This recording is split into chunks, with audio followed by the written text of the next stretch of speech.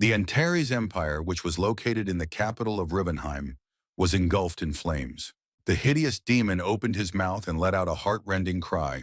The giant enemy, having lowered his foot to the ground, almost crushed several warriors. The royal soldiers looked in horror at the giant demons that towered above them. The king reported that 2 million warriors had been defeated by the enemy, while another 500,000 were either killed or seriously wounded.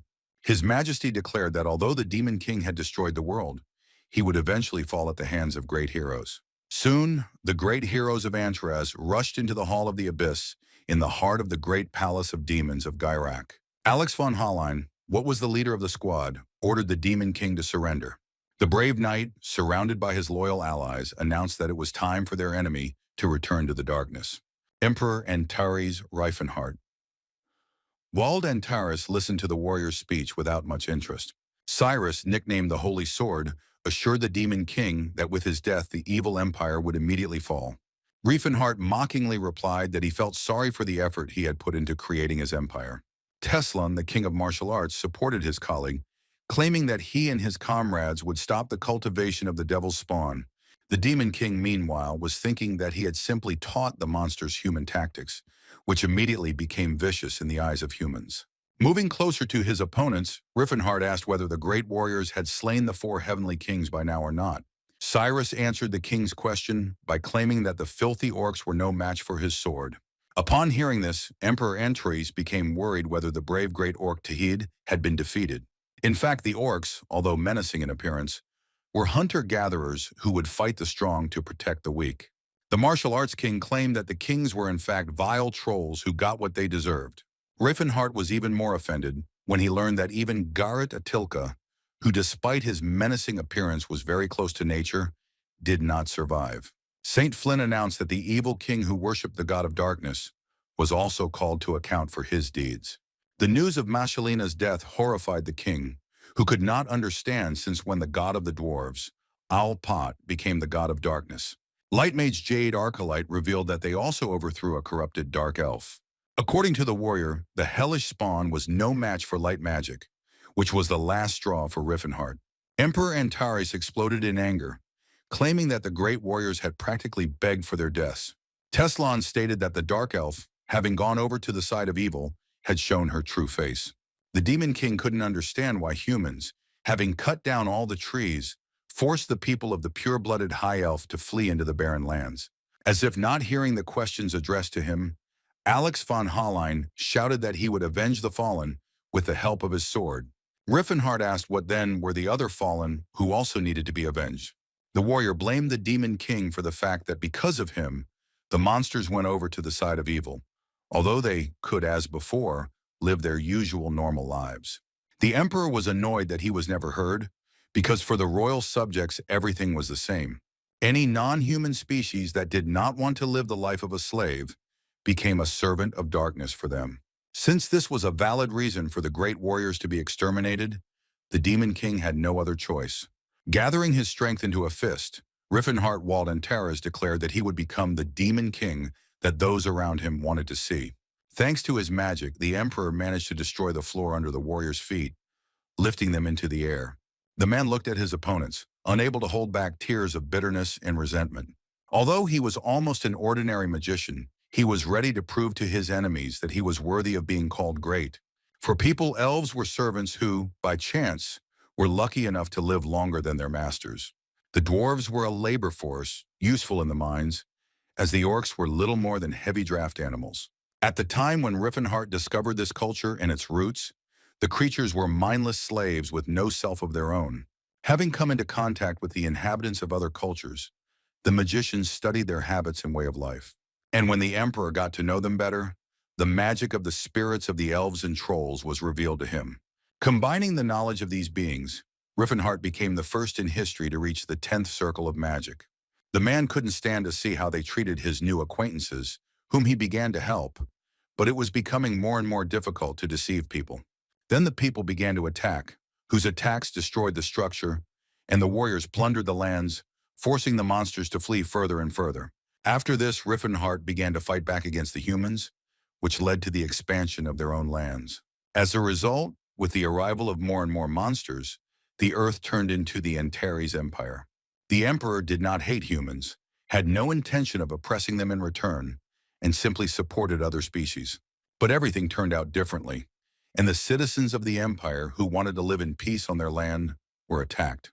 For people, the desires of many orcs and goblins were equated with the machinations of the devil, which they could not ignore.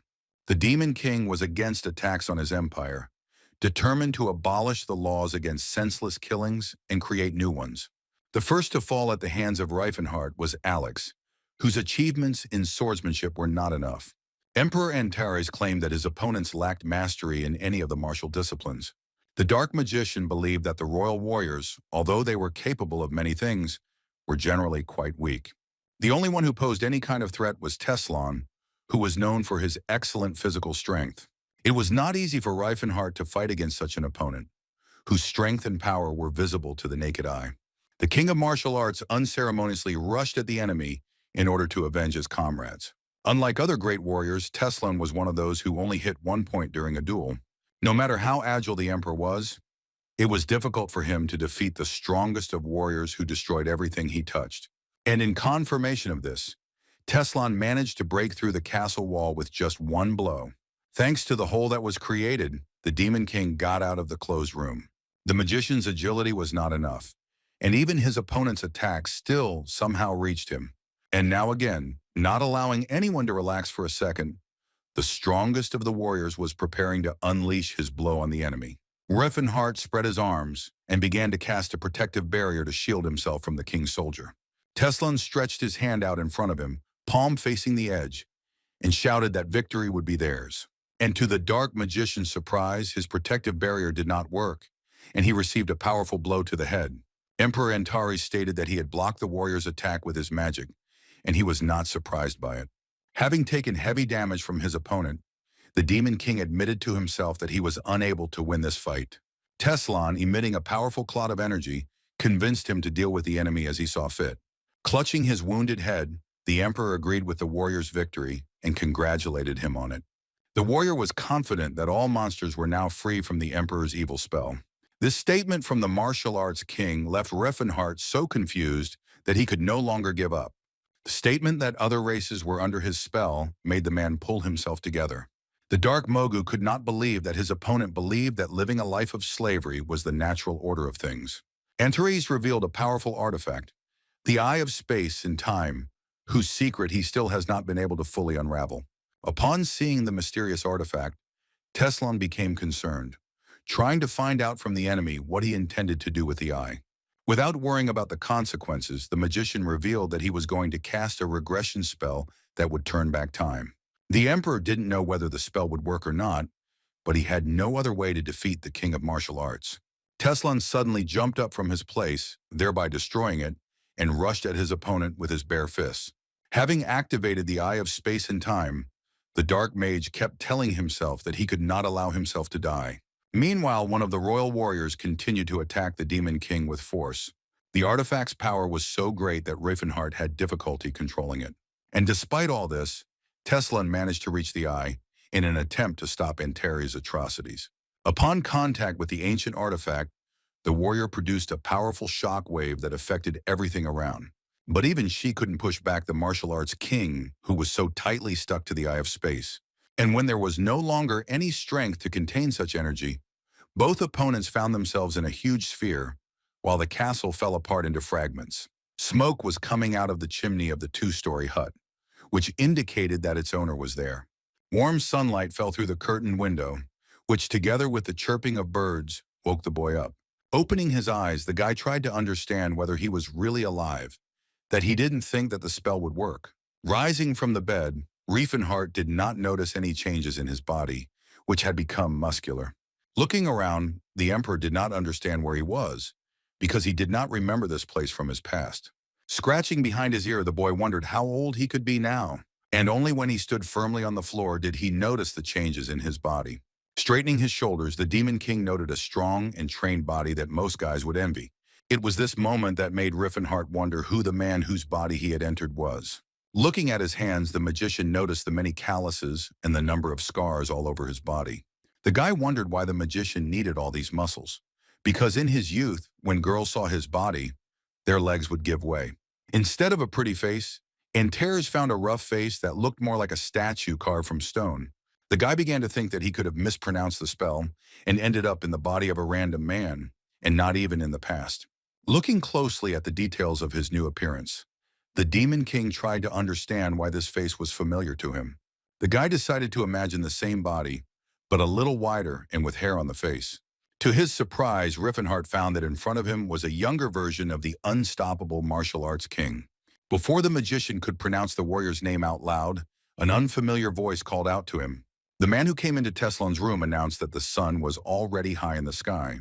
Inquiring why the student did not go outside, the master greatly frightened him with his appearance. Towering over the young martial artist, the master said that another great day awaited them. Antares, looking at the giant man with uncomprehending eyes, asked who he was. It seemed to the man that the student was looking at him as if he was seeing him for the first time. Then the big guy replied that the student wouldn't be able to use amnesia as an excuse, which certainly wouldn't work a second time. After which, the martial arts master grabbed the student with his huge hand right by the head. Gerard Kromprotaz said he and his student had to go and train. It was only after some time that the Demon King realized that the person in front of him was Teslan's mentor. Protaz was not only the current king of martial arts, but also the strongest warrior on the continent. Tied to a tree, Rifenheart asked the master to listen to him first before doing anything. Gerard didn't like that the guy was talking too much, so he gagged him. The dark mage felt uneasy when the continent's strongest warrior took hold of the bamboo stick. The guy was seriously scared when the man announced the start of training. The next moment, the master's very own bamboo stick flew into the tied-up disciple's stomach. The blow was so strong that the warrior could not hold back both the tears and the saliva that burst through the bandage. Bruised from the blow, Rifenheart wondered what the hell was going on here. Before the guy could catch his breath, the rest of the sticks flew at him with lightning speed. As he received multiple blows from the continent's strongest warrior, Antares asked the imaginary series if he would really die like this. Gerard Kromprotaz noticed that his students' hands were softer than usual today, but the man only claimed that the credo of their clan was that perseverance and hard work will overcome everything, and that at one time he also fell into unconsciousness during training. With a smile, the man said that since the matter was trivial, the solution was the same. Protas said that the student needed to be thoroughly pelted with sticks, since only in this way would he be able to recover. The master claimed that only the weak used weapons and hid behind armor, which greatly surprised Rifenheart. Gerard explained that training was necessary in order to learn to overcome his weaknesses. For the first time in his life, the magician heard such nonsense that people, like steel, became stronger when they were beaten. The man who personally chose Teslan as his student convinced him that there were no limits to physical development. In fact, the master believed that not everyone was capable of becoming stronger through training, and only a select few would have a steel form. And so the strongest living warrior on the continent continued to throw bamboo sticks at the student. The man asked the boy to think about the ocean, which would swallow everything, but would still remain unchanged. The mentor made Teslan imagine that he was an ocean trying to think about it with all his might. As evening approached, Gerard told the student to go to rest, who thanked heaven for having managed to survive. Rifenheart wrapped his arms around himself and was grateful that he was such a strong guy. The Demon King looked in surprise at the petals and leaves of Geralt floating in the bath he had drawn for him. One bottle of the healing potion cost as much as 10 pieces of silver, and a whole bath of such a potion was many times better than bathing in milk like a queen. The boy asked Protaz why he needed a healing bath, to which the man replied that after forging steel, always needed to be cooled. Thanks to the power of the aura and the healing potion, Teslan's body was thus quickly returned to shape. Since Antares had personally fought with the warrior, he knew how strong his body was, because the warrior had constantly gone through similar training. After that, Rifenheart no longer had any doubt that he had ended up in the past. The guy was more interested in the moment, how it felt at that time himself as his younger version. He wondered if a young Rifenheart could have existed, since that would mean two identical souls lived in the same dimension. But if this could really happen, then he from the future was in the body of Teslan, coexisting with his younger version. But there was also a second version, which the Demon King liked much less. In that case, the body of the young Rifenheart could have been occupied by a martial arts king from the future. The continent's strongest warrior was shocked when he saw that he was about to eat a plate of meat his size. The master claimed that the student's body needed to replenish its supply of nutrients, after which the man ordered to go for a run to shake everything up, climbing up the steep slope of the mountain. The teacher, seeing how difficult it was for Teslan to do push-ups, suggested continuing the morning workout, but the boy refused. As he pumped up his abs with the giant bag over his shoulder, Rifenheart wondered how long he would be so cruelly abused. After such grueling training, the Demon King lay in bed, unable to move. It was only at that moment that he finally truly realized that he had reincarnated as the Teslan from the past. Starting to go a little crazy, the guy was wondering how this situation would affect the future, and what would happen if he met himself in the past. The soul could have ceased to exist in the worst-case scenario, but young Rifenheart would not be active as a mage for the next 10 years. However, he will be continuously studying the books in the Magic Tower of Delphia, so the meeting between the two will not be able to take place. But if Teslan was in the body of the future emperor, all his strength was in his previous body, and he would be able to do little with the current one. A warrior can only reach unprecedented heights with the help of his mentor, but given his experience, he can also find a way on his own. Be that as it may, Antares could no longer remain under Gerard Crom Protaz's command. Having looked around, the guy ran away as fast as he could, convinced that he would never set foot in this place again. The future Demon King insisted that no matter what, he would never return to these parts. Gerard really couldn't agree with the opinion of his student, who was already waiting for him in the middle of the forest. The man said the student had been acting suspiciously for the past 2 months and was now trying to escape for the 9th time. Not finding anything suitable as an answer, the guy began to insist that he was Rifenheart and was a magician. But the mentor was not at all surprised by the amazing stories that the student once again composed for him. According to Gerard, last time Teslan claimed that he came from another world, telling about gods and dragons. But the magician was even more surprised when he heard about a master from the Huan Empire who lived in the east in a country called Murim. The continent's strongest warrior praised Teslan, who was much more convincing this time, suggesting that he go to bed. Rifenheart had no choice but to follow the master, convincing himself that he would definitely achieve his goal tomorrow. The dark magician admitted his defeat, but promised himself that he would not allow himself to be stuck in this place forever. But during the boy's next attempts to escape from the place of training, Protaz easily found him. Antares could not hide from his mentor either on land or underwater, because he understood his feelings perfectly well. All the old man asked him to do was to be patient a little longer, and then all the student's efforts would pay off. The magician decided to come to terms with the idea that it was impossible to escape from Gerard, since there were 130 ways to prevent the students from escaping. Rifenheart was convinced that even if he managed to escape, the current king of martial arts would find a way to find him. That is why the magician decided to leave this place, having officially received permission to do so. Intensive training continued, during which Antares was subjected to various tortures by his mentor. The guy followed this lifestyle for 2 years before getting results. The warrior managed to break the chain that bound him and finally awaken his aura. The magician couldn't believe that he had managed to open his aura before he was 20, although Cirrus had only managed to do this in his 30s. The master stated that by developing the instincts of self-preservation with physical data, the will to live will increase survival and also manifest an aura. The guy hoped that the next step would be learning normal martial arts, which would help him escape from these places. But the next step in training was sparring with the mentor himself, which he himself was incredibly happy about. However, Antares was not at all delighted with this, and spent the next 3 years in battle with the master. The next stage of training took place on the lands of the Kingdom of Vasili in the Larchid Mountains. Rifenheart, who by this time had developed enormous strength, was at the foot of the waterfall. Clenching his fist, the boy filled it with aura before activating the Horn of Disaster. The warrior concentrated all his strength in just one point of his body to inflict maximum damage. Having reached the utmost concentration, the future Demon King swung with force. When the warrior hit the wall next to the waterfall, the shock wave reached its very top. Even after such a strong blow, Rifenheart felt that he was not doing enough, since he could not get past the 3rd step. The Horn of Disaster was an explosive strike that concentrated all the force into one point of the body, but even that was not enough.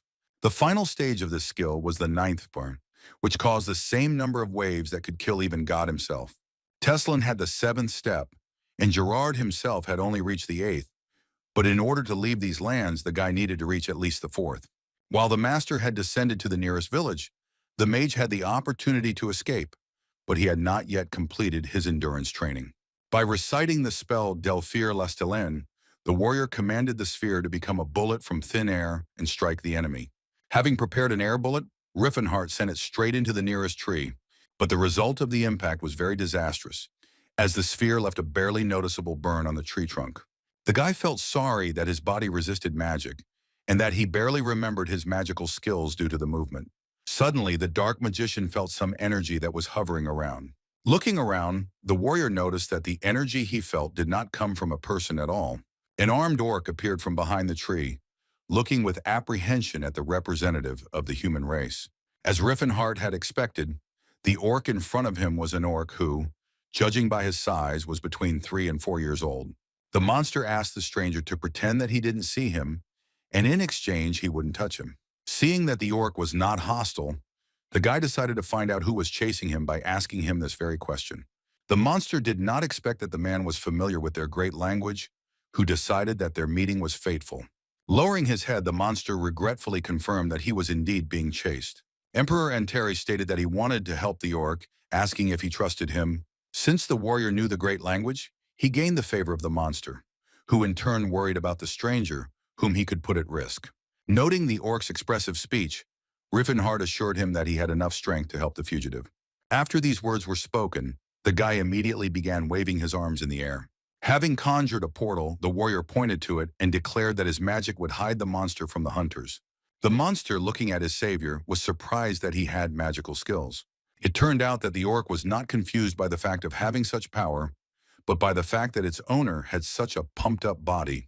Entering the portal, the fugitive thanked the kind-hearted man for the help he had given him. Before the orc had even disappeared, Rifenheart heard the disgruntled voices of strangers in the distance. A group of hunters approached the warrior, who were unhappy with the many problems that arose because of a couple of silver coins. The leader of the gang asked the boy if he had seen a small orc, for information about whom he was promised 1 gold piece.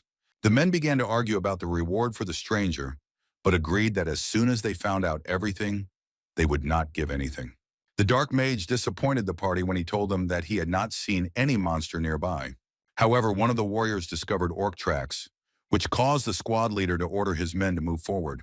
Antares did not want to let the hunters go further, claiming that this was his home and he did not want to see strangers in it. Bright ordered not to stand in his way since his detachment numbered more than 10 warriors. After which, all the members of the group began to belittle Rifenheart, claiming that he was only formidable in appearance. Remembering his mentor's words that his blows were fatal, the boy, as he was told, showed mercy to his enemies. The dark mage summoned a weapon for himself because only it could help him in this situation. Armed with a club, the boy asked the hunters not to be afraid, since they could not die from its blow.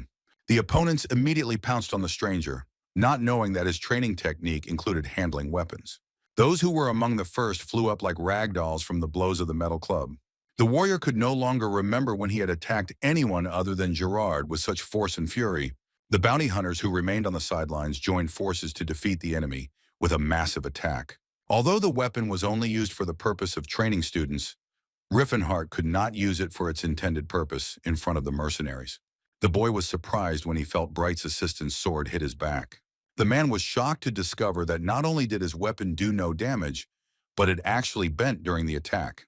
The guy himself felt embarrassed that the blade did not cause him any injuries when it hit his body.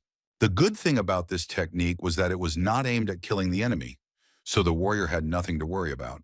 The dark mage was capable of tearing joints or breaking bones, but all his opponents would remain alive one way or another. Having broken his club during the battle, the guy watched the defeated squad of mercenaries begging for help.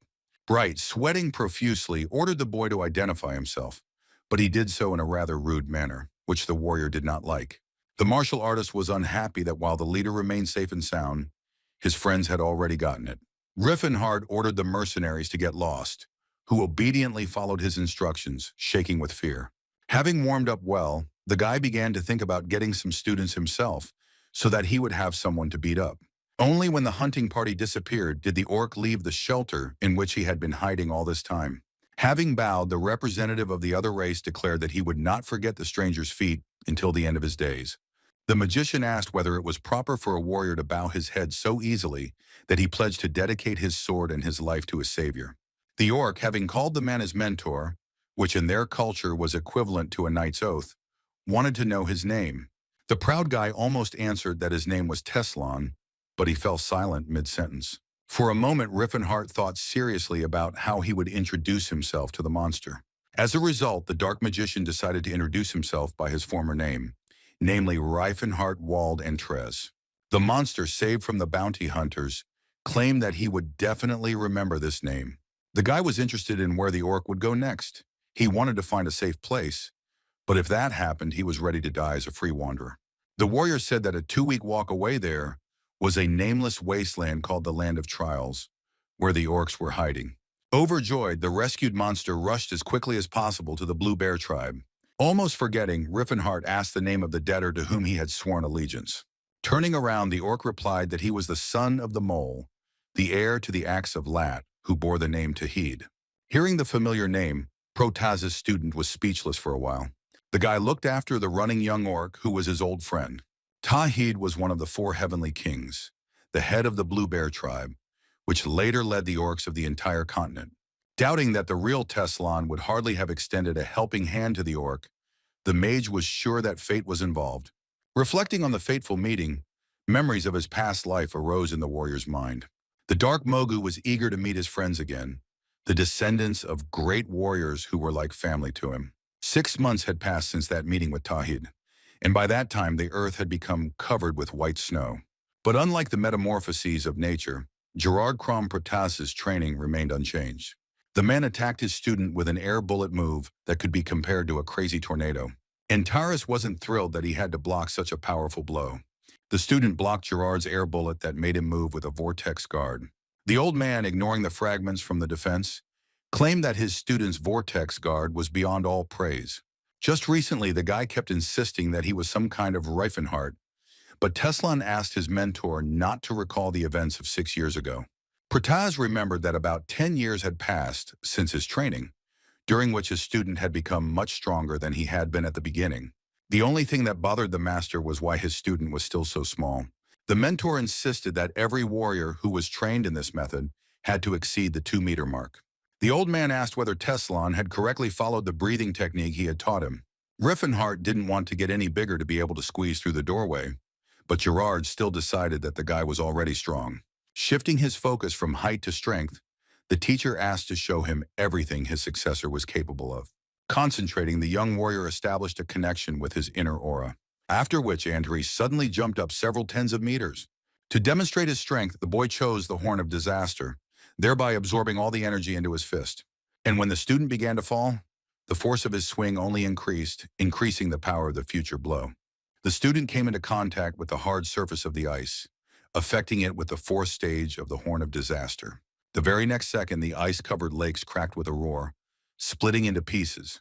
The old man watched as the frozen lake became a haven for many pieces of ice crashing against each other. Jared was so pleased with his student's achievement that he laughed out loud and madly. While Rifenheart realized that he had overcome the 4th stage, Protaz insisted that Teslan would now be difficult to defeat. Suddenly, the old man announced that it was now time for the boy to go to the outside world.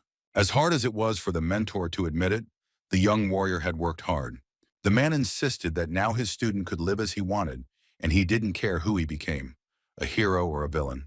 Gerard explained his actions by saying that this was Rifenheart's reward for all his efforts. The dark mage, who had become accustomed to the unbearable old man after so much training, was touched by his actions. The man claimed that 60 years ago, his mentor, Rastal, the 3rd king of martial arts, told him something. The great warrior asked to remember 3 things, the first of which was the ability to earn money, but it was worth avoiding participation in dishonest affairs. Young Gerard objected because his mentor was not against him becoming a villain, but in this case he needed to become not just any villain, but a worthy one. The second thing was, whenever possible, to speak out on the side of those who had been treated unfairly, because it was better when those around you appreciated and praised you. But it was not only the weak who needed to be protected, because the world was already full of those who were weaker than the warrior, and it was necessary to learn to distinguish them. The third and last thing was the most important thing that Mentor Rastal told. Girard demanded that his student carry to the masses the teaching of the power of forging an iron body, which should not be interrupted. Teslan had to find a student to whom he could pass on their great techniques. The old man insisted that finding a talented student would not be easy, and that it would take almost a lifetime to do so, throwing a small bag at the guy. Along with his clothes, Rifenheart also received 30 pieces of silver for the journey. The apprentice hoped that the master had become rich in the kingdom of Vasily, but the payment for those who completed their training had long been established by the clan itself. In addition, Heat prepared a small gift for the student, hidden in the Settlard Mountains. Well, the karate man left a mark so that the guy could look there if he was nearby. Soon after the conversation between the ward and the mentor, the young warrior had to leave his monastery. Looking back, Rifenheart couldn't believe that he would actually leave these snow-covered mountains. The dark magician, having learned martial arts, could now breathe deeply. But suddenly the mountain where his training took place was pierced by a giant beam of powerful energy. And Taurus was seriously scared, and for a moment he thought he was watching a dormant volcano erupt. In fact, the reason for this was a demonstration of Gerard Krumpertaz's strength, who mentally advised the student to be sad about their separation. The man insisted that the boy must have had a steely determination, as he was the heir to the greatest techniques of the land. However, the mentor's demonstration did not cause anything in Rifenheart except horror, with which he left this place. At the same time, some kind of scene unfolded in one of the taverns of the nearby village. While the local resident asked the elder to change his mind, the old man insisted that he was obliged to say what he had to say. The knight who was in the same room with him asked if there were any complaints against him. The elder ordered the warrior to pay for the food that the man had purchased for himself and his subjects. With a displeased expression on his face, he returned the coin to the old man, claiming that this should have been enough. When the old man received the payment of 1 ducat, a look of bewilderment appeared on his face. The knight decided that the headman was seeing such a coin for the first time, but as it turned out, it was not enough to pay for the ordered food. The man became angry, declaring that although he was an aristocrat, he was aware of market prices. The offended warrior hit the old man in the face so that he would no longer dare to deceive the knights. The villagers bared their teeth angrily at the guests who, for just 1 ducat, had occupied all the houses and emptied the available food supplies. A colleague who arrived in time asked Sir Edward if everything was okay. Mr. Stephen stated that the inhabitants of this village were pathetic mortals who could not be treated with kindness. With absolute certainty, the young knight asserted that the peasants did not know their place at all. While the knights were in conflict with the locals, the former emperor Antares indulged in memories. Rifenheart recalled spending days with Cirrus, wondering what she found so attractive about his frail body. The elf insisted that despite his thinness, the dark mage's sharp and chiseled features reminded her of a sharp blade. The guy looking at himself in the mirror cried, because now he looked like a spitting image of Golem, given his current body. The only positive thing Rifenheart considered was that after being reborn, he managed to become taller. The guy's beloved must have been about 70 years old, which in human terms was 17. The young warrior was in Krom, in the town of the Kingdom of Vasily, and Cirrus would only be sold at the Chatan slave auction next year. The mage was thinking about smashing the auction to pieces and freeing the dark elf. However, this idea had to be discarded, since by acting recklessly, the guy could lose the rest of his magical powers, wanting to solve the issue with money. The problem was that the price for the elf was very high, while Rifenheart was now a beggar. The guy, although he had a powerful body and technology, also possessed knowledge of the future, and on the way to Chatan, there were ancient ruins. Mr. Stephen was also interested in the ancient ruins and searched for them with the help of his assistant Tahed. Tahed was a mage from the Delphia Magic Tower who specialized in archaeology. Looking out the window, the knight asked his ward if this was the place they were looking for, which the magician immediately confirmed. It was here that one famous swordsman, Sir Claude von Leotras Altheon, was buried. As he set out on his journey, Rifenheart pondered his endurance, and besides, he could walk around topless even in winter. Through artificial reversion, Antares could recall memories from any period of time, using this technique to recall ancient ruins. In a past life, the magician Tahed helped them discover them, thanks to which Rifenheart managed to find the treasures that Todd's comrades missed. The Demon King sold his entire fortune for more than 2,000 gold, which was very profitable by the standards of that time. By evening, the martial artist managed to reach the village of cattle, which had not changed at all. The local inhabitants were wondering what to do, since they were not allowed to approach the Valley of Death. People speculated that the knights had recruited their guide, and they were unable to refuse them. One of those gathered cursed the nobles, but his comrade immediately shouted at him so that no one would accidentally hear them. Ted, who knew the mountains better than anyone in the village, volunteered and was the most suitable candidate. The wife and daughter tried to dissuade the man from this idea, since he himself did not want to go. But after friends and acquaintances began to encourage Ted, volunteering became even more difficult for him. Suddenly, Rifenheart appeared and declared that he himself could act as a guide, which only frightened those gathered. When Ted pointed his gun at the stranger, he immediately reported that he had overheard their conversation while passing by. The locals were surprised that the guy knew the way and yet volunteered. The young warrior replied that he had already been to the Valley of Death, and that no one ever returned from there was just a rumor. The valley was a dungeon that remained after the Silver Era, and it all began 50 years ago with the appearance of the Knight Claude. At the age of 45, he was able to awaken the aura, going through many adventures, and legends about him continued to circulate throughout the kingdom of Vasily for a long time. Having become arrogant, Claude decided to go to the Valley of Death and died, and the demonic sword Altean remained there. This sword was passed down from generation to generation and was sought after for 50 years. And to this day, none other than the descendant of the Altean family, Stefan von Rapanto, has been searching for him. Lucia, who was walking next to Claude's grandson, showered him with compliments, which made the night glow. The dark magician found it unpleasant to watch how the elf slave communicated with her master. The only saint in the squad was Cillian, who, although he looked young, knew how to use the blessing properly. However, Antares was confused by the boy's appearance, wondering if he was really a boy. The warrior wanted to talk to Tahed, but he was talking non-stop and passionately about something with Cillian.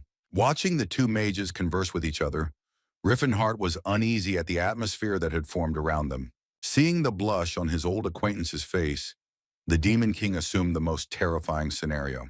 He could not believe that his acquaintance could not be as he remembered him, when Sir Edward turned to the warrior. The man noted the traveler's wise choice, claiming that the villagers were afraid to take on this task. Rifenheart replied that there was nothing scary about the campaign, to which the knight stated that there was no reason for fear, since there were brave imperial warriors nearby. The Dark One felt uneasy from the speeches that the valiant, as it seemed to him before, soldiers were making. Suddenly, the men's dialogue was interrupted by an unexpected cry that the squad clearly did not expect to hear. From different places, unfamiliar creatures began to jump out into the sky from behind the lush crowns of trees. It was as if the monsters were rushing upward, enveloping themselves in some kind of fur blanket. But as soon as the monsters showed their faces, it turned out that the cover was their wings. The flying creatures, screaming shrilly, attacked the squad of knights in a huge flock. When the enemy was already very close, the leader of the detachment commanded his men to prepare for a counterattack. The monsters quickly changed their position, putting their clawed paws in front of them, aimed at the people. Stefan von Rapanto was offended that the vile creatures dared to attack the Knight of Altean. The magician Tahed came to the aid of his master, who brought the fire chain curse upon the enemies.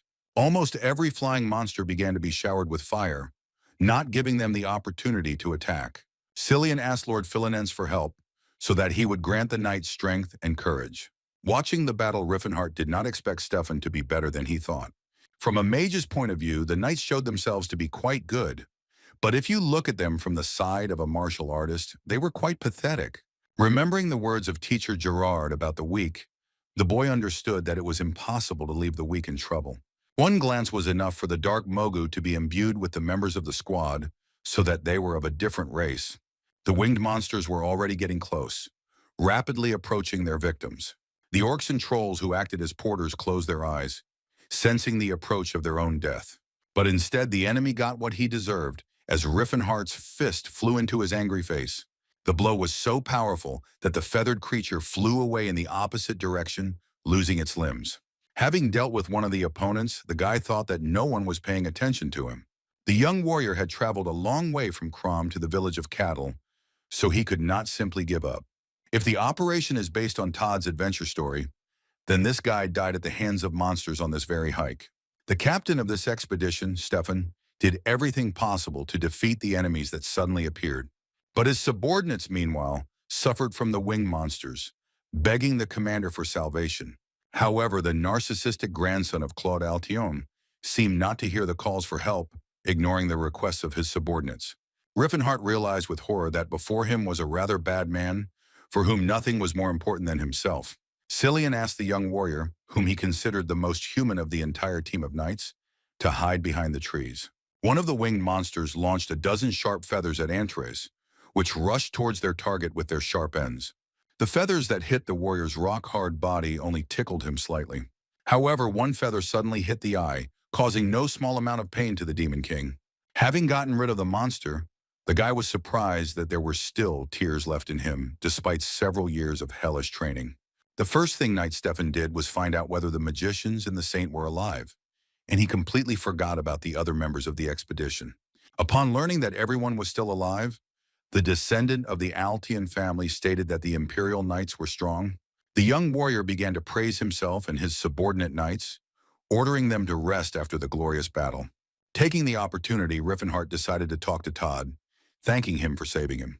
Antares told that he had a friend in the magical tower of Delphius, which surprised the magician.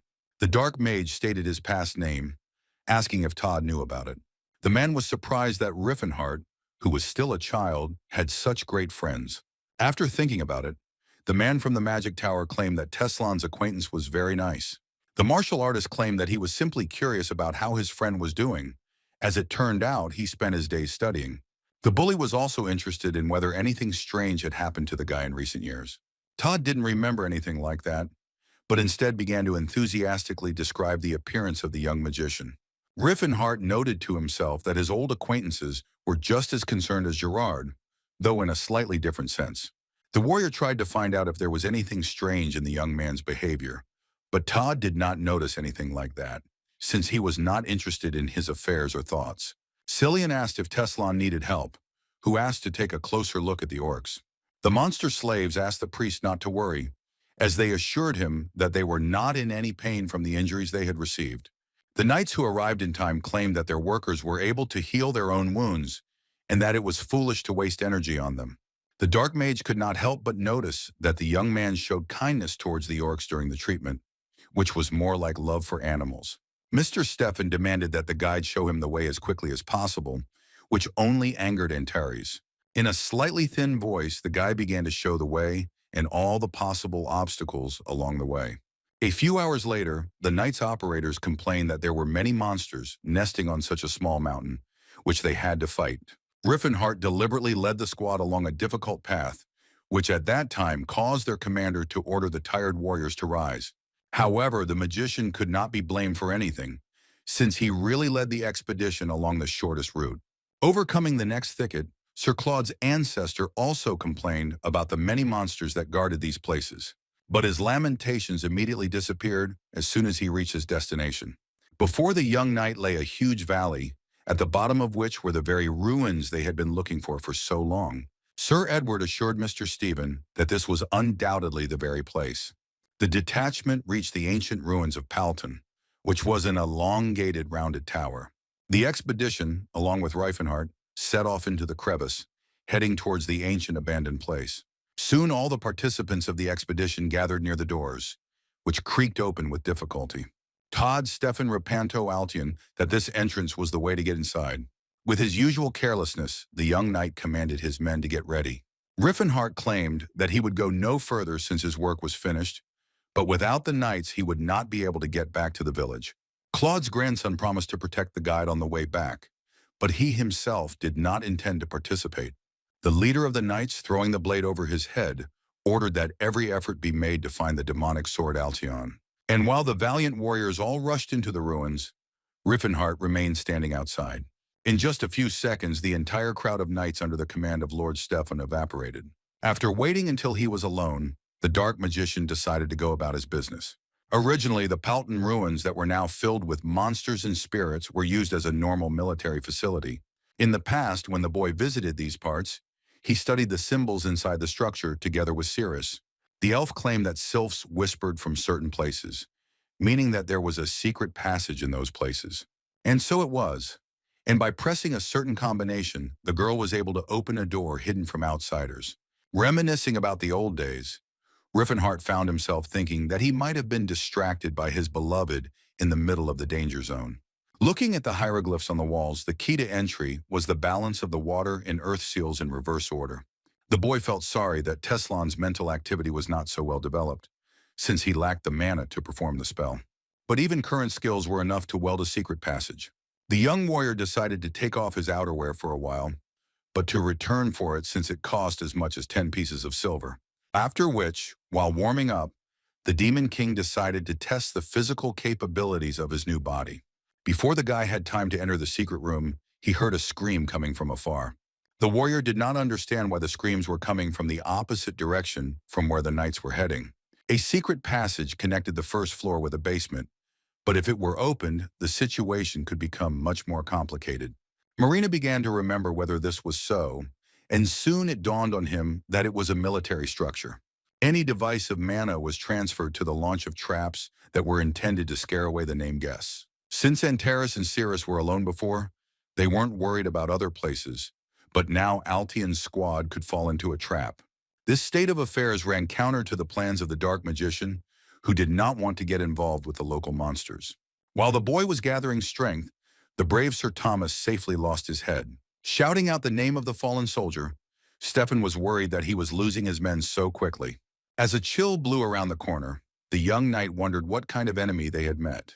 The first thing that appeared was the enemy's weapon, which was a giant bloody blade.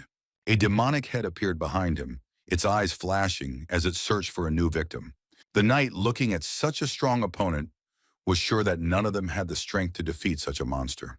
As he looked at the giant four-armed demon, Stefan wondered if a human could defeat such a monster. Meanwhile, the saint healed the wounds of the knights that they received when they fell upon discovering the trap. While the warriors thanked Cillian, he in turn thanked them, thanks to whom he would be able to survive in these ruins.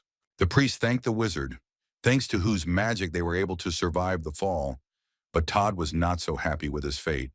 The man claimed that they had no idea what dangers might await them in the basement. In response to the question asked by the magician, a crowd of knights who had remained on the upper floors until that moment poured out of the passage. The Imperial warriors ran screaming from the demon, who easily threw them all over the room. Following the four-armed demon were smaller monsters that, with their mere appearance, terrified the knights. The men did not even try to fight back, running away in fear just to save their lives. The priest tried to take matters into his own hands by asking the great Philonense to crush the devilish creatures with a pillar of light. The youth's prayers were heard and the great Philonense appeared before him, looking quite dead. The boy ordered him to grant the slaves that in this case there were knights' unwavering courage. Cillian didn't expect that the warriors of Altion would be such cowards, who had nothing but muscle. The saint once again asked his patron to send an unbridled wave of courage to the warriors.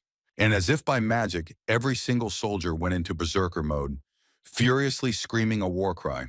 Tahed was shocked by the amount of holy power the young man poured into the knights, who went absolutely crazy as they rushed at the enemy. The warriors clashed wall to wall with the monsters, wanting to show their strength to the lower creatures. Having cast the spell, the magician also did not stop in his efforts, asking the earth to pull its hands and reveal what it had given birth to. Using the iron-steel technique, the wizard summoned all the weapons in the area. The demons were very surprised when the razor-sharp demonic blades disappeared from their paws. Armed with two swords, the elf, a subject of Lord Stefan, attacked the enemy. Lelsia's skillful use of blades easily wounded one of the crowd of demons, spilling his purple blood. But the girl immediately received a response from her opponent, spitting out a clot of blood. The monster's blow was so strong that it threw the elf into the far corner of the dungeon room. Even after such an attack, Lelsia did not lose consciousness, leaning on her intact arm. While dying, all she wanted to know was whether she had been of any use to her master. But Stefan von Rapanto Altion didn't even look at his assistant, declaring that her work was excellent. The boy charged at the horde of giant demons, swinging his sword at lightning speed. When the young knight turned around, he saw only chopped-up monsters gushing blood. His loyal assistant, Sir Edward, was delighted with the commander-in-chief's skill. Turning to the survivors, Stefan told his subjects to pull themselves together, for they were standing in the very place where Ser Claude himself had fallen. Suddenly, a fiery flash erupted over the knights' heads, frightening each of them. Following the flames, another one of the monsters that lived nearby broke through the stone floor of the dungeon. From the resulting hole emerged the largest of the demons, which not only initially produced flames, but literally burned. The hellish abomination let out a wild cry, bringing terror to the already frightened soldiers. One wave of his hand was enough to scatter several knights without much effort. Stefan insisted that his people should not disgrace the title of the Knights of Altion and follow him to the end. However, the brave speech of the commander-in-chief was nothing compared to the attack of the fire demon that emerged from almost the very underworld. But the ancestor of the great knight Claude Altion did not retreat, even when danger was right in front of his nose. The boy kept telling himself that he couldn't die like that, even if he was up against such a powerful opponent. The young knight, not wanting to lose so shamefully, rushed at the demon who appeared from the underworld. Pushing off with all his might, the last descendant of the great family of Altion flew toward the monster. The warrior naively believed that the title of Unshakable would allow him to defeat even such an enemy. Stefan used a swift strike, piercing his blade through the demon's fire-made body. But literally at that very second, he received a counterblow from his opponent in the form of a powerful slap. The commander-in-chief's subjects watched as the commander described circles in the air. Like a thrown stone, the guy bounced off the hard floor and rolled on. When the great warrior's ancestor finally stopped, he was already unconscious. In a desperate attempt, Cillian once again called upon Philinins to crush the durable creatures with his beam of light. The saint's patron immediately attacked the enemy, hitting him straight in the head. The monster gave the young man, whose mouth was filled with pitch-black blood, an evil look. The guy expected that the blow he dealt would be able to, if not defeat, then at least delay the demon, but he was wrong. All the priest managed to do was attract the attention of the fire monster to himself. The young man was at a loss, not understanding what he needed to do now. The only thing that came to Cillian's mind was to close his eyes and meekly await his fate. However, nothing happened to the healer, and a bright flash simply appeared next to him.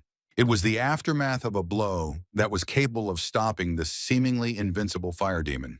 Opening the eyes of the saint, he blocked the one who finally managed to inflict such damage on the monster. The young man did not immediately realize that a guide stood in front of him, leading them to these ruins. Rifenheart attacked the beast with a fourth-grade disaster horn that he could test out in the field. When the young warrior took a stance to repel the enemy's counterattack, he was surprised when nothing happened. The guy couldn't believe that just one blow from him was enough for the fire demon. Now Antares understood why he almost died from one blow from Teslan when he fought him. Having dealt with the main monster of the dungeon, Rifenheart turned his attention to the Altion squad. The dark magician decided that it would be better to move everyone who had been badly hurt to a safer place. But to do this, the martial artist had to go through a crowd of other monsters. Tahed approached Cillian and was surprised at who their guide really was. The magic users, along with the healthy members of the squad, watched as the warrior dealt with a horde of enemies. Having picked up the unconscious Lelsia, Rifenheart cleared a path for himself with his bare hands. After some time, the leader of the expedition woke up and immediately grabbed his head, which was buzzing with monstrous pain. Sir Edward was glad that his commander had finally woken up, and that he was looking with frightened eyes at the many corpses of the monsters. The young gentleman demanded his assistant to explain what had just happened. But when the guy found out about what happened, he couldn't believe that it was all true. Pointing at Teslan, Stefan asked Edward again if their guide was really a martial arts master. A knight from the Altion family asked the warrior who saved his people's lives to introduce himself. The young warrior almost said his real name, but then realized it and replied that his name was Rifenheart. While Edward was pondering the fact that he had never heard of such a powerful warrior before, Stefan wanted to know where the warrior came from. When the knight learned that the boy was not an aristocrat, but an ordinary commoner, his attitude toward the savior immediately changed. Rapanto Altion claimed that the martial artist simply finished off those they had already beaten up badly, but was still grateful for the help. Not wanting to listen to such nonsense, Rifenheart answered bluntly that the knights were of no use in battle. The angry gentleman, who demanded that he be treated with respect, was tried to be calmed down by his assistant. The knights agreed that the commoners had manners unknown to them and were curious as to who had trained this warrior. The guy didn't want Gerard to know about his every move, so he replied that he had picked up various tricks from everywhere. Stefan was suspicious that Rifen had such a level of skills for a self-taught man, so he decided to change the topic of conversation from himself to the wounded. Sir Edward noted that their savior had a simple and natural manner of speech. When the martial artist spoke about the victims, the knight decided that he simply did not realize how arrogant his words sounded. The man continued his analysis, because such a maneuver of talking as if to subordinates was typical for members of the royal family. The warrior decided that he understood the nature of Rifen's arrogance, which was typical of an adult teaching younger people. Suddenly, Cillian snuck up on Rifenheart, curious about how tall the martial artist was. Having learned that the warrior was almost 2 meters tall, the saint was curious how much he weighed. But the dark magician could not answer this question. The priest wanted to know how the thug had managed to achieve such a pumped-up body, and the young man's sudden friendliness seemed suspicious to him. Cillian Phil Marcis had heard that martial artists never revealed their training methods for free. Rifenheart believed that the boy who grew up in the Seraph orphanage deep down dreamed of having masculine features. But reality did not live up to his expectations. That he never grew up, I remained physically stronger, and his hair continued to grow quickly. The martial artist quickly realized that this was the reason the young man envied the muscular warriors. In order to get rid of the saint, the dark magician decided to look for a way out, but Cillian followed him. The Demon King asked the doctor what would happen if someone got hurt and he was not there. Stefan stated that he would go with the warrior, ordering Lelsia to stay in the basement and help the warriors. However, before setting off on his journey, the knight asked again whether his savior, who did not care, was against it. The whole time the men walked, they were silent, but the descendant of the Altian family could not admit that it was an accident. The knight couldn't get the fact out of his head that he had been helped by a commoner who, judging from his conversation, looked down on them. The expedition commander can wait for the demons to appear so that he can show his strength and put the upstart in his place. Stefan could not wait for this moment, as suddenly, for the second time, he lost consciousness in this dungeon. It was the work of a dark magician who forced his companion to take a short nap. As soon as the martial artist slept with the knight, the monsters that Altian had been waiting for immediately appeared on the horizon. Opening their mouths, the monster rushed towards their only target, which at the moment was Rifenheart. But it was not difficult for the guy to get rid of his opponents. He prepared one blow for each of them. The young warrior, once he had cleared all the obstacles in his path, decided to look at the treasures that awaited him. The Demon King found himself in one of the spacious rooms of the dungeon, where complete chaos reigned. Fortunately, one shelf with valuable writings was untouched, which should have contained 50 gold coins from the Silver Age.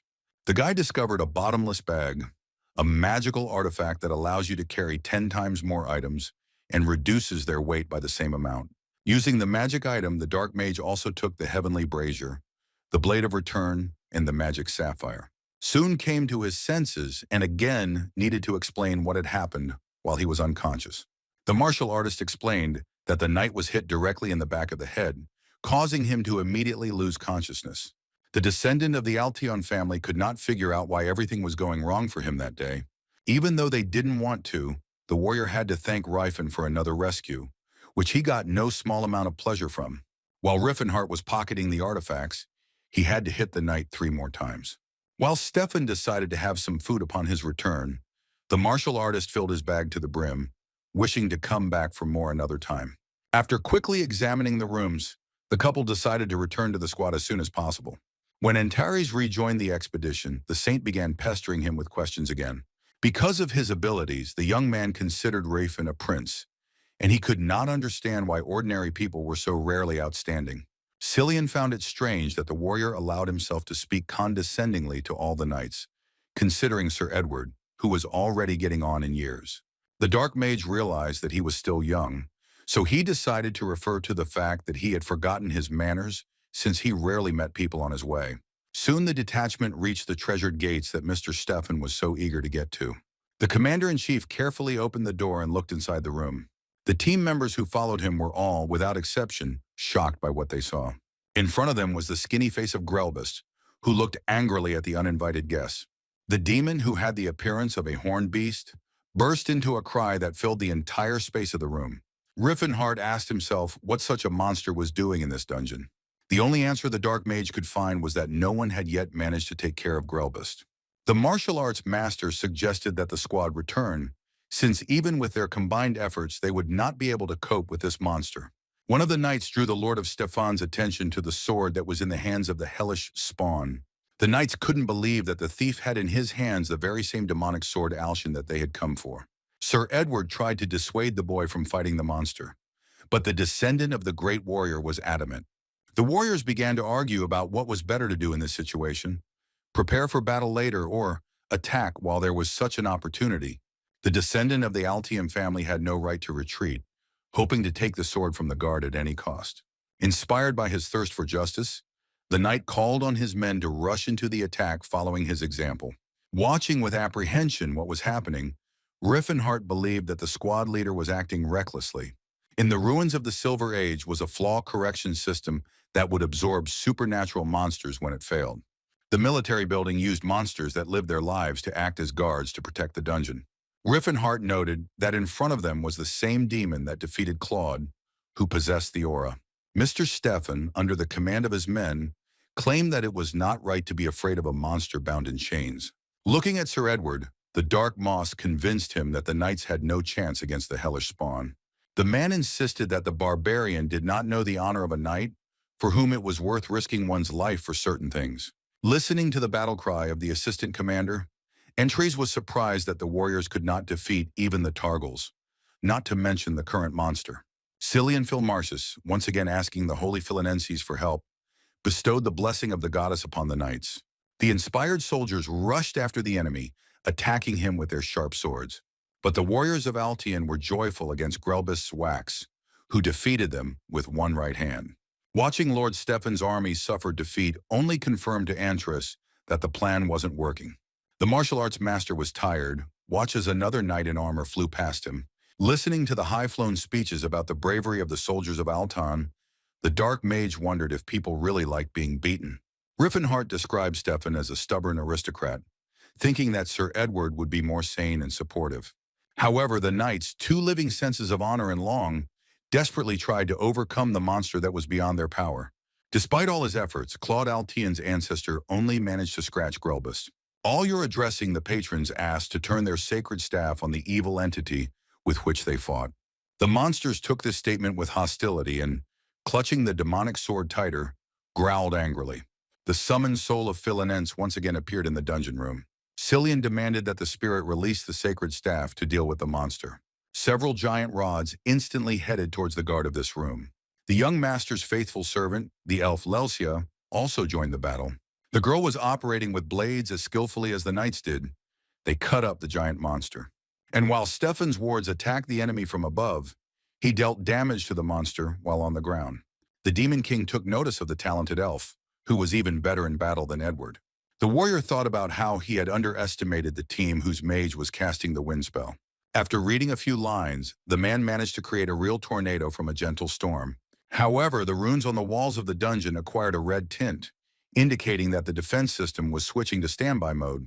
The defense system was overloaded, and so the second phase was activated, which meant releasing Grelbist. No matter how strong the martial arts master was, even he didn't want to face this monster in battle.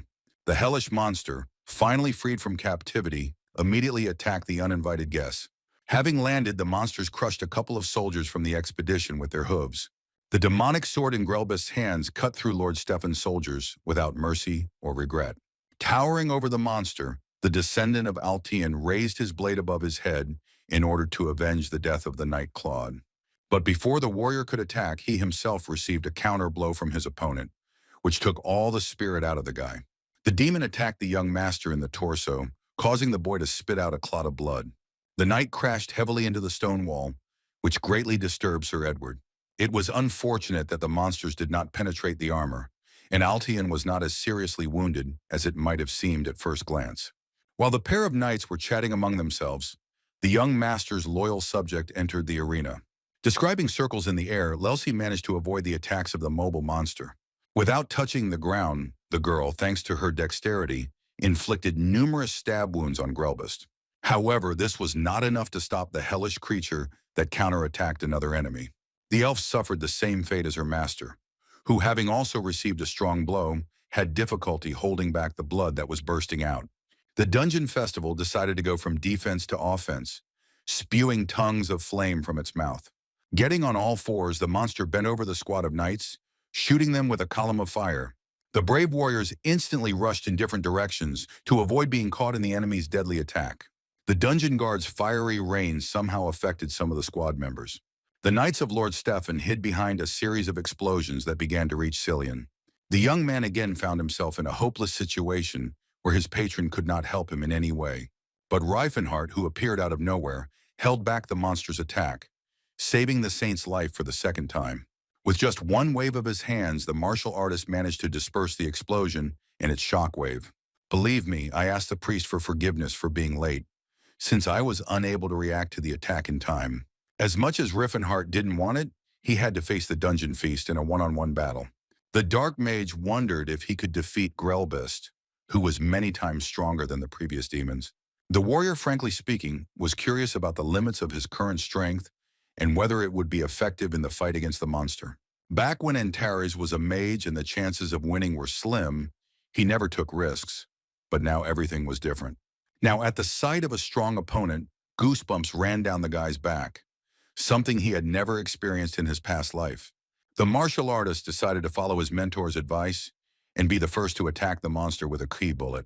Although the blow was quite strong, the demon immediately came out and responded, waving his sword in front of the enemy. The boy was surprised to discover that even while dodging the demonic blade, he was still able to get a scratch from it. Vok took advantage of this moment to turn his back to Rifenheart and lift one of his legs. Grelbus kicked his opponent in the side with his hoof, making him spit blood like the others before him. The attack was so strong that the next moment the martial artist was easily thrown back.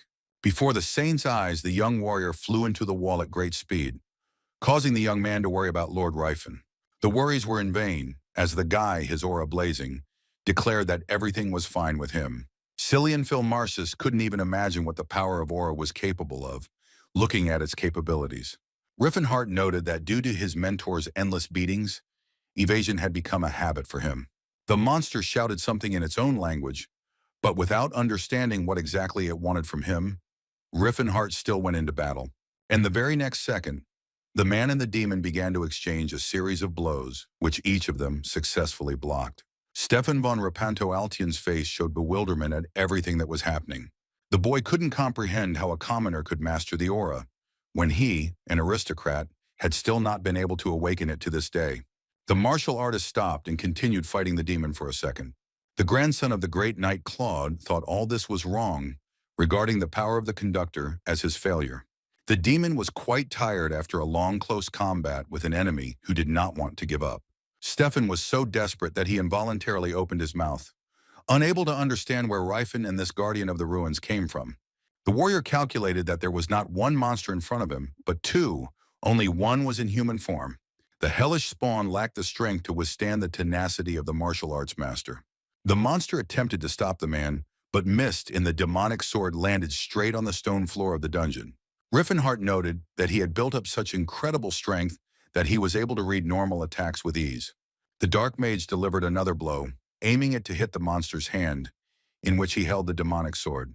But the guy was unable to knock it out of the demon's hands because the guards did not fall, even after serious injuries. The ruined security system fed the monsters with mana, causing the recovery process to be endless. Grelbist, who had been almost defeated, was once again full of strength, ready to continue the battle. Having attacked the martial arts master, the demon surprisingly missed, and the enemy was already rushing towards him. Jumping up, Rifenheart decided to try practicing the grab in the field, after which he began to test the effectiveness of his airstrikes, inflicting significant damage on the monster. And when the Dark Magician began to test the strength of his fists, he already got a taste for it. The guy thought that the Guardian of the Ruins was an excellent punching bag on which he could practice his blows. The entire squad watched in fascination as one man fought back against a giant monster. Antares realized that he had gotten carried away, and in order to finish off the enemy in one go, he had to use the Horn of Disaster. However, this technique was extremely risky, as it could collapse the already fragile structure. The warrior was irritated by the fact that he could not fully use his strength, which caused him difficulties in battle. An old friend, Tahed, advised the master to use a sword that he could coat with his aura and the priest's blessing. Rifenheart explained that he could not coat the sword with aura, which greatly surprised the wizard, Master Stefan. The warrior claimed that he could only envelop his body with aura, as that was the teaching of his martial clan. Suddenly, a priest intervened in the conversation and called out to the martial arts master. The young man was interested in how high the resilience of Rifenheart's body was, and he had an idea. The slightly busy warrior replied that the body's resilience was quite strong, which was exactly what Cillian wanted to hear from him. The saint declared that he intended to use Philinense's blessing, but not on the knights, but on their guide. When the boy asked to bestow a blessing on Rifenheart, the warrior felt an incredible force pierce his body. And at that moment, the dark magician, grabbing Grelbus by the hands, managed to throw him over himself. The monster flew into the wall of the room with force, demonstrating what the master of martial arts was capable of. Tahed was shocked to witness a divine spell called Sacred Strike. The young man managed to use it not on an object, as he usually did, but on a human body. The saint asked Rifenheart to do his best and beat the demon to death. With the acquired power of a berserker, the dark mage rushed towards the enemy to quickly end all this. The first attack the boy made was a divine kick, which hit the enemy's weak spot. Next came a divine knee strike that the opponent felt on his head. And for the next blow, the martial artist had to concentrate all his strength in his fist. The attack that was called Divine Fist cut through the chains that bound Grelbus. The blow was so powerful that it threw the hellish creature into the air, not forgetting to also inflict powerful damage. And literally a moment later, the guardian of the dungeon dissolved into space right above the hero who defeated him. Rifenheart looked brave among the remains of the monster and the remains of the chain that seemed to hang in the air. This is how Cillian saw the martial artist, and he fell in love with his image. After that, the runes gradually began to fade, plunging the room from red back into semi-darkness. The priest was surprised that the test of the ruins was over at this point, and Antares demanded that the spell be removed from him as soon as possible. The fighter who defeated Grelbus was approached by Mr. Stefan, who had come to his senses. The knight claimed that the master hid his identity well, most likely considering them all unworthy. A depressed Altian could not forgive the fact that Rifenheart had trampled on his honor as a knight, even though he had not actually intended it. The guy accused the warrior of having fun watching the squad desperately fight the monster, but in reality the Dark Mogu didn't care. The monster's slayer turned his back on the knight, which further angered the great knight's ancestor Claude. The team captain wanted to pounce on Rifenheart, but he ducked at the last moment. The Demon King picked up the sword and discovered that the narcissistic knight was struggling to maintain his balance. To prevent the young gentleman from suffering and looking stupid, the hero of the day helped him slide down. As he stood up, Stefan insisted that the guide had deliberately avoided it in order to make a laughingstock of him. Handing the guy a demonic sword, the dark magician tried to convince him that he was not mocking him at all. Sir Edward explained to his master that giving away such a precious thing meant that the warrior was devoid of greed. But hearing the knight's words, Rifenheart thought about the fact that he usually did not use second-rate weapons. The young master was bursting with anger because he had not received his ancestor's sword through battle, but as a consolation gift. The dark mage ordered the squad to return quickly, claiming that there was nothing else to see in the dungeon. After some time, the entire expedition returned to the village of Cattle, from where they began their journey. Cillian Philmarsis used his skills for good, helping locals with illnesses. Rifenheart noted how the young man had cemented the image of the Sacred Order of Philinense among the people by doing everything he could to appease those in need. Meanwhile, the knightly detachment was heading to the Altan estate, the owner of which was haunted by a warrior named Rifen. The boy wanted to find out who he was, which Sir Edward agreed with, as he had foreseen this even earlier. But the young gentleman returned home in a bad mood, convinced that he could not be weaker than some commoner. Having dealt with the ruins of Palton, Rifenheart could now meet his Ceres. However, the boy was surprised when he discovered that the saint, for some reason, continued to follow him. The young man claimed that there were priests who traveled around the world and showed the mercy of the goddess by caring for the believers. Cillian said he had considered returning to the order, but decided to try his hand as a pilgrim. The saint added that he also wanted to be in the company of the strongest of men, which greatly alarmed his companion. The dark mage wondered if he was cursed to have so many strange individuals around him. On the other hand, no matter how clingy the young man was, he was a saint and therefore could heal if necessary. On his way to meet his beloved, the guy thought that she could have suffered and a healer could be useful to her. The young man then began to ask Antares how he managed to achieve such excellent form. The Karen Trading Association's estate was filled with disgruntled cries from its owner. Servant convinced Mr. Beret that he had done everything in his power before sending the girl to him. The heir to Quran claimed that the elves were to be completely loyal to their masters. The guy was indignant that the elf was too cheap for a slave, which is why she behaved so ignorantly. The guy was irritated by everything about the girl, even her gaze, to which the slave replied that she was born with such eyes. Beret asked for her favor to buy him a normal slave, instead of the one he bought on the cheap. Ceres, who was number 148, was being returned to the slave market for the third time. From the village of Cattle, Rifenheart's route lay along the central road to the Chatan trade route. The Principality of Chatan was a nation of merchants located in the very north of the continent. Trade flourished in the principality thanks to the Duran River, which encircled Chatan. The martial artist arrived in the capital of Zeppelin, which was the capital of this principality. The city was the very heart of trade routes, where all the inhabitants were busy and paid little attention to each other. The Demon King explained to the priests that they were in a country that was founded by merchants who bought land from the kingdom of Graim.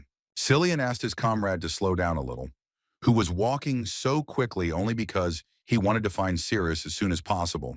The traveling couple witnessed how the head of the Rolofane Trading Association punished the guilty one. Tarek accused the poor commoner of slandering the trade union. By calling the detainee a beggar, the head of the association decided to teach him a lesson.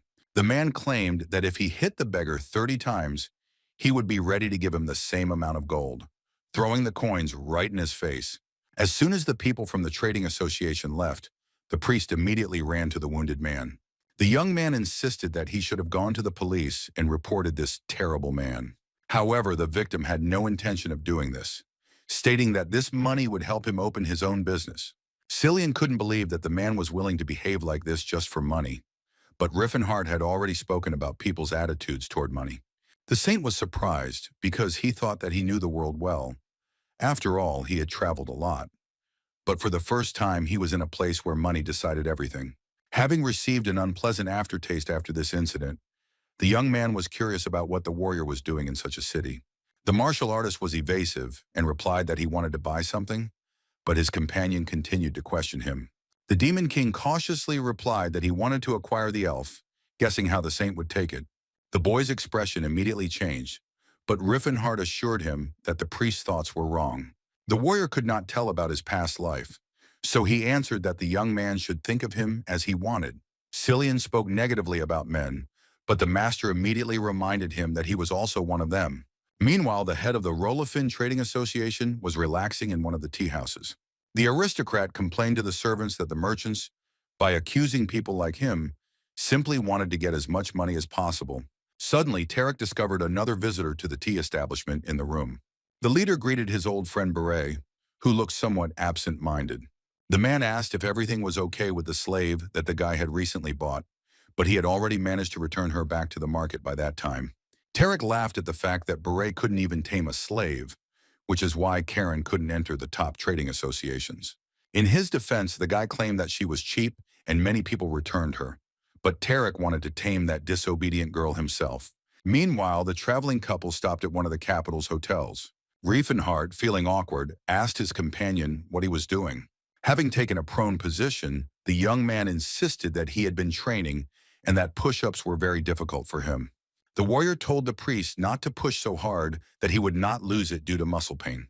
However, Cillian insisted that he would be fine, demonstrating this in practice. Having applied divine spells to himself, the young man resumed his physical form. And at that moment, it dawned on the martial artist why the guy wasn't gaining muscle mass. The treatment was comparable to turning back time, with muscles growing from micro-damage and regeneration in the future. And the saint, when he healed himself, only returned to his original state, wasting time.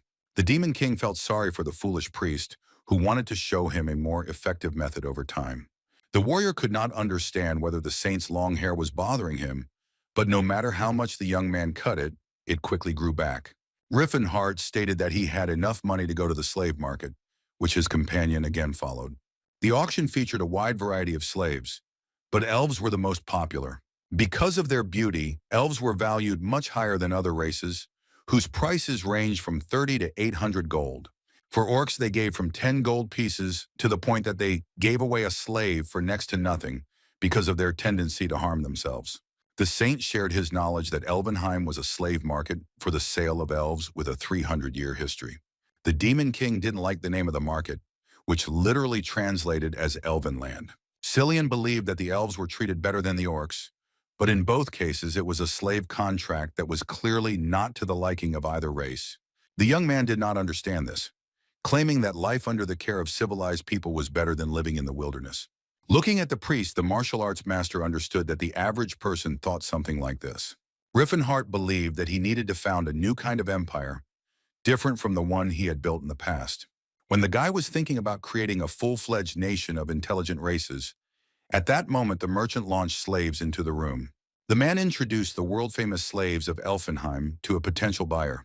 The priest closed his eyes at the sight of the girls, and the merchant assumed that he was a young lady, which confused him even more. Overcoming his disgust at what was happening, Rifenheart found out if there were any dark-skinned elves for sale. The merchant decided that the gentleman did not like the pale girl, and his companion immediately began to egg the warrior on.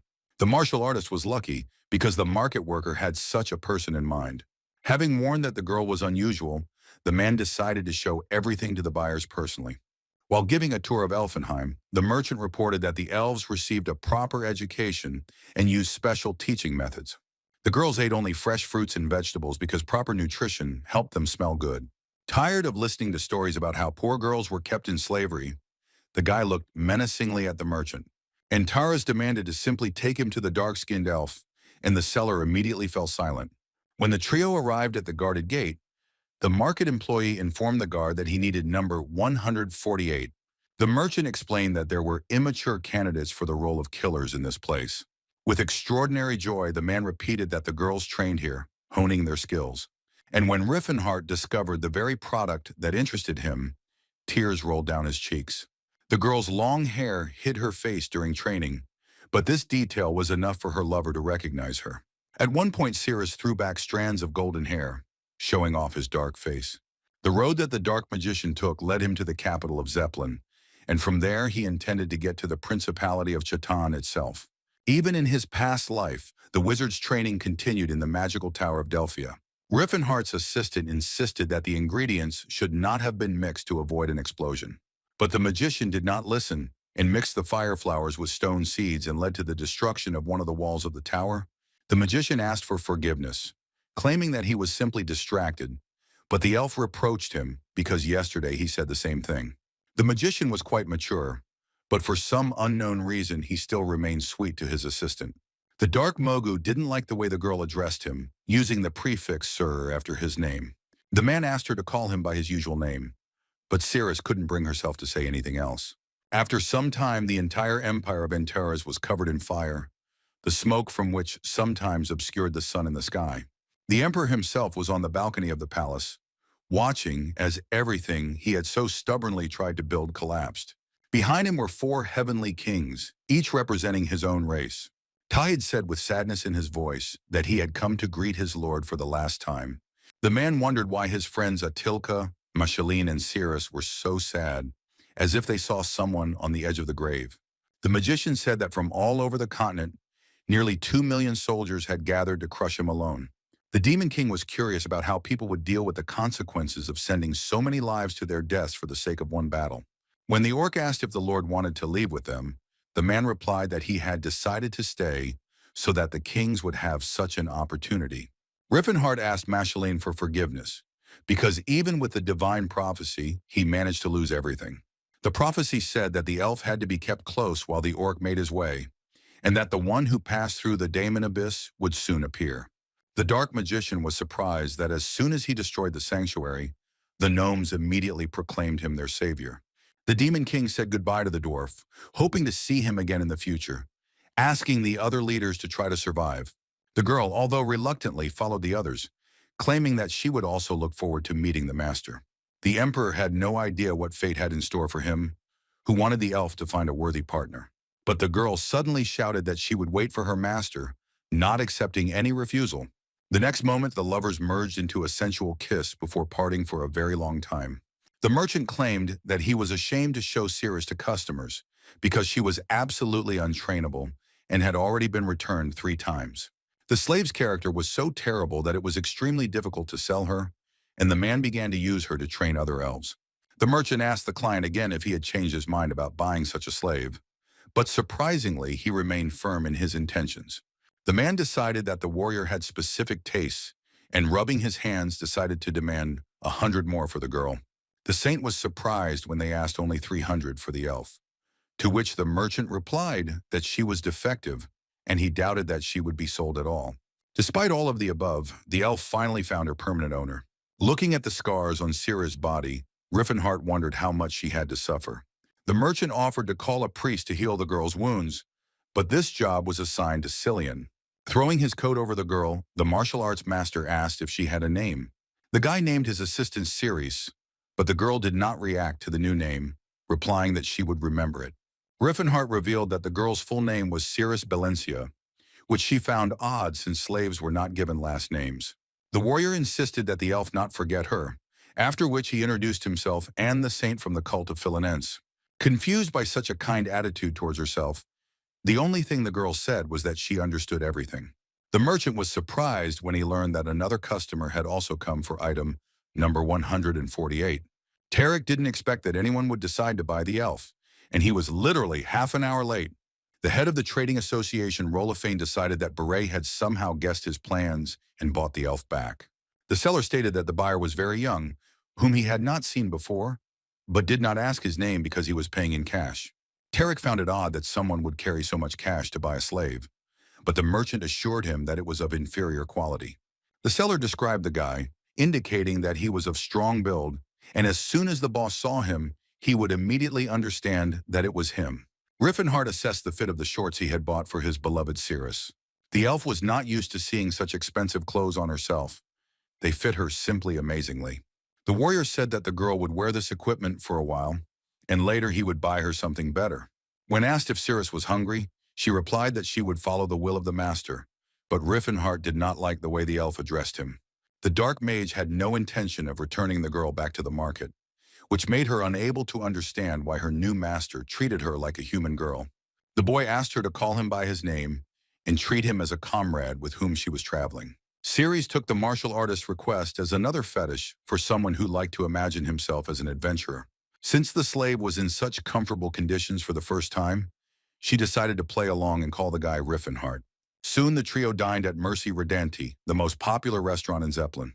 Rifenheart explained that the owners of the establishment used the name of the goddess patroness of a bountiful harvest, who gave food. The magician imagined that they had taken communion with the flock, although not for free, explaining to the saint that the cult of Philinense also made money from beauty services. Cillian defended the goddess of love and beauty because it did not violate the canons of their religion, even though one service cost a mountain of gold. And while the priest continued to defend his cult, Rifenheart's gaze involuntarily slid to Cirrus. The guy found it cute how the elf greedily devoured her lunch, which puzzled her. When the elf realized that she had behaved inappropriately at the table, she immediately corrected herself. Antares wondered if his beloved didn't like this place where he had brought her to commemorate their first anniversary. However, the difference was that then he was Cirrus's savior, and now he was in the role of a buyer. So their meeting left a different impression. Wondering whether he had arrived too early, the guy decided that with time, the girl would understand the meaning of his words. Stopping at a weapon shop, the girl's owner asked if she had found anything useful for herself. When Cirrus picked up a rapier, Rifenheart was surprised, as he thought she usually used a saber. The elf became wary, but then Cillian softened the situation, claiming that martial arts masters could tell by sight who wielded what weapon. The saint could not even imagine that he would have the mithril-based weapon he had dreamed of so much. Rifenheart couldn't understand why the priest would need a weapon. Out of the corner of his eye, the dark mage noticed strangers watching them closely. The man dressed in uniform along with his subordinates wanted to know if it was possible to speak with Rifenheart. The martial artist immediately realized that he would not get rid of the man so easily with just one conversation. Looking down on him, the Demon King asked if there were any complaints against him. An employee who worked for Mr. Rolofan reported that the famous aristocrat wanted to get the elf who was with the warrior. Ceres prematurely decided that on this note, her carefree life was over. But the statement from a stranger in uniform was not a reason for the guy to break up with his companion. The aristocrat was ready to offer a reasonable price for the slave, and if necessary, she could be replaced with another of higher quality. Rifenheart flatly refused to accept the envelope, which the guard interpreted as a refusal. The military man decided to clarify the situation by insisting that his master had offered a reasonable price for the elf. However, the dark magician stood his ground, repeating that he was not interested in this proposal. The stranger stated that he was left with no choice, noting that the elf's owner felt some kind of attraction to her. When the guards left, the warrior became indignant insisting that it was entirely his business who and how he treated someone. In his estate, Tarek, flushed with anger, demanded that Roman explain why he had returned empty-handed. The man replied that the girl's owner had a naive idea of this world and decided to adhere to the norms of decency. Roman explained that they would kidnap the elf, then declare her dead and offer double the price, which would still cost them little. The head of the Rolfane Association was interested in this strategy and allowed his servant to take Sir Lantas with him. The Dark Mage had 2,000 gold pieces left, which was even more than he had expected. However, this amount was not enough to develop the new empire of Rifenheart. The guy thought about not carrying all the gold with him, but trying to invest it. Since the warrior came from the future, he knew that the kingdom of Crovens would soon be struck by famine. It was a landowner's country where, thanks to fertile soil and harvests, there was never a need to stock up on food in case of famine. Despite this, next spring famine will bring a wave of terrible deaths, and investing in grain will be a wise decision. Came to mind Rolifine, Karen, and Tauban, but Rifenheart would never invest in the first.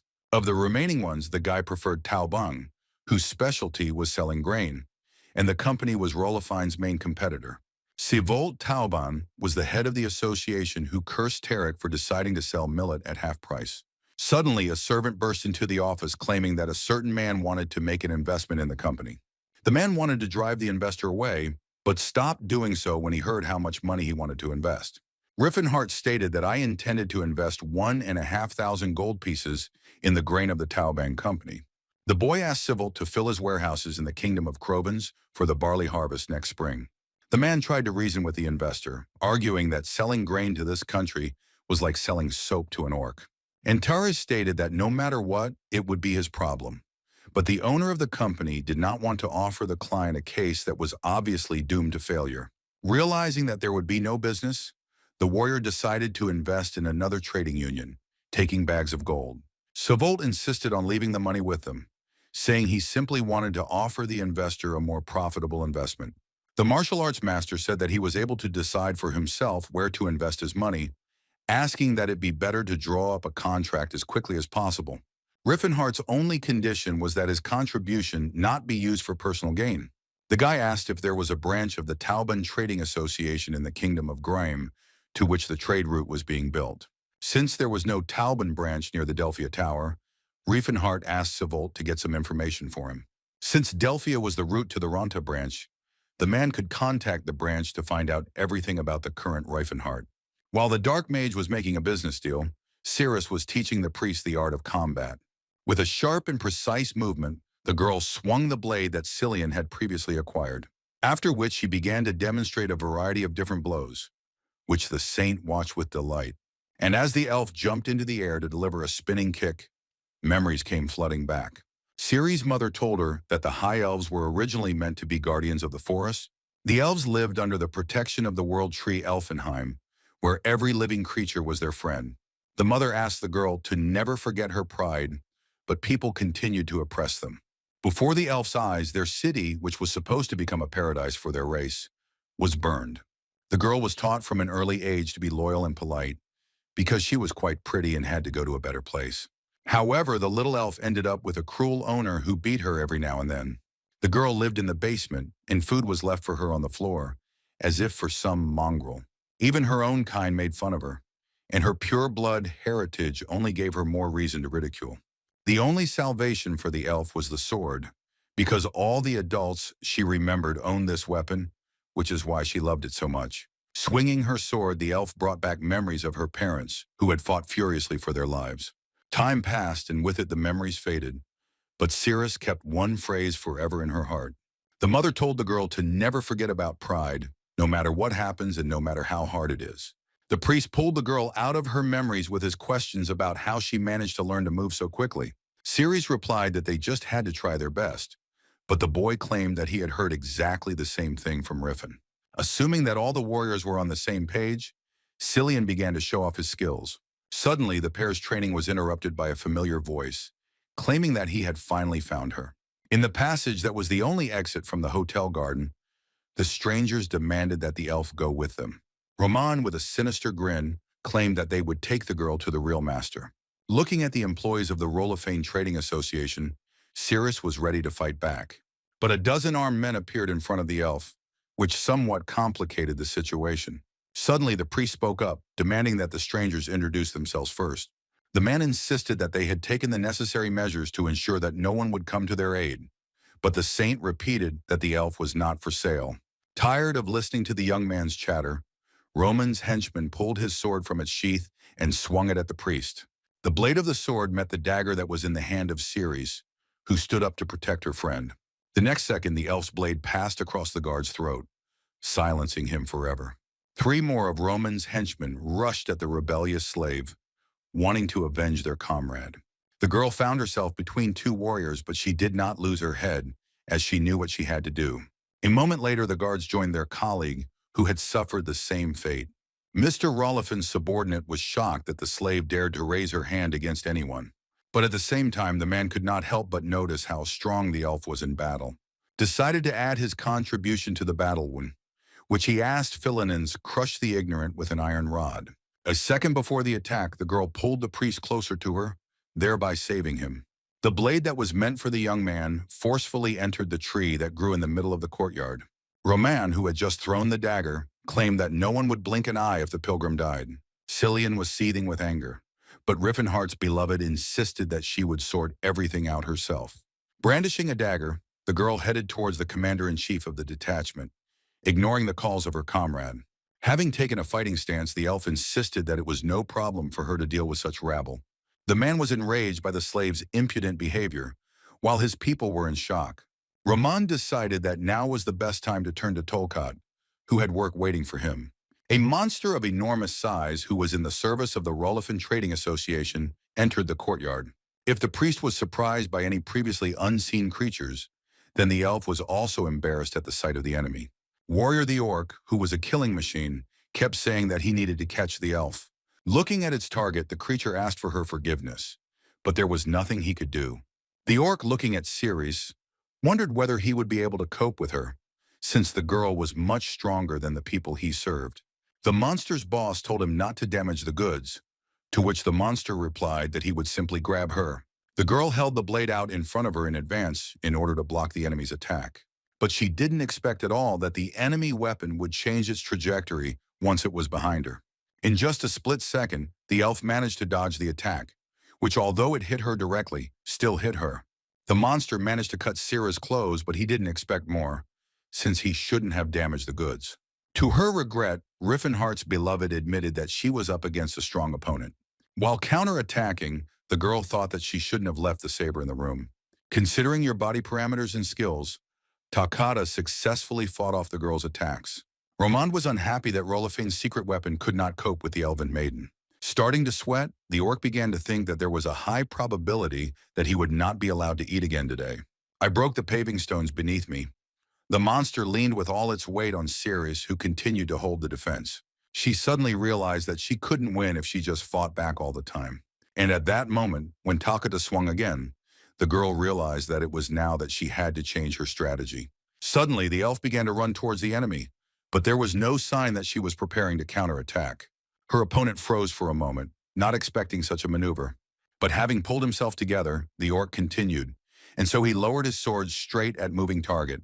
Cirrus looked at the enemy with a stern gaze, making it clear that she would not stumble even in the face of a mortal threat. The monster felt uneasy when it realized that the girl had no intention of evading. And at the last moment, the orc was forced to move the blade to the side so as not to injure the slave. This was exactly what the elf had been looking for, her lips stretching into a smile. The orc, with his throat cut, thought about how he had almost killed Cirrus, wondering what she would have done if he hadn't changed his trajectory. But the girl believed until the very end that her opponent would have time to change his mind. The saint called out to the elf, asking if she had the strength to block the thrown blades. Saying that he believed in his friend, the young man began to ask Saint Philinens for help. Enraged that Talcat had let the girl escape, Roman grabbed his blade again. Cursing, the man ordered the priest to stand still, throwing a sharp dagger in his direction. But Cillian had no intention of breaking the spell, relying entirely on Rolofin's beloved. Thanks to her lightning-fast reaction, the elf managed to block the blade flying towards the saint. Meanwhile, the guy got help from the goddess of beauty and health, demanding that he crush the guards using her power. Ceres, seeing a glow behind her, turned around to see what it was and was shocked by what she saw. Roman sweated from the threat hanging over him, which he did not expect from the young priest. The guy managed to summon the Philanen's wands, which were brought to combat readiness. The trio of living dead quickly rushed toward the detachment sent by Rolifine. There was such a loud explosion in the hotel courtyard that it attracted the attention of the birds nearby. Cillian claimed that divine power was intended to fight demons, but could also help by time. Before the young man had time to run far, an elf suddenly grabbed him by the clothes. Holding the pilgrim with one hand, the girl threw the orc's sword into the air and kicked him. The weapon slammed into the wall at speed, going deep enough to hold. The next second, Cirrus deftly jumped onto the blade of the sword, practically without touching it. And then pushing off from him properly, she jumped up, level with the upper floors. Standing in front of the window, the couple covered their faces from the shards and jumped into it, smashing the glass to pieces. Beside himself with anger, the commander ordered Talcata to go after the fugitives. Suddenly, a man appeared next to Rahman, who was surprised by the mess that Tarek's people had made because of one elf. The bearded knight was curious if the coffin had ever fought on equal terms with an experienced orc warrior. Lannis asked the detachment commander where the fugitives, whom he had safely let go, had gone. As soon as Rolifine's subordinate pointed to the broken window on the upper floor, his colleagues disappeared without a trace. A high-level guard deftly jumped up the tree and reached the height he needed. In a matter of seconds, Lannis disappeared, as if he had never been in the hotel courtyard. Roman was amazed that a warrior like him could rise so high in just one jump. However, this moment could easily be explained by the possession of aura, which, however, did not help the man arrive on time. Although the guard had missed the elf at the moment, he advised her to hide as best she could. Meanwhile, Ceres and the Saint were in a frenzy trying to find the right path. The young man suggested returning to the room for equipment, but the girl objected, confident that they were already waiting there. Cillian insisted that they would be able to deal with a couple of guards, since running around with one blade between the two of them was not an option. The elf, listening to her partner's speech, was convinced that he was not such a hired child as he seemed at the very beginning of their acquaintance. The girl turned out to be right, and one of the people from the trade association was already waiting near their room. Before the guy could react, an elf appeared in front of him, arriving in flight and preparing to strike. Having spun around, Cirrus hit the guard right in the face with her boot, which was more than enough. The priest, watching the girl preen herself, said that they didn't have time for that, and they had to grab whatever came to hand and run away. But before leaving, the young man asked the goddess of beauty to erase the traces of their presence in the room. Lanthus was a swordsman who had achieved a certain level of skill in fencing and had also mastered aura. A person who possessed an aura was able to sense the movement of all living beings within a radius of 30 meters. Knocking down the door of the room he needed, the man assumed that the priest was able to erase traces of his presence. After looking around, the guard found no one and noted with annoyance that the couple had managed to escape. Roman immediately arrived at the scene and asked Sir Lantas did not mention that the young man and the slave girl had managed to escape. The swordsman ordered his colleague to be silent, after which he added that they could not have gone far and that dogs should be set on their trail. Ceres asked her companion if it would not have been better for them to disappear into the crowd. However, the pilgrim argued that they needed support from the people because no one would help slaves running away from their owners, was unable to help them. But if the saint decides to give up and return right now, he will again find himself at the mercy of one person. The guy kept saying that if Rifen had been here, everything would have been resolved long ago, since he didn't want to go back with his terrible body. Ceres asked if her master was really that strong, but Cillian didn't hear her question, concentrating on his search. The priest turned to the goddess and asked her to show him the thread of fate so that their painful separation would be replaced by a happy reunion. Through his prayers, the young man managed to get Philanense to give him a fork in the road that would direct them along the right path. Love was able to forge destiny from chance, because a chance meeting became a destiny at the behest of love. If a man met a woman and considered their meeting a miracle, then this was true destiny. The chances of such an accident were extremely small, but with Philanense's blessing it became her destiny. Cillian understood perfectly well that this spell was for finding suitable matches, although they had another purpose. The young man noted the skills of the elf, who seemed to him much stronger than Lelsia, and was also praised for becoming a high-ranking saint at such an age. In a conversation with Cirrus, the guy caught himself thinking that he was talking to the slave as if she were an ordinary person, assuming that she was special. The young priest reported that the thread broke here, meaning that they were there. However, the couple immediately felt the presence of a stranger along with his dark energy. The man who came out from around the corner and exuded an aura was not the one they were so desperately looking for. Shielding her comrade with herself, the elf insisted that it was not Mr. Rifenheart in front of them. The girl's guess was confirmed by Lantas himself, who claimed that thanks to them, he was able to warm up quite well. The man advised the fugitives not to try to escape, saying that this time they would not be let go so easily. Ceres knew that if they tried to escape now, they would expose their backs. So all that was left was to fight the enemy. Swinging her blade, the girl failed to hit the knight, who despite his age moved as briskly as she did. Before the elf could come to her senses, the man appeared behind her, claiming that she was quite talented.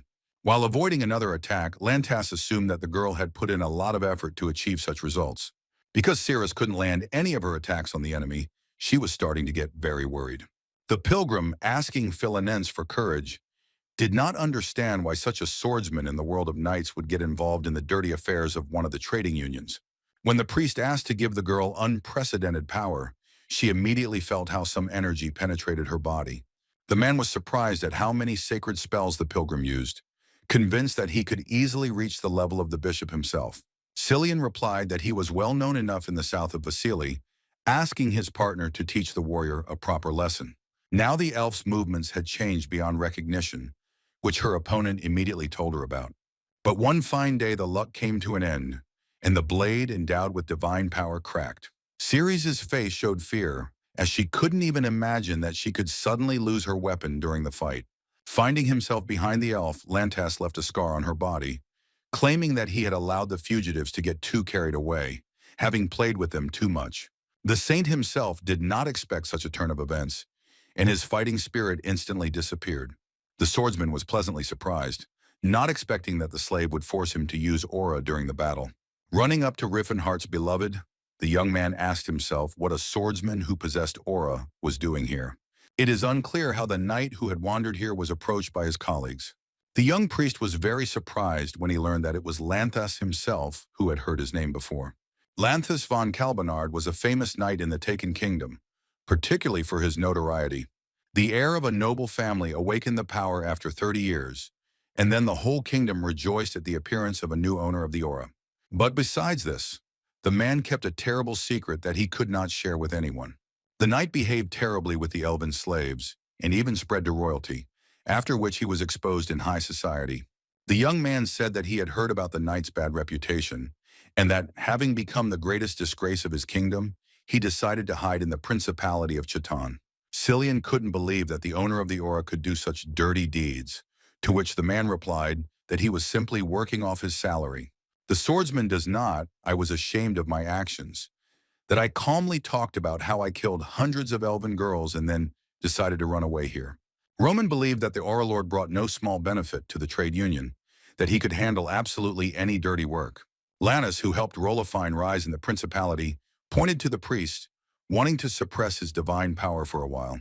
The man was well aware of what the high-ranking priest was capable of when he fired an aura at him. The guard asked the swordsman not to harm the slave anymore, to which he replied that he could always hire a priest and heal her. Looking at Cillian, who was shaking with fear, the man asked to take him with him, as he considered him very handsome. Rolfine's servant was unhappy that the knight had taken up his ways again, but the saint tried to reach them, claiming that he was a boy. However, this did not stop Lannis at all, who felt that this would be an unusual experience for him. The man claimed to take good care of the young man, who was drenched in cold sweat. But the guy didn't let the guard touch him, and he slashed his hand with a dagger.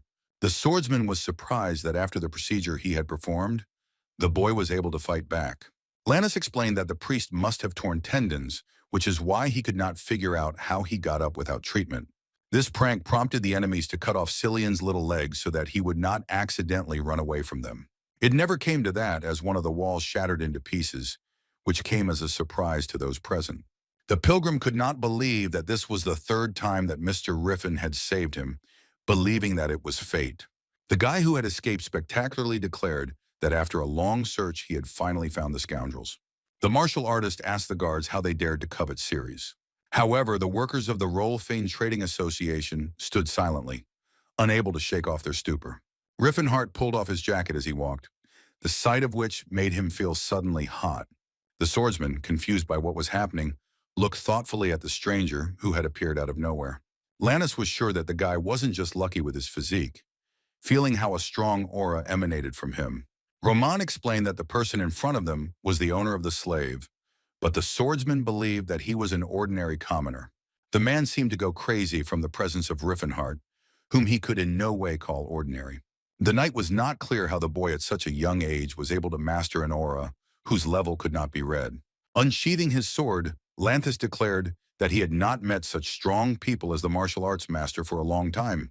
Rifenheart demanded that his opponent stop making chivalrous speeches, that he was a dirty, perverted old man. The warrior suggested that the swordsman attack, causing the man's eyes to shine with a mad gleam. As soon as the dark magician took off, he left behind colossal destruction. The high-level knight didn't even think about retreating as he headed towards a worthy opponent. At the moment of impact, the guy put his hand in front of him to block it with the help of aura. Lanthus, filled with anger, did not expect that his opponent would be able to block the blow of his blade. At the moment when both warriors clashed in battle, they produced a powerful explosion when two energies of similar strength collided. Once the smoke from the blow cleared, the martial artist was safe and sound, with an aura hovering around him. Rifenheart decided to respond to his opponent by gathering all the power of his strength into a single point. However, the Mad Knight had no intention of retreating, and for the first time in a long time, he was amused by the course of the battle. And then both warriors began to attack each other in turn, but neither of them managed to inflict damage on their opponent. The Demon King looked with hatred into the face of the crazy swordsman, for whom the duel was akin to a holiday. Roman's subordinate suggested running away, but his superior ordered them to stay put, as they could easily die if they accidentally got hit. The young warrior pressed his opponent so hard that due to his age, he was sometimes forced to retreat. Ceres, who was being treated by the pilgrim at the time, was surprised that her master possessed an aura. The priest asked the enchanted elf again if he hadn't told her about this before. While fending off a series of powerful attacks, Lanthus noticed that there was a person in front of him who was superior in level to the one who had recently awakened the aura. Then, in order to change the course of the duel, the swordsman used his power to change the shape of the sword. The blade's edge turned into multiple branches of pure energy that resembled a whip. Antres had no choice but to resort to a key bullet in order to even the odds of winning. The man kept thinking that the guy managed to open his aura in his teens, but somehow retained his youthful appearance at 40 years old. However, the knight immediately rejected this possibility, considering it sheer madness. The sword that turned into a whip of aura still couldn't touch the martial artist. As he blocked each blow, Rifenheart asked himself why the swordsman who had attacked Cirrus could use such strength and skill. His opponent believed that he needed to give a beating to the one who believed that martial arts built the right character. After another attack, Lanthus retreated from the warrior to a safe distance for the umpteenth time during the duel. The man found it incredible that the boy was blocking his sword with just a wave of his hand, finding only one explanation for this. The knight asked Rifenheart if he was a student of the martial arts King Gerard, but the Demon King remained silent, continuing to look at his opponent with a menacing gaze. Lanthus was curious as to why the boy was so worried about the slave being so strong. Once again, Rifenheart's aura flared up, asking the knight through clenched teeth to repeat the words he had said. The dark mage shouted that those whom people called slaves also had feelings and will. The martial arts master's cry from the heart left the swordsman confused as another attack was being prepared. Charging his fist with aura, the guy asked Lanthus if he tried to talk to them, trying to find out why they became like this. After asking the question, Rifenheart destroyed the column the knight was on with one blow. While waving his sword, the man claimed that he had no idea what exactly his opponent was trying to prove to him. Receiving minor cuts, the dark mage observed the same reaction as always, that any creature other than a human was second class. As he dealt another series of blows, Rifenheart wondered how the humans were any better than the elves who subjugated them. Lanthus, relying on the teachings of Sire, insisted that they would be the pinnacle of evolution if they made other races their slaves.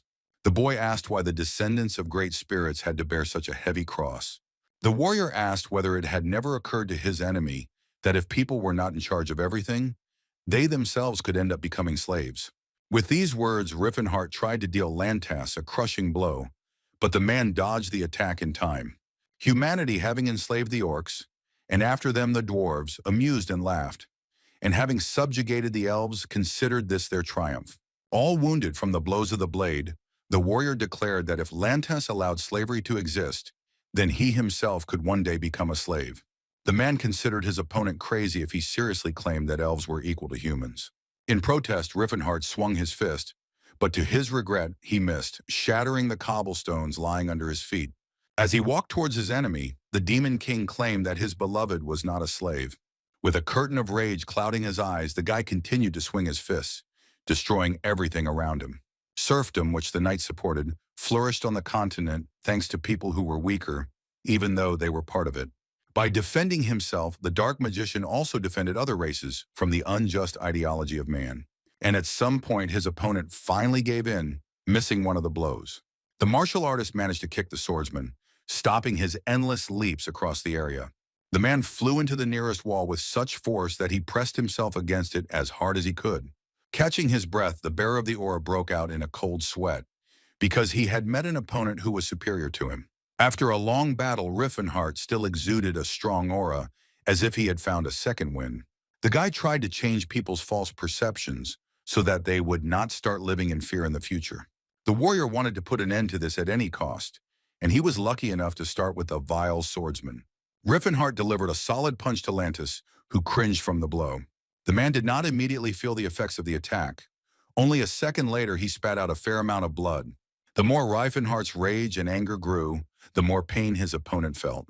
By concentrating on one point, the warrior sent the knight flying, breaking through the wall that stood in his way.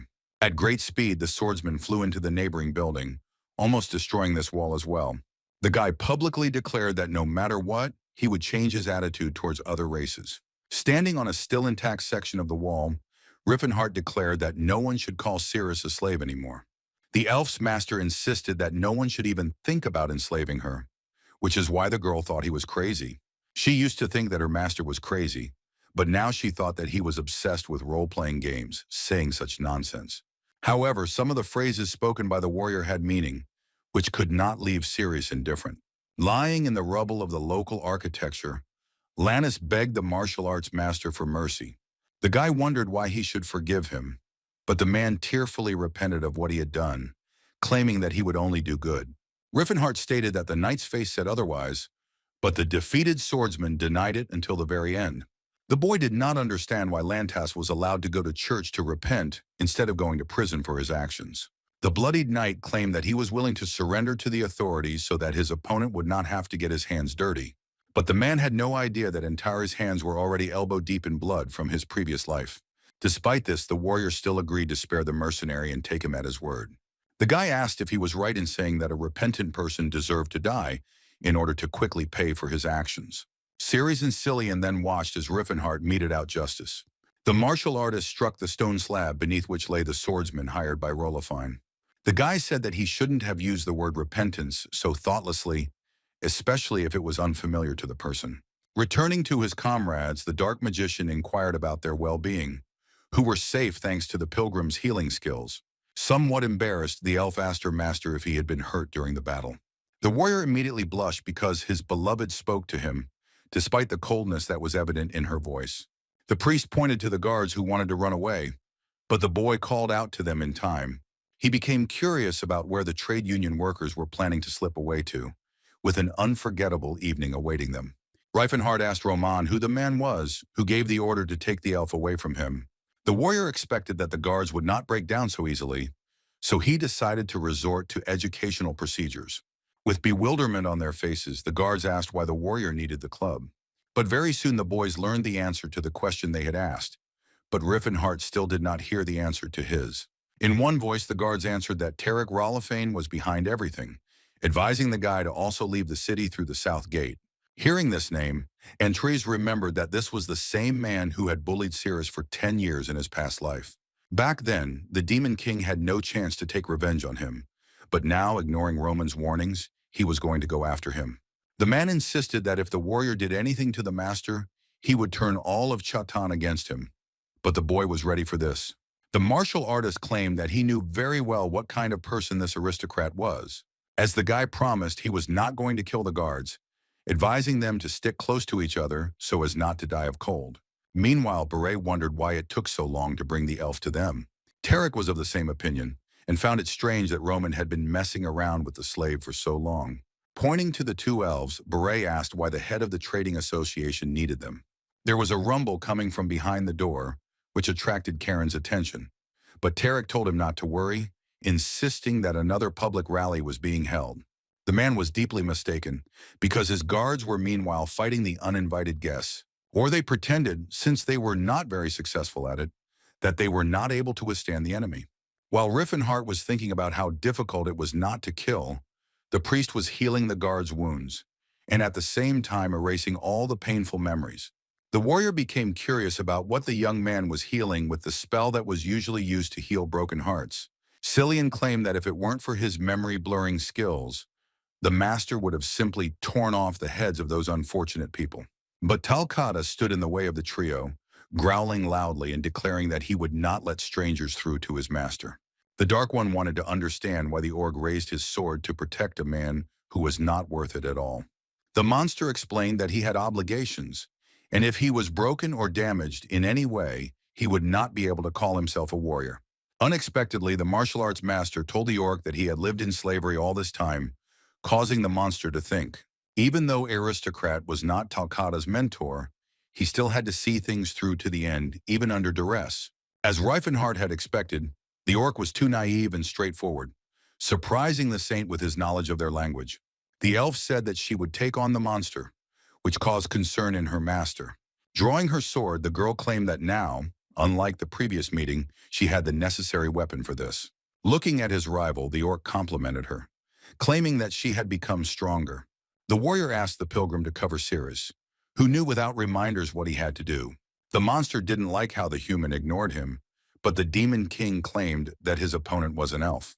And when he did pay attention to him, he showed disrespect to his opponent, which Talcata agreed with. Rifenheart stopped near the door, from which a light pink mist emanated. The guy immediately paid attention to it, because having smelled it, he guessed what it could be. Opening the door a crack, the warrior felt how the intoxicating potion intensified its specific smell. Looking inside the room, Rifenheart discovered the curtains were covered in blood. The men under the influence of the intoxicating herbs wondered who the stranger was who had come to see them. When Rolifin tried to find out the identity of the guy himself, he also called his guards for help, who did not respond. The Demon King told the two scoundrels that he had seen a lot of atrocities in his life. However, what he saw today made him so furious that he was not ready to let the men get away with it. The datura herb that was in a special container continued to fill the room with its aromas. An angry Tarek kept asking the same questions, trying to get to the bottom of it. The guy's gaze slid to what was causing him such conflicting feelings. On the floor of the room lay the lifeless bodies of elven women, with whom the vile aristocrats decided to have some fun. Tormented by both grief and rage, Antares asked himself why there were so many people in the world who were unworthy of life. The head of the trading association was indignant about the reason Talcata let a stranger in, and the guards didn't raise the alarm. When the guy came closer to the man, he began to ask him if he had come for money. But Rolifane immediately thought about the place at the market, deciding that this man had been sent to him by the Tauban trade union. When the nobleman tried to double the amount he had promised the warrior, Rifenheart replied that Cirrus had had to endure such wretchedness for 10 years. The man did not give up trying to bribe the warrior, assuring him that they could draw up a contract right now. But there was no need for ink and papers, since Rifenheart knocked the wind out of the scoundrel with one blow. Bursting into tears and blowing bubbles through his nose, Tarek asked why he had been treated so cruelly.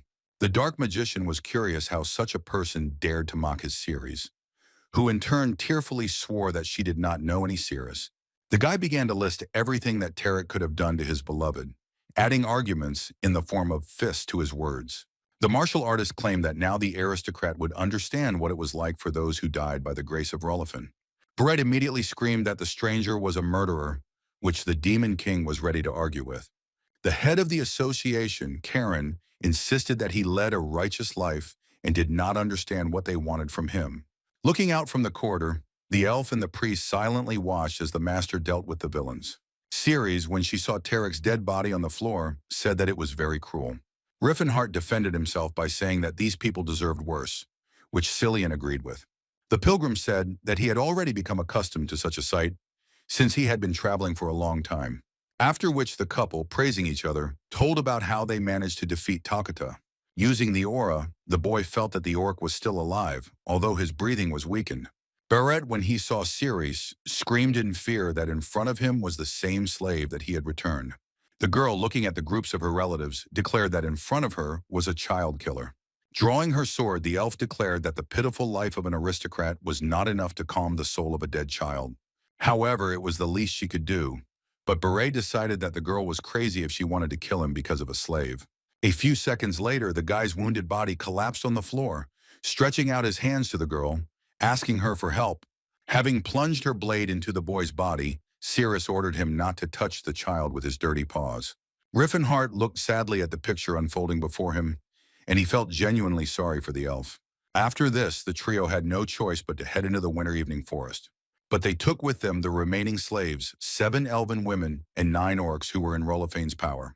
Talika reported that they were all slaves, not accepting the girl's thanks, claiming that he was now loyal to Master Rifenheart. The saint found the gender ratio strange, but Cirrus explained to him that elves and orcs were not in demand. Holding the young girl close to him, the elf listed the names of his dead relatives who were bullied by the aristocrats.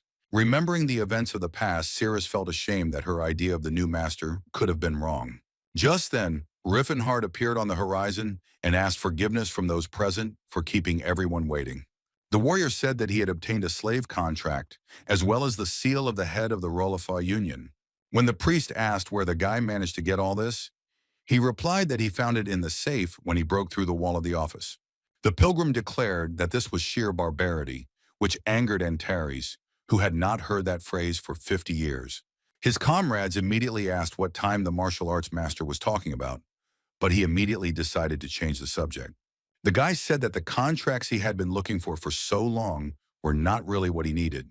Turning to the elves and orcs, Rifenheart said that if they did not like being slaves, then he could free them right now. Everyone started whispering among themselves, not understanding what exactly the new gentleman was talking about. Cillian assumed that the warrior would resell the slaves, but he had no intention of trading them. The pilgrim wanted to know if Rifen was planning to settle down and give up the life of an adventurer.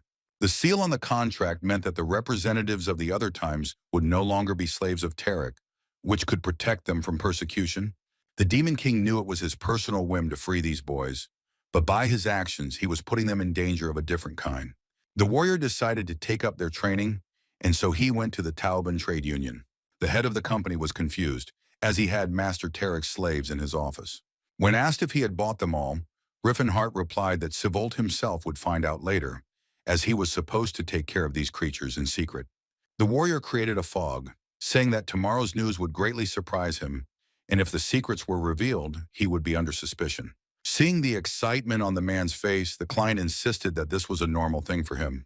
To begin with, the guy wanted to give Sivolt 100 gold pieces, which should be enough to cover the slave's expenses.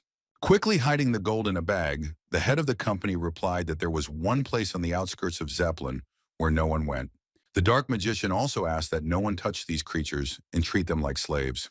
But there was something else that Antris mentioned, that he wanted the slaves to be trained, but Sivolt felt like Tarek had taught them everything they needed. The warrior wanted the creatures to know languages, numeracy, history, philosophy, and whatever else each of them would be most inclined to, in addition to slave education. The head of the Tauban company did not understand why it was necessary to go so far in order to give full lessons to the slaves. When they were told that slaves would not be able to absorb such knowledge, Rifenheart insisted that they would be of more use to their master, so it was worth a try.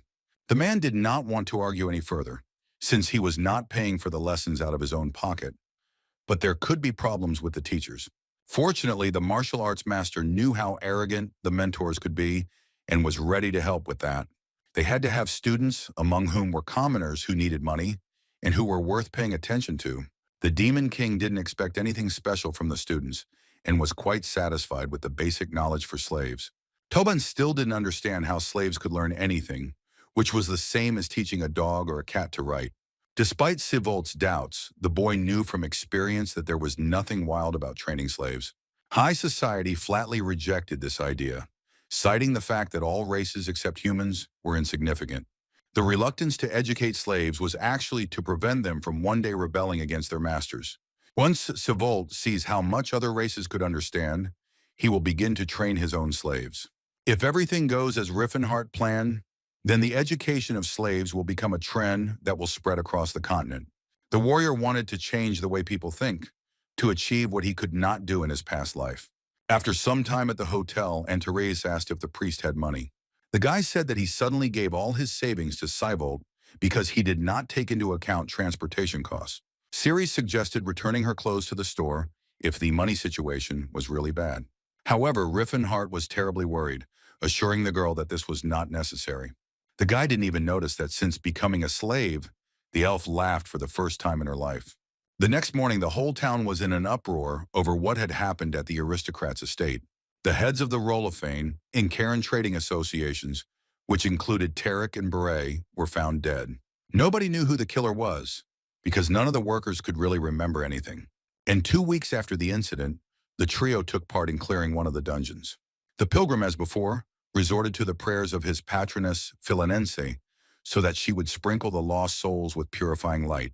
The guy, with the help of the goddess, destroyed the undead, exterminating one member of the enemy squad after another. Rifenheart's beloved also chopped down the living dead, skillfully wielding a blade. The warrior himself calmly watched the coordinated work of his comrades, while they tried to inflict at least some damage on him. Cillian, surprised by the fact that, while perfectly filling Ceres, it was as if he had started participating in real battles early on from childhood. The young man could easily become one of the most powerful saints, like Ellen was in Antari's past life. Having inquired about the priest's well-being, the warrior heard in response that the monsters in the ruins of Aleutian were much more powerful than those in Palton. After the trio left Shatan, they arrived in the Kingdom of Grime, where the ancient ruins of Aleutian were located near the Settlard Mountains. When the travelers found themselves in front of a door sealed with magic, Cillian declared that they would not be able to open it by force. The young man read that it was worth hiring a magician, but Rifenheart interrupted him, saying that he was just casting a spell at that moment. The martial arts master explained to the pilgrim that he was familiar with magic and knew how to cast spells. The saint couldn't believe that. Using aura during the battle, Riffen also had some kind of knowledge. The guy started screaming like he was trying his hardest, but he didn't move a single muscle the entire time. The saint asked the warrior what he was doing now, that he was accumulating mana despite the fact that the third circle magic did not require much of it. The dark magician began to recite the spell, trying to remember all the necessary words. Rifenheart commanded in the name of the ancients to open what had been forcibly locked and hidden from all. After all his efforts, the young warrior still managed to remove the seal and open the gate. The priest calculated that it took the gentleman 13 minutes to perform the spell, advising him not to tell anyone that he possessed magic. In the past, the guy was a 10th circle mage and no longer wanted to be such a worthless wizard, so he had to find the voice of Aleutian. But when the door opened in front of them, the trio stared in surprise at what they saw. It would be more accurate to say that the travelers were looking at something that was not there, because the tomb was empty. The only thing that was in the center of the room was a stick left by someone. On the way back, the dejected warrior insisted that this simply could not have happened.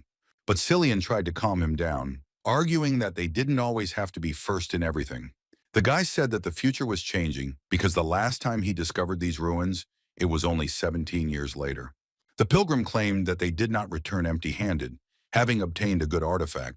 The elf, when she said the phrase Nihilin, instantly activated it, which began to transform. It was a magic bow that shot arrows made of mana, and depending on the concentration, could fire several volleys at once. The bow looked like a stick, but it was actually a branch of the Elvenheim Tree of Life, possessing destructive power. The saint asked how his friend, who was absolutely delighted with the weapon, assessed it. The young man was troubled by the fact that the master had identified the stick as an artifact, because he knew this because the bow had been Ceres' main weapon in the past. The boy asked the master not to be upset, reassuring him with the many ruins on the continent, but there was no equivalent to Aleutian's voice. Soon the travelers reached the village of Gahalan, hoping to at least once again taste food prepared by someone. The table was laden with aromatic food, looking at which it was difficult to resist trying. The trio claimed that the food was incredibly delicious, to which the waitress replied that it was due to their brilliant chef. But the previous guests, who were a company of knights from the same noble family, often complained about the dishes. The woman also mentioned that these visitors had spoken of how they wanted to explore some ruins. Rifenheart asked the waitress to tell him more about the incident, but the girl refused to pay extra. The woman said that a week ago, Viscount Kelbrin showed up with a group of researchers, among whom was a knight dressed in gold. The waitress claimed that the knight was shining from head to toe and was also very nice in himself.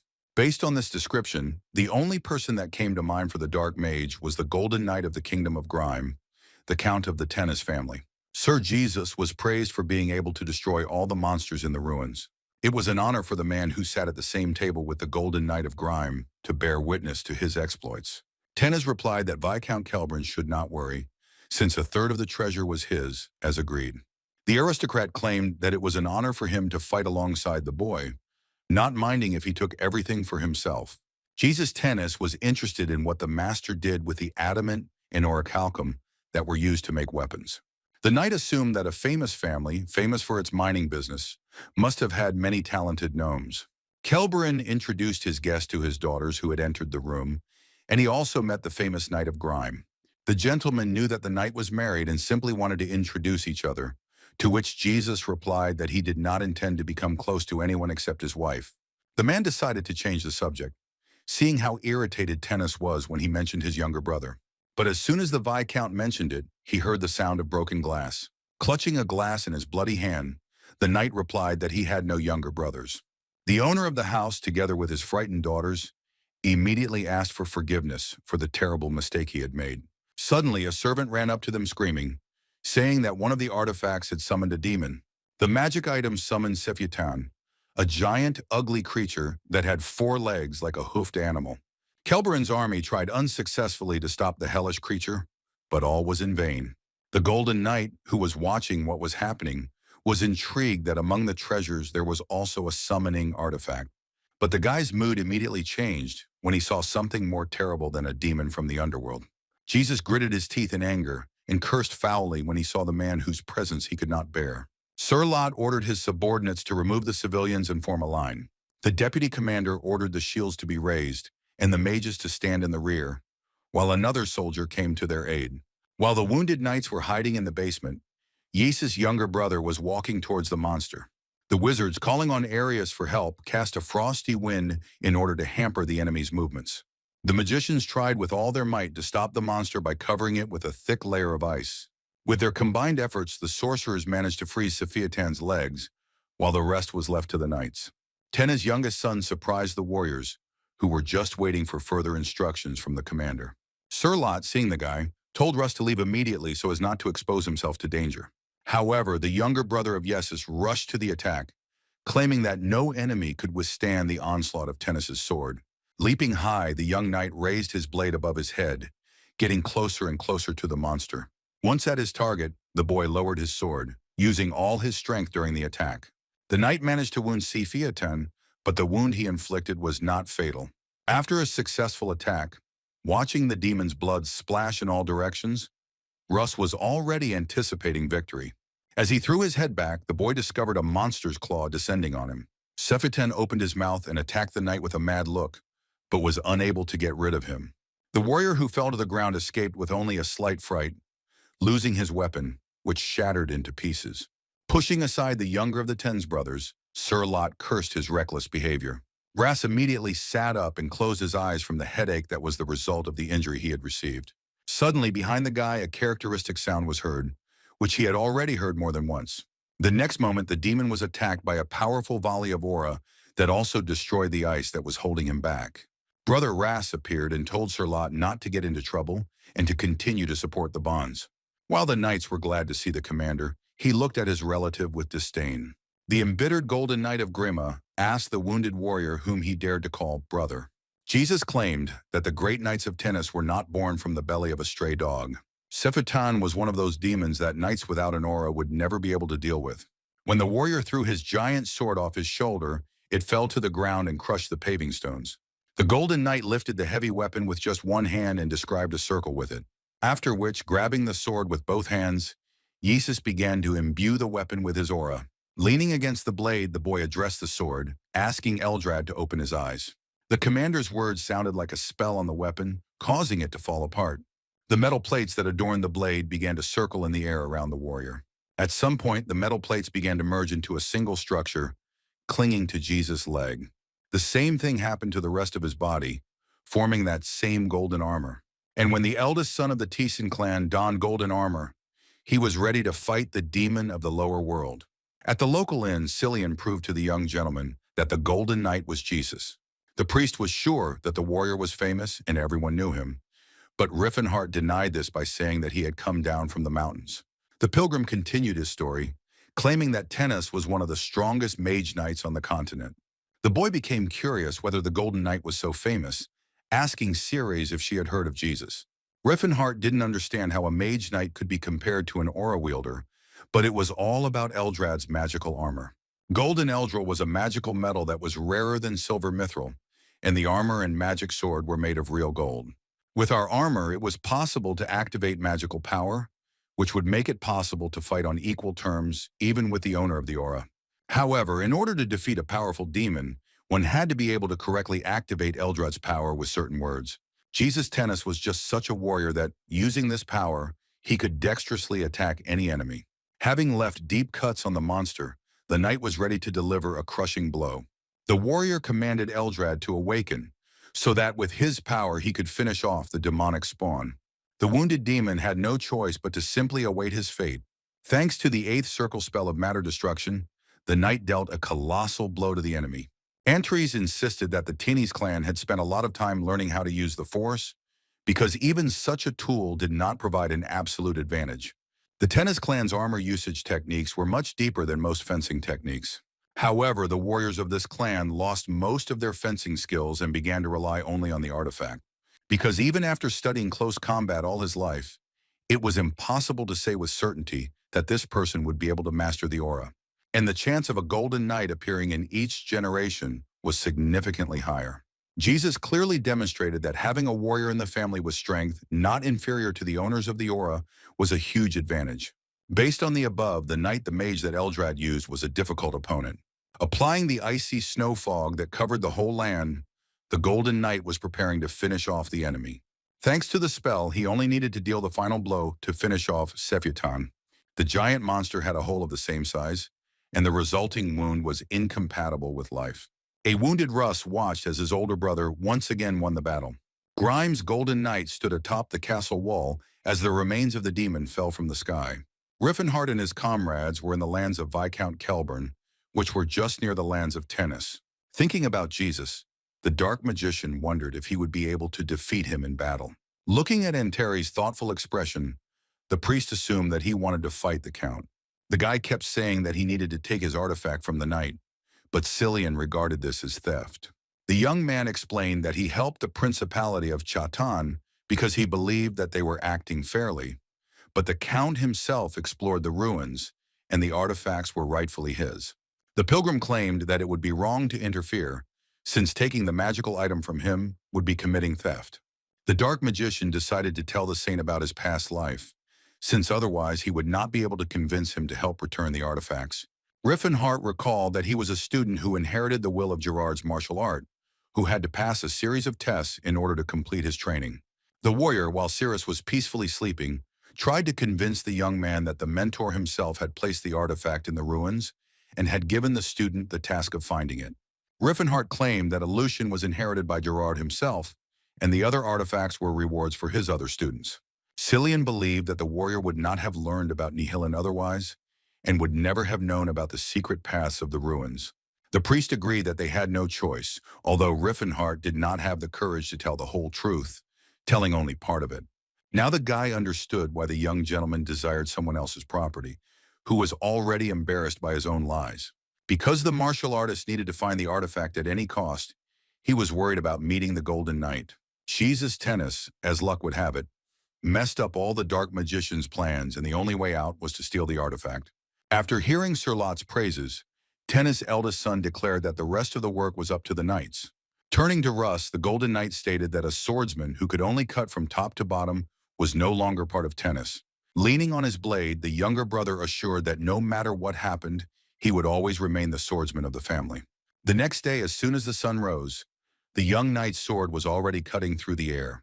The boy swung his weapon tirelessly, honing his close combat skills.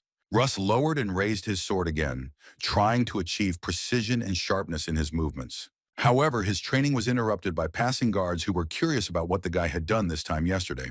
Continuing with his training, the boy replied that he simply wanted to defeat the demon, but the warriors made it clear that he should wait for the captain to arrive. Looking angrily at the bullies, the warrior, he insisted that he was also a knight from the tennis family. After which, the younger brother suggested resolving the problems with a duel.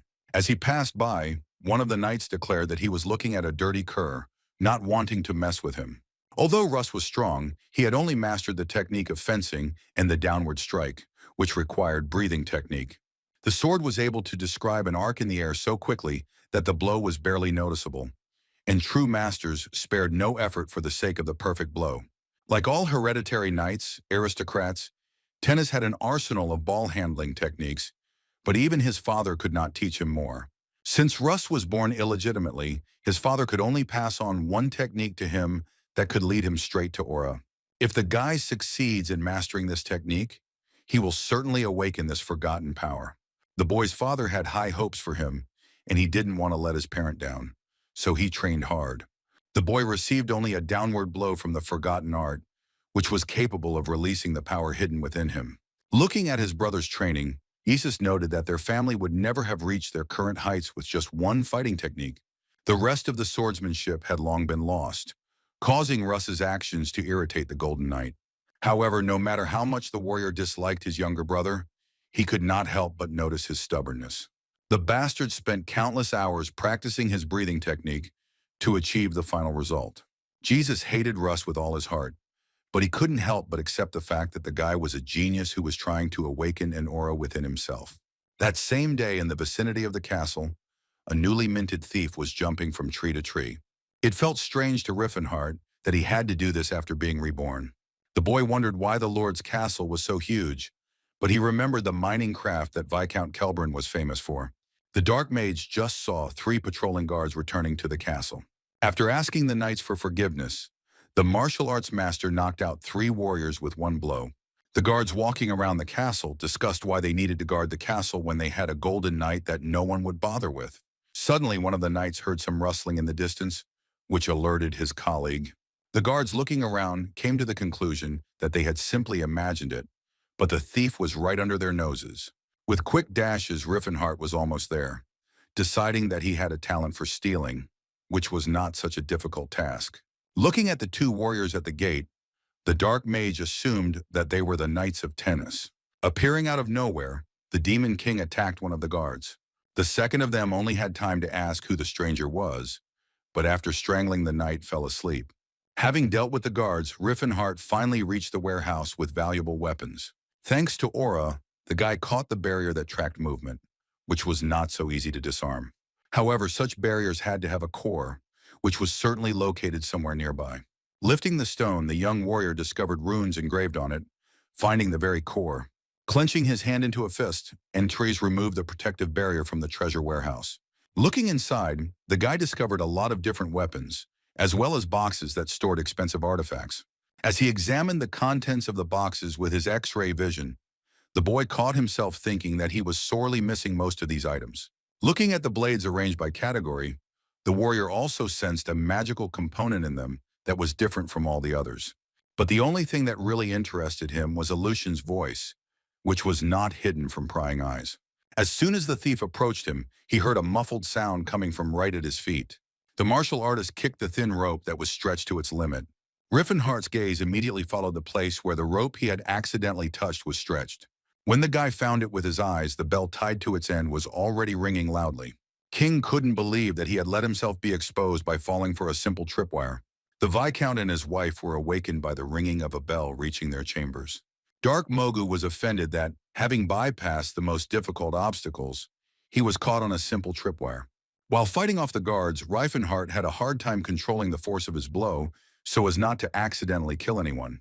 Sir Lot, together with Kelbrin's army, ordered the thief to surrender immediately, but just in case, he gave the mages the command to attack. As expected, the robber didn't even think about slowing down, rushing straight towards the fiery volleys of the wizards. Running past one of the soldiers, Antres put his hand on his shoulder and stated that he was truly sorry. The man didn't have time to figure out what the thief meant before he used him as a human shield. The commander-in-chief considered the enemy a real monster, even though the guy hid behind a man because of his armor, which was enchanted. Cirrus gave the order to the archers to open fire on the target, which sent a dozen arrows in his direction. But not a single one of the fired arrows caused any damage to the enemy, which bounced off him like feathers. Unable to move, Rifenheart looked at the chains that had magically attached themselves to his body. The martial artist became curious as the guards tried to slow him down instead of killing him. As Sir Lot gave out new orders, Antris realized that the knights had a great deal of skill. But suddenly one of the crowd rushed forward and asked the criminal to taste Tina's sword. The squad leader, with a frightened expression on his face, ordered the guy don't rush into trouble. Rifenheart was as surprised as the knights by the antics of their colleague, who wanted to fight him in close combat. Pushing the knightly ranks aside, Russ shouted a battle cry and raised his sword over his head to deliver his signature move. Lot shouted at the boy not to dare break the line with his thoughtless antics. But blinded by a sense of justice, the youngest of the Tennies brothers still managed to break through to the detainee. The dark magician, repeating the name of the brainless knight to himself, tried to remember where he could have heard it before. The Demon King couldn't help but notice the guy's movements, his breathing and steps, which were rather mediocre. However, the blow he dealt raised many questions in him, and it felt like it had more than just any strength. Russ brought his blade down directly on the robber, who had been a prisoner of the guards just a second ago. The attack was quite powerful, but thanks to his agility, Rifenheart avoided it. But he also slipped a chain under the blow, into which the blade of the sword slammed with a creak. And only at the moment of impact did Yeesus' younger brother realize what he had done, but he could not turn back time. Taking advantage of the moment, the freed Rifenheart effortlessly hit the guy in the side. The warrior was very surprised when the knight instantly rolled on the ground from the blow he received. The martial artist wondered why the guy, despite showing such a powerful blow, was unable to dodge a simple attack. Behind him, the Demon King heard the voice of the Golden Knight asking for the blade of heaven to fall from the sky. A multitude of fiery waves rained down on the thief from above, who, however, did not run away from them. All Rifenheart did was cover his face with his hands, which the attack was unable to do any serious damage to. Jesus Tennis, in full combat gear, noted that the criminal had too many outstanding skills for a rogue. The guy did not reveal his identity and simply replied that he had his reasons. The Knight of Grima stated that his opponent would tell him everything himself a little later. One of the key rules of Gerard's fighting technique was to strike first when fighting an unknown enemy. And although the knights did not have such a rule, Jesus decided not to wait for an attack and also attack the criminal. In a split second, both warriors were as close as possible to see each other's faces. At the same time, the opponents realized that now was the ideal moment to attack. The Golden Knight swung his giant blade and missed, its blade flying a few centimeters from the warrior's head. Rifenheart in turn tried to damage Jesus with his steel fist, but also failed. The opponents trying to balance froze for a while in this absurd position, but the next moment, having exchanged counterattacks, they jumped back in different directions. Streams of air began to gather around the Golden Knight grime, which looked like a warning. Sir Lot's subordinates, as well as himself, all of them did not understand what their commander was doing. Both warriors exchanged glances and came to the conclusion that one of them had failed to accomplish what he had planned. Then Jesus decided to use the technique of the Roar of Shadows, calling demonic bonds from the abyss. At the moment when they began to envelop Rifenheart, he did not worry, since he knew about this attack. In a split second, the guy managed to tear apart the ghostly ribbons that had failed to enslave him. Count Yeesus did not expect that the enemy would know the vulnerability of the Shadow Roar, which skillfully resisted magic. The martial artist replied that his skill lay in close communication with this direction. Another attack by the knight in golden armor ended in failure, destroying the floor instead of his opponent. The battle continued both on the ground and in the air, as the warriors did not stand still for a second. But when Tison's eldest son lowered his huge blade, it always got stuck in the hard rock. Having guessed the moment when the enemy would lose his weapon again, the warrior managed to strike him in the body. The aristocrat was shocked when he took heavy damage despite wearing armor. The knight's response was not long in coming, this time sending arrows caught in the wind at the enemy. Jesus hoped that at least the magical spears fired at the thief would dampen his ardor. Calling for Eldrin to awaken, the boy directed a large beam of energy at his opponent. But this time, too, Rifenheart's life was saved by his speed and reaction skills, which allowed him to dodge a powerful attack in time. Having imbued the sword with the divine power that the artifact had given him, the knight was ready for the next attack. A huge whirlwind of fire was directed from his blade towards the criminal, sweeping away everything in its path. Turning around, the martial artist was surprised that the Golden Knight was capable of such a thing.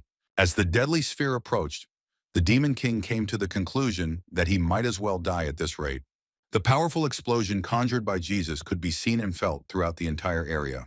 When the smoke cleared, the knight saw his opponent again, who was unharmed after such an attack. Rifenheart wondered if Tennis could use high-level magic. The warrior was at a loss, convinced that even if his attack had been blocked, the enemy would not have gotten off easy, and he had not noticed his movements. The only logical explanation that came to the knight's mind was that the enemy possessed an aura. Whether this was true or not, Jesus ordered the patron to send a corrosive breath upon the enemy. Having discovered the poisonous fog gathering around him, Rifenheart knew exactly how he could get rid of it. All the young warrior had to do was kick the ground hard, shattering the tiles under his feet. With one kick, the guy managed to create a whirlwind, which nullified all the efforts of his opponent. After that, the martial artist moved towards the knight to prevent him from carrying out attacks from a distance.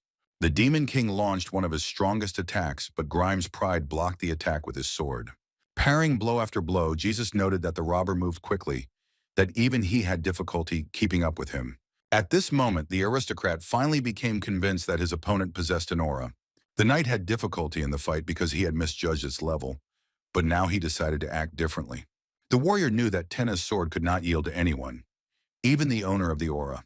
Dodging the Golden Knight's attacks, the Dark Mage believed that he would sweat the most when fighting against the owners of the aura. The commander's subordinates watched as deafening explosions were heard every now and then behind the wall. Running along the castle wall, the aristocrat asked why a man with such strength would stoop to the level of a pathetic thief. Rifenheart was surprised that his opponent had figured out that he had an aura, since he hadn't even released the golden one, since it was too recognizable. After a brief analysis, Jesus came to the conclusion that the owner of such muscle mass did not activate the aura, as he had recently awakened it.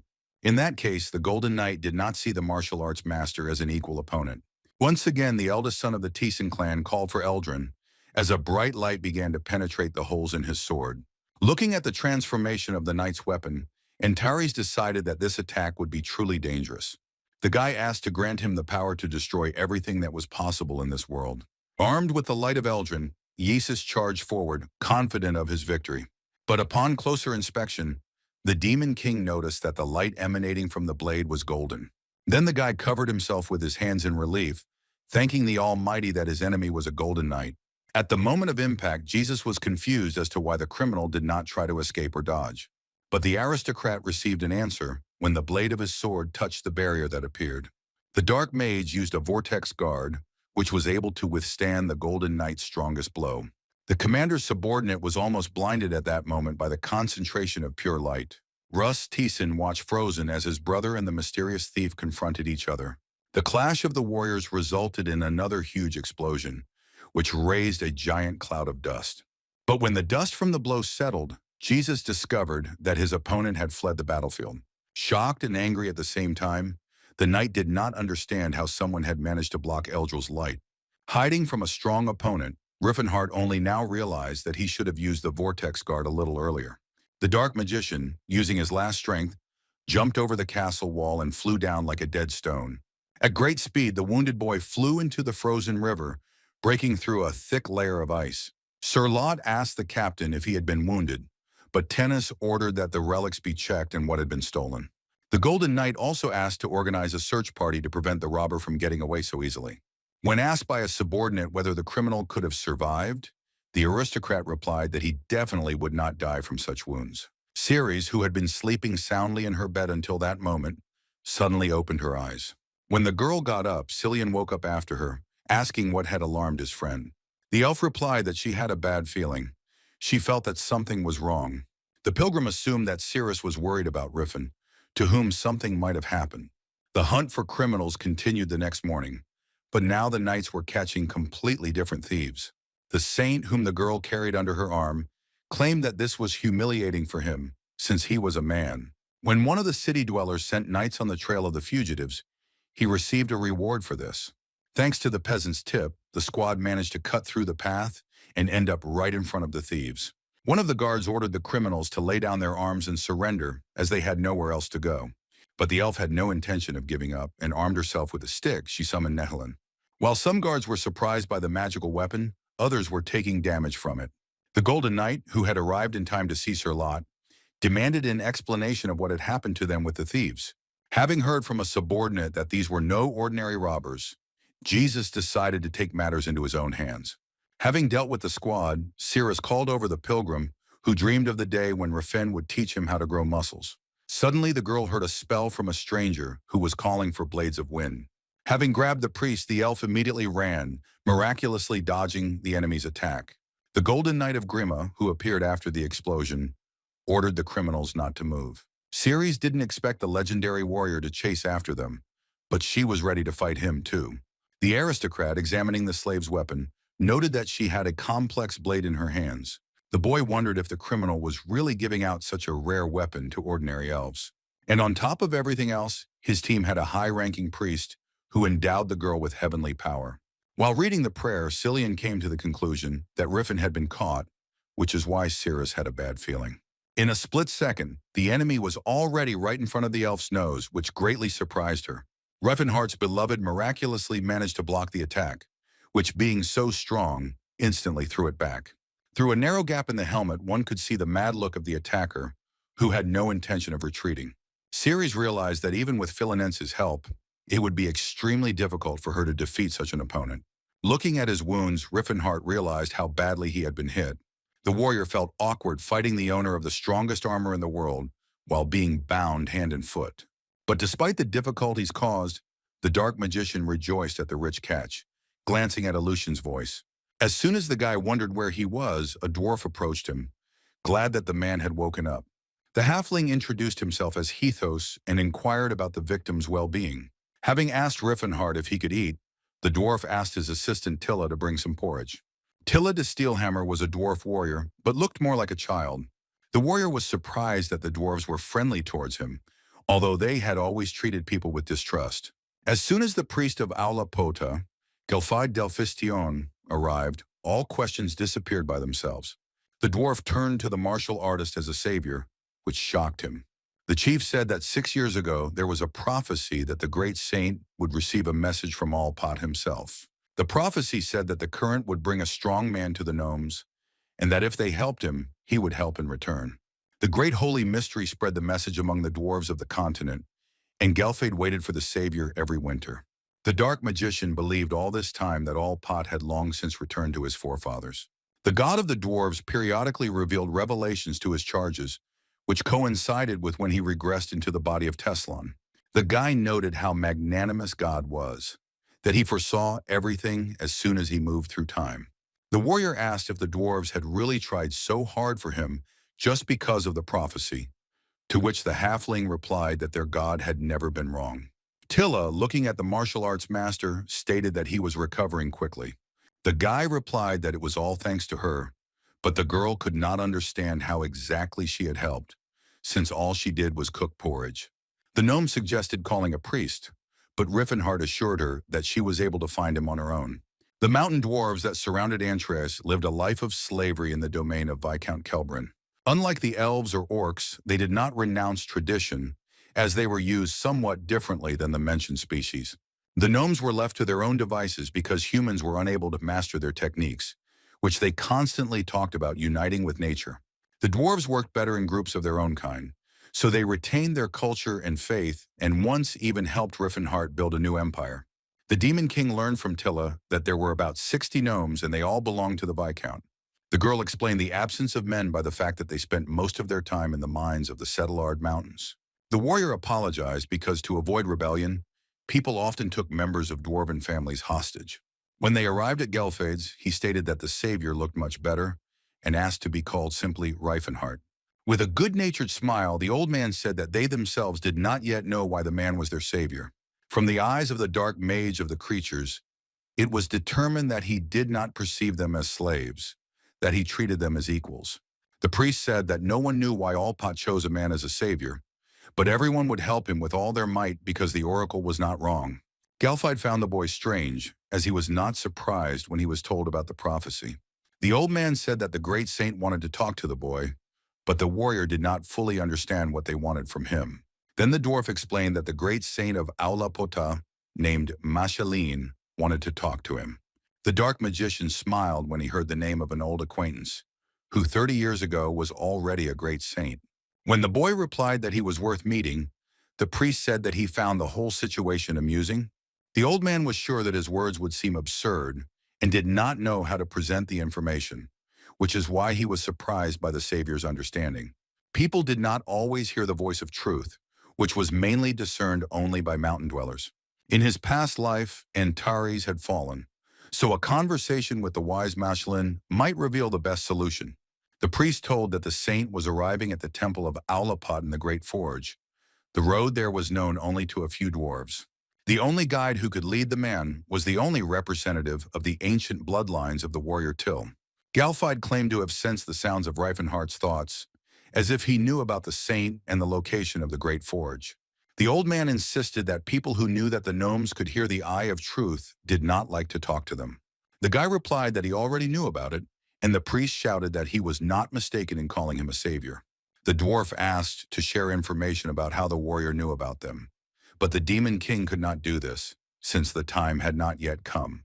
Suddenly, Hedos burst into the room, needing to urgently talk to the savior.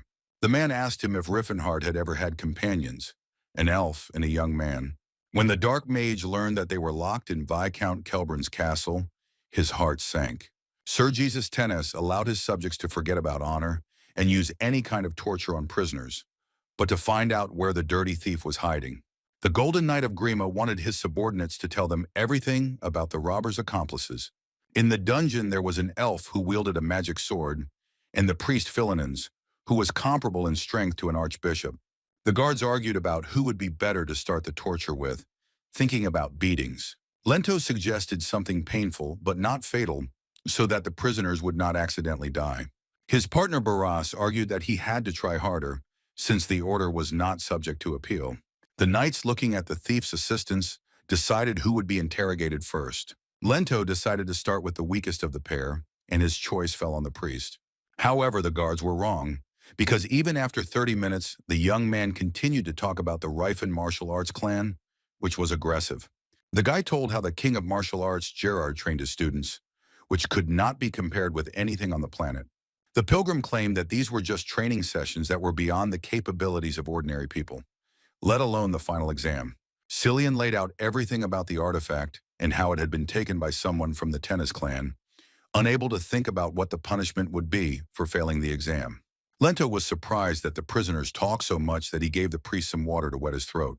The guard was curious what would happen to the young man who had given them all the information, betraying his comrade.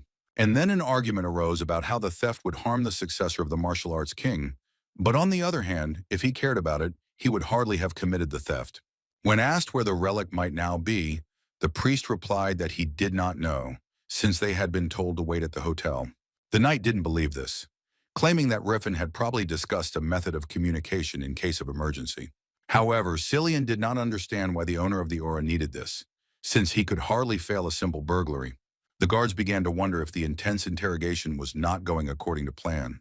And while the guards were trying to find out where the artifact had disappeared to, someone was walking in the snowy forest. Tilla found it amazing that the rescuer had managed to find the deer so quickly. But the guy claimed that for a person who owned an aura, this was a trifling matter, and all that was needed was to expand his perception. The girl was worried that hunting on the Kelbrin lands was strictly prohibited, but the warrior did not care about such trifles. It was not clear to Tilla de Steelhammer how such an offense could be ignored. The dark magician believed that the very goal of granting freedom to intelligent races was already contrary to the laws.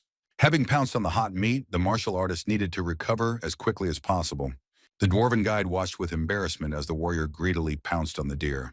But soon Tilla discovered that the boy's body began to heal itself, which looked like a miracle.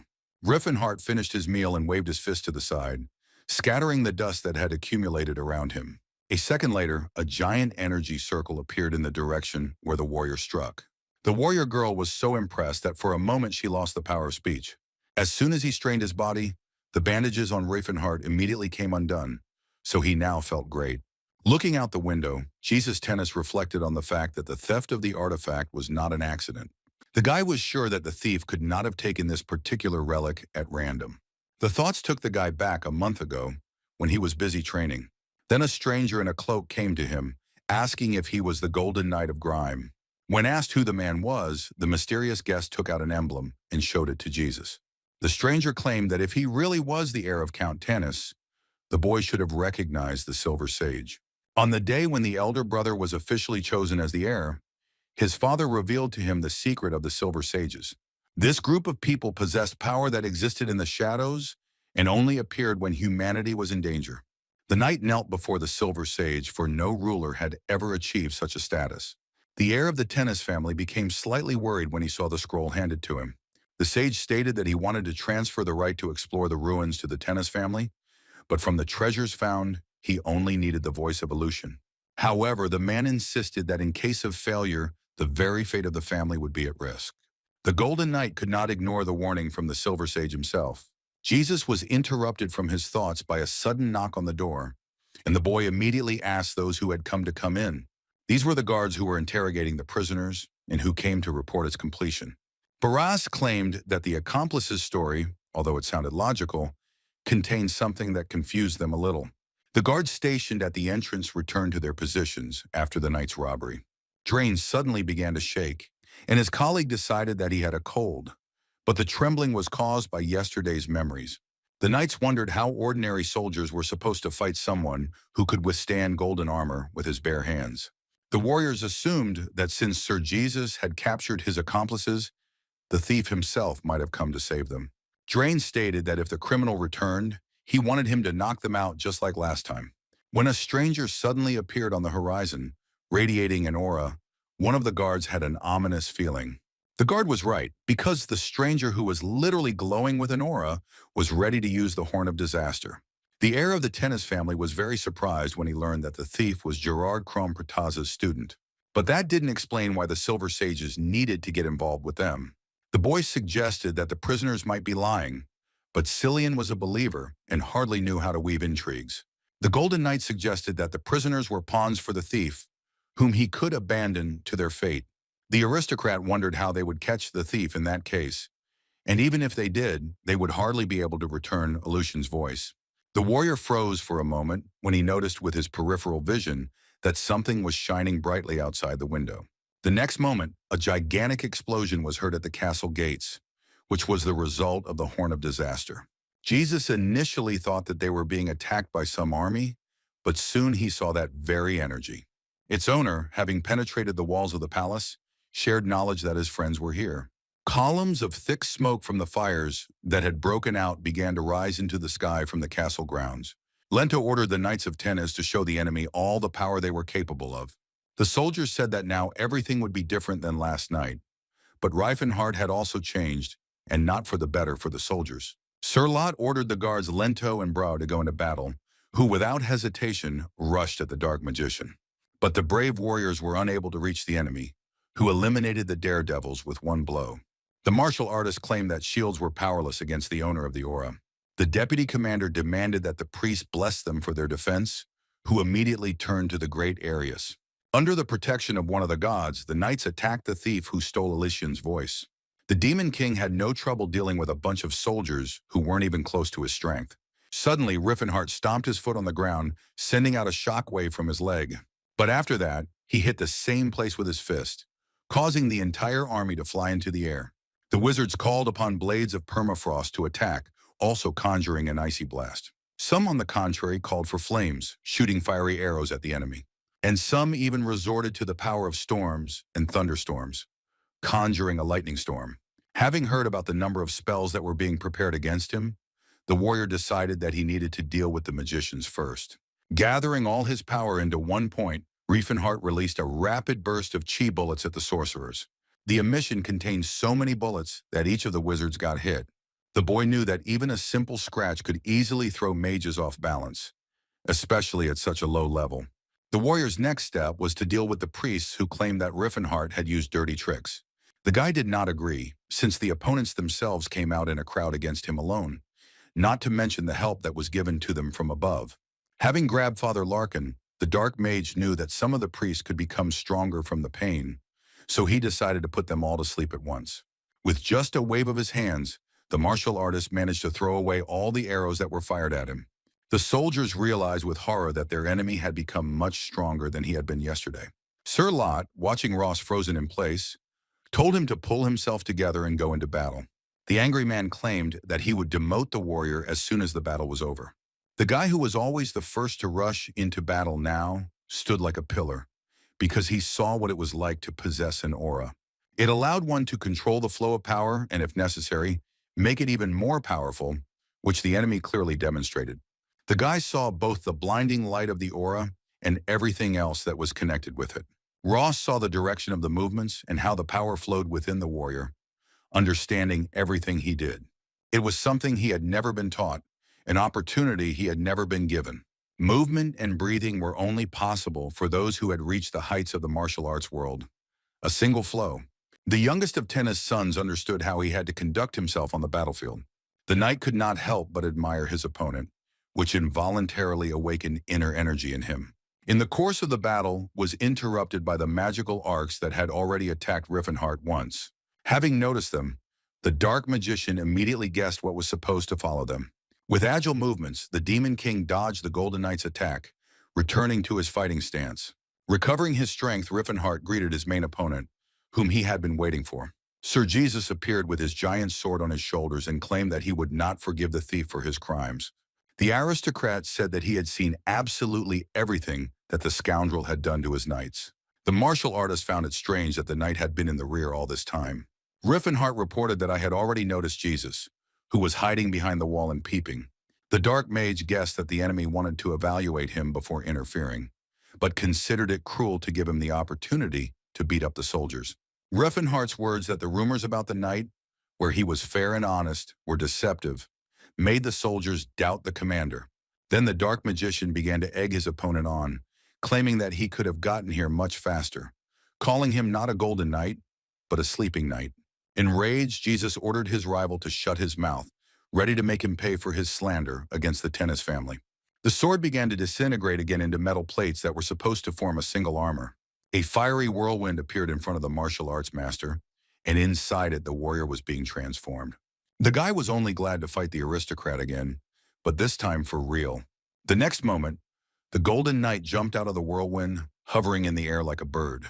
The aristocrat began to shower the enemy with high-flown speeches, which amounted to yet another spell. The warrior asked to fill his blade with a cleansing stream, along with which he flew down. The dark mage decided to accept the challenge and try to repel the sword filled with pure mana. When Jesus made his attack, a strong energy wave was released during the strike. It was caused by a block from Rifenheart, who put up his fist as a defense. Once again sitting on a draw, the warriors continued the battle, during which Tennis dominated for most of the time. The dark mage noted that his strong body was unable to stop the sword of pure mana. The Golden Knight, who wanted revenge, once again attacked the enemy with a surge of new strength. Just like the previous attack that came from above, Rifenheart decided to block it with his hands. As luck would have it, Jesus' sword stopped abruptly at this point, unable to break through the protective barrier. After repelling the attack, the martial artist realized that it would take some time for the aristocrat to recover. This was the best moment for the warrior to test the knight's armor once again for strength. Ceres and Cillian, who were locked inside, were thinking that the commotion outside was caused by Mr. Rifenheart, who had come to save them. The young man noticed that up until this moment, the elf had behaved aloofly, but still believed that the master would rescue them. The girl replied that she simply did not understand why the new owner was so nice to her. The couple began to wonder if the warrior might be partial to elven women, since he looked like one. But when Cirrus looked into his eyes, she doubted, certain that something base was driving him. The priest replied that girls in love always said something similar. The young man explained that there was something about the warrior that made him special, and only after the wedding did the talk begin about who had fooled whom. Cillian complained that they were in this situation because of Rifen, but it was his own fault because he didn't stop him in time. Ceres noticed how maturely the saint reasoned when he said that he would be turning 20 next year. The elf was shocked to learn that Rifenheart was only 3 years younger than the saint. Suddenly the door of the dungeon opened, and a short girl appeared in the doorway. Tilla introduced herself to the prisoners, explaining that she was in league with their comrade. The girl stated that there was no time for talking, and that first it was necessary to get the couple out of here. Cillian, looking at the gnome, noted her resemblance to a human, who was similar in everything except for her ears. The elf was surprised when the priest noticed only this difference, considering the mature guy now naive. As the trio passed by, they inadvertently caught the eye of the guards who were standing in the corridors of the dungeon. Without ceremony, the elf immediately attacked one of the guards, hitting him in the head with her knee. His partner was preparing to attack the fugitive, already raising his weapon above his head. At that moment, Tilla blocked the guard with her axe, surprising Rifenheart's comrades. The next moment, the girl grabbed the knight's weapon and easily threw it over herself, fell heavily to the ground and crashed into the stone floor, breaking both it and his face. The pilgrim was surprised that the dwarf was so strong, to which she replied that for their race this was quite normal. Rushing to the window with a lit saber, the girl asked the couple to hurry up as quickly as possible. The lit grenade flew out of the window like a bullet, but was not used as a weapon. The next second, a bright flash of light was heard in the sky, which fell on the entire territory of the castle. The signal fire meant that Tilla had successfully completed the task assigned to her. Noticing that the light was coming from the direction of the underground prison, Jesus wondered if his fight with the thief had been a distraction. Rifenheart could now fight at full strength and have the opportunity to let off steam. For Knight Grime, the realization that the enemy was fighting half-heartedly sounded arrogant. However, anger was like a curtain covering the knight's eyes, and because of it, he could not hit his enemy. While the Dark Mage, taking advantage of the opportunity, calmly dealt damage to Jesus. A second before the unexpected, Teslan's eldest sons blocked the QE bullet with his blade. Holding back a series of powerful attacks, the warrior thought about how he could turn the tide of the battle. The martial artist pressed on the Golden Knight, not giving him the opportunity to counterattack. Rifenheart decided that he had worn down his opponent enough by concentrating all his strength in one point. But like his opponent, the Demon King also missed the mark, underestimating the aristocrat. Describing circles in the air, Jesus swung his sword, calling on Eldrin for help. However, the patron's magical power was not enough to aim directly at Rifenheart.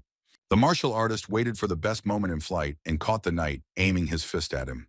But during the blow, the guy did not feel any effect, which made him wary. The Golden Knight of Grime received multiple wounds from the blow he took. But as soon as Rifenheart's attack ended, his opponent disappeared along with it. The Dark Magician discovered that behind him was the same knight who had been transported by dark matter. Looking around, the warrior realized that there were copies in front of him, but not just illusions, because he felt the presence of each of them.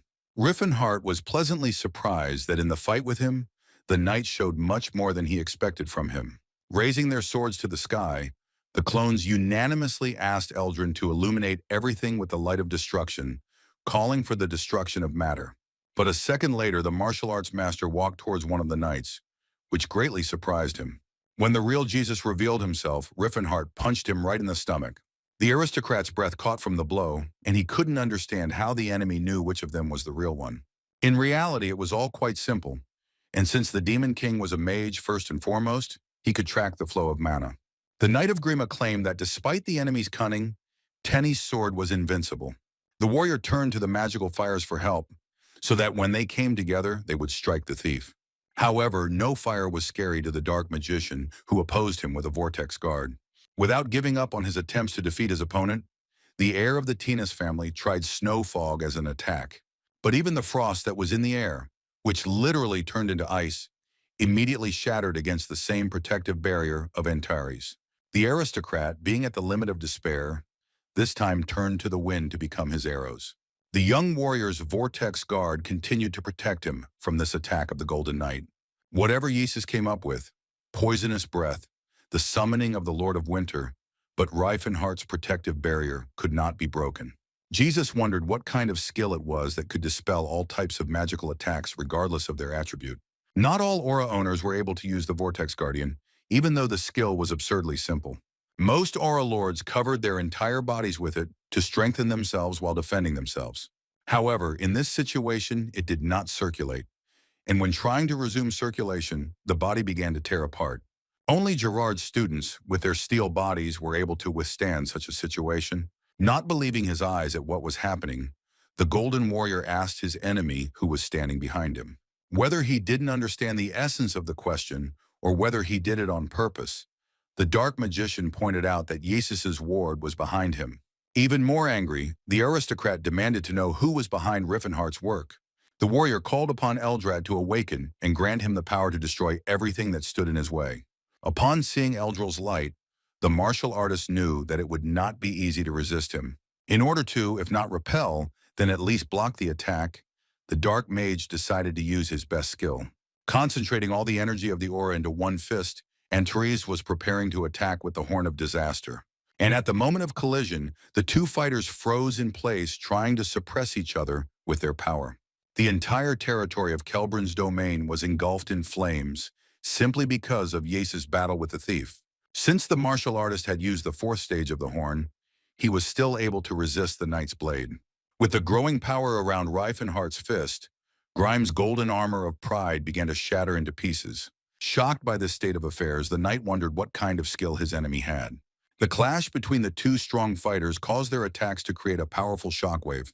Jesus couldn't help but admit that Gerard's disciple's strength was incredible, capable of breaking through his defense. The warrior realized that the enemy was layering the aura on his fist, repeating explosions that were like a boulder falling into water. But what was worse was that the Demon King created a whirlpool that sucked in everything around him. The heir of the Tennis family calculated that the enemy had only one explosion left. Seeing how the power of the aura only grew, the knight insisted that he could not lose like this. Continuing to stand firmly in place, the dark mage's attack destroyed everything around him instead of Eldril's light. Soon the Demon King achieved his goal and destroyed the seemingly impregnable armor of the Golden Knight. And since Jesus was deprived of his protection, he flew away at that very moment, unable to withstand the Horn of Disaster. The defeated aristocrat flew with incredible force into the wall of one of the castle towers. At the moment of impact, a large explosion was heard, meaning that victory in the battle had gone to Rifenheart. When the dust that had been raised into the air settled, the knight's legendary sword sank into the ground with a roar. For the first time since the boy had gotten into a fight, he was able to breathe a sigh of relief. Sir Lot, not believing his eyes, asked his subordinates how the commander was capable of losing. The blade of the heir of the Tennis family, like its owner, was pretty battered but showed signs of life. The magic that supported the armor was contained in Eldrin's sword, and if the weapon was in order, then the armor would soon be restored as well. When the warrior pulled the sword out of the ground, the soldiers decided that he was trying to steal it. Handing the weapon over to Sir Lot, Rifenheart explained that the artifact he had stolen was important to him, and he could not do otherwise. The knight, holding Eldrin in his hands, was surprised that the criminal had not committed the theft out of greed. The guy thought about giving the sword of Jesus to his beloved, but decided that it would be better to give her the divine sword of the light of the Messiah. Just as the martial arts master said goodbye to the knights, a sword was pointed in his direction, and the magician was ordered not to move. Russ stated that nothing was over yet, and that Tennant's sword was still standing before the criminal. Rifenheart was in complete disarray, while the second-in-command tried to dissuade his younger brother from his reckless actions. The man repeated through clenched teeth that he would definitely renounce this warrior, no matter what.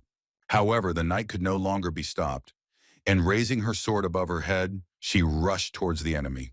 Assessing his opponent, Antares came to the conclusion that the guy was only trained in a downward strike. The young warrior thought that he shouldn't pay attention to Russ, when suddenly his sword glowed bright blue. The dark magician was surprised by such a surprise, because before this, Yasis' younger brother had shown himself to be a mediocre fighter. The knight's blow shattered the ground beneath his feet, sending the martial artist flying backwards. But the Demon King was more surprised by the color of his opponent's blade that they managed to wound him. The warrior wondered how the enemy had managed to inflict damage on a body that could withstand most blades. The dark mage came to the conclusion that it was the aura of the sword, which surprised all the colleagues of the grief-stricken knight. Taking a closer look at the color of the aura, the Demon King found that it looked familiar. The pure blue aura that resembled the color of the sky awakened old memories in Rifenheart. Before going into the past, one of the knights promised to put an end to the dark empire of the magician. The warrior said out loud that before him was the holy sword Cirrus, and Ross was surprised that the enemy knew his real name. The boy was given the name Cyrus von Tennis when he was knighted. However, because no one recognized him as a true knight, he was called by the name that his mother, who had no family, gave him at birth.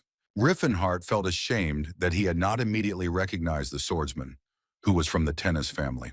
Now the mouth was known only as the Golden Knight, but in 30 years the holy sword will become famous by becoming a marquis, which will cleanse the family of swordsmen from shame. Jesus' younger brother blushed when he heard the title of Holy Sword that the enemy attributed to him. But in order not to give himself away, the martial arts master brushed it off, claiming that he simply mistook the guy for someone else. Upon hearing this, disappointment immediately appeared on Ross's face, and his emotions were easy to read. The Cirrus in Rifenheart's past life had been a heartless man, but now he understood that people were capable of change. Casting aside the doubts of a moment of weakness, the guy pulled himself together to show what he was worth. Swinging his holy sword blade again, Cirrus prepared to strike again. Fortunately, the Dark Mage had already fought with the owners of the aura, so he was not worried about the battle. But at the moment of impact, Rifenheart was extremely surprised by the force that his opponent used. Although Ross didn't break through Antares' defense, the shockwave from the collision with the thief's defense destroyed everything nearby. Waiting for the right moment to counterattack, Rifenheart placed most of his aura into his fist. Holy Sword Cirrus forgot how to breathe for a moment. The Demon King's blow took his breath away so much. But the next moment, the knight activated his new ability with a cry. The guy standing in place emitted a strong stream of blue aura, which did not allow the enemy to get close to Russ. The Dark Mage praised his opponent for handling the aura quite well, even though he had just awakened it. Despite the criminal's compliments, Cirrus continued to swing his blade while the rest of the knights fled. Having miraculously dodged another attack from Ys's younger brother, the martial arts master was shocked. Looking at the enraged warrior, he admitted with horror that he could not predict a single one of his attacks. All combat techniques were based on some established theoretical bases, which many people worked on. However, even to the role of martial arts, Gerard transferred the training of the indestructible using a similar system. The fight with Russ was difficult because the guy fought like a wild animal, and his movements had no specific pattern. Due to the knight's pressure, Rifenheart had no opportunity to find a moment to counterattack. Because Cirrus swung his sword in all directions, his defense remained impenetrable. But remembering the past, the Dark Magician reminded himself that it was at the hands of the swordsman that his faithful comrade and friend Tahed fell. With the desire to avenge his fallen comrade, the Demon King struck straight at Rass's blade. The boy was worried that the enemy had destroyed his sword's aura with just one blow. It seemed that even such a deplorable state of affairs should have weakened the knight's will, but he continued to go into battle. The downward punch was the one technique the boy trained more than any other, which strengthened his spirit. But Rifenheart was determined to finish off the swordsman right here and now, to change Tashid's terrible fate. The martial artist said that he was glad that they met so early. After these words were spoken, the Dark Magician released all the energy that he had been holding in his fist. The warrior's powerful attack threw the knight back far enough that his body skidded across the ground. Rifenheart was enveloped from head to toe in a powerful aura, and his gloomy face was darker than night. True, after a couple of seconds, it changed surprisingly from what Ross was capable of. Leaning on his blade, the knight claimed that it was Tina's sword that never gave up. The Dark Mage couldn't believe that Cirrus had survived the attack that was supposed to kill him. Looking at his fists, the warrior noted that, unlike the fight with Ys and the others, he actually wanted the swordsman dead. Despite the powerful attack, Ross managed to survive and was still able to stand on his own 2 feet. Rifenheart really wanted to finish the guy off, but an inner voice insisted against it. This was not due to the fact that the knight did not have time to commit a crime, although there was still a possibility that in the future, he would kill a person close to the magician. Tahed was an orc with the soul of a great warrior, who would be furious if he dared to take away his chance to fight the swordsman. The Demon King stated that such a decision would definitely not please his comrade. The martial artist believed that he had to create a suitable arena for the duel between these two fighters. Rifenheart declared that he would spare the warrior this time so that he could become much stronger in the future. But the Dark Magician decided to take this step not for Cirrus, but for his friend Tahed. In the past of Antares, Tahed had fought the swordsman countless times, and such battles only made both warriors stronger. Perhaps it was thanks to Cirrus that the orc was able to obtain the power of the great warrior, and therefore it was Tahed who had to kill this man.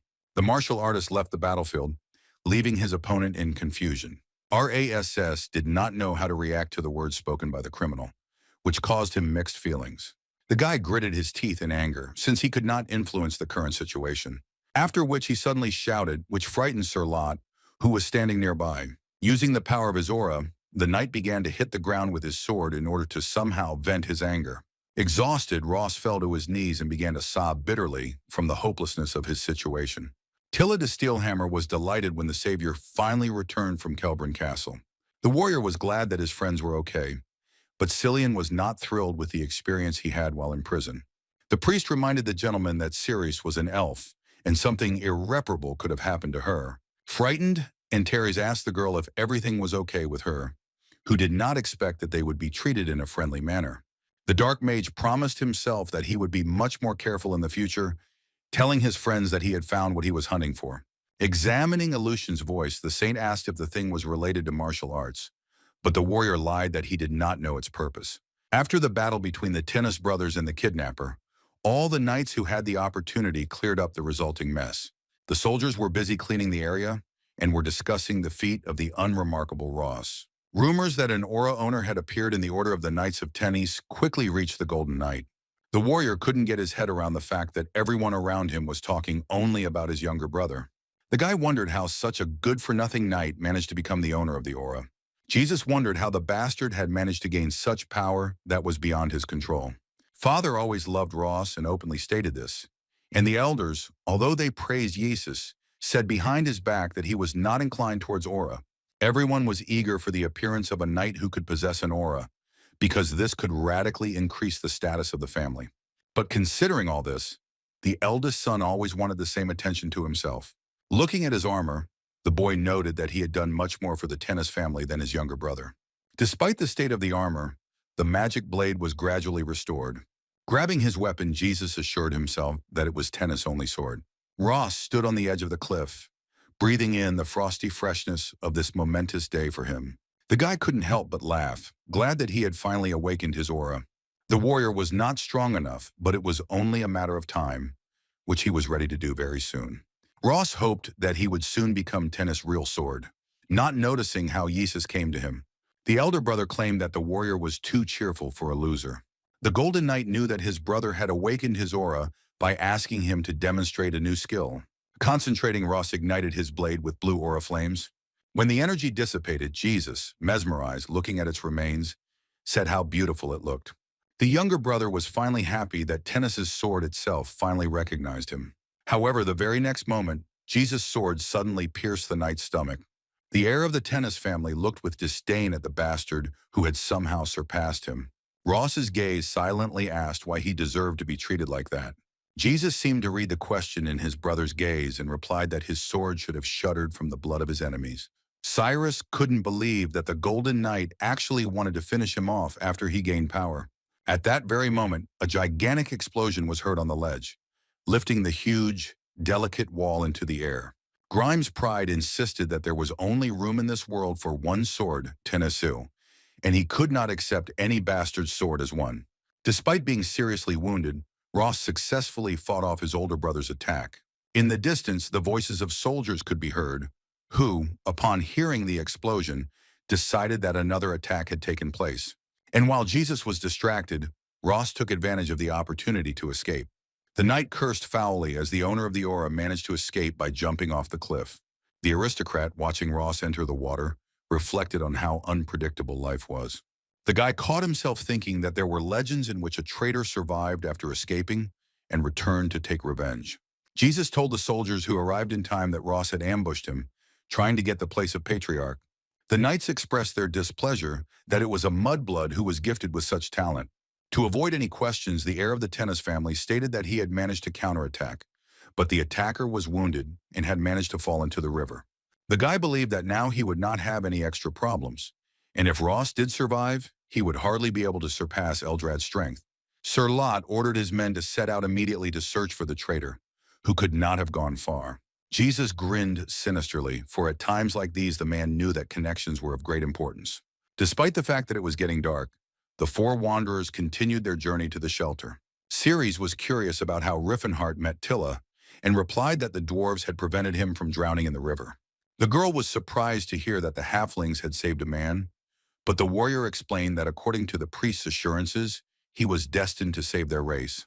The dwarf warrior confirmed that Rifenheart was a savior sent to them by the deity himself. Cillian was surprised to learn that the dwarves believed in gods, But Tilla reported that humans found it difficult to believe that their race was destined for anything other than slavery. From the priest, the warrior learned that the gnomes believed in Alfort, who, according to the young man, was an evil deity. The pilgrim explained that among the 12 gods there were two little-known ones, the elf goddess Eldia and the dwarf god Alfort.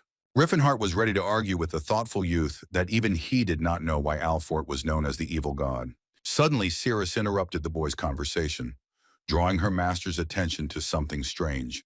The elf reported that, although she could be mistaken, she claimed to have seen a man in the water. When the travelers looked closely, they actually discovered a warrior in the river. When the man was pulled ashore, they found out that he was the younger brother of the Tennis clan. Seeing the guy, the martial arts master wondered what made the doctor think that these two might be acquainted. The dark magician wondered whether this incident was a continuation of the voiced prophecy. The boy woke up because of the creaking of the wheels of the cart in which he somehow found himself. When the knight stood up, he had many questions about how he ended up in the carriage and where his wound had disappeared to. Remembering the wound, the scene of Jesus' betrayal immediately surfaced in Ross's memories. The warrior did everything possible not to disgrace his brother and thought that if he gained experience, Tennis's sword would recognize him. But despite all his efforts, the Golden Knight did not even think of doing this, obsessed only with his lava. Once the holy sword Cirrus realized what he had been aiming for all this time, he laughed loudly. Rifenheart asked the awakened knight how he felt after what happened. Ross clarified whether he had been saved by his enemy, that he and his comrades had found him half dead floating down the river. The martial artist said that they were in Wade Barony, and 3 days had passed since the incident at Kelburn Castle. According to Cillian, if the knight did not have an aura, he would not have been able to heal him. The young man stated that it was the aura that helped the warrior avoid death, and that at that moment he was only thinking about his brother. Rifenheart asked Ross if they didn't deserve any gratitude for saving him, but the boy immediately began to bow. The dark magician added that it was the priest who should have been thanked for the rescue, since he paid for the bandage and was the one who did the actual treatment. The Demon King considered it advantageous for the swordsman saint to be in their debt, asking him if he needed money to return back. But as soon as the guy heard about his house, he immediately became gloomy, realizing that he needed to clarify the situation. The knight finished his story with the words that the way home was closed to him, and most likely he had already been exposed as a traitor for attacking the heir. Upon reflection, Rifenheart realized that history had changed because of him. As in the past, the warrior had fought an official duel for the title of heir. The dark mage asked what the holy sword Cirrus was planning to do now, which only now seriously thought about this question. The boy realized that if he returned back to Tennis, everyone would consider him a traitor. The bastard asked to join the Demon King's party, causing him to almost choke on his food. Ross explained that he had to somehow repay his savior, which was quite logical since he could only repay with the help of his body. The master asked not to take this so seriously, but the knight continued, telling that it was the savior who helped him awaken his aura.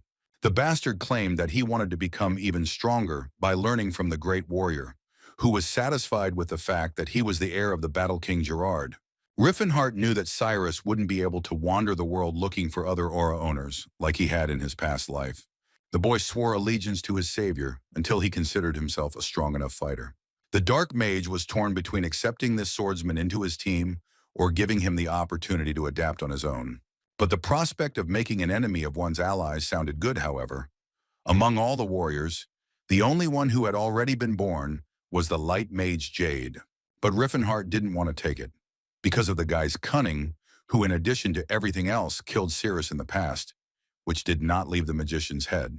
The warrior felt there was no need to bow to him, stating that he had no objection to Ross joining them. The knight was delighted with this statement, asking whether he could call his savior his older brother. On bended knee, Jesus asked the silver sage to accept his apology. The sage, in the form of an astral projection, replied that he was disappointed in the knight. The sage insisted that the boy had all the necessary information, and his request was not as impossible as it turned out to be for the warrior. The man assumed that the whole thing was because the Golden Knight of the Kingdom of Grime was simply incapable of anything. The guy had no alternative, and he simply listened in silence to all the insults directed at him. Jesus admitted his guilt and asked for mercy for his family, who had nothing to do with it. The sage continued to claim that with his actions, the warrior had put the future of the Tennis family at risk. The aristocrat begged for forgiveness, But the member of the secret order, without accepting the apology, disappeared. The sage realized too late that he should not have relied on the immature swordsman mage, who was eclipsed in strength by his brother. A servant came to the man and informed him that Duke Ilinard wished to see him in his chambers. As soon as the magician appeared before the Duke, the man greeted Reston, whom he wanted to meet. Ilinard, who was the seventh in aura in the Kingdom of Grime, wanted to know for what purpose the sage used the seal. The man began to praise Reston, who at the age of 12 had awakened an aura, not to mention the gift of prophecy. The Duke explained that the boy was recommended to the Silver Sage because of the value he would have in the future. Not now. The sage understood everything perfectly well and offered his sincere apologies to Mr. Ilinard. The owner of the aura reported that this time the use of the seals did not lead to any consequences and no penalties are expected. However, the Duke asked Reston to remember his position and how he had achieved his position. After the sage was reprimanded for his actions, he was ordered to go home. The Silver Sages were a secret order that ruled the continent from the shadows. Their power was so great that members of the order were able to influence the destinies of entire nations. The problem for Reston was that he was at the very bottom of the hierarchy, barely able to be seen among the ranks of the sages. The boy knew that a demon king comparable to an archmage had been reborn, having acquired a body made of steel. The sage was sure that he had to be stopped until he regained his magical powers. Illusion's voice was a great loss, but no matter what the mage's body was, without knowledge it would be difficult for him to regain the magic he had in his prime. The voice of illusion was an artifact of the four gods, and Rifenheart gained his power from these items. The guy had to defeat the dark mage before he got to the rest of the relics. Meanwhile, the Demon King's party continued their journey, and their new team member gradually got used to the surroundings. The whole time Cillian was driving the cart, Cirrus and Tilly, who were sitting between him, chatted incessantly, which got on his nerves. Looking at the Trinity, the knight caught himself thinking that from the very beginning, they seemed damn strange to him. What could be entrusted to the elf who was a slave? They distributed among themselves by drawing lots. Ross, who had gone with the elder to wash the dishes, asked why he had not entrusted this task to his slaves. Looking back, the martial artist replied that he did not treat his team as slaves. The warrior considered them his comrades, and if the knight wanted to leave the group after his words, then he would treat his actions with understanding. The bastard did not care how his savior treated his subjects, to whom he had sworn allegiance. Until the boy becomes stronger, he will consider Rifenheart his lord, who will simply need to follow his instructions. The owner of the aura was curious about what his mentor was doing in the carriage at this time. Ross noted that what the warrior was doing was not like meditating to achieve enlightenment. After the dark mage restored his mana, he decided to try to open the artifact again. Having unlocked Illusion's voice, the Demon King waited for first stage testing. The next moment, the guy found himself in a pseudo-reality that was already starting to bother him. After working with some mechanics, Rifenheart decided to decorate his place of residence. In a matter of seconds, the boring environment was replaced by a group of girls in bathing suits. The warrior who surrounded himself with the fair sex believed that the Silver Age was a blessed era. As soon as the guy had conjured up the necessary atmosphere, he was notified of the beginning of the magical rhythm. Rectangular slabs of different colors began to fall from the sky onto the dark mage at great speed. Ordering the wind turned into bullets that would strike down his enemies, and Rifenheart began to knock off each of the tiles. As a result, all the falling tiles formed a giant cloud of explosions, after which the martial artist called upon the blazing flames to gather together, which was supposed to appear before him as a fiery arrow. Having discovered that there were more and more tiles, the boy realized that at this rate he would not be able to keep up with them. But what irritated the Demon King even more was that the cheerleaders he had summoned began to insult him while he was on the mission.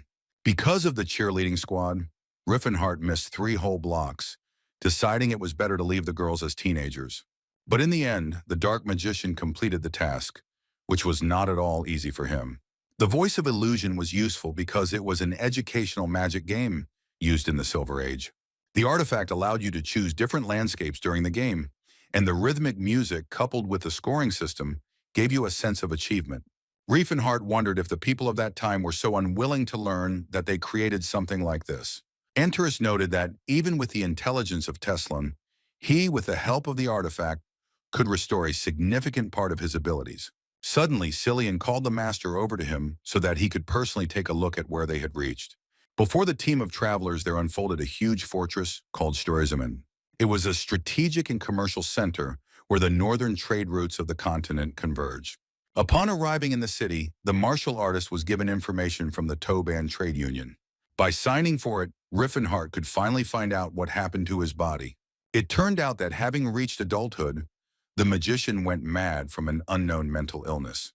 The guy insisted that he was a completely different person, which meant that the Battle King Teslan was also reincarnated in this world. The Demon King hoped that this would not happen, that they would actually switch bodies. According to the trade union's report, the mage left Delphius Tower at the age of 20, but after that, no one heard of Rifenheart. In his past life, Rifenheart discovered his aura at almost 30 years old, but all because the upper crust of magical society did not allow him to leave Delphia. Having burned the information forgotten by Talbon, the Dark Mage reported that they were leaving Strazen, hoping to find the bounty hunter. Looking at Ross, the warrior considered telling his team about their true destination. The pilgrim told the knight how tough Rifen was, that he finished off the demon with his bare hands.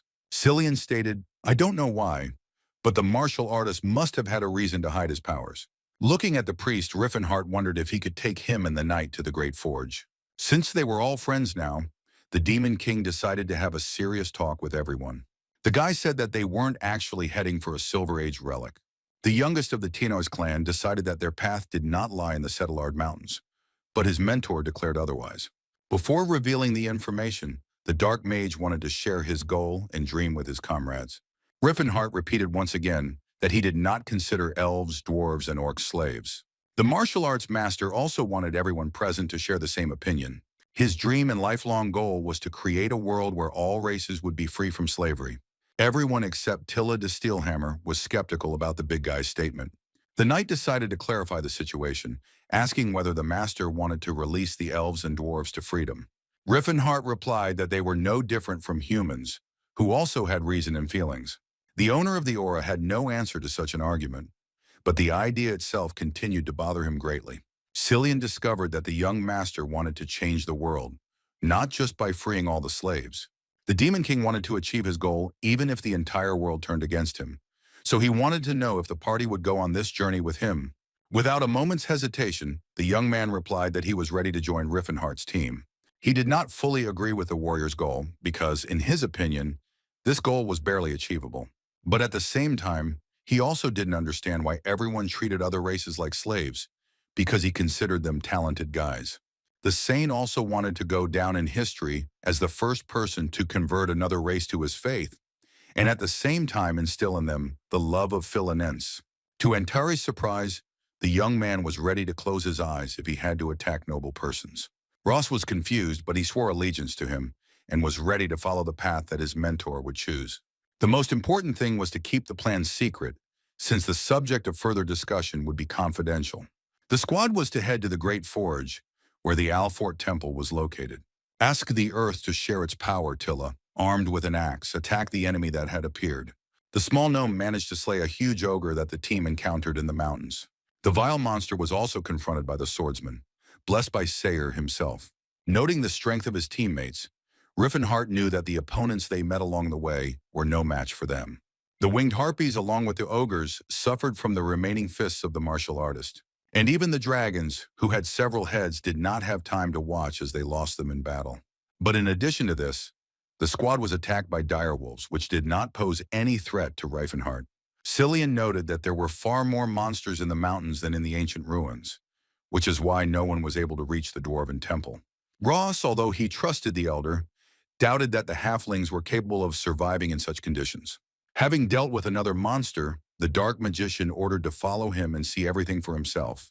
The next opponents were the Griffins, who created phantoms that were not so easy to distinguish from the original. The Demon King ordered the knight to cover him while he used magic. After reciting a spell in the ancient language, the warrior used the illusion dispel, spreading it throughout the entire area. The magical technique immediately destroyed the phantoms created by the winged creatures. Ross couldn't get used to the elder's spells, and the priest noticed that his magical skills had improved recently. Turning to his comrades, Rifenheart ordered them to hurry, as he was running low on mana. Ceres asked the dwarf warrior how much further they had to go, to which the girl replied that the journey took 2 weeks. The knight immediately became depressed when he learned how much longer they would have to fight the monsters. But the dark mage reassured the boy, saying that they would take a different path. Tilla was surprised by such a statement, and the savior of her family replied that the remaining journey would take only one day. Less than a day had passed when the group of travelers found themselves near a passage in the rock. The team reached the ancient ruins of Diamond, which dated back to the Silver Age. Ceres wanted to know how the owner knew about the shortcut, who replied as if he had heard about it out of the corner of his ear. The elf often did not understand what Rifenheart was thinking, whose behavior seemed very strange and mysterious. But the girl also did not understand that he was thinking about her, that he often looked at Cirrus with a strange expression on his face. Holy Sword Cyrus stated that he would go into the cave first and that someone from the team would cover him. However, this did not need to be done, since the dark magician, having touched a certain point in the rock, opened a secret passage. Looking at the elf, the boy explained that he learned about her from the master, that he came across this place during his youth. The young warrior used this excuse every time his beloved began to suspect something. The elf couldn't believe that the guy knew about these places only from stories, since it seemed as if the warrior knew the ruins inside and out. Ceres sometimes felt as if Rifenheart had personally been in every dungeon they had visited. Looking around, Priest Philinens wondered if this was the Great Forge.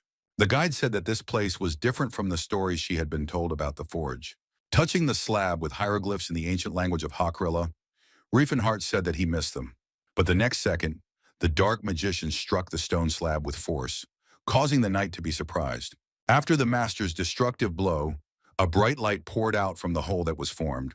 Ross's surprise grew even greater, although his mentor looked absolutely calm as he knew what he was doing.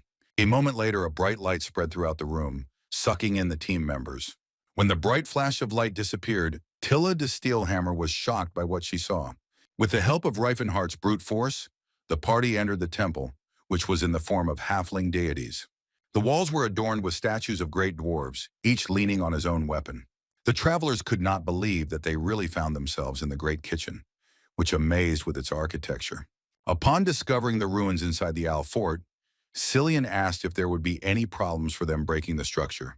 But the dark magician assured the priest that everything was fine and it was acceptable for them. However, the next second the guy thought about the fact that he came to the forge relying on memories from a past life. The time when part of the temple was damaged, they had no problem with it. But at that time, Alford had already announced his prophecy. The now revealed dwarven guards claimed that the strangers, having destroyed the temple, attacked them.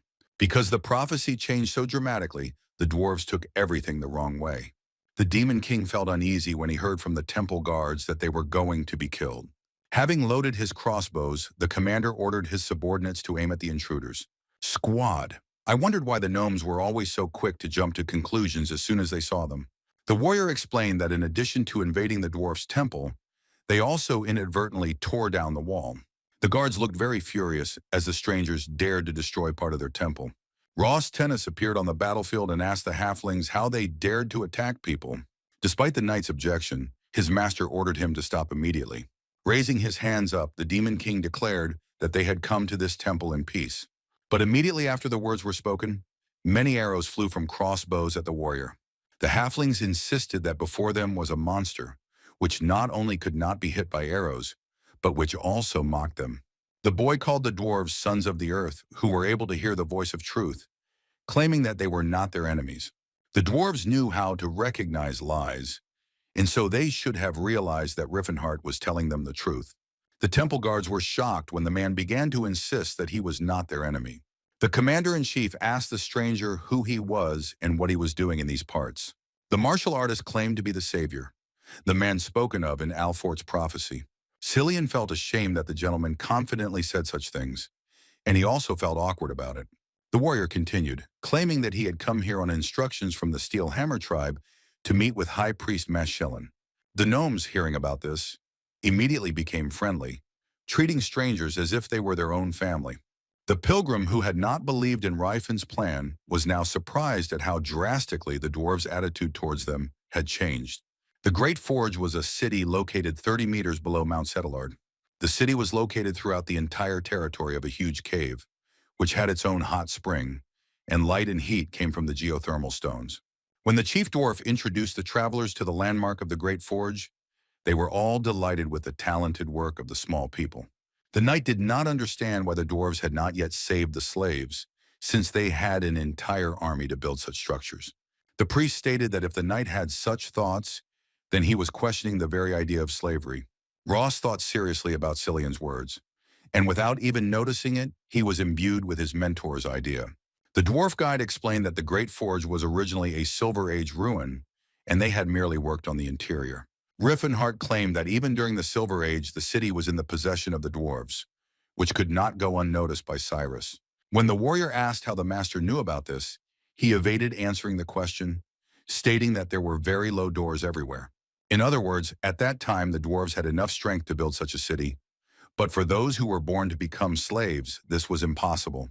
The Dark Mage understood that it was difficult for the Aura Knight to get used to such a concept, having been treated with reverse geology since childhood.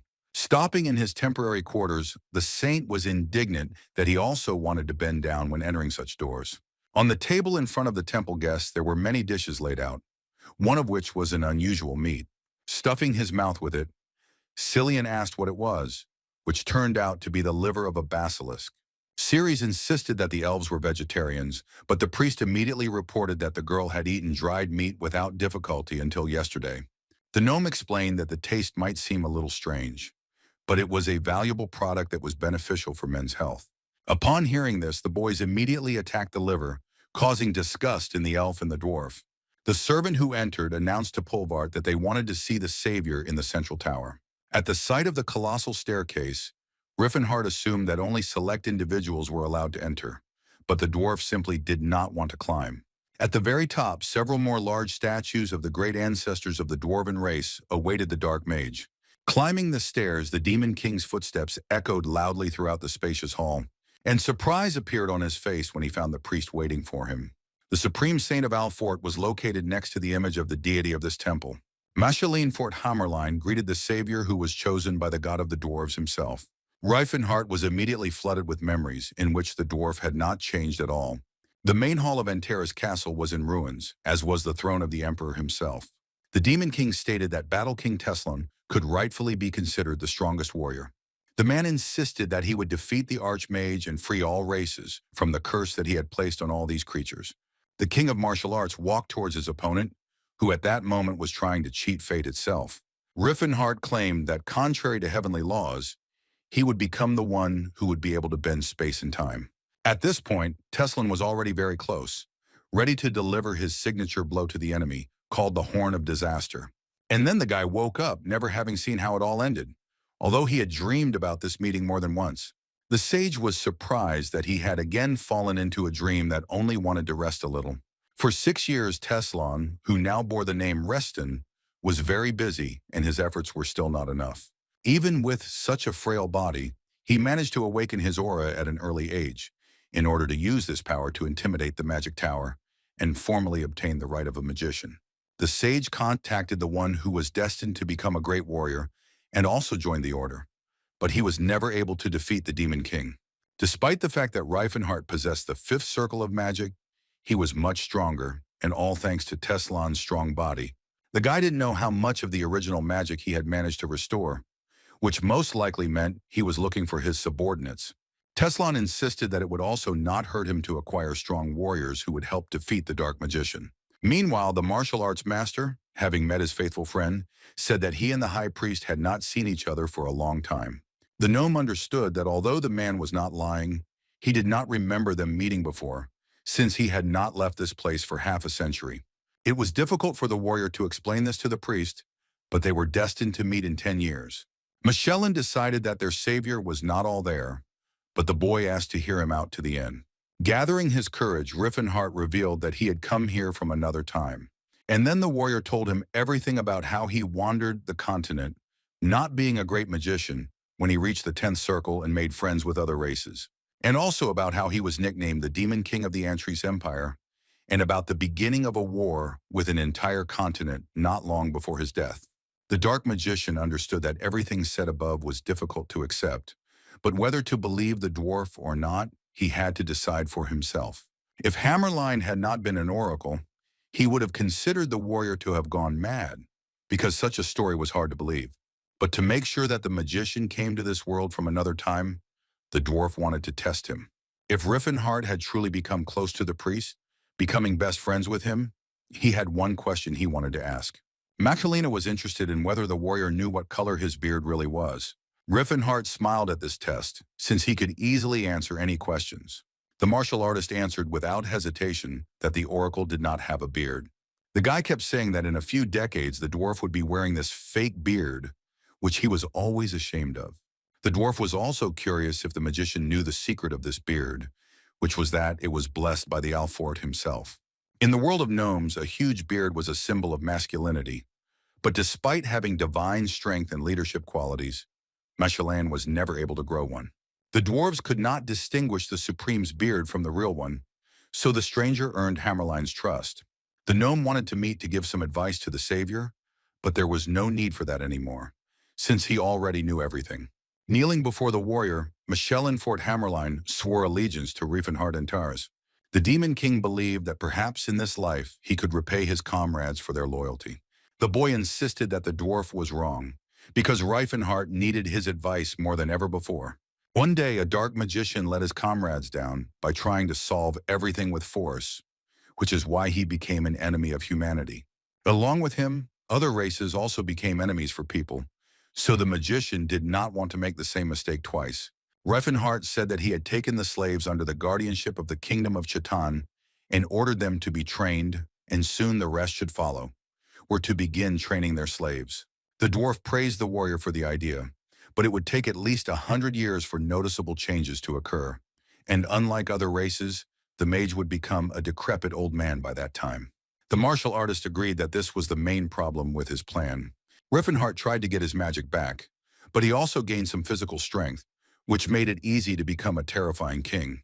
But in this way, the guy will repeat the mistakes of the past and will become a symbol of fear for all of humanity, and the continent will drown in a sea of blood.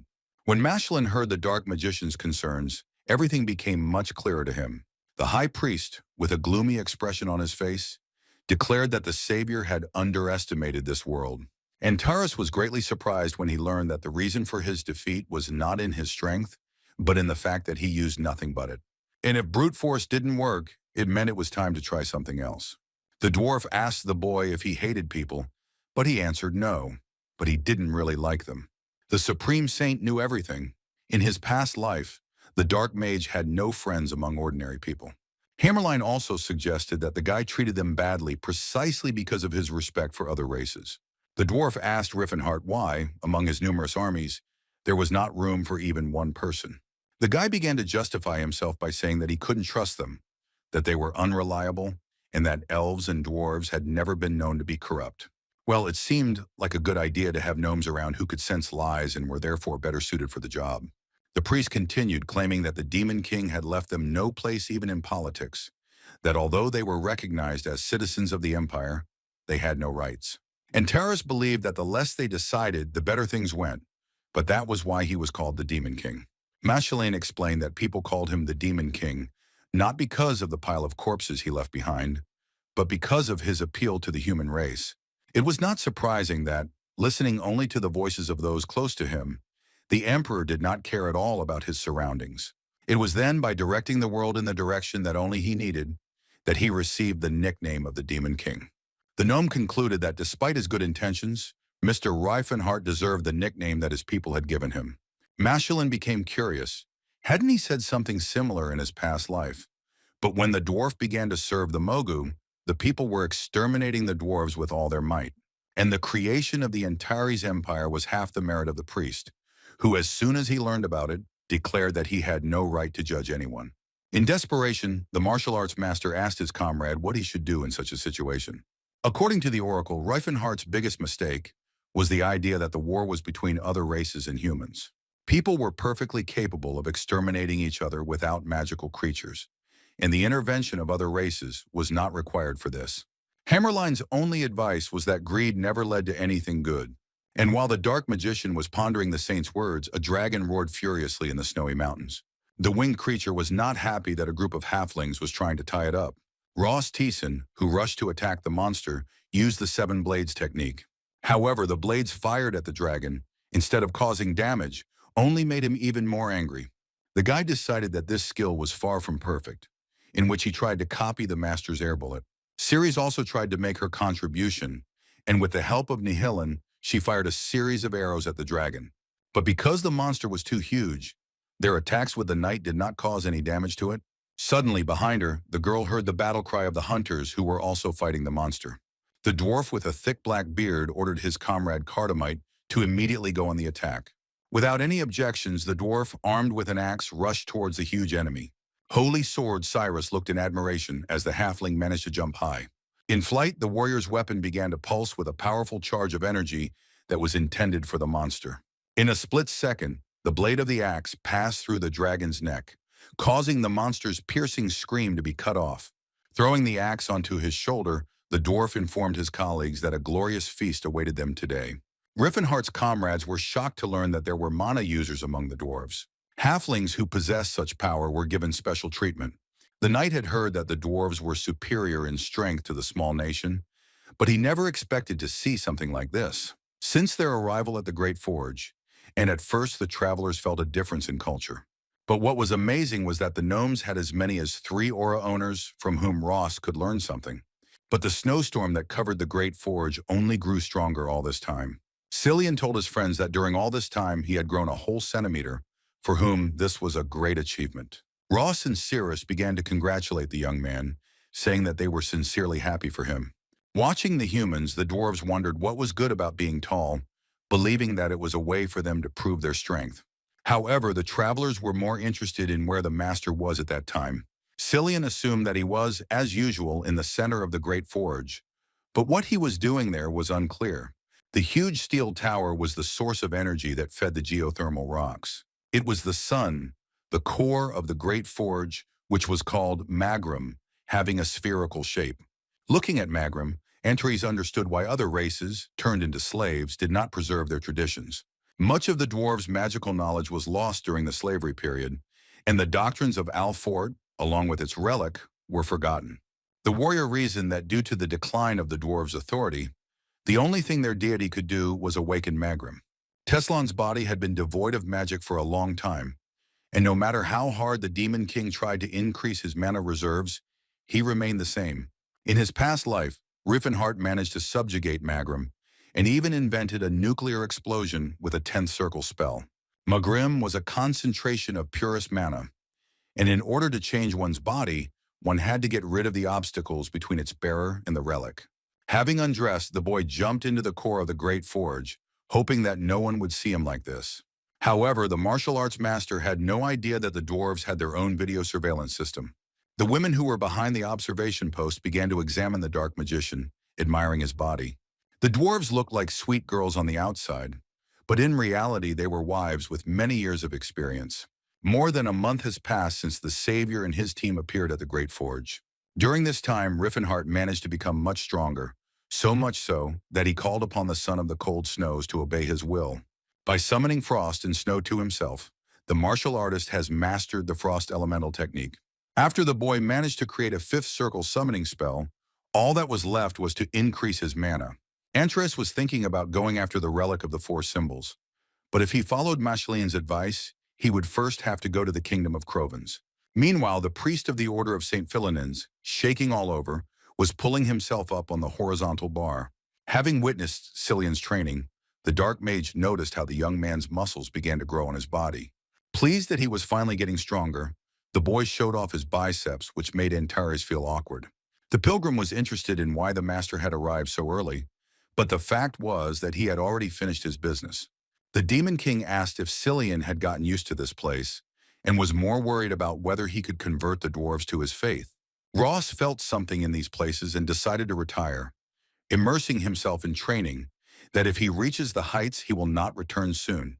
At the same time, the dwarf children played with miniature weapons, imagining how they would defeat the dragon. Ceres watched as the children began to argue among themselves, deciding how best to play the game.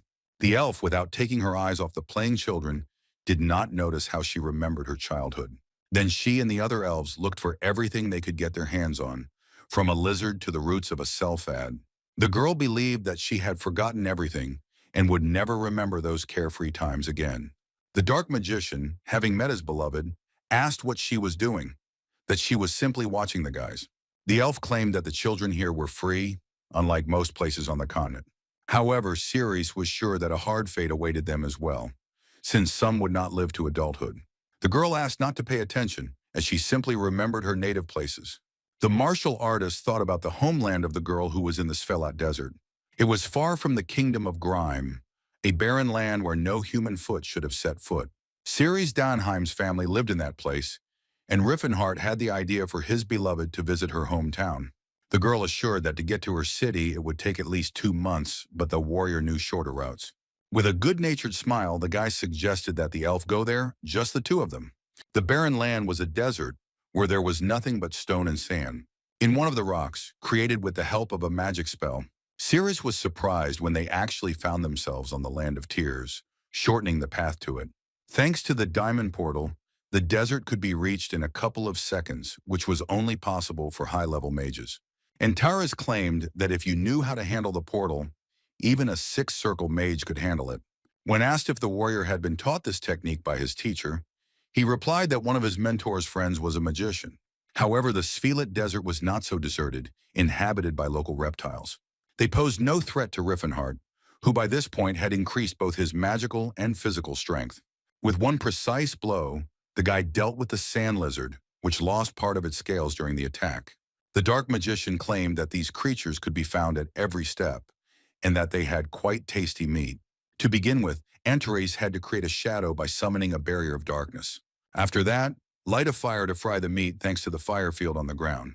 Next, by absorbing water, it was necessary to separate the water from the blood of the sand lizard in order to avoid unforeseen situations. The warrior could not believe that he had not previously enjoyed all the privileges that magic gave him. Having skinned the carcass, the elf asked her master to try the resulting meat. Even though Rifenheart already knew the answer, he asked for the sake of decency where Cirrus' hometown was. The girl replied that there was about half a day left to go, but she doubted that anyone had managed to survive. But the guy had a different opinion. The martial arts master insisted that one could never know what to expect from life, puzzled the elf. The next day, the couple arrived in her hometown of Cirrus, where she once grew up. Looking at her native buildings, the girl remembered how her mother claimed that her daughter would grow up and protect their clan. The fires that were never lit reminded Cirrus of how firmly she had held the sword in her hands. The girl said to herself that now she would be able to help her father, although there was no one else to protect. The elf wondered why she had come home at all, where there was not a single soul. The memories of her parents' faces and her friends' voices, along with the smell and breath of her brothers and sisters, made Cirrus feel sad. Well, what was most terrible was that the elf could not remember the name they called her by. Rifenheart looks at the sad face of his beloved, feeling guilty about it. Looking at the deserted city, the warrior asked himself what had happened here, because in his past life, everything had been fine with the Danheim clan. I think about the fact that the past could have changed again. The dark magician of bees, who did nothing so global. Antares asked the girl if the village seemed strange, but for her there was nothing unusual in the ruined settlement. The guy reminded that Cirrus herself said that her clan was destroyed half a century ago, and during this time no one had settled in this village. Judging by the traces that Rifenheart managed to find, someone had been in charge of this village for about 2 weeks. The master's words made the elf feel someone's presence, someone who had been here before. Turning back, Cirrus clearly heard the phrase that was spoken by the girl asking for help. Under the scorching sun of the desert, a caravan moved, which included those very elves from the village. Shaylin's older sister asked Natina to pull herself together and not show her weakness to the slave traders. Bright complained that after so much effort, their catch was so meager, because considering all the expenses, they were still in the red. The man, as before, claimed that such work paid too little, and they had already missed out on many good opportunities to get here. The bounty hunter believed that after meeting the commoner who covered for the orc, everything went wrong. The knight asked Clant if he had any cooling magic, who was confused by such a statement. Having spent everything he had on the magician, Bright was outraged that no matter how hard he tried, everything was going downhill. But his assistant insisted that they did not return empty-handed, having caught 3 elves. However, the chief objected, since it was impossible to get much for the children, one of whom was only a boy. At first, Bright thought that it was a mirage and I saw a blurry figure in the distance. But literally a couple of seconds later, the bounty hunters saw an adult elf approaching them. Meanwhile, a girl knocked on Reston's office and asked if she could come in. Without waiting for an answer, the Silver Sage's acquaintance noticed that he was again studying the same work. The guy, without looking at Felena standing in the doorway, reminded her that they had agreed to do without unnecessary chatter. Teslan looked at the girl who was his childhood friend, the only person he could trust. After his reincarnation, she was on his side when everyone else thought the guy was crazy, and without Felena's help, he also wouldn't have been able to awaken his aura. Feline was originally destined to be the girlfriend of the Demon King Rifenheart, but now everything was different. When the boy smiled, the girl remembered the past, when the sage was called by the old name of Rifenheart. Teslan felt strange that his assistant had brought this up, so he decided to find out how her mission had gone. Handing the boy a scroll, the girl replied that the reputation of the fighting king Rifenheart preceded him. Feline found it strange that the warrior had the same name as the sage had in childhood, but everything was somewhat different. The Golden Knight was defeated by the new owner of the aura, which was the work of a family that was jealous of Count Tennis's success. While examining the scroll, the sage asked if his assistant had seen Sir Jesus. After Teslan's letter, the aristocrat immediately agreed to a meeting, thus gaining a powerful ally into his team. Felena reported that she also managed to find another suitable candidate. She turned out to be Stefan von Eltian, the second son of Marquis Eltian, originally from the kingdom of Vasily. This name was unfamiliar to the sage, but if the knight turned out to be useless, he could always find a proper use for him. Hugging his only friend, Teslan thanked Felena for the work she had done, which embarrassed her. Since the Demon King had taken away from the warrior what was once his, he wanted to do the same to him. However, being not the least bit angry at Rifenheart, the sage wanted to take everything else from him as well. The bounty hunters were already preparing to grab the elf, feeling their hands growing heavy from the bag of gold. But the first of the squad, who wanted to pounce on the girl with an axe, did not notice the moment when his face split into two. And after Cirrus found himself behind the warrior, his entire body was cut into pieces. The mercenaries urged each other to pull themselves together because in front of them was an ordinary elf. True, the bounty hunters thought so at first because in the fight with them, the girl showed worthy skills.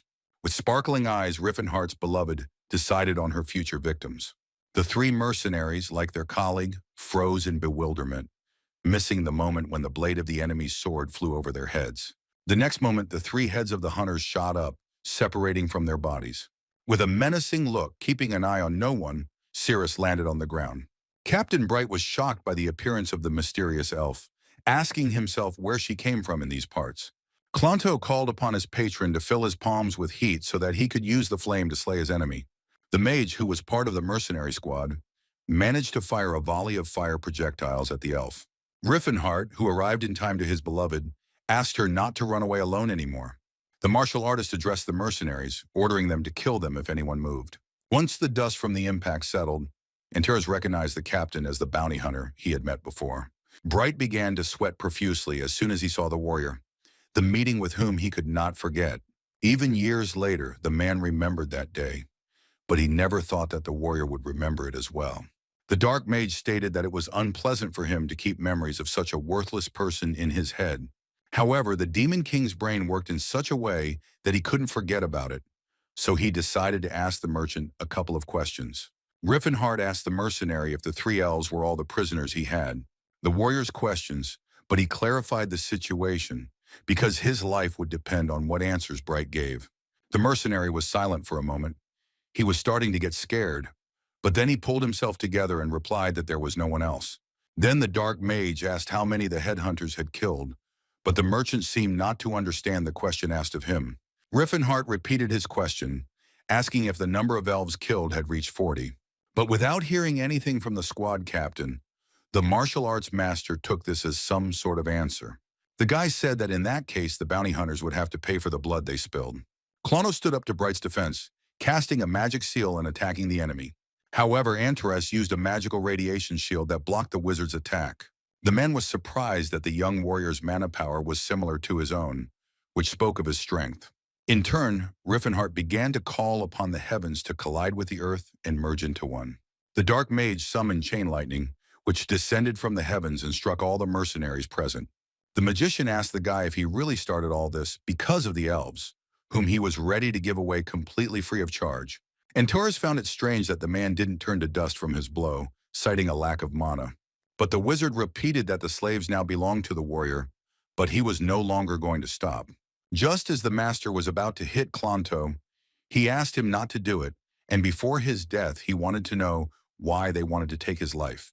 The Demon King, not understanding the mage's claim, repeated that he had to pay for the spilled blood of the elves. Not understanding what he had done wrong, the man assumed that there was a human among the slaves. The martial artist froze in indecision at the words spoken by the mercenary. Then Klonto asked again. Perhaps the elves belonged to the warrior, but they did not know about it and decided to kill the wild creatures.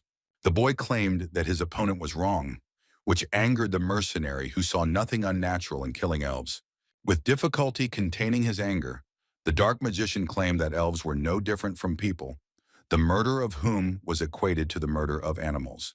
The wizard decided that his opponent was out of his mind if he started all this because of the elves. Rifenheart argued that the magician had to know the answer to this question. What was the difference between a man and an animal? The man replied that people had intelligence, and their actions were rational, that they did not obey only instincts. Then Antares clarified why the elves did not fit the description given by the magician. Klonto countered that even a human who did not meet the requirements could be considered a slave, but elves, unlike humans, were born slaves. The wizard believed that the warrior imagined himself to be the wisest man, who denied the system of slavery as such. The words of his comrade Magellan came to mind when he claimed that Rifenheart had underestimated this world. The boy said that he would not like to spend his whole life as a slave. He was sure that if such thoughts visited him, then others could think the same thing. Klonto asked the warrior to stop trying to force his way of thinking on him, calling him arrogant. With a gloomy look, the martial arts master said that he was forced to adhere to the logic of the current society. And so Antares grabbed the magician by the throat and declared that in that case he would prefer to be arrogant.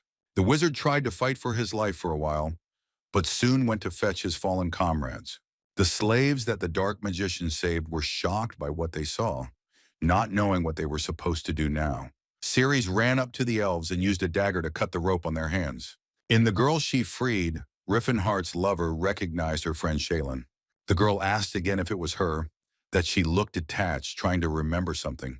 Finally, looking up at Cirrus, the elf asked again if it was Serendi in front of her. And then the name spoken by the slave pierced Serendi's memories like thunder. This is what her friends called the still very young girl, with whom she was going to catch a whole bunch of scorpions. When the elf remembered her real name, Serendi Alarelfiana, tears appeared in her eyes. Serendi asked her old friend if she had really been alive all this time. But suddenly Shaylin pushed her friend's hand away from her, giving her a contemptuous look. Rifenheart's beloved did not understand what had happened, asking her friend about it. Ryder asked the girl if she knew the warrior, but the sister replied that her brother should not talk to the stranger. The elf claimed that her friend had become a slave to a dirty man, and that old Serendi had no honor or dignity left. Shaylin's old friend didn't know what to say, and she was temporarily speechless. Rifenheart approached her, claiming that Cirrus was not a slave, but his comrade. The elf was surprised that the man knew their language, but the warrior, even if the girl was a member of the Cirrus family, did not allow her to call her relative a slave. He said that he should have told the girl about this from the very beginning and repeated that she was not a slave. Looking up at her master, Cirrus asked again if that was really the case. The martial artist asked the elf if he had ever treated her like a slave. And after they found out that Antares treated her with respect, the dark magician asked why the girl continued to belittle herself, to which Cirrus replied that the gentleman had never directly stated that she was not his property. At this moment, the Demon King felt awkward because he had never really done this. And the very next moment, he officially announced that the elf did not belong to him. The master claimed that they were equal with him, and she was absolutely free, that there was is free to do whatever she wants. Rifenheart's beloved replied that she already knew this, knowing full well that the master did not consider the elves slaves. The girl understood that the warrior sincerely treated other races as equals, of which she had no doubt. However, there was one thing that the elf was unable to understand, although she was completely sure of it. The girl was convinced that when the young gentleman looked at her, he saw someone else. And then it dawned on Antares that he had been trying to save Cirrus from the fate that was prepared for her, but it had been only an illusion. Previously, these words would have meant nothing to the elf, but since she was not a slave, she wanted her master to treat her like a servant. Cirrus asked the dark mage not to say such things with such sincerity again. The guy actually saved Cirrus from a past life, and now he acted like an ordinary person who bought an elf. He was a stranger who tried to gain her favor with money, who surrounded her with care, suggesting that she was not a servant. Ceres was grateful to the young master, but she could not accept the sincerity that was intended for someone else. The guy said he understood everything, and that now Ceres, being free, could make her own decisions. But he immediately corrected himself, claiming that Serendi al-Arelfiana was now free. The warrior offered to stay or leave, and no matter what choice the elf made, he would treat him with respect. The girl asked Rifenheart if he wanted her to leave, who on the contrary wanted her to stay. But at the same time, Antares never wanted to limit the elf in anything again. This whole situation confused Serendi so much that she asked the gentleman to give her some time to think. The martial artist asked her friend if she would help Shaylin find her family. The boy repeated that the elf was not his slave, and he would not reveal the location of the village to anyone. The warrior wanted to wait for them nearby, but Shaylin asked him to go with them, as he wanted to repay his savior. Rifenheart asked if the elf was sure, and she replied that the warrior would have found their hiding place anyway. The martial artist noted that this sounded quite rational, but all elven people were like that. And then a company of 5 people mounted camels and headed towards the place where the elves lived. Shaylin asked Serendi for forgiveness, assuring her that her friend had done exactly the same thing in her place. Looking at Antares, who was following behind, the girl said that the elf had met a kind man. With a small smile, the elf replied that the gentleman had been truly kind. Shaylin assumed that was why her friend had revealed her real name to him. Seeing surprise on Serendi's face, the girl asked again if she was right since the warrior called her by her real name. Remembering Rifenheart's monologue, the girl realized that the gentleman had called her by the name she had been given at birth. She couldn't understand how the dark magician knew a name that even she couldn't remember. The camp of the elves who were hiding from the attacks of people was located high in the local ruins. Having come to Reinhardt, the girl reported that they were running out of water supplies, which should have been enough for a maximum of 1 day. From the scouts' report, it became clear that people had abandoned the search for survivors, but the desert sands became a refuge for the dead warriors. The elder of the Danheim clan hoped that the souls of the dead would be laid to rest by the merciful Rogel. Relhard's assistant insisted that they needed to return to the village before the water supply ran out. The elf ordered to get ready immediately so that they could set off on their journey before sunset. Realizing that returning to the village threatened another visit from the merchants, the elder asked Eldu to show them the way. Travelers entered the sandy cliffs where the elves' refuge was located. While examining the arrivals, the elves discovered that Shaylin, Natina, and Ryder had returned to them. But when Relhard saw the man, he ordered his men to do everything but not let them pass. Armed with slingshots, the survivors began attacking the uninvited guests with projectiles of molten glass. Rifenheart reassured Serendi, explaining that these were merely warning shots. Inspecting the projectiles fired at them, the boy noticed that they were reinforced with elemental magic. The dark mage explained that this is how the elves achieved the temperature of melting sand, but due to the lack of a world tree, they were not able to summon spirits for battle. Antares continued, telling that the clan had lived in these parts for hundreds of years, learning about the spirits of fire, which is why Serendi had not become paler in all this time. Asked if the warrior had learned about this from the master, he replied that the mentor's friend had extensive knowledge about elves and dwarves. The first thing that needed to be done when meeting was to show that they came in peace. However, after the first word, the Demon King was bombarded from head to toe with sand projectiles. Like the dwarves, the elves confirmed that their attacks did not work on the human, which could have been a monster altogether. Then the boy spoke in Elvish, asking the descendants of the great spirits to let the man in, was knowledgeable in history and asked for a sign of friendship. The elder was surprised at how the boy knew their language, and on top of that, had knowledge of their etiquette. The man said that although the words sounded convincing, it was still not enough. The martial artist predicted that the elves would respond in a similar manner, so he began to accumulate aura. Having witnessed such a strong energy, the creatures became worried, expecting that they would now be attacked. Rifenheart's beloved thought about this too, trying to dissuade the master from his plan. The dark mage unleashed the fourfold doom of disaster, not on the elves, but into the sky, showing what he was capable of. The warrior understood that, unlike humans, such an act by a superior race would not be seen as a threat. The elder stated that the boy should have shown himself from the very beginning, that he was convinced of the good intentions with which the stranger arrived. Opening the passage for them, Rifenheart welcomed Serendi to her true home. But soon the elf was introduced to Relhard, who was told that the new arrival was the daughter of Errol and Piana. The elder replied that before him was a child lost during the days of nightmares, and today not only the lost family members, but also old relatives had returned to them. The man replied that Antares was their benefactor, but instead of basking in the glory, the warrior wanted to prepare for his return. That same evening, thanks to the efforts of Rifenheart, the elves arrived in their village of Derive Elda. In honor of their return, the elves lit a fire and then began to sing and dance. For the first time in a long time, the residents of this village felt safe and could relax. Serendi's old acquaintances began to approach her, wondering if the girl remembered them. And while the elf was happily spending time in the company of her compatriots, the dark magician sat alone. The boy watched as Serendi happily interacted with her fellows, as if she had once again plunged into a carefree childhood. The Demon King caught himself thinking that his beloved was happy here, that she could change her mind and not go with him. Rising from his seat, the martial arts master walked towards the village elder. The warrior came here for a reason and asked the man for one small favor for him. Rifenheart wanted his beloved to experience the power of the elves. Relhard asked the dark mage if he meant spiritual magic by power. The guy replied that he himself knew a couple of spiritual spells, but that only concerned summoning, with which elven magic could not compare. The elders said that teaching Serendi spiritual magic was the duty of their clan. However, after the loss of the World Tree, all they were capable of was replacing a regular fire, which was not useful in battle. The man thought that it would be better for the girl to learn magic from the master, who was sad that the elf did not have the opportunity to communicate with spirits. The elder didn't expect the man to really understand their culture well. He insisted that if the elf decided to stay in the village, then the Danheim clan would have no choice but to consider Antares one of them. Therefore, the elder declared that the martial arts master could henceforth be called their brother. From that moment on, the dark magician stayed in Diriveld for another 4 days waiting for Cirrus to make a decision. Shaylin said that if her friend wanted to practice spiritual magic, then soon can even communicate with the spirits of wind and water.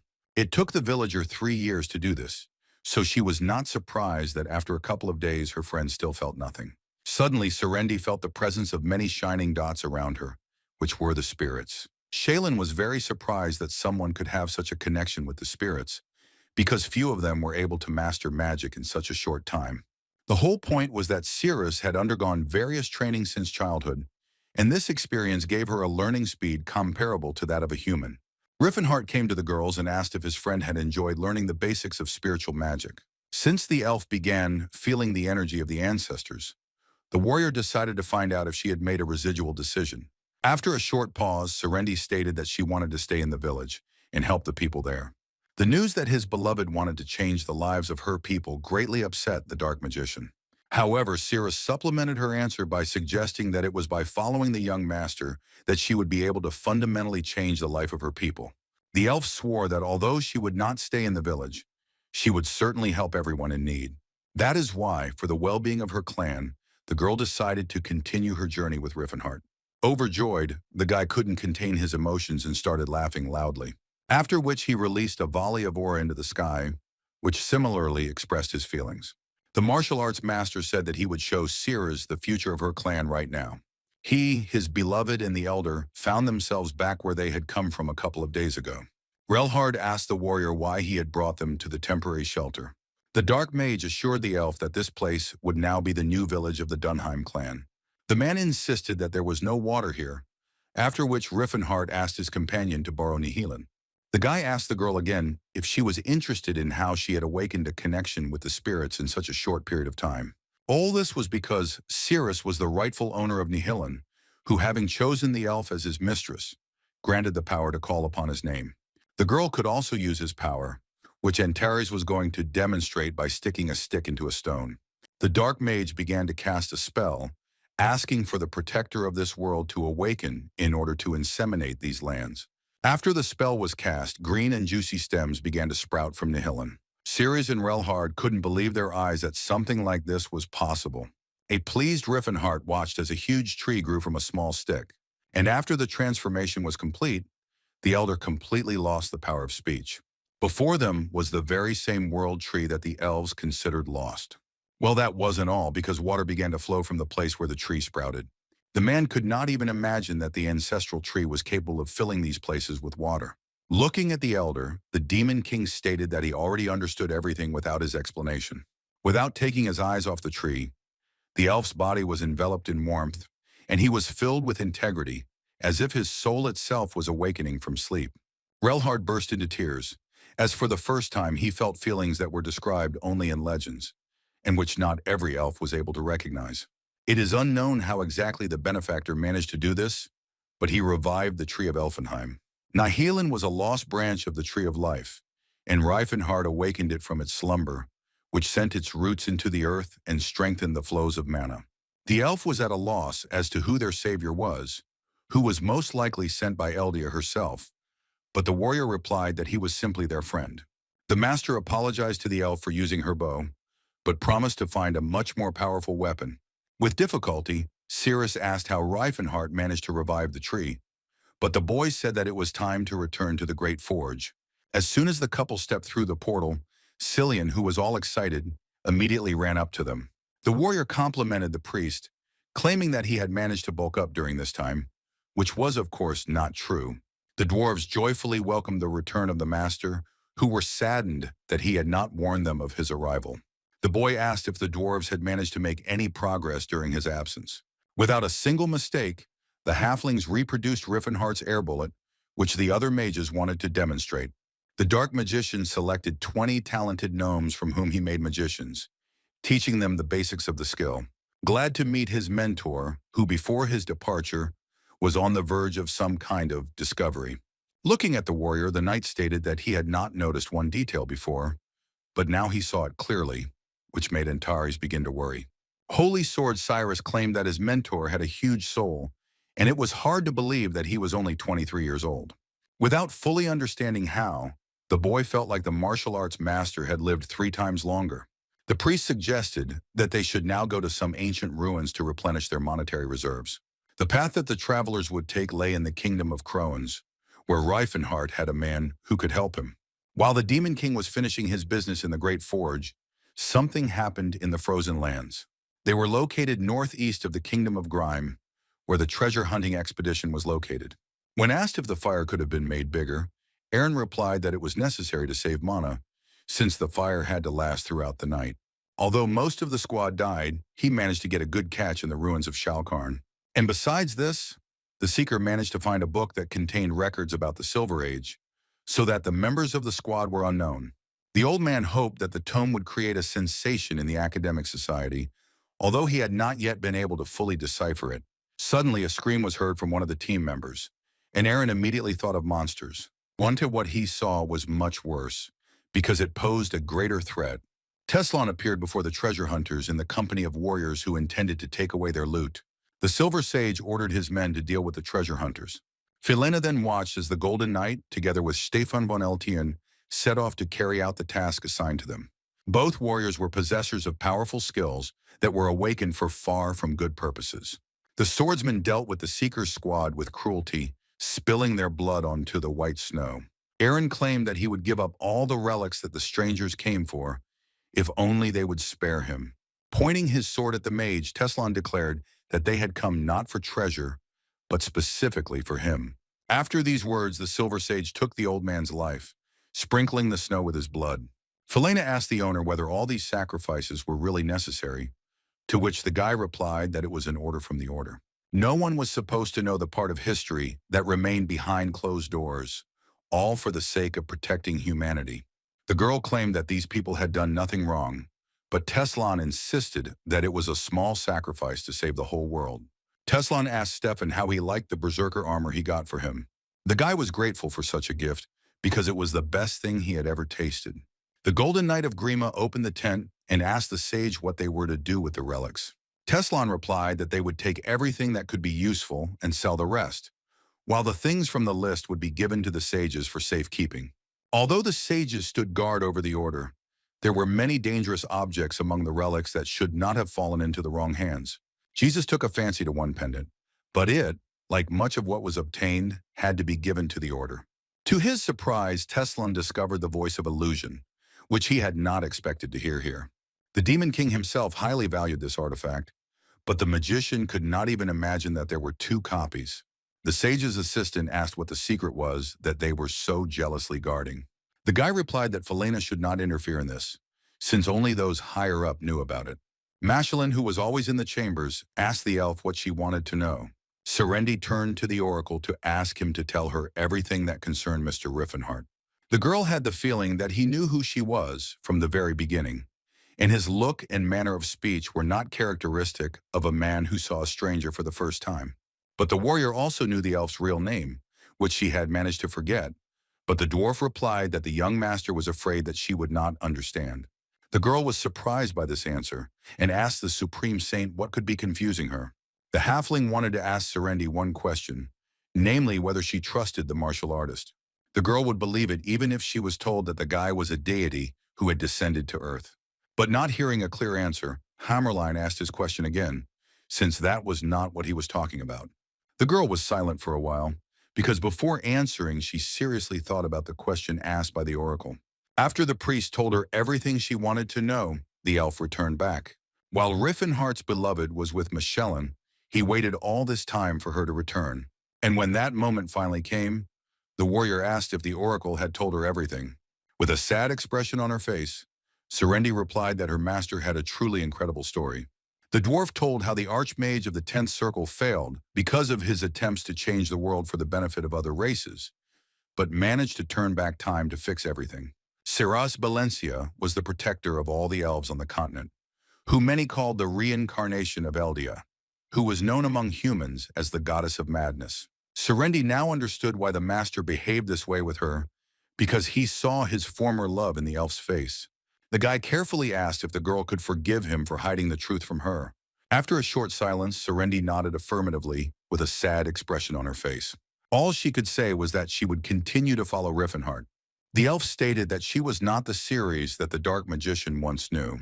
The girl was about to leave but suddenly lingered as she wanted to add something. With a smile on her face, she stated that it didn't mean she didn't like Antars.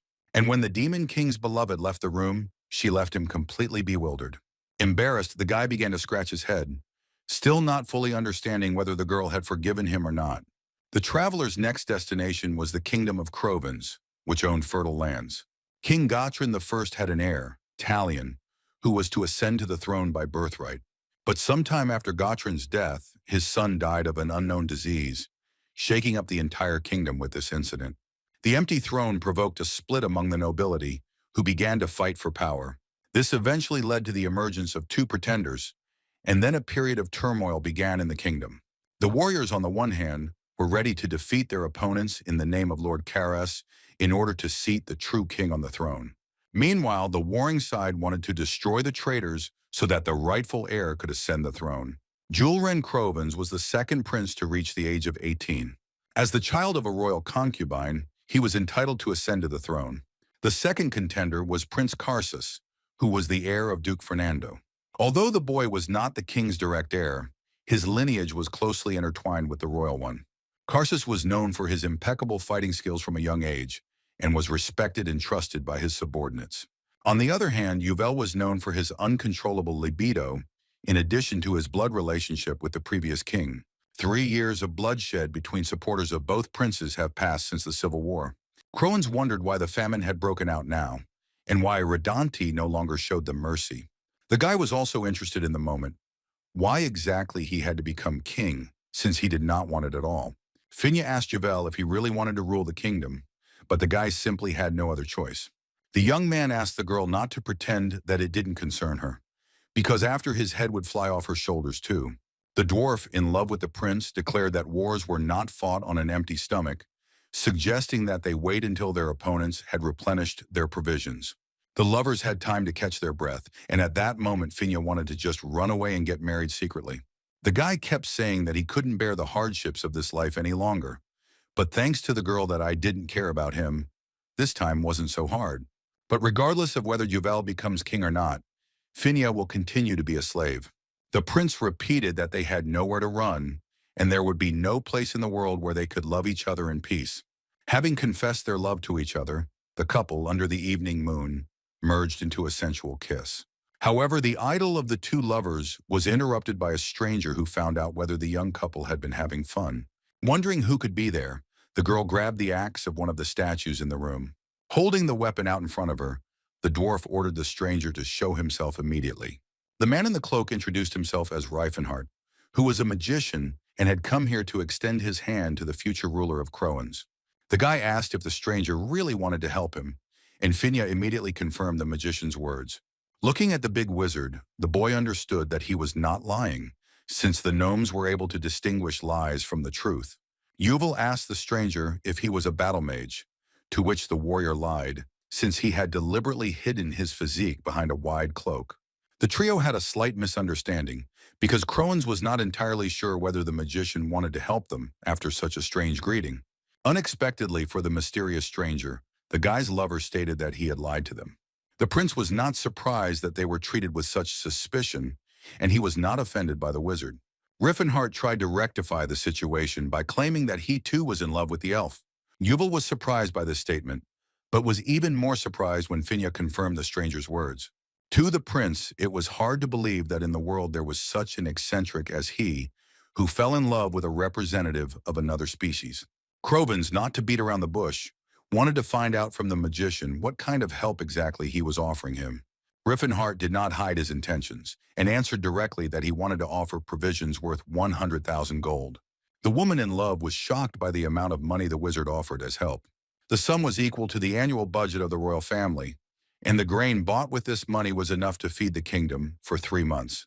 To further the prince's doubts, Rifenheart asked how many aura wielders he had under his command, intending to send 6 to help. There were no more than 5 such warriors in the entire kingdom, which is why Juel decided that he would have to pay a hefty price for this. In return, Antares asked Crovens, after he ascended the throne, to grant him a fief. His Highness found it extremely strange that this was all the magician wanted from him for the help he had provided. Rifenheart also added that the fief should be an autonomous territory, not subject to the laws of the kingdom. This was necessary in order to create a place where elves, dwarves, and orcs could live freely. Cirrus, who had been waiting for the young gentleman all this time, asked how the negotiations had gone. The Dark Mage replied that everything had gone smoothly, claiming that all that remained was to watch how the situation would develop further. He should not, under any circumstances, repeat the mistakes of his past life, and make the feud absolutely legal, even if it took a long time. The elf asked if Rifenheart had known Prince Juel in a past life, but this was their first meeting. In his past life, Carsus became king, while Crovens was immediately executed. It was possible that these events could repeat themselves if the Demon King did not intervene in what was happening. Entering the temporary overnight stay, the guy claimed that the main thing was that the battle taught them to perceive other races not as slaves, but as allies. Ross asked how the meeting had gone, to which his mentor replied that so far everything had gone according to plan. Since leaving the Great Forge, the team had visited dozens of ancient ruins, which was a good start to the journey. The knight thought that carrying the relics out of the ruins was harder than fighting the demons, and Cillian immediately joined him, mentioning his muscles. The pilgrim asked where they would get such a sum, but Rifenheart corrected him that they needed to get grain for that amount, not coins. It was about the grain that the Dark Mage had once acquired through the Tauben Trading Company. If it weren't for the famine and war, grain would have cost only 4,000, which seemed like a scam to Till. Although from a technical point of view, the soldier wasn't lying. Ross was curious as to where the young master would get 3 more aura wielders besides those on his team. The martial artist replied that he had not taken himself into account, which also excluded the elves, with whom the prince had a strained relationship. Rifenheart stated that they would turn to the great orc champions, Kalkin and Stella, who were the bearers of the aura. To the southeast of the Larchid Mountains were the lands of Testing, where a tribe of orcs lived who honored ancient traditions. These orcs were not like those who had become slaves, and they were not like the swordsmen of their own race, who, although fierce, retained their common sense. The tribe was called the Blue Bears, and the dark magician's acquaintance, Tahed, was also supposed to be among them. The knight managed to meet a couple of skilled orc swordsmen, but he didn't think they were so strong. According to Antares, these were the strongest warriors he knew, who could give a head start to both people and elves with dwarves. On the outskirts of space and time, small stone islands floated in the air. Seals appeared on 2 of them, with the help of which both sages teleported. The old man with a long beard thanked his companion for the work he had done. It turned out to be Teslan, who was immensely grateful to the defender of Daos for the praise addressed to him. The old man argued that dangerous information should be in the right hands, since that was how they protected humanity. Remind them that they acted only for the good. The Taoist left the mysterious place. The magician was outraged that the old man had called him for such a trifle, who needed to occupy a high position, and along with it gain more power. Teslan wanted to give a speech about the danger that came from the Demon King, but in that case he could be considered crazy. Thanks to the light mage Yog Arclight, Teslan learned that Duke Reincarnated was a member of the Council of Silver Sages. The main characters of the Silver Age were not people, but elves with their tree of life. And also the dwarves who were so powerful that they already had their own names 1,000 years ago. They were called the people of Eldrath and Alhatron, which in ancient times meant the blessing of Eldia and Alfort respectively. The civilizations were named after the gods, but the Silver Sages hid this information from the people by inventing plausible lies. In the warrior's opinion, the Order invented stories about the Silver Age of radio protection of humanity, but in doing so, they only made themselves look like fools. Meanwhile, Rifenheart's team traveled to the eastern Fatland grasslands to lands of the dead Distran. The warrior said that he had heard stories of how in the orc villages they got rid of weak babies and decrepit old people. Therefore, it was considered an honor for monsters to leave the village on their own, because this is how they adapted to life in harsh conditions. Cirrus began to argue with Tilla about whether such cruel traditions on the part of the orcs were right, since, unlike the dwarves, they could not save their heritage. And while the girls were feuding with each other on an ideological level, the priest was curious about how the master was going to convince the orcs to help them. Although the master had a plan, he would act according to the situation, and Cirrus asked if Rifenheart had followed a similar plan in his past life.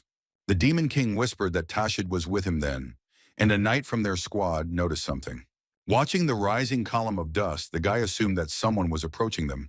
Massive legs rushed quickly across the deserted ground, kicking up settled sand into the air.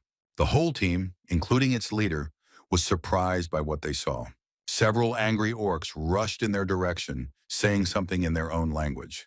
The knight asked what they were talking about, but it turned out that the monsters only wanted death for people. Then the dark magician turned to the locals, declaring that he was not their enemy. But the rapidly approaching orcs with reddened eyes continued to scream. He noted with regret that the monsters did not particularly want to listen to the strangers who had arrived on their lands. One of the orcs, who swung his cold weapon, attacked the elf. However, the enemy failed to hit Cirrus, who immediately took off into the air. Even Tilla, being small in size, was able to fight off the giant enemy on equal terms. By slapping the monster, Knight Tennis confirmed that the enemy and he really was strong. Rifenheart, who had stood motionless the entire time, added that despite its strength, the tribe had one huge weakness. The Demon King cast a spell, commanding the flow of sand to transform into a fantasy of the abyss. Rifenheart cast Mass Sleep on the enemies, which was a second-tier spell. Ross was stunned as the monsters simultaneously passed out, falling into a deep sleep. Cillian had considered the spell to be completely useless in battle, but this was how the orcs lost to the humans. The priest was sure that even the strongest warrior was incapable of anything if he was unable to resist magic. Antares asked what would happen if the creatures were protected from magic, but these weren't even warriors. The real warriors of the tribe hunted monsters, so they patrolled the surrounding area, thereby gaining experience. Holy Sword Cyrus was dumbfounded when he realized that the people in front of him were just immature fighters. But as soon as the guys started talking about the members of the Blue Bears, the shadow of the representatives of this clan hung over the travelers. The team was looked at by large and angry orcs who were dressed in massive armor. The elder began to speak with the uninvited guests, claiming that people were forbidden from entering these lands. Despite the orcs' claims, Rifenheart insisted that they came in peace to the valiant warriors. The chief could not trust people, since they were almost the best liars. Realizing this, the warrior wanted to demonstrate that his words were absolutely true. The martial arts master offered to fight in a ritual battle in which he would prove the truth of his words. Through this ritual, the orcs formed friendly bonds and thus gained trust, because for them the most important thing was strength. The main problem was whether the monsters would want to participate in the ritual with a human. The locals, being surprised that the man was familiar with their great tradition, decided to agree to the duel. As expected, the orcs readily agreed, as they believed that conversation could only be conducted with swords. Ross, ready to fight the monsters, learned that when it came to battle, the orcs did not care about the gender of the opponent. Rifenheart reassured Cillian, who did not need to fight because he was not a warrior, who could also be perceived by the tribe as a child.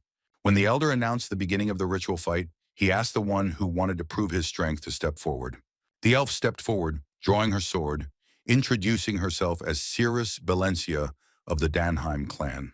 Her opponent was a huge orc named Zalkater, who was the son of Darathar, ready to begin the fight. But when the rival did not understand a single word, the warrior repeated everything said above, switching to a language understandable to Rifenhart's group. The priest and the knight were surprised to learn that the orcs spoke their language, and that unlike them, they were not polyglots.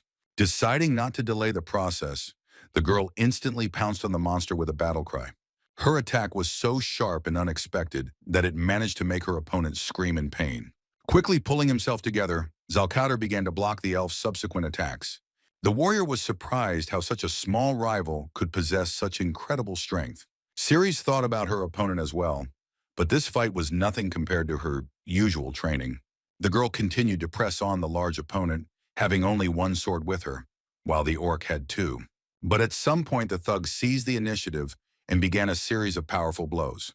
The elf almost lost her balance, but thanks to her agility, she landed successfully on the ground. And at that very moment, pushing off from her, she flew straight at the monster, which confused him. Kicked Zalkathar right in the face.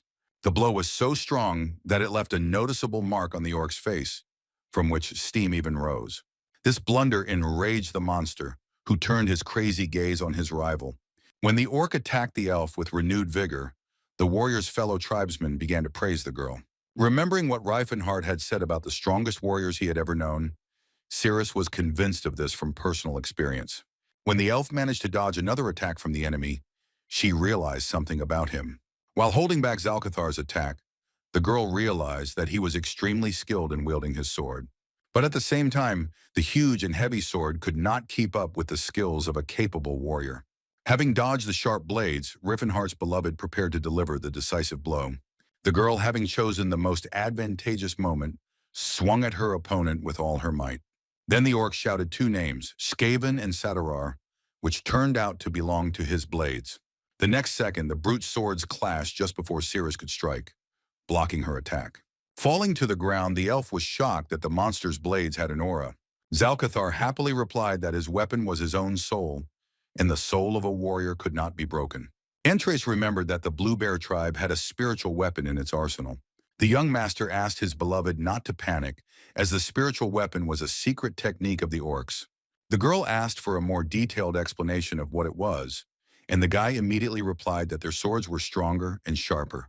The elf regarded this as a skill that was similar to Tilla's earthly resonance, considering the opponent's sword to be glorified. Since the warriors were able to create various types of such weapons, the dark magician did not have time to describe them all. Ceres rushed at Zalkathar, who, not inferior to her in strength, continued to repel enemy attacks. But thanks to her agility, the girl instantly dropped to the ground to perform one trick. Swinging with force, the elf struck the calf of one of her opponent's legs, and at that very moment she discovered that the warrior had opened up, which was a great opportunity for her. Turning around, Cirrus already believed that the enemy was completely in her power, preparing to strike with her foot. With one clear and precise blow, the girl landed right in the hands of the warrior, who at that moment was holding the blades at the same level. The elf's attack was successful, and the orc dropped his swords, which flew upwards while spinning. For a moment, Zalkator froze in surprise, as he was not prepared for something like this from his opponent. However, Cirrus was alarmed by the fact that this might not be enough to achieve victory. Skaven and Sadarar, who were circling above the warriors' heads, rose quite high into the sky. The Blue Bear tribe member sternly called out to his comrade for help. Ceres was very surprised when she witnessed a scene that was not typical for a battle. Looking at the blades darting from side to side, the girl asked what the hell that was.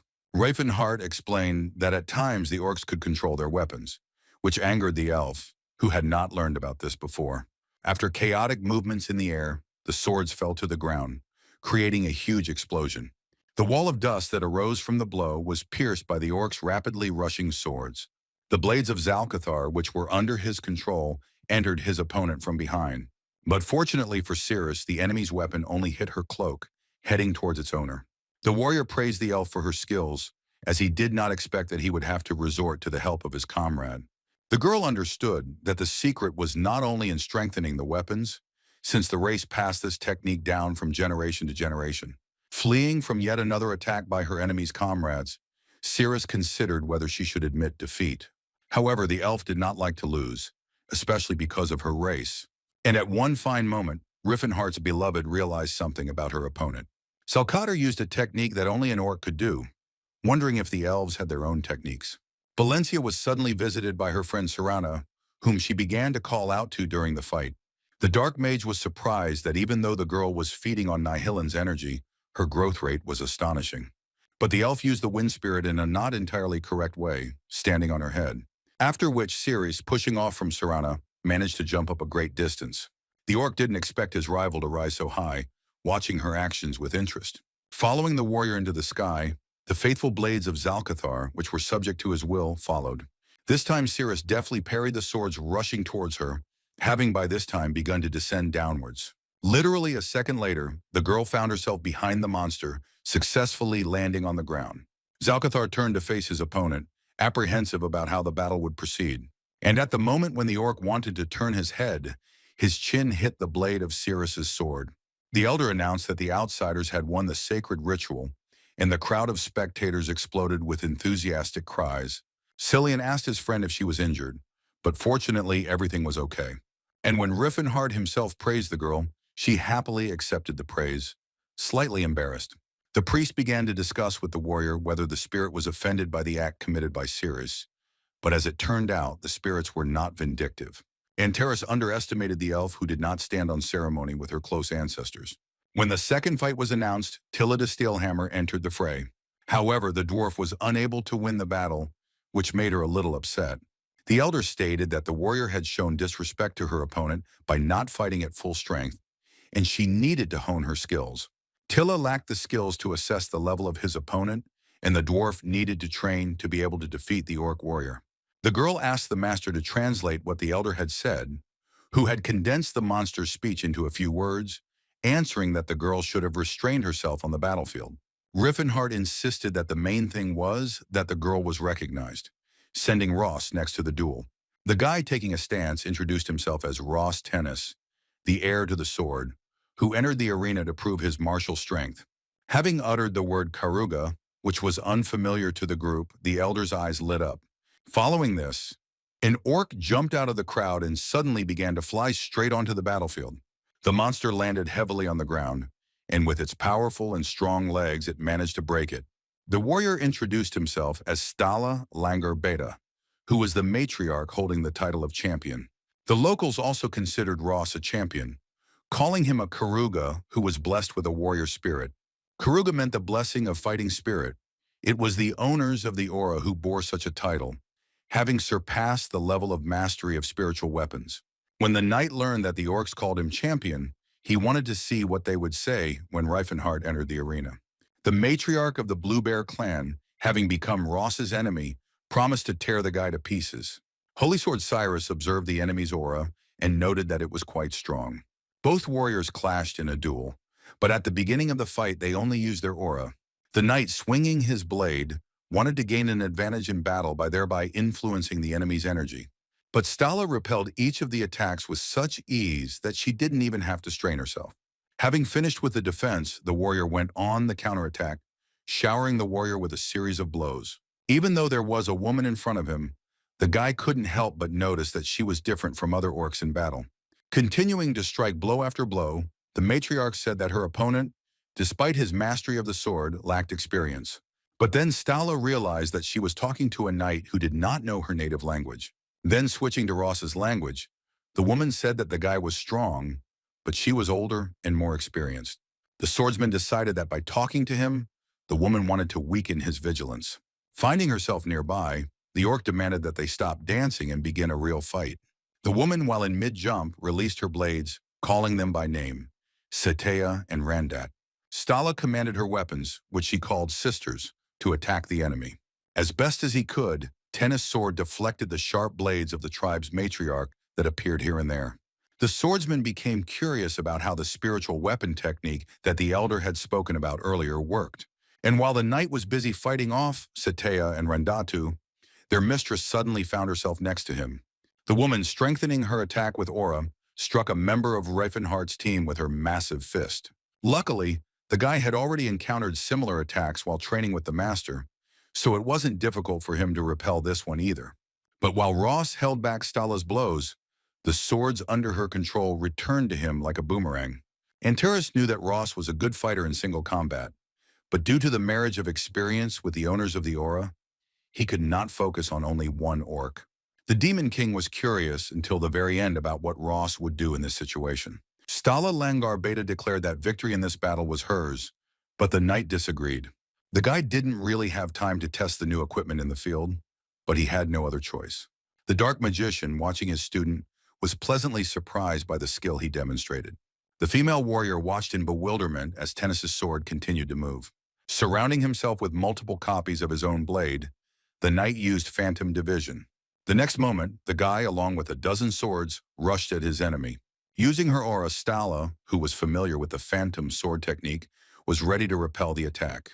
The woman struck the copies with a beam of energy, as she knew which ones were real and which were illusions. Inspired by this trick, the matriarch told the boy that he had a great future. But while delivering her speech, the warrior from the Blue Bear tribe did not notice how she was wounded. The warrior somehow managed to get close enough to the enemy to inflict damage on her. The dark mage, who had already begun to worry about his student, was pleased with his strategy during the duel. Stala saw through the knight who hid his presence, though she said that this was a good attack and wouldn't work on her twice. A joyful Ross asked the matriarch if he had made a mistake, and missed. Without answering his question, Stala, leaving deep footprints in the ground, rushed towards the guy. Tennis's sword once again activated Phantom Division, launching a series of blades at the enemy. It was quite easy for the warrior to distinguish the illusory sword from the real one. Along with this, Stala should have also easily dodged attacks, but at one point everything went completely differently. The knight who was attacking the orc suddenly began to dissolve into thin air along with his phantom blades. But as soon as the illusion dissipated, the real Ross appeared, who at that moment was already attacking the enemy from below. The warrior's blow landed on the matriarch's leg, which caused her to lose her balance more from surprise than from the injury itself. The woman couldn't believe that the guy had managed to switch places with the illusion. Rifenheart, watching the duel, was also shocked, not expecting that Cirrus had managed to comprehend the Sword of Emptiness. Division was a technique to go beyond the laws of space and create illusions with the aura, so it was difficult to resist. The true purpose of the technique was to move the aura to strike the enemy, which was the main technique of Cirrus's holy sword. The sight he saw awakened a strange feeling inside the dark mage, deciding that the guy had honed his skill while meditating in the Great Forge. Looking at Rifenheart, Stahl noted that he was also blessed with a warrior spirit, wanting to later engage him in battle. The woman announced to her opponent that no matter how much fun she had fighting him, it was time to finish. The orc commanded each of her 12 sisters, who were blades, to fly like a bird. Tennis's sword was shocked by the sudden appearance of so many weapons in the matriarch's possession. Having launched a dozen sharp swords at the warrior, Stala rejoiced, anticipating her victory. The enemy's weapons surprisingly did not reach the knight himself, which in turn only chopped up the ground. Before the boy could even blink, the area around him was covered in sharp blades. Immediately losing his fighting spirit, Ross, casting aside his pride, threw down his sword and announced that he surrendered. Stala Langar Beta solemnly announced to those present her victory in the third ritual battle. The martial artist asked the warrior to show off his technique sometime, but Ross replied that it was useless against him. The knight claimed that the master did not dodge, but even so, it would not be difficult for him to overcome this technique. Throwing off his cloak, the dark mage announced that it was his turn to test himself in battle. But once the orcs saw his body, they began to admire Antares, claiming that he had no need to go through ritual combat. But unfortunately, the monsters could not ignore traditions, and therefore had to fight with Rifenheart walled Antares. The elder, who suddenly appeared behind his wife, asked her for the opportunity to deal with this warrior. The Demon King didn't even sense the presence of the orc, nor did he notice the moment of his appearance. The orc said that he had been watching from afar from a distant rock, but when he saw that they were having fun here, he decided to join in. The wife asked what would happen to the Snake King in that case, but her husband had already managed to chop him into pieces before he arrived here. Revealing its true form, the monster introduced itself as the leader of the Blue Bear tribe, Champion Kalkin, who wished to fight Rifenheart. Rifenheart noticed that his opponent was as big as the master, and that he expected to fight just such an opponent. Kalkin assessed the martial artist's mood and immediately rushed to attack. The first thing the dark magician decided to do was to use the Dream Veil spell, and just a second later his formidable opponent collapsed to the ground, lost in a sweet sleep. Cillian was somewhat disappointed by this battle, and for Ross, this method of fighting was not entirely fair. Stala was of the same opinion, arguing that it was not proper for a warrior to fight in such a manner, but in his defense he replied that he wanted to show that he was also a magician. Kalkin was puzzled by what had happened, but Rifenheart explained his actions, because if he had not fought at full strength, he would have shown disrespect to the orc. The monster decided that it would be unfair to give up magic, and thanked the human champion for his attention. The tribe members began to argue about whether it was appropriate to use magic in the ritual duel. Unlike his past life, Antares was able to gain the respect of another race much faster due to his trained body. The warrior asked to continue the fight, and a moment later both fighters collided. At this very time, in another part of the land, one of the monsters that lived in these parts was defeated. The warrior who finished him off believed that now the tribe would have no need for food for the near future. A black king appeared next to the orc, looking at him mysteriously with satisfied eyes. The pet's owner guessed that the animal wanted a treat, because a second later it was holding a large piece of meat in its teeth. The orc and the animal witnessed a strange green glow, but the origin of which was unknown to them. Observing the anomaly that had arisen, Tahed ordered his pet to return home. The ritual duel continued to rage by this time, and none of its participants wanted to give in to each other. The martial arts master wanted to demonstrate to the orcs what he had learned from King Gerard. The boy attacked the tribe leader with a threatening chi strike, forcing the enemy to use aura.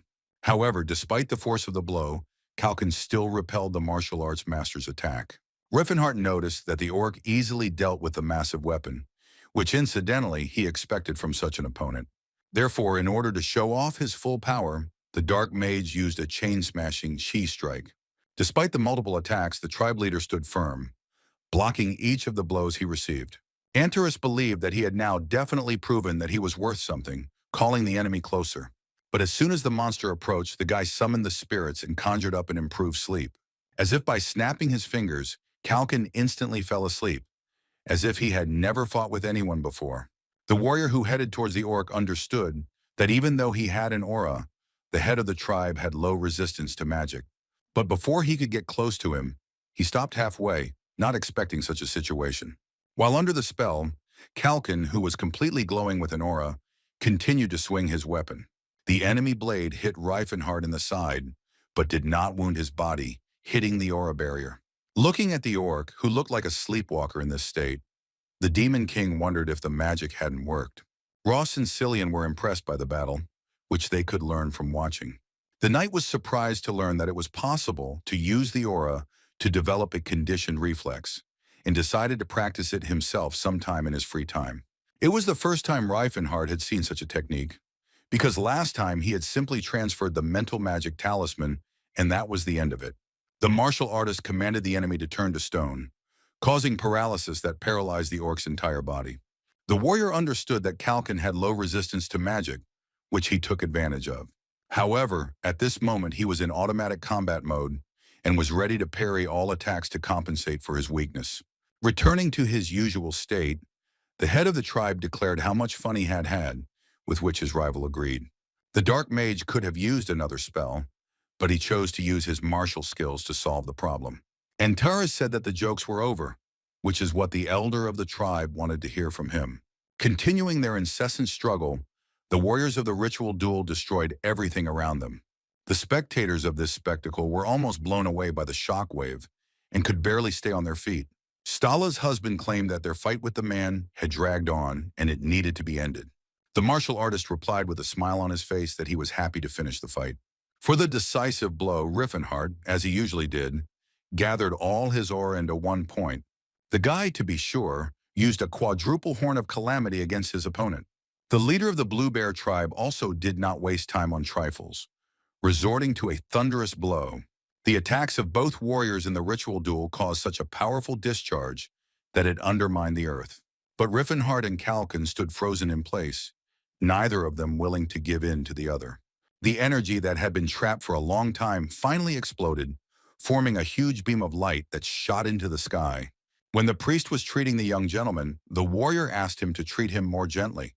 With an imperturbable face, Cillian asked Rifenheart to show courage and be patient a little longer. Stahl, who was the judge of the fight, declared a draw, claiming that both fighters were not inferior to each other in terms of skill level. Tilla asked the saint if Philinen's treatment was really that painful, but it was because of the part of the opponent's aura that was nestled in Antares' body. Ori, sacred power and magic were of different natures, and because of this difference, they were unable to completely merge with each other. The pilgrim offered to treat the head of the tribe, but the man insisted that his wounds would heal on their own. Kalkin recognized in Rifenheart a warrior he could trust, and from that day on he would consider him his brother. The orc took the meeting with his new brother as a worthy event, and the conversation that began with swords was supposed to end with a drink. Before the head of the tribe had time to voice his decision, the monster's improvised glasses were already filled. The guys from the Dark Mages team treated the joyful event with respect, but were wary of drinking with the orcs. He handed his new brother a glass. Kalkin wanted him to drink with him, but the warrior couldn't stand this strong liqueur. But when the guy tried it, he was surprised that he liked it, and the head of the tribe thought that a person might not like such a drink. The man ordered his wife to bring another barrel, because his brother liked the local drink so much. The orcs drinking nearby were surprised as Rifenheart emptied an entire barrel on his own, an act worthy of a true warrior. Ceres asked the master what the orcs were talking about while looking at her, calling her fat because the girl did not have big muscles. And looking at the priest, the local women were surprised that he was a guy with such a physique. Surrounded by monsters, Tennis Sword now understood what the elder was trying to tell him. The chief of the Blue Bears looked up from his feast when the shepherds returned to them. The arriving orc was surprised to find a man standing next to the elder. The shepherds said that they were met by some kind of miracle, which greatly surprised Rifenheart. In front of him was his old friend Tahed, whom he had already seen in this world a couple of years ago. When the orc asked if the man recognized him, he explained to the chieftain that it was the warrior who had directed him to this place. Kalkin was amused by this strange coincidence of circumstances, which he could not have imagined. Turning to the guest, Stala's husband asked him what brought the guy to these parts. Rifenheart explained that he wanted to find lands where the Blue Bear tribe could live even better. But to do this, the boy needed the leader to lend him his physical strength. Having summed up the warrior's story, the orc clarified that if they agreed to fight, they would be able to receive land in return. Antares summarized that this was indeed the case, but his goal now was the county of Gelfan, which bordered the great mountain of Gloten. The elder wanted to know the opinion of Tahed, who grew up among people, who in turn, although he did not trust them, was confident in Mr. Rifenheart. The head of the tribe was concerned about safety, to which Tahed replied that it was necessary to consult with the matriarch in the blacksmith, whose advice would not hurt. Blacksmith Grault of the Blue Bear tribe welcomed the warrior blessed with the spirit of battle. The chieftain stated that the new brother had shown a different path to the orcs, but for the sake of the tribe, they had to make wise decisions. Everything went better than Ross expected, because the tribe, after moving to a safer place, will send 100 warriors to them. And Tahed, who was walking with them, according to Rifenheart, was acting as a messenger if the orcs did not manage to reach them in time. Listing the races in the mentors team, the knight assumed that soon even a troll could not join. A couple of days later, the team was at the Termania tract, a road that had been trodden by many carts and was now the main route of the kingdom of Crovens. It was along this road that about 10 carts followed, along with which walked about 100 warriors. They were watched by Karsus's people, who were surprised that there were so few people as guards. The men did not consider Prince Juel frivolous, but they counted on at least 500 soldiers who were assigned to guard important food supplies. The warriors found it strange that there were no mages among the guards, which indicated the small number of forces allocated to such a valuable cargo. While inspecting the guards, Karsus' men decided that the prince had disguised refugees and civilians as soldiers. The assistant commander insisted that if they attacked the army in the middle of the night, they would have a hard time. The commander-in-chief announced to his men that among the enemy there were only weak soldiers who would immediately run away before a small demonstration. Mounting his horses, the man, in the name of the true King Karsus, ordered his opponents to drop their weapons and kneel. Three strangers appeared in hooded robes and blocked the path of the enemy army. But the next second, the trio raised their outer clothing over their heads, revealing themselves. Prince Karsa's men were shocked by the enemy they faced. The enemies turned out to be three gnomes, who, armed with their typical weapons, were already tired of waiting for enemies. The squad leader couldn't understand who in their right mind would have decided that halflings would make excellent guards. One of the three gnomes flew up, appearing in all his glory before the soldiers, flew past him, and the next second the warriors' heads flew off their shoulders, over which a small dwarf flew. The miraculously surviving captain of the detachment asked himself what he had just witnessed. The man was terrified by the fact that the dwarves could jump so high, not to mention their cruel treatment of enemies. When two more halflings joined the attack, the humans began to suffer significant losses despite their numbers. The commander-in-chief told the soldier not to panic, claiming that the same moles were in front of them. Infantrymen were sent into battle to stop the supply of provisions that were being delivered to the kingdom. Despite the fact that there were 8 times more enemies, the dwarves did not use their aura, as the savior forbade them to do so. Then the dwarves attacked the soldiers of Karsus, who had to spend a little more time on their opponents than they could. The hoods that flew off showed the warriors a number of other battle gnomes that they were quite serious. The small people attacked their enemy with no small amount of cruelty and blunt weapons. Watching the battle, Rifenheart praised himself for his decision to call the dwarves with him, which were ordinary soldiers of no equal. The Dark Mage was prepared for the attack and managed to gain the upper hand over the enemy due to the fact that ordinary people had to fight with the owners of the aura. The commander ordered him to tell who commanded them, since a real man would not allow his people to die at the hands of lesser creatures. The trio of gnomes, although outraged by the man's words, decided that there was no point in wasting their time on him.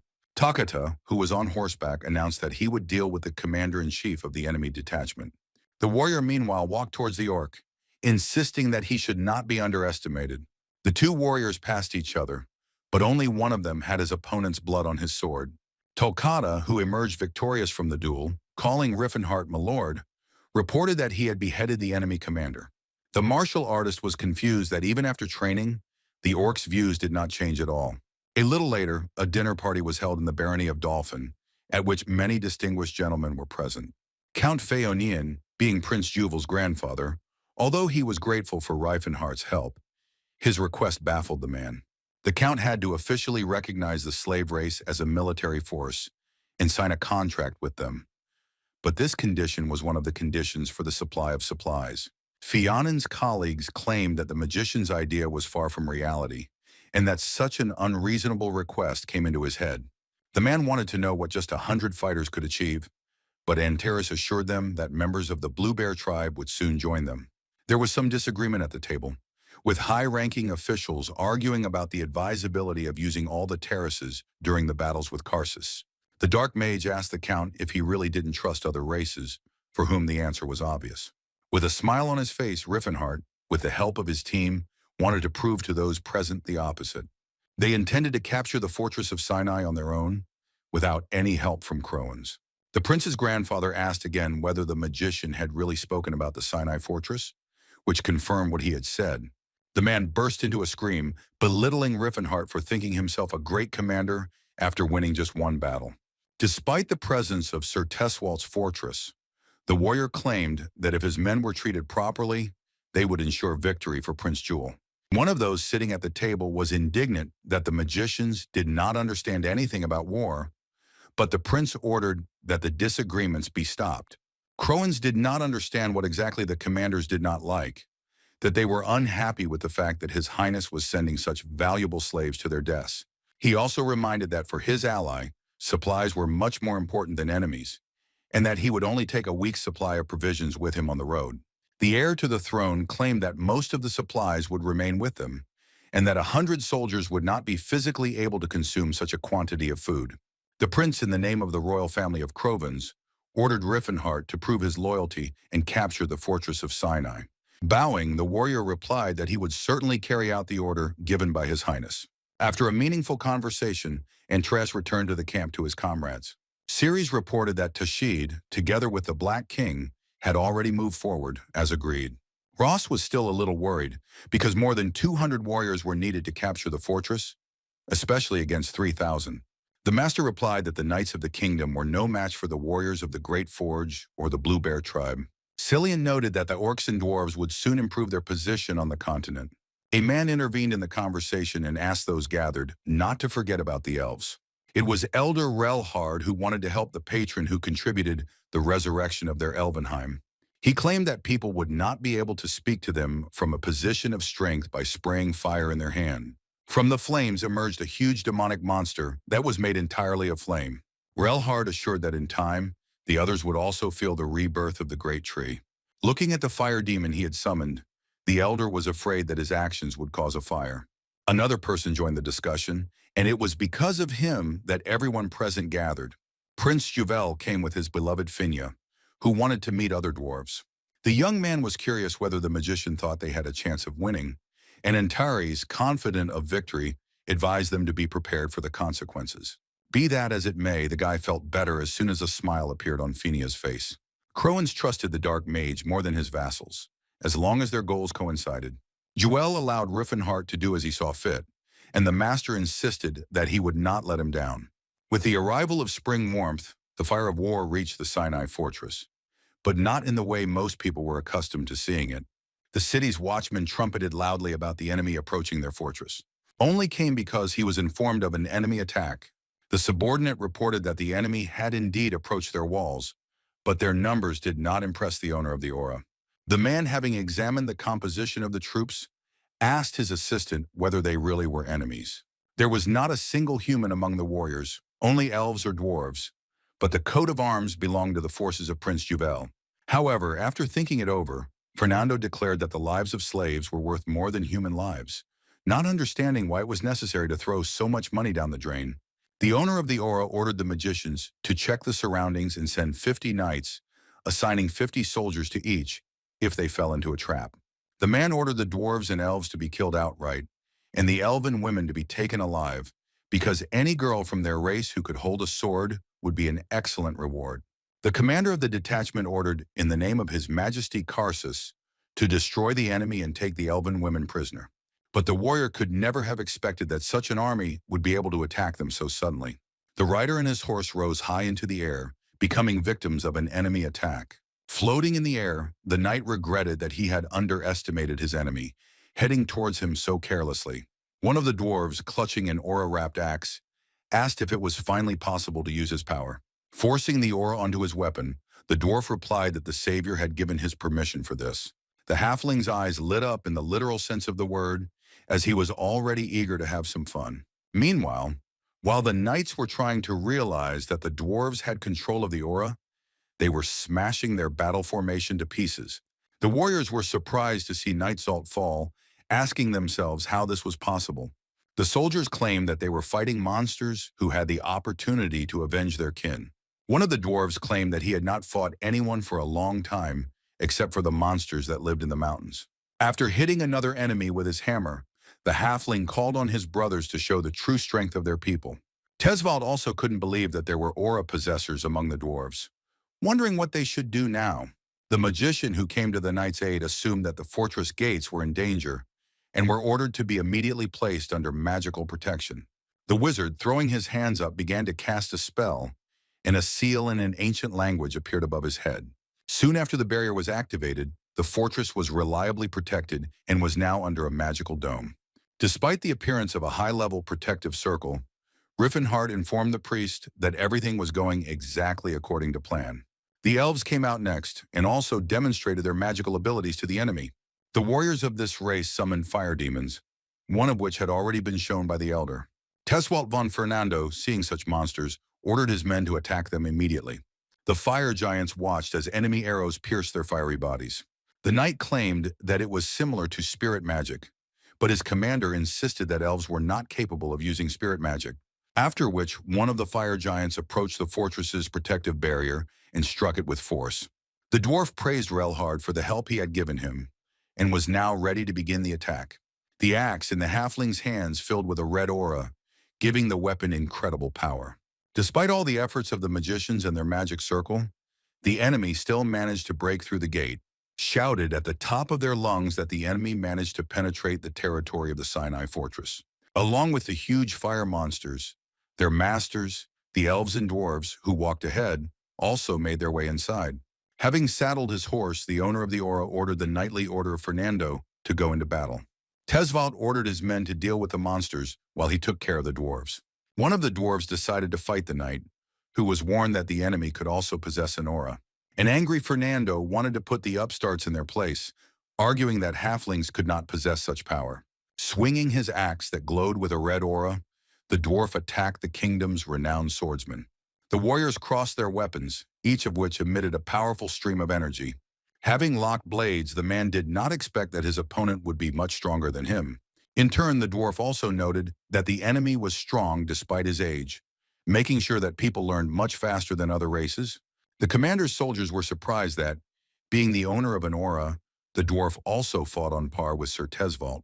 Rifenheart informed Cillian that they were very lucky that Cardamite could compete with Fernando.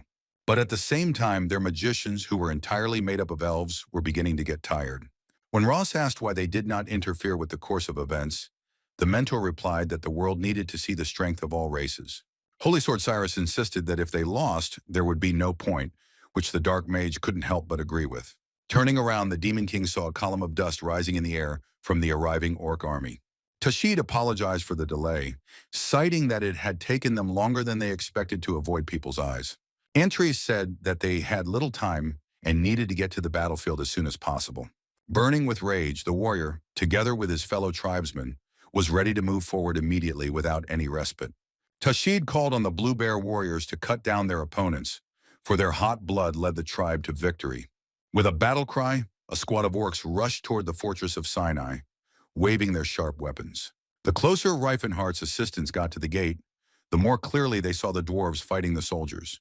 Hearing Tashid's warlike speeches about sharp blades and axes, the warriors of Karsus immediately turned around.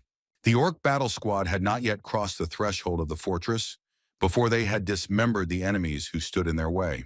The orcs were told to fight until their hearts began to beat out of their chests. Frightened by the appearance of the suddenly appeared monsters, the soldiers rushed away, demanding mercy. The knights who were in charge of the soldiers ordered them to stop panicking, because the monsters were not as scary as it seemed to them. But the warriors themselves wondered how these savages handled such huge weapons so skillfully. Rifenheart was pleased that the orcs had shocked their opponents, as the humans still had no idea how other species fought. Closer to sunset, an unexpected report about the prince was waiting in the capital of Croton. The boy asked his servants again if he had heard wrong, but the information he had heard was the purest truth. In a detached voice, Karsus wanted to clarify important information regarding Sir Tesvald, but he could not pull himself together. The officers confirmed that according to the surviving soldiers, Teswalt von Fernando died during the battle. The young man calculated that they had an average of 12,000 soldiers left, and there were only 4 in the capital. Karsus announced that he needed to contact his father and grandfather, and also call all the noble soldiers to the capital. The guy kept saying that Prince Juel had a crown and a signet ring, and if he held the coronation in the capital, everyone would side with him. The day after the battle, Croans could not believe that he was really in Sinai, that it was like a dream. Rifenheart reminded the prince that he had not let him down as he had promised, to which the boy only laughed. The Dark Mage explained that the nobles were not happy while his soldiers enjoyed the comfortable rooms here. Juel claimed that all this was only thanks to Antares, deciding to find out what the losses were on their side.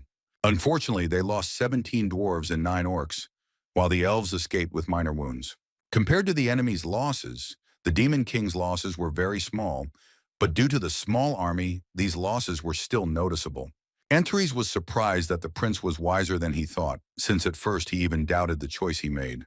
In this way, Rifenheart made sure that there was no one in the young prince's army who would dare to underestimate other races. The only problem was that people, having learned about the skills of other races, wanted to buy them from the martial arts master.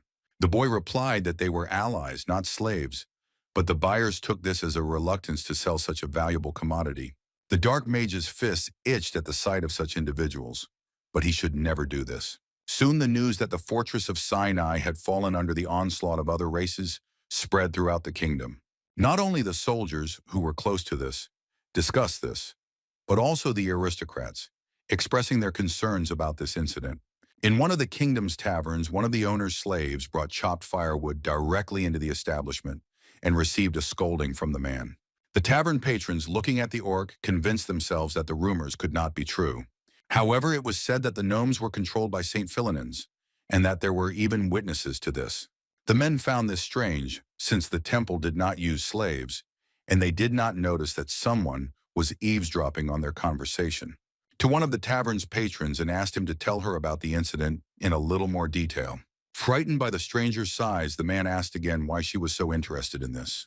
The girl, who was truly enormous in size, wanted to know more about St. Philinins. One of the visitors to the establishment heard that the priest was allegedly a young man with long red hair. As soon as the stranger heard about this, she suddenly broke her glass, spilling the drink. Clutching the broken glass from which the drink was leaking, the girl burst into laughter, after which she touched her lips with that same hand, licking off the remains of the drink. Licking her lips, the girl was pleased that she had finally found her sweet fiancé, Cillian Philmarsus. Roughly in the center of the kingdom of Crovens, on the great plains of Ladon, two armies were stationed. Karsus's army numbered about 10,000 armed warriors in its ranks. Meanwhile, Prince Juel's forces numbered approximately 3,000 soldiers.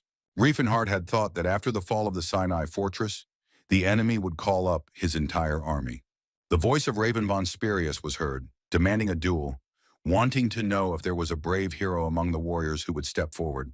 However, the soldiers stood motionless, which forced the knight to believe that the enemy had defeated Sir Teswalt through underhanded tactics. Cardamite considered the bronze demon sword weaker than Teswalt, but his colleague replied that they had already chosen a fighter. Sir Spirius looked at him and asked in a condescending tone who the warrior was who had decided to challenge him. It was Cyrus von Tinnis, who would be honored to cross swords in a duel with such a great knight. Charging my weapon with aura, the man was surprised that the guy was not even 30, who also possessed this skill. But the knight who was on Prince Juel's side claimed that he was not to be underestimated. The next moment, both swordsmen, riding their horses on the move, crossed their swords. And just a second later, the fighters separated their blades, which clanged back to their original position. Raven von Spirius kept his menacing gaze on the boy, continuing to wield the aura sword. Ross was also no slouch in skill, showering his opponent with a multitude of counterattacks. The soldiers of Crovens were delighted at how skillfully the knight fought against the bronze demonic sword. Karsus understood that due to the presence of a large number of aura users, the army's morale was able to rise. The man claimed that his opponent was extremely experienced for his young age. Ross had the same opinion about his opponent and was in no way inferior to him in battle. The guy was able to defeat the knight because if everything depended only on sword skills, he could lose. But unlike Raven, Holy Sword Cyrus had much more experience thanks to Sir Rifenheart. Having passed each other once again, the warriors rushed towards each other again, throwing their blades upward. The knight's mentor claimed that he sent his student to a duel to test his abilities, and that at this rate he would win the title of Holy Sword in just a couple of years. Refusing to lose to some brat, Sir Spirius resorted to the giant blade technique. The Tennis clan's sword used its new achievement of Phantom Division, wanting to hone this skill. The bronze demon sword was shocked by this technique, which he had never seen before. The young man emerged victorious from this duel, which, however, could not be said about his opponent. The soldiers of Karsus were covered in sweat as Sir Spirius fell at the hands of the young knight. The bloodied man wanted to know how the warrior managed to use such an amazing technique at that age.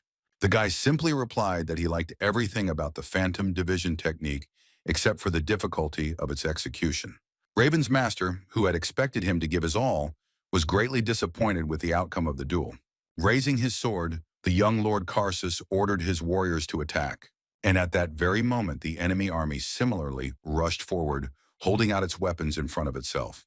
With the army's support, Cyrus led the brave warriors of the Blue Bear tribe forward. Riding on the backs of wolves, the orcs insisted that they had to fight until their hearts beat out of their chests. The knights ordered the monsters to be thrown off their horses as they had sunk their teeth into their livestock. The warriors did not immediately notice that the orcs were riding not horses, but wolves, which were also an additional combat unit. Karsus couldn't believe that the rumors were true, wondering where the head of the Special Forces unit, Sir Seed, was at that time. As it turned out, Sir Seed was unable to reach headquarters, where 200 enemy soldiers were waiting for him. The guy didn't understand how a 1,000-strong army couldn't break through to the prince's base, which had only 200 people. And in the midst of the battle, a fiery monster appeared, which was summoned by the elves in exactly the same way as in the Sinai fortress. Karsus ordered his mages to respond with a spell. However, they were unable to use their magic due to the interference that was created to the flow of mana. The wizards of the kingdom wondered why the powerful mages on the enemy side simply did not use high-level spells. Rifenheart, who had a hand in this, claimed that even if he lacked mana, no one could take away his talent. When Cirrus entered the battle, her opponents, in horror, called her an elf witch. To his great regret, Karsus was forced to order his men to retreat. Raising their blades above their heads, the army of Crovans, led by the prince, rejoiced at the victory they had won. Historians will call this war the Battle of Ladon, which ended in victory for Prince Juel. Near the plains in Vandrick County, the locals welcomed the true king, Prince Juel. It was strange to the boy that just yesterday these same people called Karsus their king, who retreated to Croton to prepare for the next battle. Count Veda and Bronterzen wanted to swear allegiance to the prince, while Sirs Hartsbergen, Grandiard, and Cyclic continued to remain neutral. Count Fionin offered to convince the trio to switch to their side, since it now seemed entirely possible. The prince did not understand why this was necessary, and His Highness's grandfather himself asked himself the same question. The young man kept telling himself that he had to become a king who would sincerely care for his subjects. Security posted at the entrance to Vandrick County blocked the way for one of the travelers. Guard asked what brought a person resembling the paladin Sayer to this place. The soldier felt that something was wrong here, because the stranger had the face of a beauty. However, her body was unusually large in size for an ordinary person. Meanwhile, Cillian was practicing push-ups, so that after a short rest he could move on to squats. The young man was ready to begin his next training session, but Rifenheart insisted that the saint needed rest. The pilgrim needed to quickly become a muscle man, since after the battle he was nicknamed the Young Saint, the girl who treated the wounded on the battlefield. Cillian looked at the elf and wondered if she was busy with something, most likely trying to make friends. Ceres asked the spirit for forgiveness, claiming that the situation forced her to act that way. Antares warned that the spirit could get angry, but the girl was sure that in a couple of days she would not remember it. The warrior asked himself if his beloved had always been like this in her past life.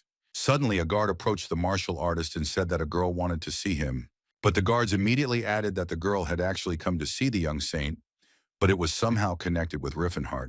In the reception room, the girl introduced herself as Christina, who was a paladin and Sayer's sword. The dark magician asked what brought the girl here, who was looking for the priest Cillian Philmarsus. Rifenheart thought the guard meant him because of the girl's gigantic stature, and was interested in why Christina was looking for the pilgrim.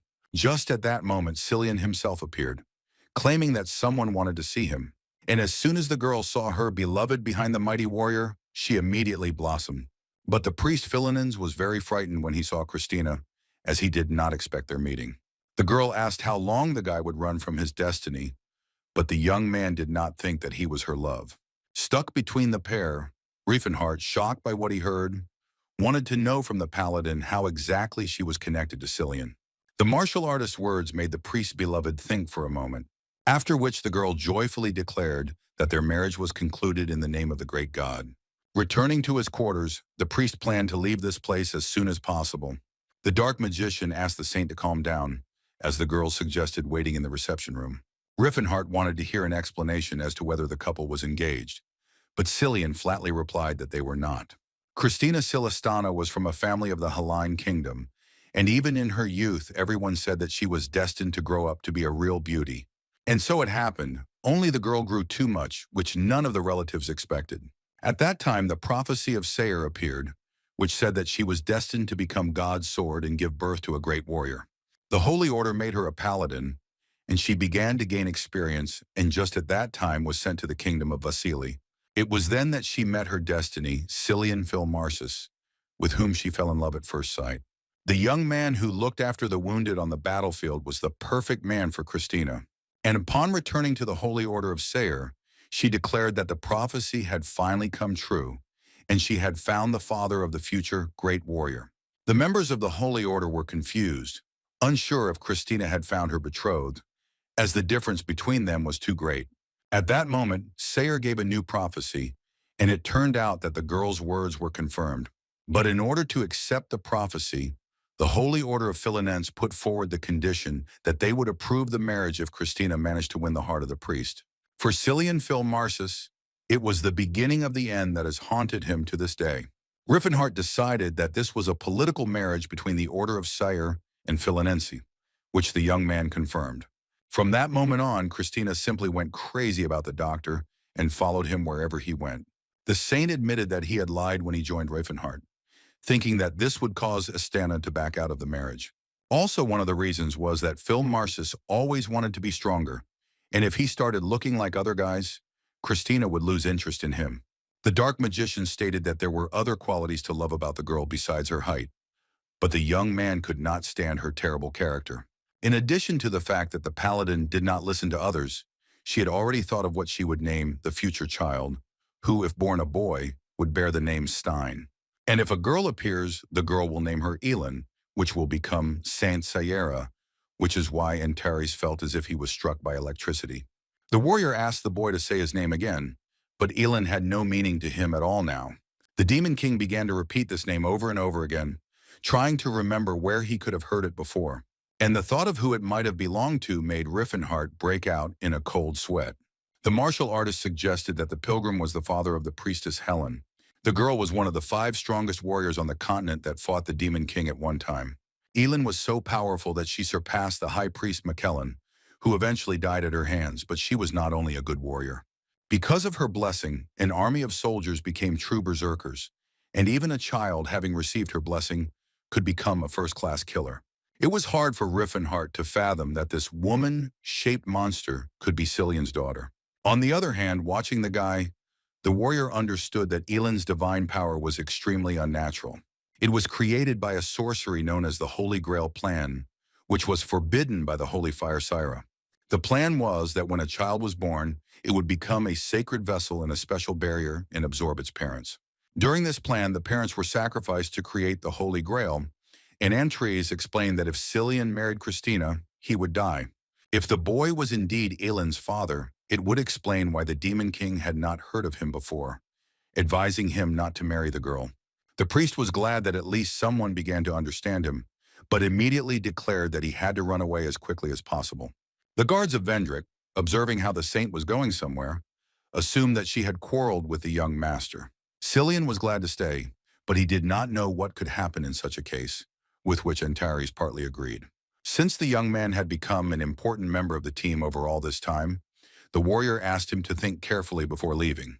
The pilgrim insisted that he had no other choice, asking the gentleman if he was planning to stop Christina.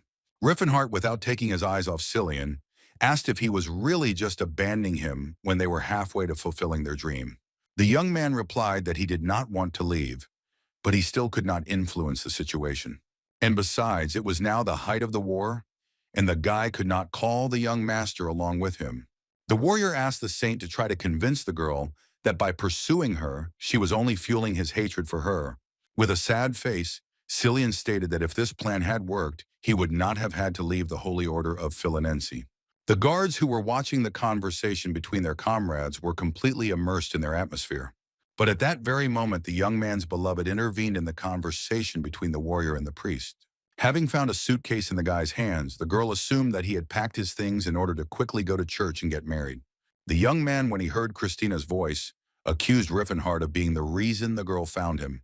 Astana asked the boy to come home with her, where they would live happily ever after, while she gave birth to a daughter and a son. The dark mage noticed that the paladin was not listening to what the saint was telling her, asking her directly what she liked about Cillian. With a smile on her face, the girl replied that if they got married and had children, they would have ideal height, which was quite reasonable. Christina was sure that the young man did not want his short stature to be passed on to his children, and neither did she. Sword Sayera was convinced that the problem with her height was solved by fate itself with their meeting, and their union had already been made in heaven long before they met. The priest asked his faithful comrade for help, but he did not know how exactly he could help. And in that moment of complete despair, when the shadow of a sinister smile fell on Cillian's face, an idea came to him. The young man asked Christina for forgiveness for not being able to admit earlier that he had already found his love. The priest stated that he had actually met with Rifenheart and therefore could not accept Astana's feelings. For the girl who had been thinking all this time about how to marry a saint, her whole world was destroyed in 1 second. The master of martial arts himself did not expect such a development of events, and in that moment he turned into stone.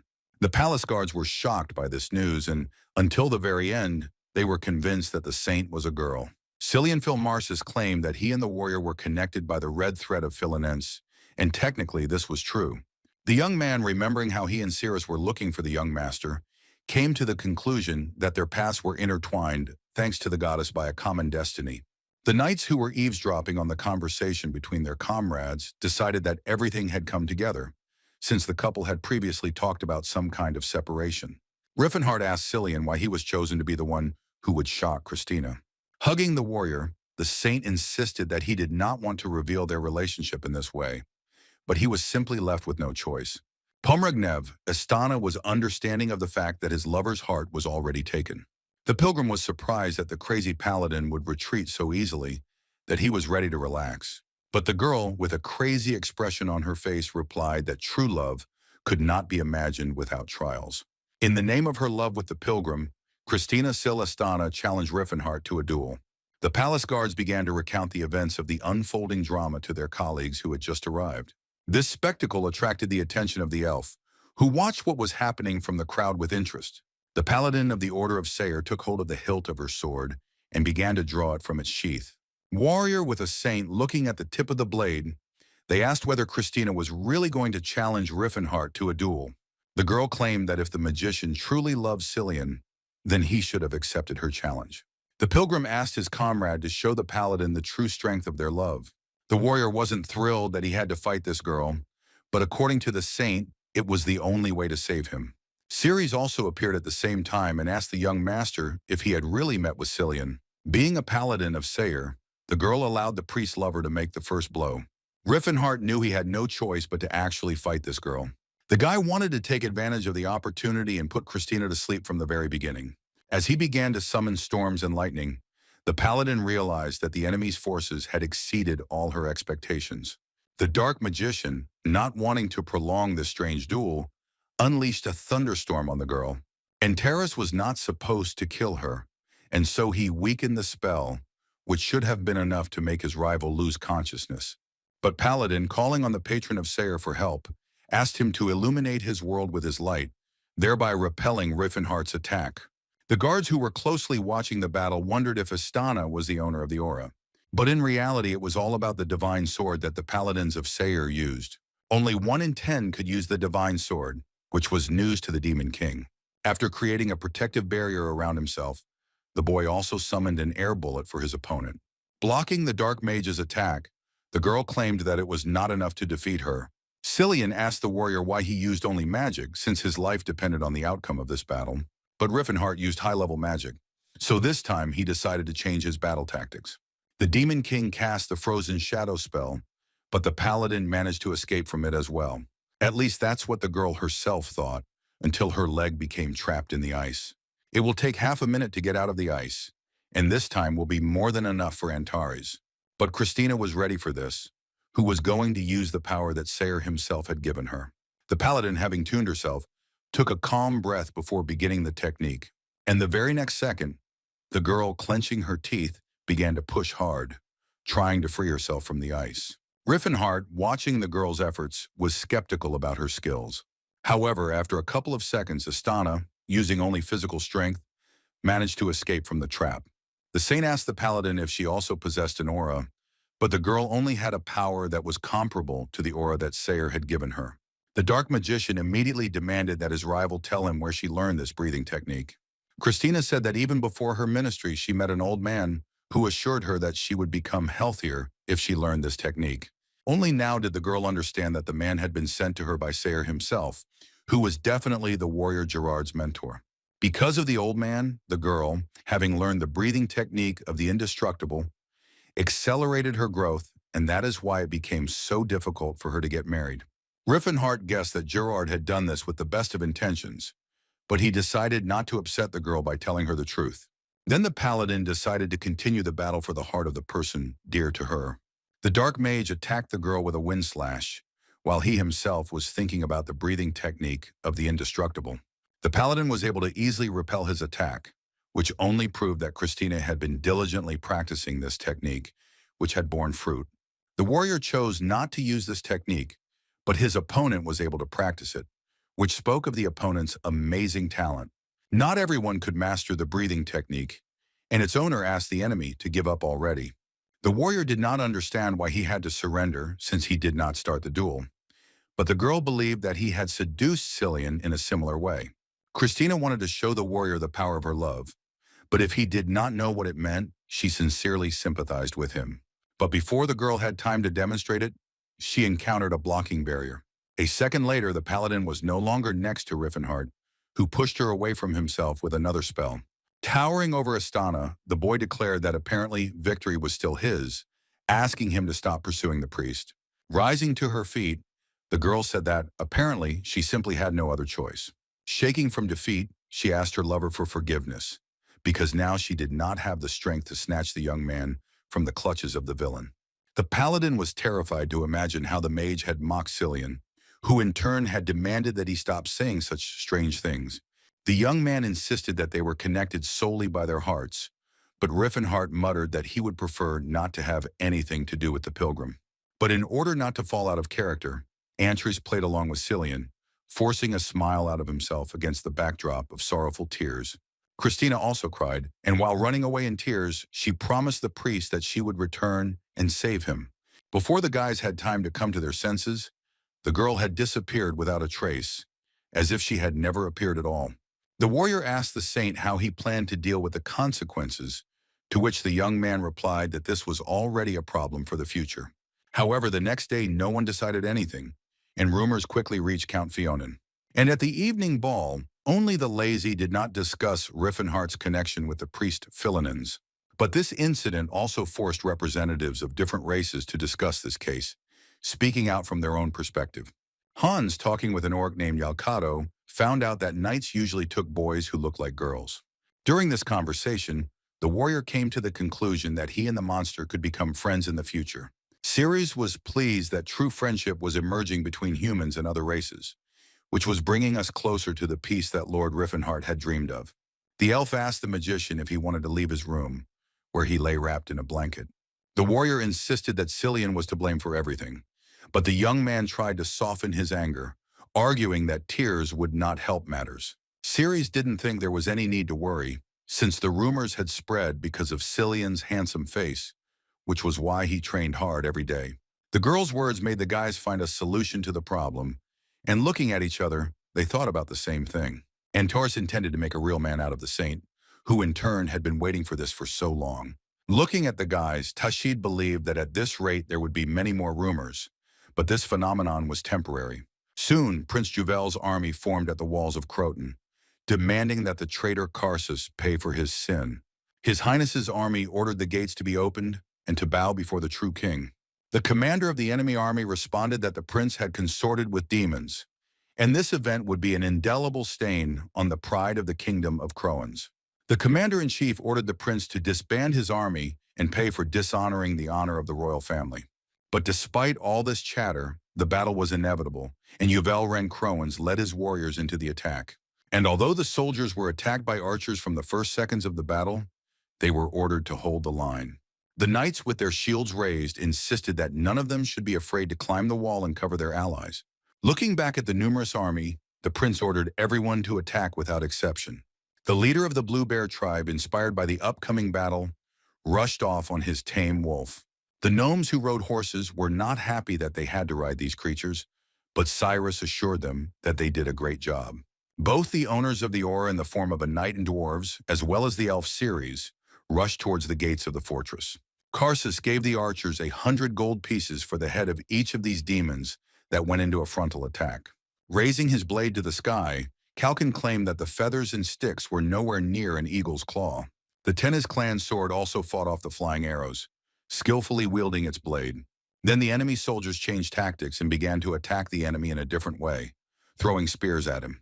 Fighting off the new weapon, one of the dwarves with an aura claimed that the arrows in front of him were the same, only thicker.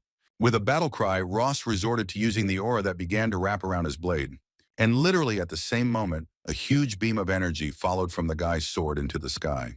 Still in bandages, Cirrus was surprised by the technique that the swordsman demonstrated. On horseback, Cirrus held the giant blade of the knight Spirius in his hands. The man was outraged that the boy dared to use his own tactics in this battle. Using the giant blade, Tennis' sword cut down the main gate of the fortress.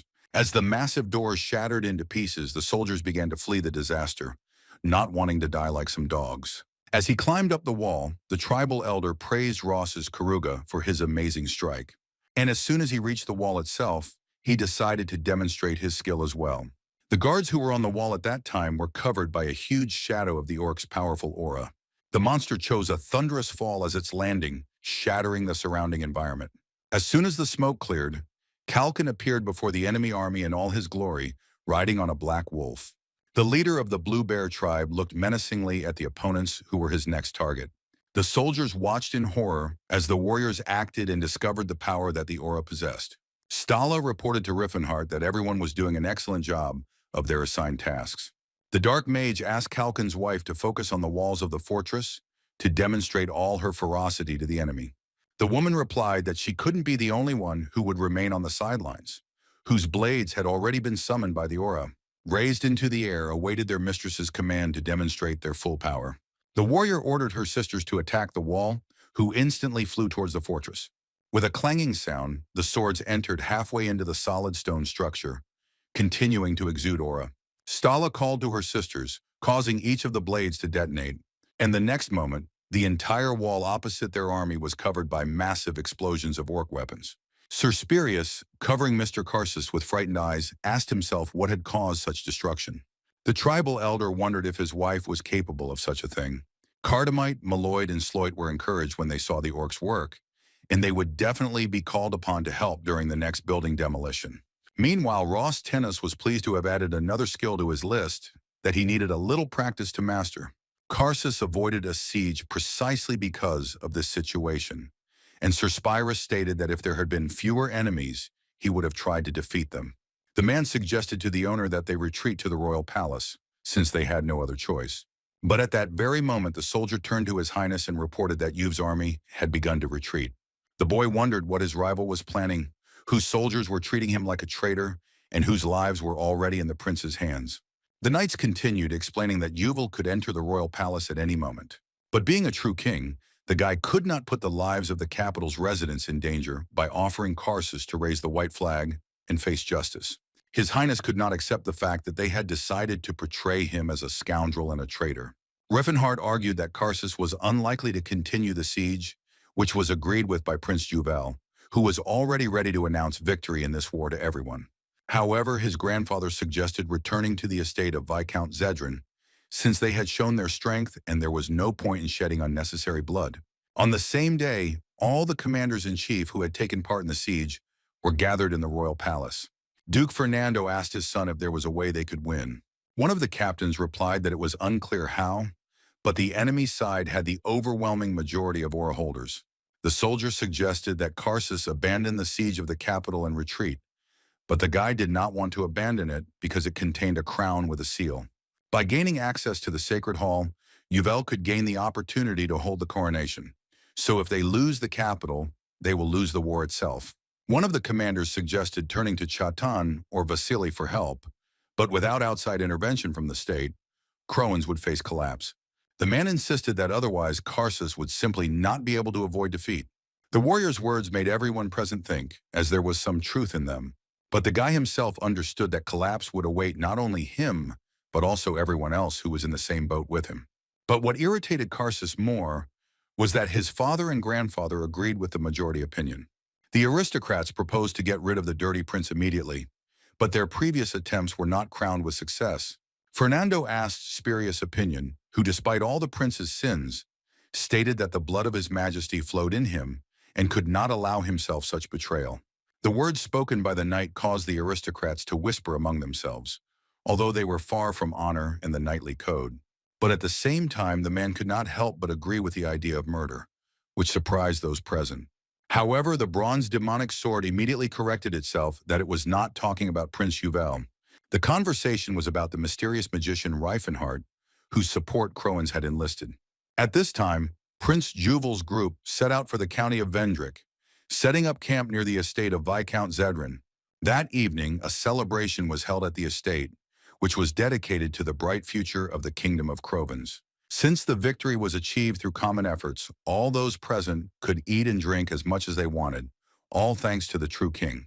The prince did not understand why they were thanking the nobles for not lifting a finger in this battle, but as Antares explained, this was precisely what was important.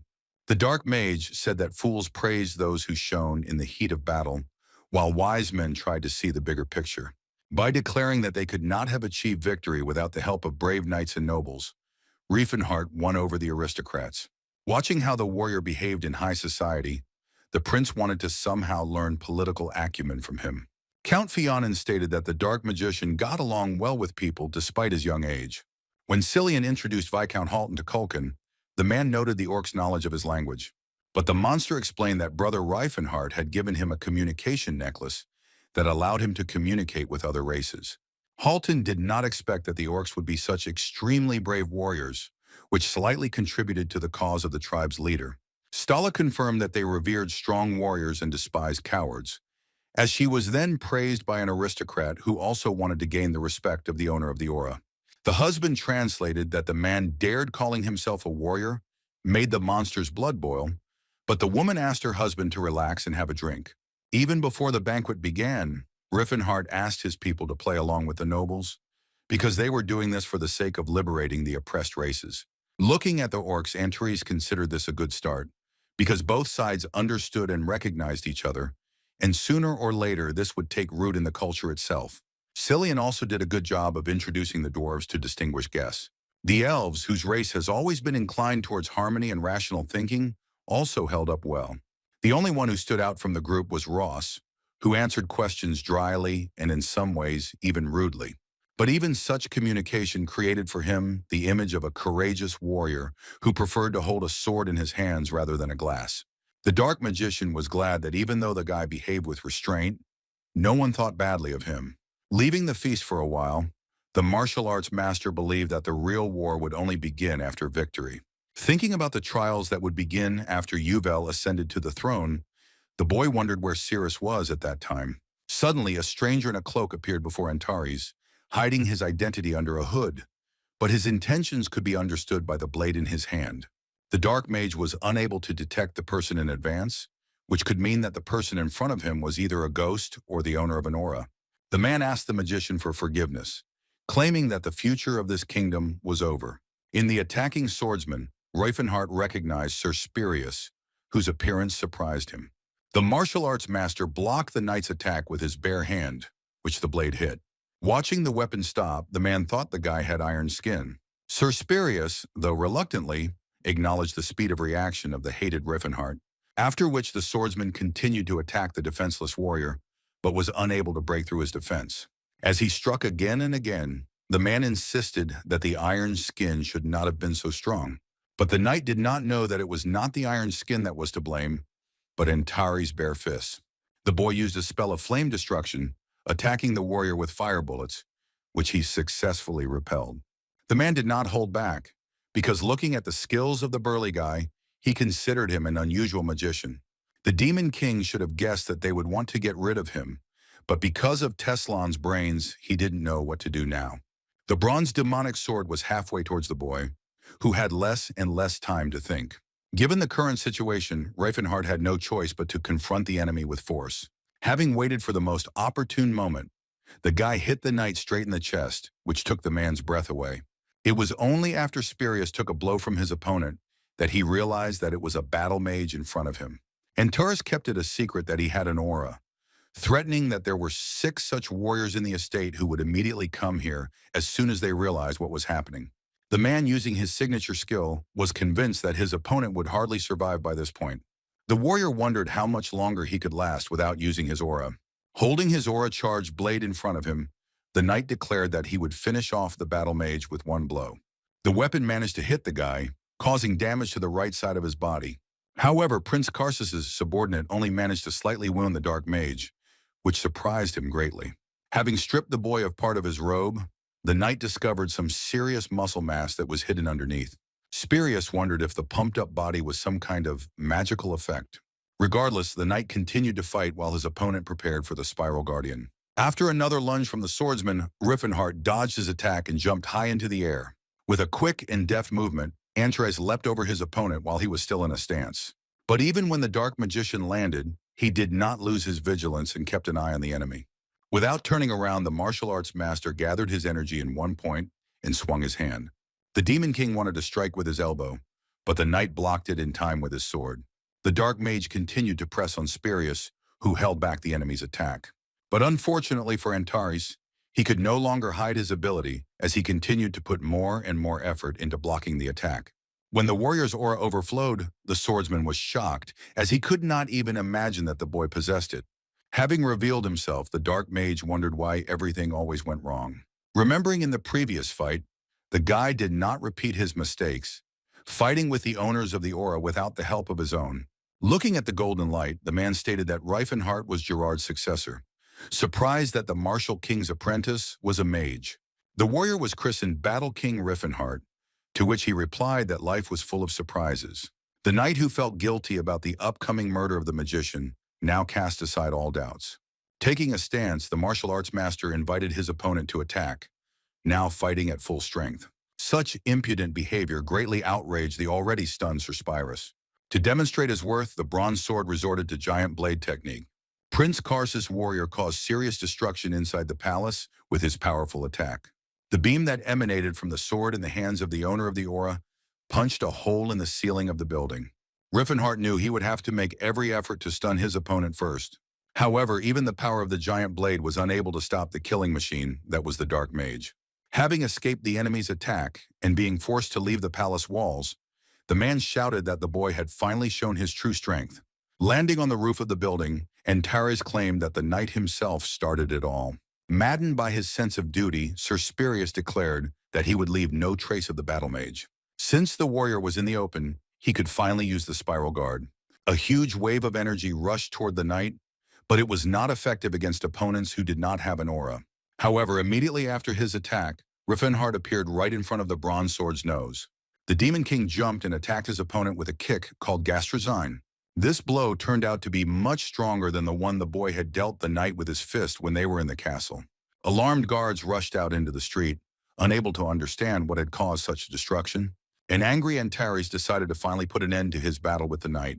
Grabbing the man, the boy began to spin around properly before swinging the lariat.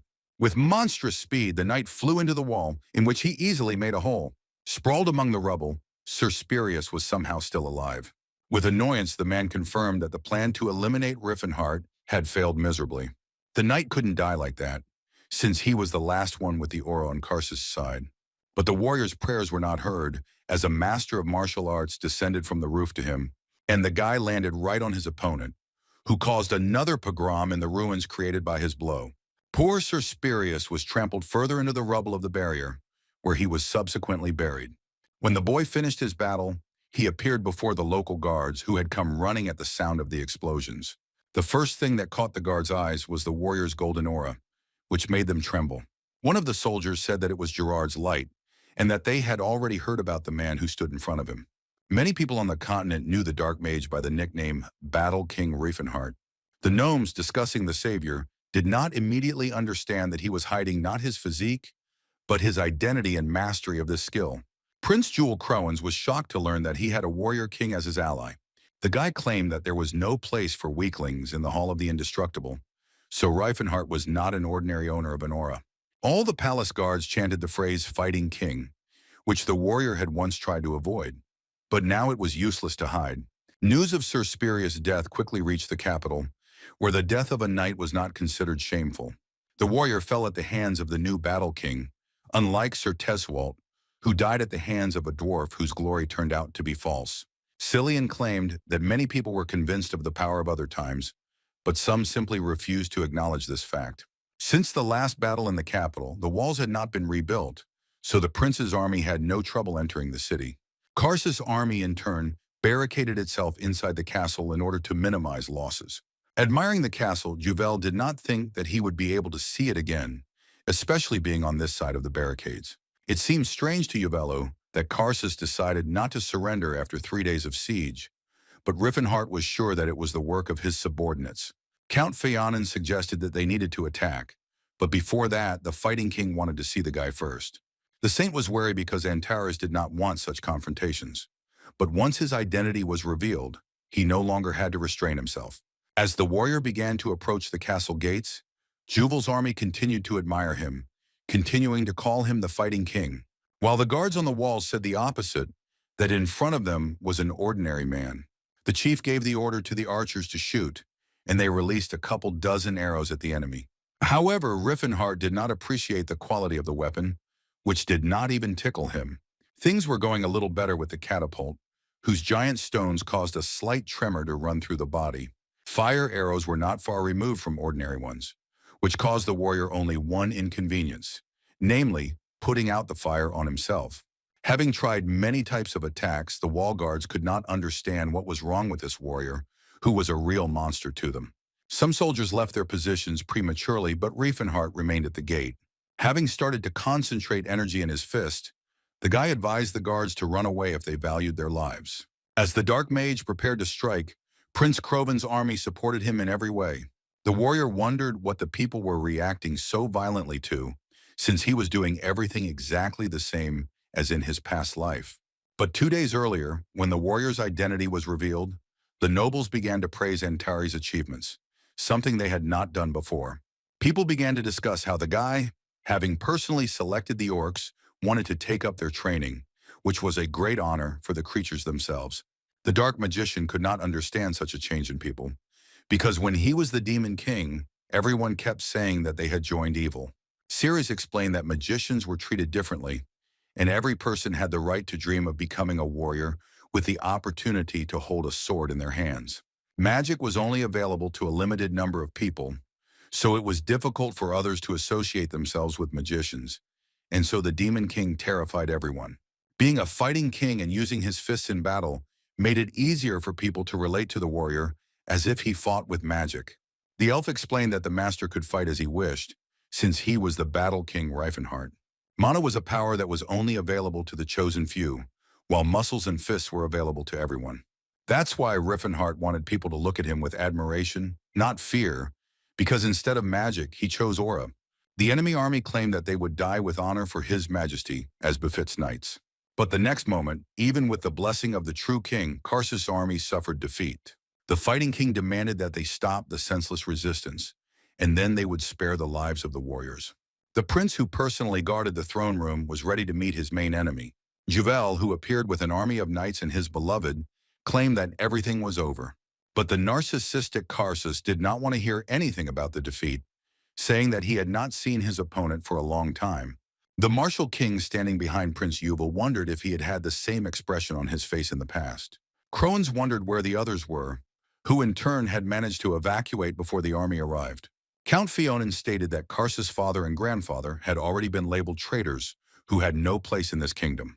The guy said that they went to Chatan, where although without the previous power, their family will continue to live, and that will be more than enough. Juel's grandfather compared the traitors' flight to Chatan to how Lantas fled from the kingdom of Takon. His Highness asked why Karsus did not leave with his family, but the guy suggested that his opponent answer this question himself, since he already knew the answer. If the prince had done this, it would have led to the start of a war, and the guy did not want to become a puppet, so he preferred to die in this place. This decision of the enemy deserved to be respected, but Juel was ready to put an end to it with his action. Extending his sword forward, the boy was glad about this. He wanted to check the rumors about the prince, who according to them was very tactful. When asked which of those present was to finish him off, Prince Juel volunteered. The boy explained his choice to his grandfather, as he needed to prove to his subjects that he had the courage of a true king. Taking the opportunity, the prince asked the owner of the aura to intervene if anything went wrong. With a satisfied grin, Karsus suggested that his opponent finish the fight quickly. Juel Krovins ran towards his enemy, encouraging himself with a war cry. Both princes clasped their blades, looking at each other with hateful glances. With a loud clang, the boys separated their weapons and looked around before continuing the attack. Karsus was sure that his opponent was skipping training to spend time with his dwarf, but in reality he was hiding his skills. It turned out that Prince Juel knew how to handle a sword before. He just had no reason to demonstrate the skill. Krones' angry opponent attacked him angrily, but the blow hit the prince's shield. The boy's grandfather was surprised that his grandson had managed to acquire such power. But this sight did not touch Andres at all. This same question was asked by His Highness Prince Karsus, who asked the enemy to stop hiding behind the shield. Ignoring the comments made towards him, Juel continued not only to hold his position, but also to counterattack his opponent.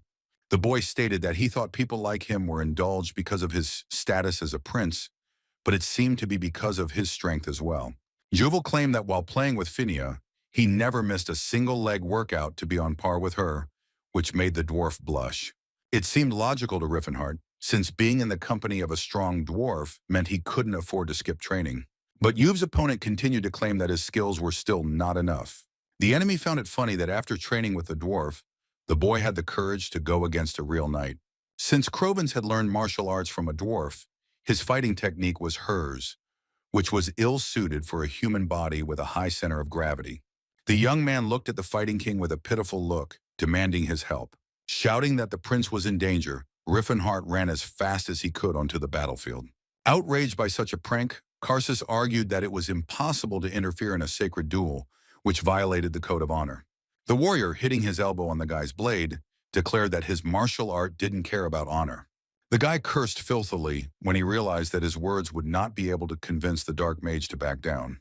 Rifenheart concentrated all his strength into his fist to put the final point in this duel. This was the first time Karsus had seen such a strong concentration of aura, not to mention its color. The throne room was filled with a bright flash that filled the entire space around. The light from the impact was so bright that some soldiers had to cover themselves, even though they were wearing head-to-toe armor. Rifenheart's blow penetrated every crevice of the castle, filling every corner with light. When the attack's effect was over, Count Fionin finally removed his hand from his face to see the consequences. Rifenheart's blow was so powerful that it easily knocked down the wall of the palace's throne room. The martial king grabbed Karsus by the hair in order to address the Juel army. Raising his severed head, the warrior declared that the traitor had paid for his actions. The heir to the throne realized that from now on, nothing and no one stood in his way. The guy walked with a firm and confident step toward the throne, which now rightfully belonged to him. Looking at the ring, the young man ordered that the traitor's head be seen by everyone else, after which His Highness placed the crown on his head, which made him a full-fledged king. Finia, admiring how her beloved took the throne, shouted the cherished phrase, "Long live the new king." The words of the gnome girl were picked up by all the others, who, chanting her, greeted the appearance of the new ruler. And all of his subjects, without exception, bowed their knees before Juel Crovensson. This is how Rifenheart rewrote history once again, and Juel too became the ruler of the kingdom of Croans. The news that the civil war was over quickly spread across the continent, and many who had predicted the prince's defeat were left speechless. The Battle King became a human who defeated the Golden Knight of the Kingdom of Grime and ended up in Croans, where he led the prince to victory with the non-human races. The unrivaled fighting skills of other species have left skeptics so confused that they are unable to hide their surprise. But this news also reached Teslan, who was at that time in the Kingdom of Grime. The guy didn't even think that the Demon King managed to restore so much strength and gain support. Well, it was a shame to lose King Karsus, who, being a wise man, was trained in tactics and strategy.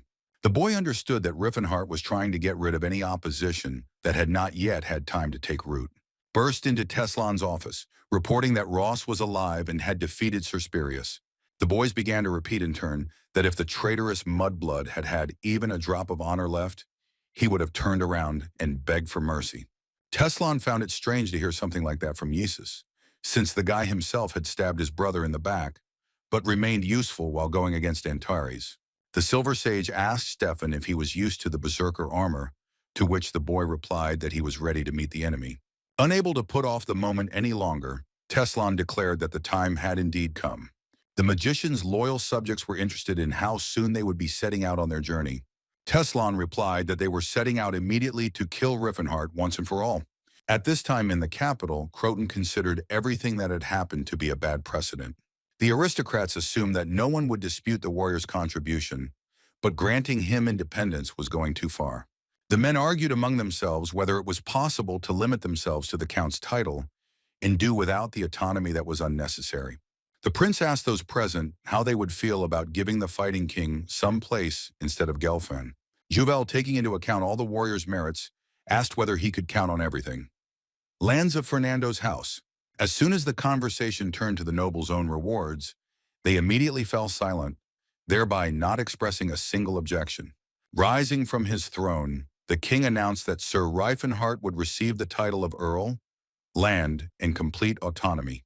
From now on, these lands will be called the County of Antares, which was located in the Kingdom of Crovens.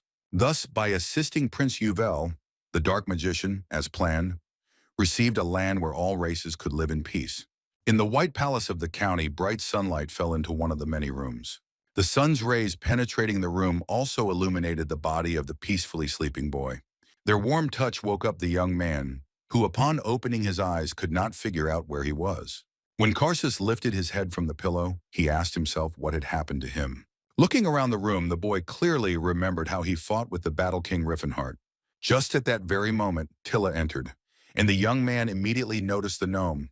The girl greeted Lord Carsus, after which she introduced herself, mentioning that she was Lord Rifenhart's companion.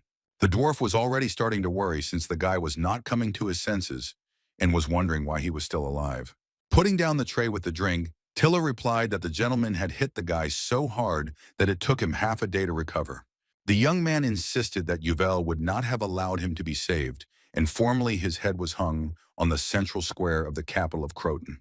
The dark mage somehow changed the color of the eyes and hair of the corpse that resembled Carsus, and the prince's supporters did not even know that he had survived. The survivor was curious how the warrior could pull something like this off in front of everyone, guessing that the blinding aura was needed for exactly that purpose. Tilla said that all this time they were waiting behind the secret passage and waited for the moment to make a substitution, and the passage was destroyed to cover their tracks. Unlike humans, the dwarves were masters of architecture and immediately noticed the passage, although only members of the royal family knew about it. Then Carsus began to wonder why the Fighting King had saved him, whether it was to rebel against the prince or to sow discord among the nobles. But the dwarf's answer surprised the boy, since Rifenheart stated that the death of the young man would be a huge loss. But when the girl noticed the surprise on Carsus's face, she only repeated the phrase he had said, after which Tilla left, claiming that the wounded man needed a good night's sleep. But the guy still couldn't stop Tilla, still not knowing what was happening here. Western Mount Glotton was not part of Gelfand, but is now part of the county of Antares. These lands were too small and modest to have the status of a real kingdom. Ross congratulated his mentor, who now bore the title of king, finally fulfilling his dream. The dark mage asked the swordsman if he understood that he could be treated in exactly the same way if he wished. The knight stated that he could never become king of an entire nation, but Rifenheart would not call it a nation. Ross suggested asking for additional lands, since no one would object to a fighting king. But Rifenheart could do this because he would lose his independence, and this was much more important than territory.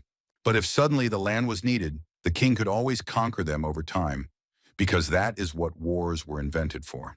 A servant came to the king and reported that the dwarves had already gathered in the audience hall, where Rifenheart had also invited Ross. Many slaves of Genelfin bowed their knees before the White King of the state of Antares. The guy said that now the dwarves were free to leave or stay if they wanted, which he would only be glad about. But even in that case, the mines in these places would still belong to Rifenheart, which was not up for discussion. The king granted the dwarves the right to mine minerals, true freedom that could only be earned with their own hands. The dwarves were shocked that they could mine ore or create weapons as long as they paid taxes, and in the future, even buy out the right to own the mines. In exchange, Rifenheart wanted the right to trade in the equipment that the dwarves would produce, to which the creatures immediately agreed. Looking back on their past, the Antares Empire was in an even more dire state than the lands they settled on. On one side at the table were representatives of both local miners and residents of the Great Forge. Opposite them sat the leader of the Blue Bear tribe, along with his wife and the blacksmith. And between them were the elves, among whom were Relhard with his assistant, as well as Cirrus Balencia. And when all the representatives of the races were assembled, the White King could begin dividing the lands. Pointing to the map, Rifenheart showed where the Blue Bear tribe's holdings would be located. Relhard clarified that the lands were not located outside the county of Antares, but the king objected since they did not belong to Crovens either. The Glotton Mountains were not a controlled territory, and therefore, wherever it came, invasion this place will be considered the territory of the county of Antares. The tribal leader suggested that such a large mountain was unlikely to be uninhabited, and that their actions could interfere with people. In any case, the orcs could retreat to their lands, and if the mountain tribes begin to attack Antares, then this will be considered an invasion. Rifenheart claimed that the county would surely protect all races, and their nomadism would come to an end. The blacksmith from the tribe said that in this way, the warriors would be able to leave their homes without worries, and the elf had already noticed the lands that would go to them. The land that Relhard pointed to will become the land for all elves, and its expansion will be a matter of time, because it will include not only the Dunheim clan. The man did not want to leave the World Tree, but the king said that they would simply plant another one in that place. The elder insisted that Elfenheim was not an ordinary tree and would hardly thrive in this land. But the problem was not in planting it. In a past life, the dark magician knew where to get seeds with the pure essence of the World Tree. And by uniting all 7 trees, he gained unprecedented authority. The size of the territory was of little interest to the dwarves at the moment, since at first they would earn money by selling minerals and equipment.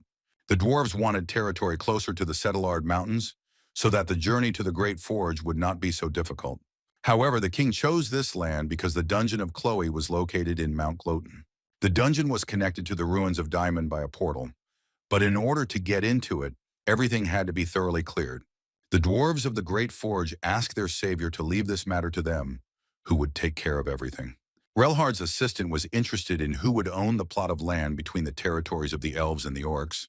Rifenheart replied that the lands were intended for those they would meet very soon. One beauty was located northeast of the Gloten Mountains in the Snowy Lands. Meanwhile, the second representative of the new race was in the forests of the Gallan kingdom of Mount Gatarin. A month had passed since the end of the war for the throne of the kingdom of Croans, and the county of Antares had existed for the same amount of time. Within its walls, 2 strong warriors, the knight Ross and the orc Tahed, practiced the art of swordsmanship. The guy was telling his opponent from which side he would deal damage so that the monster could fight it off. "Throw Dakar at your blade," the brute shouted, aiming at the head of the younger brother of the Tennis clan. But even knowing where the punch would land, Ross had a hard time focusing on honing his technique. The guy asked the orc if he understood that by throwing a sword at an enemy, he remained disarmed, but it was unacceptable for Tahed to take up another weapon. Despite the orc's claims, Cirrus cited the example of his colleague Jalkato, who had twin blades. The tribal warrior stated that his colleagues were simply lucky, while he had no intention of making any more sworn friends. The fighter's conversation was interrupted by a loud yawn from the Black King, who was lounging nearby at that moment. Ross noted that the wolf was not like himself in battle, which made his owner even ashamed, since the animal had become too lazy. Tahed suddenly asked the resting knight to demonstrate the blade's aura. The warrior of the Blue Bear tribe sinned that he would not be able to receive the blessing of the warrior spirit until he was 10 years old. Looking at the knight's face, the orc explained that he was now 9 years old, and if you translate his age into human terms, then they were the same age. Having finished asking about the aura, the warrior wanted to continue training, claiming that they had rested enough. Sirius Bilencia watched from the balcony of the palace as the warriors trained diligently. Not far behind them was the priest Philin and Cillian, who still wanted to have a pumped-up body. Tilla, who was walking around the castle with Karsus, also coped with her task. The young man could not get used to the new face, but it was necessary to hide the prince's identity. The gnome explained that if Juel or anyone else found out that Karsus was alive, then everyone, including Mr. Rifenheart, would be in trouble. The guy asked if Till was tired of always looking after him, who was indeed the second busiest person in this palace. And the first was a man who was still sleeping, despite the fact that the sun was already at its zenith. Ceres, who came to wake up the master, told him to get up, otherwise he would gain weight again, for which it would not be a problem. The dark magician did not understand why. When it came to moralizing, the elf became similar to her past self. The girl told Rifenheart to at least drink some tea if he had no appetite, which he immediately headed to the table as soon as he saw food on it. Looking at the light breakfast or lunch, the guy asked why the girl was cooking and not the servants, who, as it turned out, were busy, unlike the king. Stuffing himself with food, Rifenheart announced that it was time to get to work, but Cirrus couldn't imagine what kind of work. The warrior explained that it was necessary to find fragments of the world tree, and the closest to them was the staff of the blue sky, Gerunting. The elf asked if this fragment was something like Nihilin, and she was absolutely right. This relic contained the essence of the world tree, at the mention of which Bilencia recalled that she liked her bow. The king replied that he would certainly do something similar, surprising Cirrus that I would be capable of this too. However, everything depended on whether Rifenheart had enough mana for this, so he took advantage of the moment to remind everyone that he was a 10th circle mage. The guy needed to increase the amount of his mana, even though his body was not designed for such manipulations. But be that as it may, the master ordered Valencia to call the others, because they had to move out already. Their path would lie southeast of the Settlard Mountains in the Matos Highlands, where the land of Celt was, where the Gerunting was kept. If the squad uses Diamond's portal, they can get there in a week. 3 days after Rifenheart had reassembled his team, someone visited the trading city of Zerud. Teslan was disappointed when he learned that the Dark Mage had already left the place they were heading to. Filena learned from the merchant that Rifenheart had set out on a journey and would be gone for about a month. But if they hurried, they would have time to catch him. The girl asked whether they would wait for the king's arrival, while Stefan was no less upset than his master. A man passing by heard the swordsman cursing at the king, advising him to watch his language. He explained that the boy was talking about the fighting king, but Jesus objected because he was not in the city now, and therefore there was nothing to be afraid of.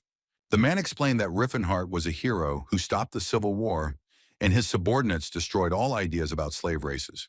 The stranger assured that the boys might get into some kind of fight because of the words they said to the king. Suddenly, someone appeared behind Filena, asking if the strangers wanted to know where Rifenheart was headed. Christina introduced herself to the strangers, and from their conversation she concluded that they considered the fighting king their enemy. The girl, who frightened with her gigantic size, knew where the warrior was heading and could share this information. Looking at the paladin with distrust, Teslan asked what she wanted from them in return. The girl wanted to join the squad because she was going to kill the Battle King Rifenheart. Teslan replied that there was no point in them refusing such an offer since they had a common goal. It took the Dark Mage's team a little over a week to get into the Celt dungeon. The monster that Ross and Tahed were fighting against began to cast a spell, releasing a charge of energy from itself. The orc chose his distance well to avoid being hit, which the knight informed him of. While Cillian was not worried about the work of the warriors, Cirrus was crazy about the relics of the dungeon, which the king suggested to put in the bottomless bag. Rifenheart pointed out to the fighters that the monster was ready to move into the second stage at any moment. The protection system alerted to a critical situation, and upon moving towards it, the chain that held the monster back broke. Holy Sword, Cyrus was in awe of how amazing the fight with the dungeon keeper was. However, even after hearing the information that Gerard had been in such a dungeon before, the information from the Fighting King was suspiciously accurate. And while the knight was wondering who his mentor really was, Rifenheart decided to cut off the monster from its mana. The Dark Mage decided to go against the current to stop the pulse of his opponent and destroy everything in his path. The Martial King used a linear force destroyer, which instantly enveloped the Dungeon Guardian. The guy announced to his comrades that he had managed to turn off the regeneration, and now it was up to them. Tahed and Ross cut up the giant monster, leaving it no chance of escape. Screaming at the top of its lungs, the monster had only one thought in its head: it couldn't die like that. However, a moment later the monster exploded, which made King Antres immensely happy. Looking at him, the warrior said that the monster behaved like a victim, even though it itself mocked weak creatures.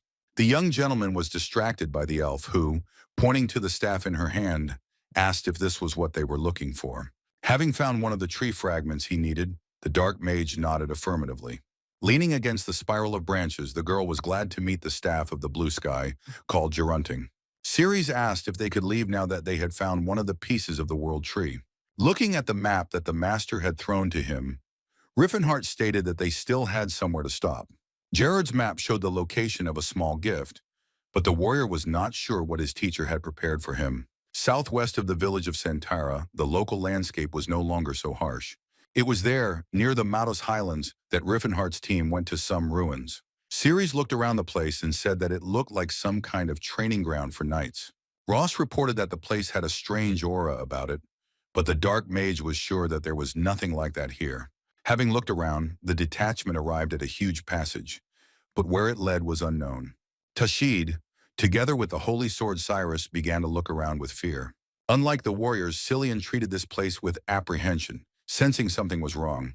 Looking at the sour expressions of his comrades, the Fighting King asked them not to be so nervous. The warriors said that the master simply hid a gift here for his student, and they immediately fell into the ground. Everyone except the orc, who kept his cool, screamed loudly as he fell in an unknown direction. In order to somehow slow down his fall, the knight decided to use aura, while his partner in arms, Tahed, turned to his loyal comrade, Dakar. The orc, using the weapon's magic, instantly climbed onto the blade that served as a means of transport. And Rifenheart and Cillian argued about which of them would use the spell, since both were interfering with each other. The priest explained that the divine powers in mana were clashing with each other, and so he wanted the martial king to stop pretending to be a magician. Rifenheart insisted that he had always been a mage, and Cirrus, who had joined the conversation, asked both boys to shut up. As a result, the whole team, having grabbed hold of Dakar, safely reached the very bottom of the hole into which they fell. Raising his head up, Tahed noticed that the hole had disappeared, and the dark magicians suggested that it could have been some kind of distortion in space. Here the elf drew the gentleman's attention to the mysterious inscriptions on the wall. There was a message left on it in which the master said that he left this gift for his student to celebrate his departure. The guy couldn't figure out what kind of gift it was because the storage looked completely empty. And Taurus walked into the next room, discovering a passage from which light was emerging. Right at the exit, the magician read another note, from which it was clear that Gerard hoped that the gift would please Rifenheart. But when the team walked through the passage, they found themselves in a huge arena where there was also no one. Looking at the mysterious place, Ross decided that the gift looked more like some kind of trap. And suddenly there was a huge explosion, releasing a whole curtain of dust. The frightened saint asked what it could be and pointed in a certain direction. From the darkness, glowing eyes began to appear that belonged to unknown creatures. Ceres stated that the ghosts that appeared were painfully familiar to her, and Gerard's student asked again if this was his gift. The ghosts turned out to be Rifenheart's predecessors, each of whom was muttering something under their breath, mentioning the successor and the owner of the cursed name. The dark magician froze in horror for a moment, cursing the old man for such a monstrous gift. After the so-called introduction, the predecessors went into battle, attacking the long-awaited guest. Tennis's sword used its aura to counter such a strong opponent.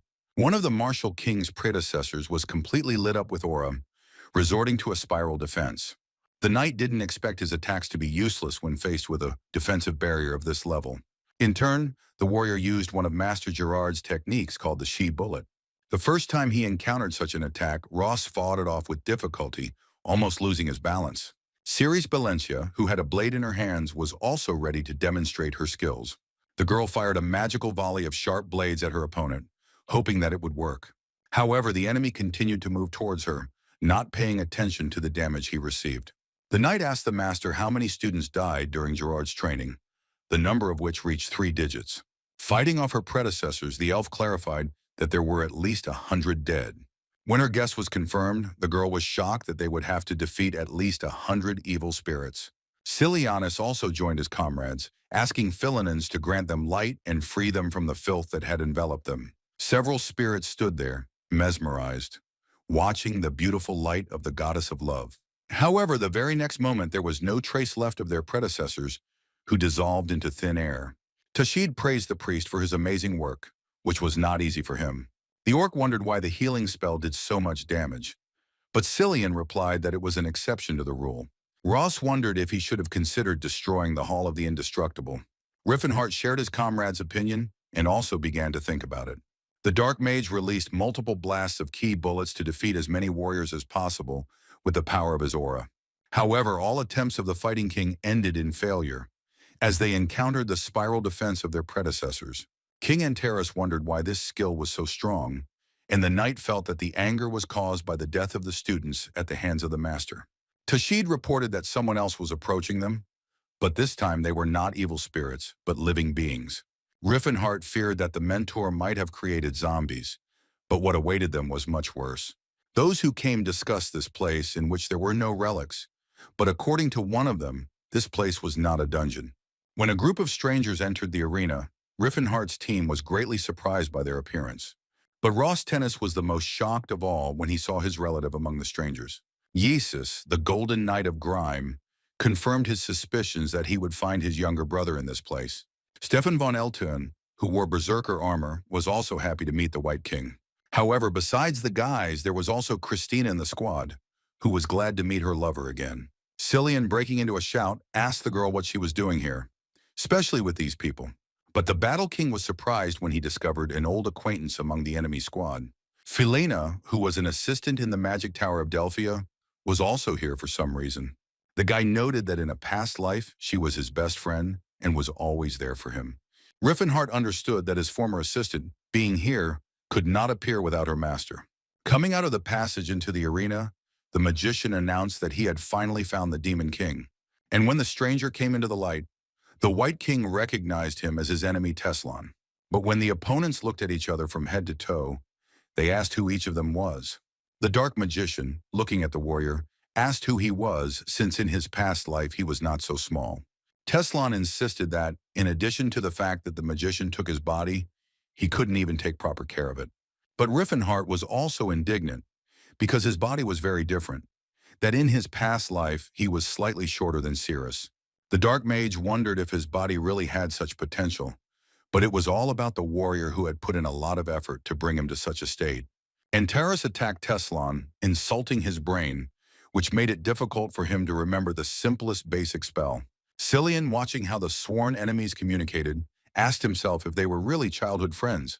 Teslan stated that they were not close enough to chat so carelessly when they both had the same goal.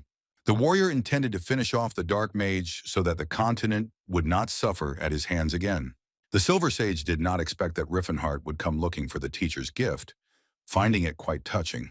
Looking at his opponent, who found the master's trap touching, Antares was glad that he did not become like him. When Teslan declared that it was time to end this nightmare, the Battle King replied that his brain had definitely found a way to benefit his opponent. The Dark Magician repeated that fate itself brought him to this place to correct the mistake made by the Demon King. Rifenheart did not consider his actions a mistake, but rather that he had a chance to fix everything. Having swung properly, the White King reminded himself that the body in front of him was no longer his, and therefore there was no need to hold back. Teslan, on the contrary, thought that the enemy would be afraid to break his dear body, which is what he will take advantage of. And while the Silver Sage was armed with a blade, the Fighting King only had his fists at his disposal. When the two opponents collided, a powerful explosion was created, causing Antares' comrades to hold their breath. However, Stefan also wanted to join the fight and was eager to try out his armor in a real battle. True, the guy was not allowed to do this, because at that very second, Tahed stood in his way, who ordered him not to interfere in the Savior's battle. At the same time, Jesus Tennis wanted to erase the shame from his family by dealing with the bastard. But in Ross's eyes, it was the older brother who was the disgrace for abandoning the knightly code of honor. The Golden Knight, throwing down his huge sword, ordered the enemy to be silent and Eldrin to open his eyes.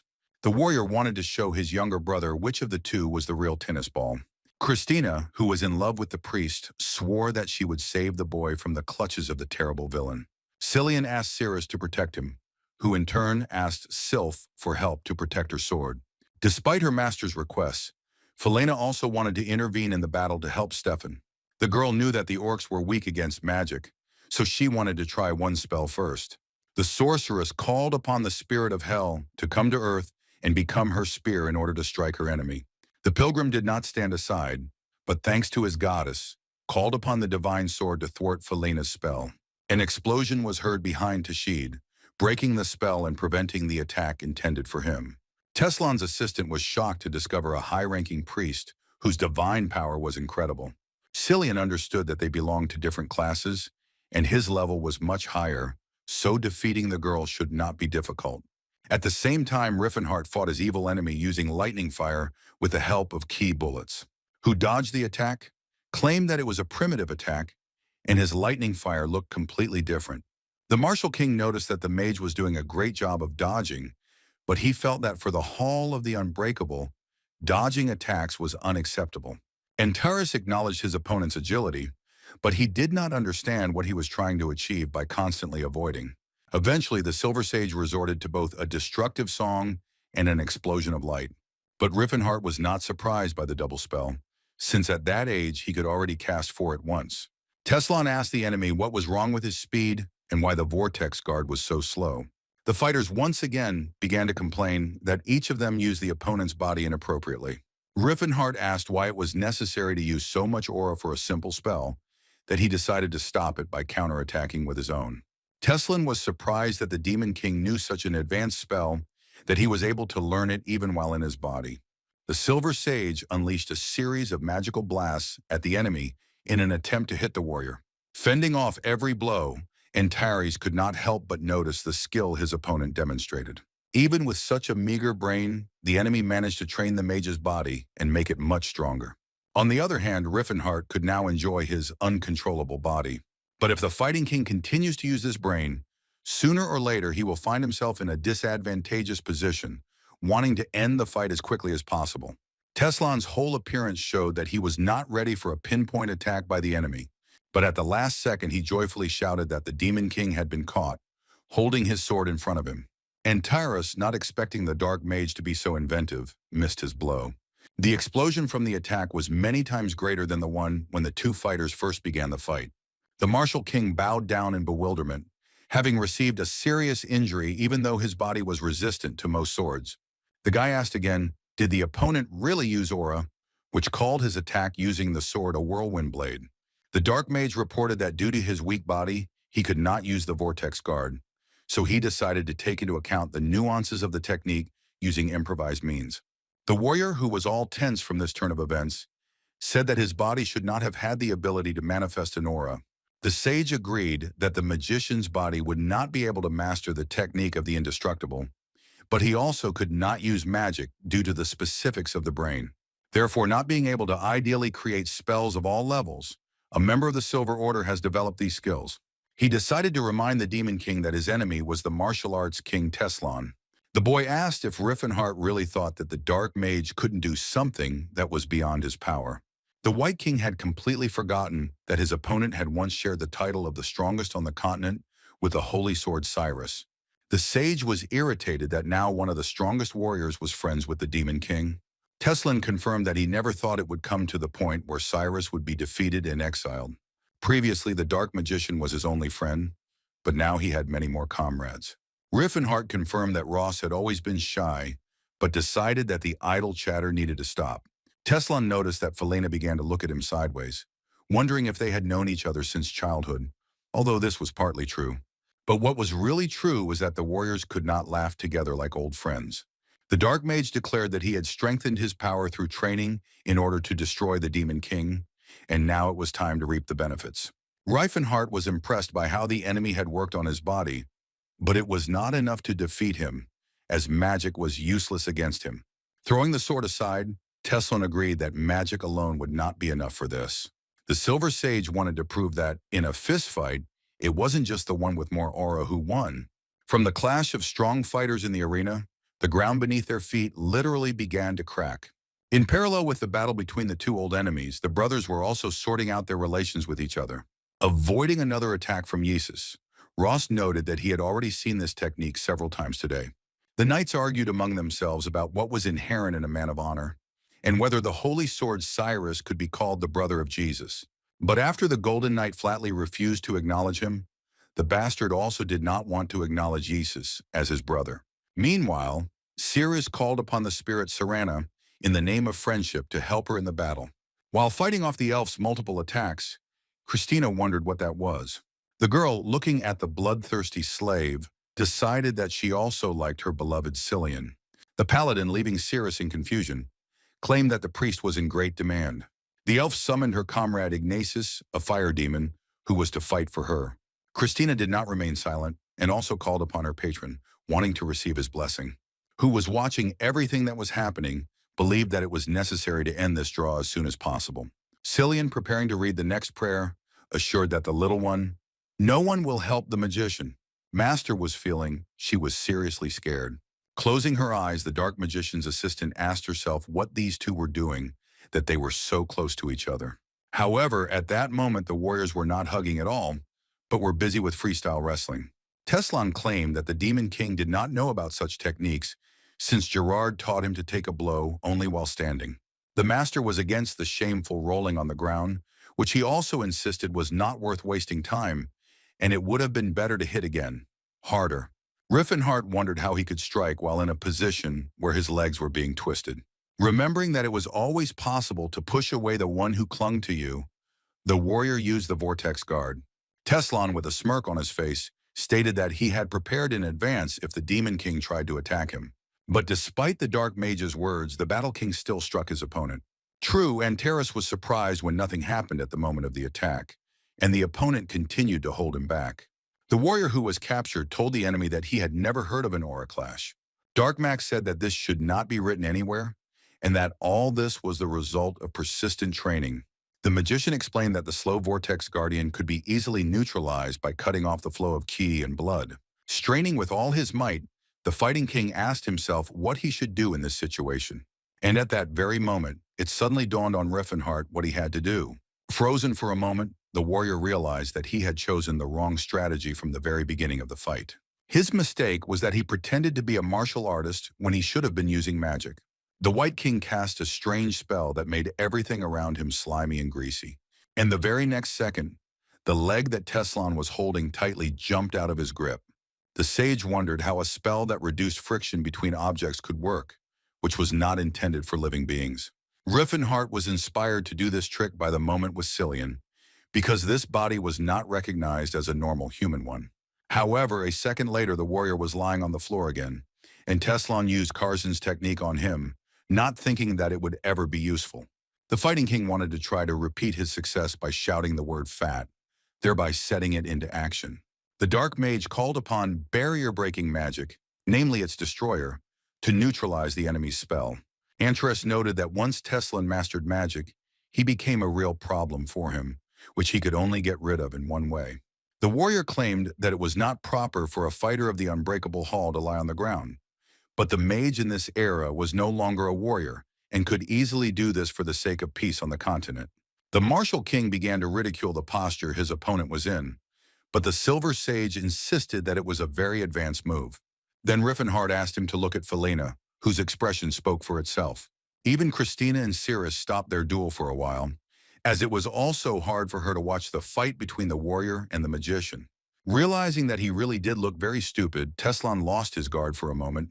It was this moment that Rifenheart took advantage of to free himself from capture.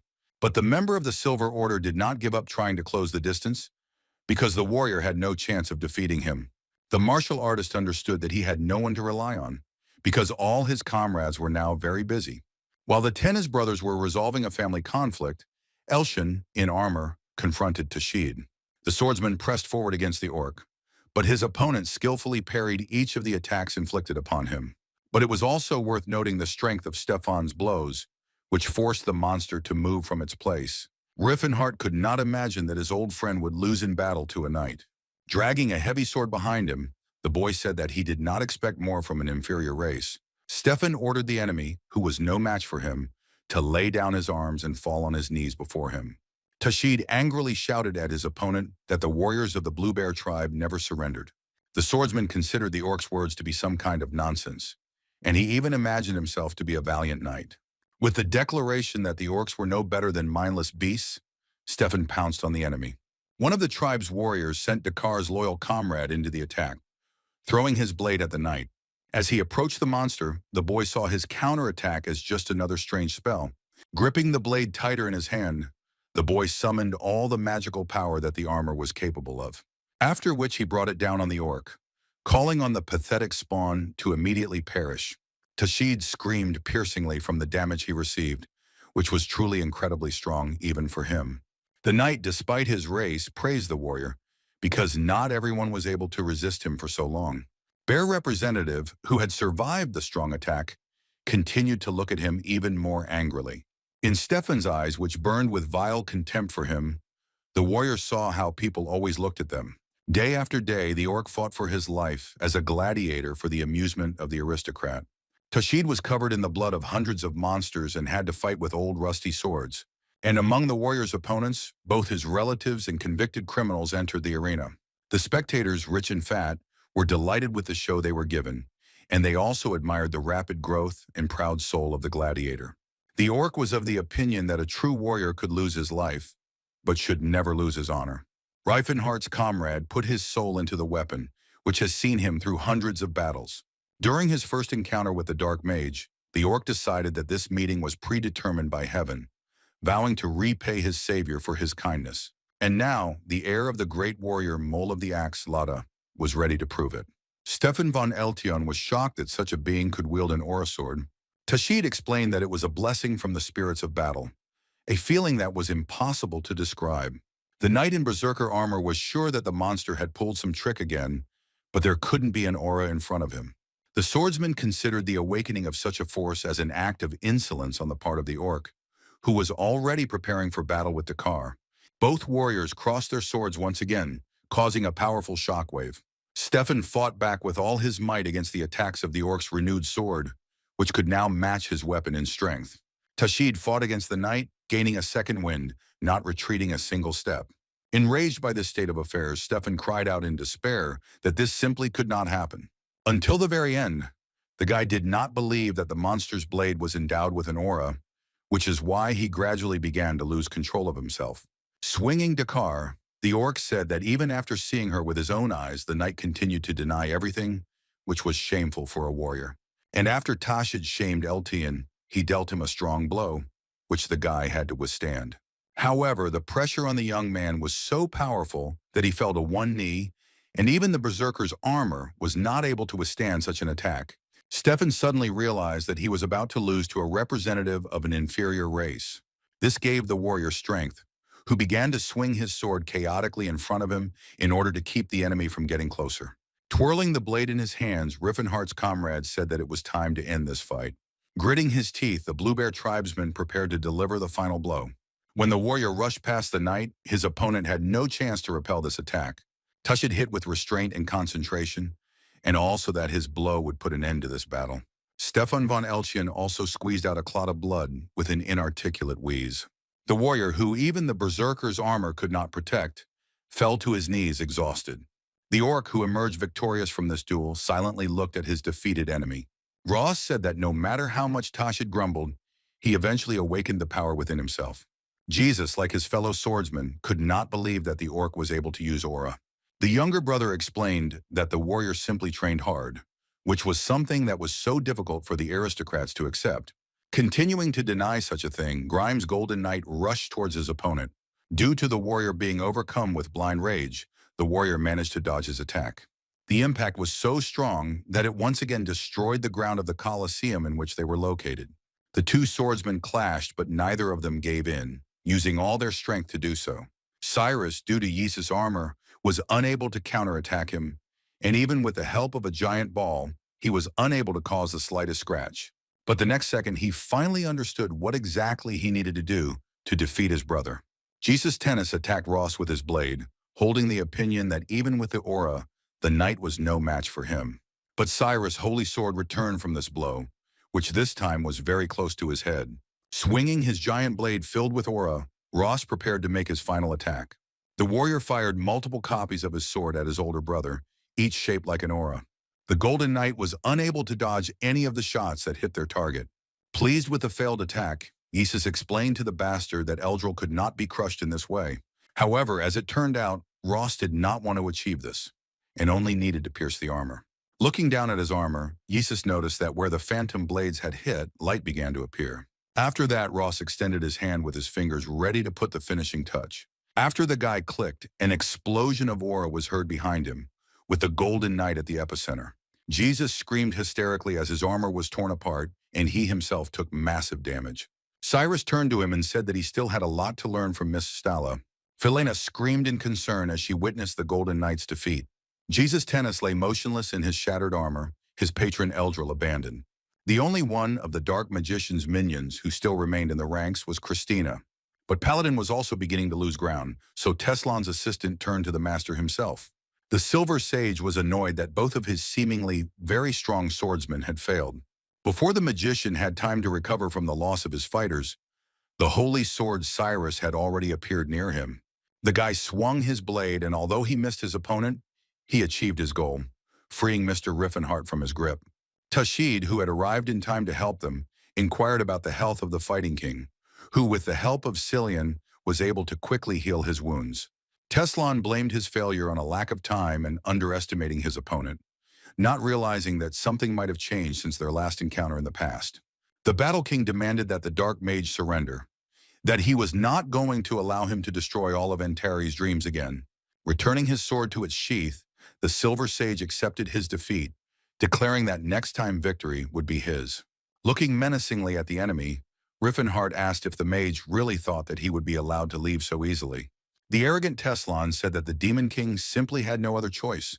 And after these words were spoken, the guy called upon the Hall of Indestructible Fighters, reminding them of the cursed name.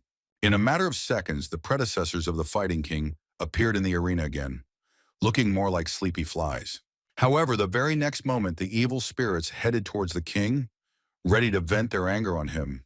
The dark magician promised to meet Antris again, and next time he would definitely take his head. Holding back his predecessors, the warrior wondered why the spirits did not react to his opponent. Felina apologized to her master for not being able to be useful in battle. Teslan understood that the Demon King's girlfriend was now on his side, even though Cirrus had now joined the enemy, which was a big omission. But suddenly the Silver Sage commanded the squad to stop because he noticed something. Having discovered a slab in a small recess in the corridor, the magician remembered that the secret to overcoming the fifth step of the Horn of Disaster was kept here. Teslan was convinced that Rifenheart had learned this information, which is why he was afraid of him during the battle. The guy said that he was afraid of his opponent in vain, since it turned out that both of them were not the masters of their craft that they had been in the past. And then the sorcerer slammed the blade hard against the stone slab, destroying the surprise Gerard had left for his student. The mage claimed that he had lost the battle, but the war was still his, since the stone and the secret were the main reason the enemy had come here. Without the plate on which the secret of the signature technique of the indestructible hall was revealed, the warrior will never reach a higher level. Meanwhile, he and his team continued to fight against a whole crowd of predecessors. Cillian, turning to his goddess, asked her to use the power of love to stop the unfortunate souls. The former students rushing towards the priest were illuminated by a bright flash of filaments. Like fireflies drawn to the light, the warriors could not tear their gaze away from the power of the goddess.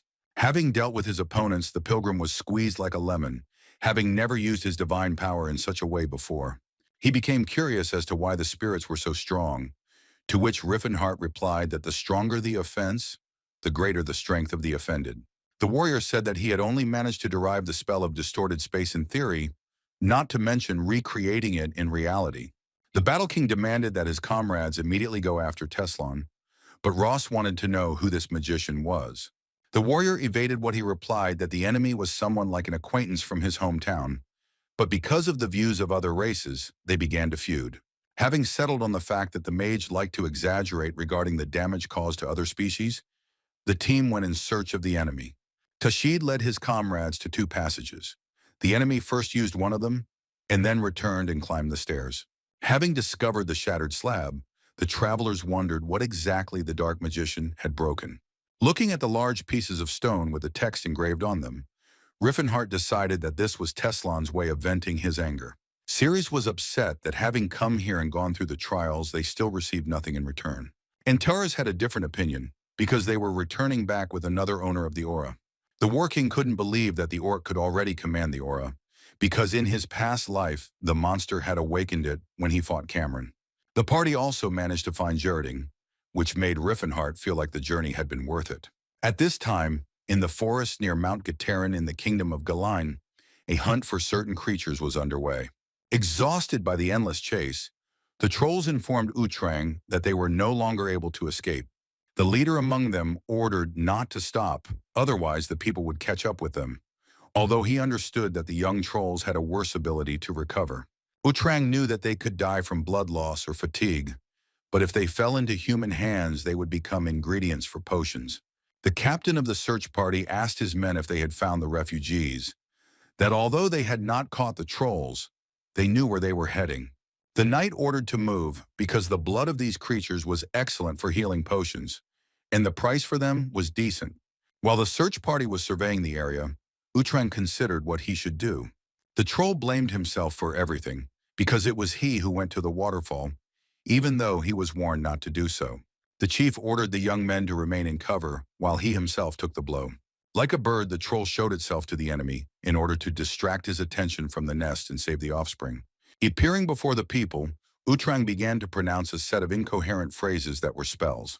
The squad leader told his men not to be afraid of the troll's magic and to try to ignore it. One of the knights of the hunting party froze in his tracks when the enemy appeared in front of him. With an evil look, the troll rushed straight towards the guy armed with a weapon. Feeling great fear, the warrior, even with his eyes closed, attacked the creature, spilling its blood. The commander, surprisingly, was also afraid of the mage and the troll, ordering his subordinates to shoot arrows at him. Trang was instantly hit several times by the archers, whose arrows penetrated deeply into his body. But as soon as the monster pulled out one of the arrows, his wound immediately began to heal. The commander-in-chief ordered to throw a net on the monster and set it on fire, because this was the only way they could stop its regeneration. Before the knight's eyes, the monster suddenly began to increase in size, taking the people by surprise. The leader of the hunting squad shouted that the monster had begun to transform into a giant. Although this troll looked like a bloodthirsty killer, they were usually the most calm creatures of all intelligent species. But as soon as they were driven into a corner, they immediately turned into the most cruel and merciless monsters. On the outskirts of the small rural village of Farum, noise was again heard that was disturbing the citizens. The man, noticing the concern on his friend's face, explained that the noise was coming from hunters who were catching a troll. The man asked the magician if he was sure that the magic circle was capable of holding the monster. The wizard was absolutely sure of this. He just had to stay inside until he and his people finished this matter. One old woman who lived in the village said that the troll should not have been angered, and the hunters were making a huge mistake. The girl told Grandma Tess to calm down because all trolls were monsters, but the woman insisted that the creatures were protectors of the forest. The man asked the magician for forgiveness for the superstitious old woman, but it was better for the hunter that they keep an eye on her. When Russo entered his people, they found out whether he had prepared everything for further action. The man saw that he had even installed 3-level barriers, but his subordinates did not think that the magician would set traps in the village itself. Since it was unclear where exactly the troll would appear, which could jump out near the village, it was better to lure the monster into a trap before it attacked. Russo was interested in where Captain Rundon was because the magic circle cost a lot of money, and it took 3 whole days to draw it. Suddenly, as if in answer to the magician's question, a menacing roar of a troll sounded, frightening the birds in the forest. The hunter was worried, claiming that the monster was already close based on its voice. Trees torn out by the roots began to fly out of the forest, which was undoubtedly the work of a troll. Following the trees, the monster itself appeared, growling angrily at everyone present. The mercenaries demanded that the magician cast a spell as quickly as possible, which was already in progress. Literally, a few seconds later, a fireball from the wizard flew into Utrang's chest. But there was no significant trace left from the attack inflicted by Russo, which was healing right before our eyes. The troll continued to stand motionless, taking on every fireball conjured by the magician. The hunters excitedly informed the magician that the giant was increasingly entering the zone of the magic circle. Awakening Lanfraud's shackles, the wizard activated the cage of mystical power with the troll at its very center. As Utrang's body began to be squeezed by the chains, he let out a heart-rending cry, asking for help. The hunters pointed a huge crossbow with a spear of the same size at the monster. The next moment, the mercenaries fired at the troll, hitting him right in the stomach with a spear. Russo was pleased with the work done, because all that was left was to read the necessary spell. The mage summoned a poisonous cloud to mix with the air and defeat the enemy who was trying to get rid of the spear. But as soon as the spell took effect, the monster felt a monstrous pain that pierced his entire body. The hunters celebrated their victory over the monster, which after so much effort, they finally caught.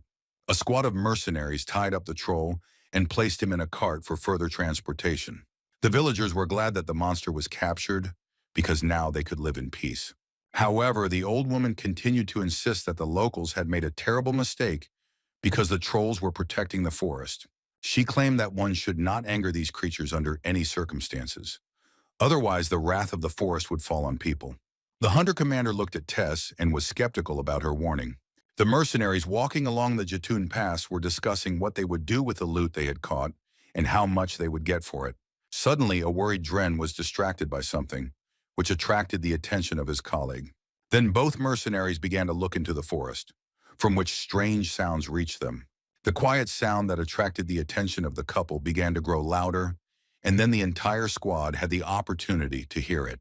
Handon asked his friend what they heard, and his friend heard an unfamiliar sound like drums. Dren didn't have time to come to his senses before his comrade, who had been standing next to him just a second ago, was dragged away. The only thing the warriors heard was the heartbreaking cry of the mercenary who was dragged into the forest. The guys, hearing their friend's voice, could not do anything, since they did not see the creature that was not attacking them. But soon the comrade's scream stopped, and the others still managed to see their colleague. Handon fell from somewhere above the trees, his body twisted and all the bones in his body broken. As soon as the guy asked what was happening here, two mercenaries were grabbed by an unknown force. And just a second later, their blood was falling from the sky like rain, and no one was able to do anything. Having witnessed this terrible scene, the mercenaries began to shout that a demon had come for their souls. An experienced soldier claimed that they were clearly attacked by some kind of a monster, but not a demon, so his people needed to pull themselves together. The man's words would have sounded convincing if the next moment his head hadn't exploded. The squad leader ordered his men to regroup near the cart and not let anyone near the troll. The man ordered Russo to use magic to track down those who attacked the bounty hunters. The magician used a spell to detect living objects, which spread throughout the forest. However, the next moment Russo began to spit blood, which worried the commander. The man, shaking all over, explained that his spell had been broken. Suddenly, the commander remembered the words of the old woman from the village about the wrath of the forest that awaited them. The man ordered the magician to come to his senses and immediately determine the location of the enemy. A voice coming from somewhere in the forest said that his family had done nothing bad to people. But despite this, due to their own greed, the mercenaries decided to kill one of the relatives of the one who at that time remained in the shadows. The commander replied that the vile monster did not dare to harm people who were blessed by Sayer himself. However, the next moment, as a result of disagreement, the same demon attacked the two warriors. The man witnessed the murder of soldiers and began to doubt whether their enemy was really an ordinary monster. One of the subordinates said that before them was a tusk made of ivory, known as the troll demon. And before the mercenaries appeared a troll with large fangs who, according to rumors, once killed 20 units of alchemists and renowned squads of hunters. The squad captain decided that these were just fairy tales when they said that even the owners of the aura were defeated. But now when the man looked at the demon with his own eyes, he realized how deeply mistaken he had been. Ivory Tusk grinned viciously, looking at each person involved in the crime. The evidence of this was the bound body of Utreng, which lay in the cart without signs of life. The commander, looking at the forest demon in fascination, could only mention his gold. Leaning close to the man, Fang explained that his greed had eclipsed even his sense of fear. This was something that only humans could do, and they paid for it with their heads. Rifenheart and his group returned safely to Antares via the Daemon portal. After arriving in the county, the Blue Bear tribe settled on the Great Mountain Gloaton.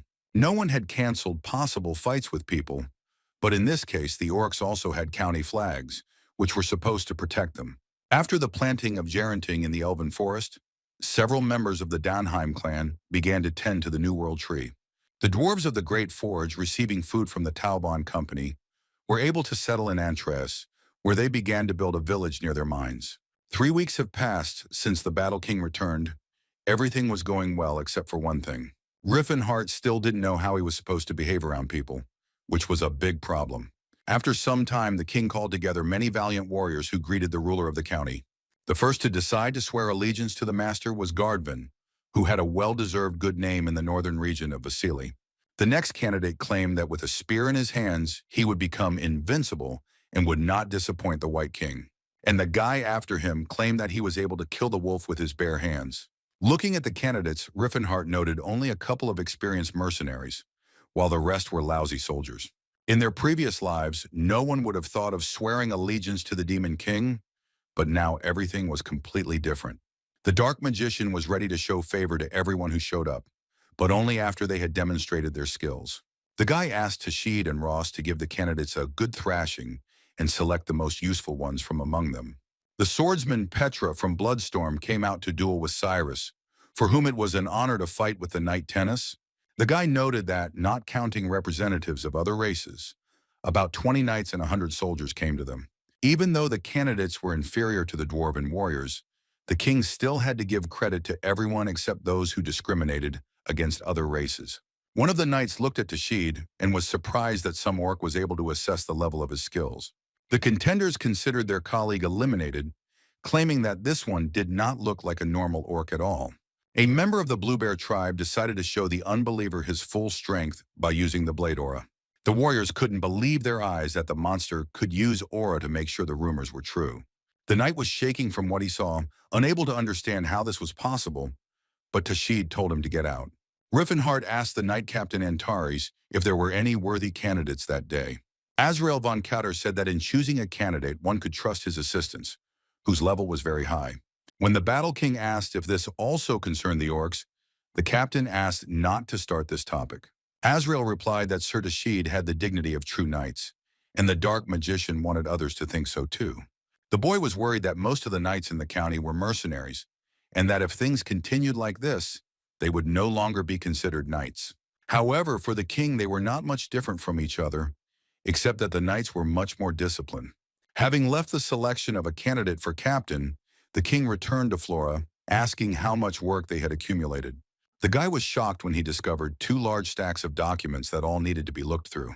The White King did not understand why there was so much to do, because just a couple of months ago he was simply dying of boredom.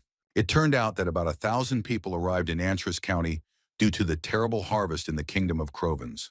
When Cirrus brought the master some tea, he complained to her that because of these papers he would not leave the castle anytime soon, and he needed to find 4 more relics. In his past life, Mashaline helped the Dark Mogu with the documents, and there was no urgent need to leave the palace.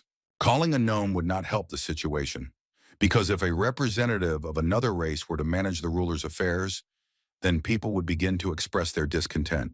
The Martial King really wanted someone to take on this job, but there weren't many people suitable for the position.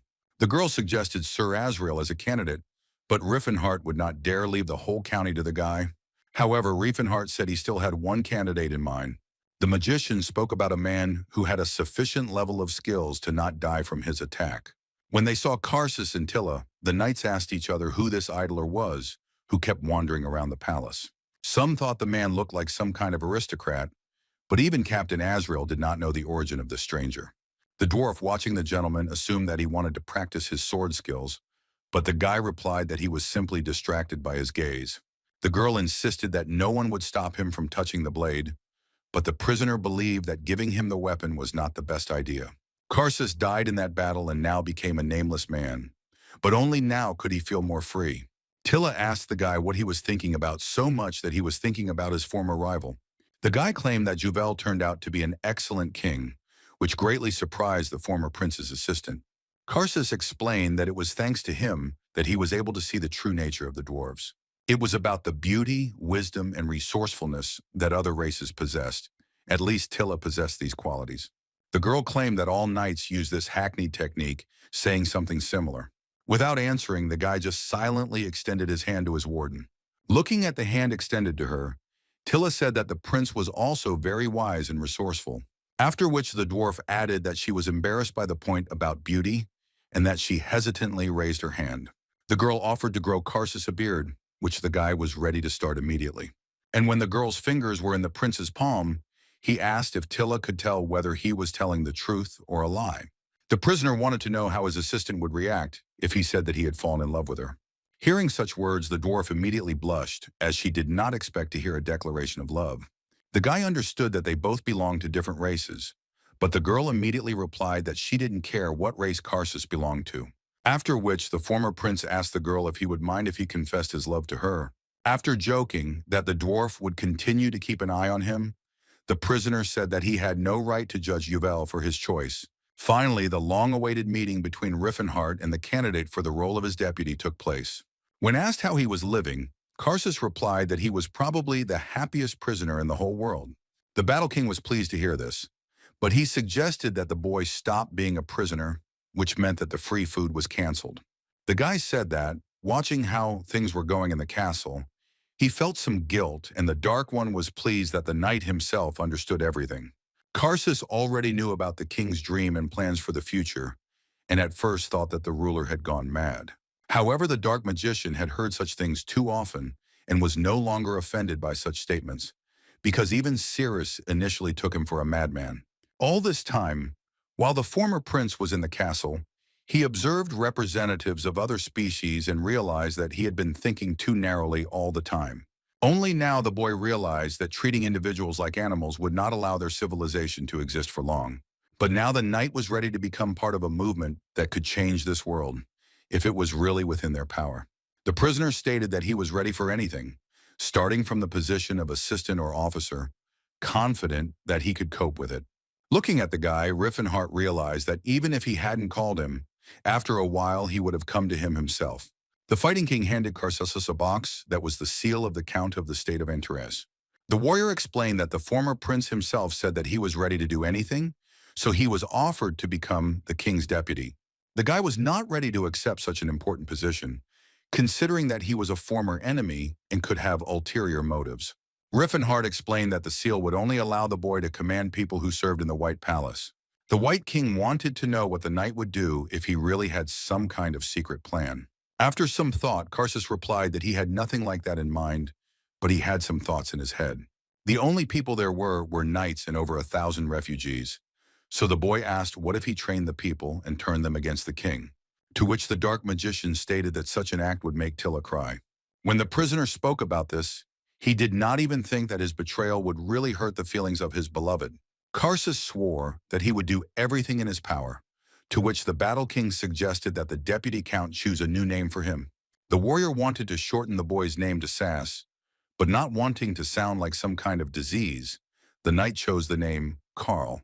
He also wanted to receive the title of Chancellor, and for Rifenheart it made no difference what title his deputy would bear, as long as it did not affect his duties. And when Karl took over as Chancellor, he began to deal with each problem one by one and was extremely competent. Previously, the Dark Magician was an emperor, but he had never had to do administrative work, and Karl noticed any of his mistakes no matter what he touched. The first thing the guy did was evaluate the skills of the elves and assign them to the appropriate positions, which increased their productivity. The Chancellor also took up the organization of the military structure and left the previously appointed knights of the county as a separate force. 2 knights with experience in commanding an army took up training the soldiers in order to exert the necessary pressure on them in their training. After that, he classified the refugees, appointed useful people to mid-level positions, and sent the farmers to the fields. Watching the Chancellor at work from the side, Rifenheart told Tilla that they had done a good job of keeping him alive, advising the dwarf to hold on to the boy tighter. And along with them, Cirrus honed her skills trying to conjure a fire arrow. As a result, the elf managed to hit the center of the target with a magical weapon. The girl didn't even know that she had a talent for magic, and the dark magician noted that he would soon begin to teach her as before, once Cirrus reached the 3rd circle. Flora, turning to the Lord, informed him that the people he was looking for were waiting in the meeting room. Valencia asked Tilla how things were going with Karl, who was becoming more and more beautiful to the dwarf every day. And Steelhammer, in turn, was curious about how things were going between the elf and Rifenheart. Ceres perceived him more as a father, to which her friend asked her not to say such things in front of him. Otherwise, the gentleman could lock himself in his room again.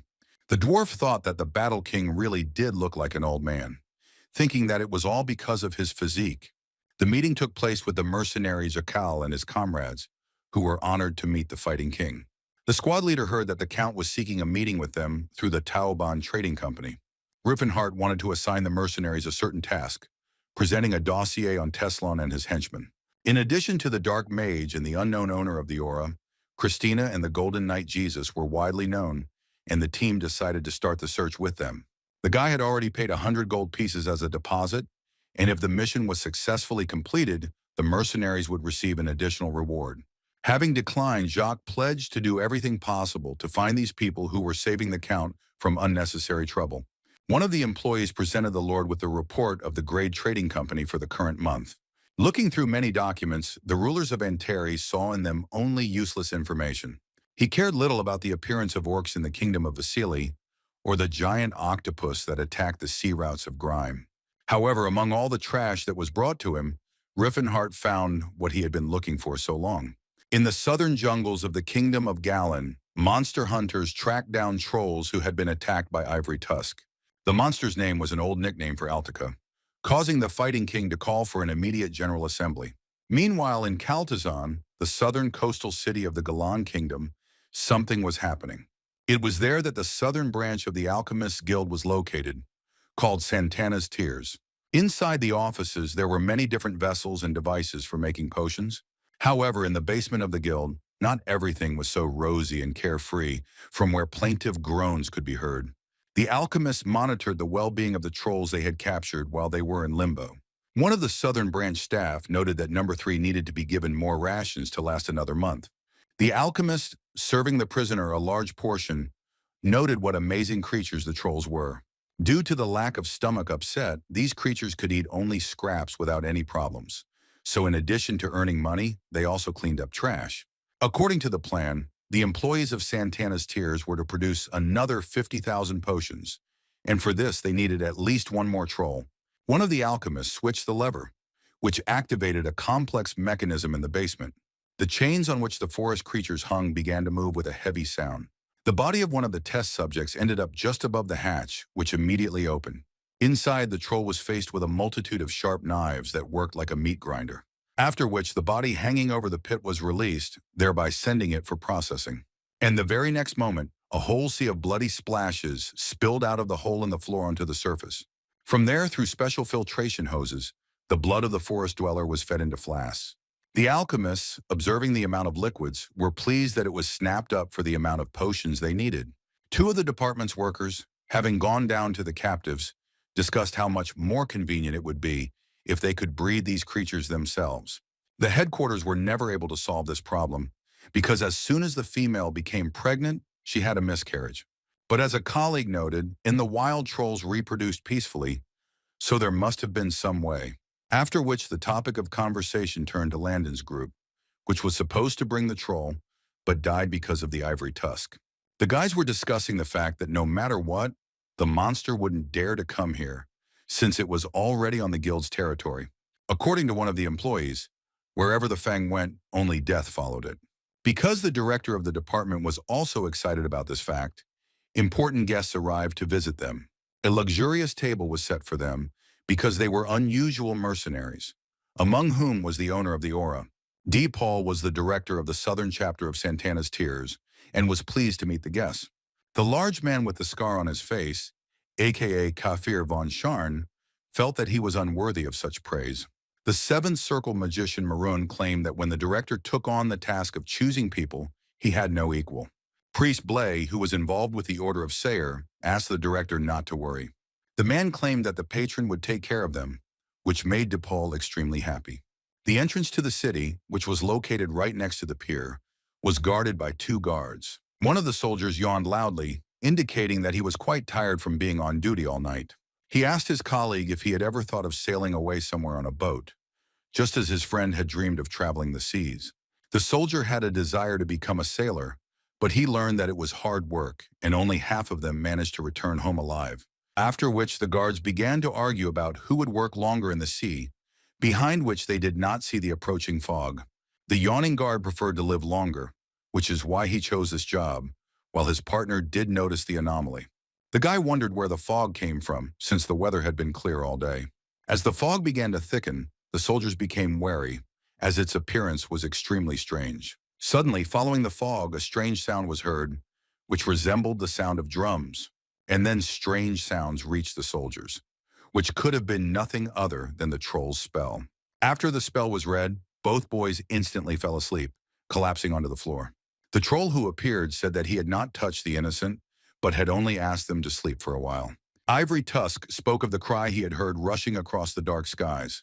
The forest guard claimed that he was the personification of the fog that spread throughout the city.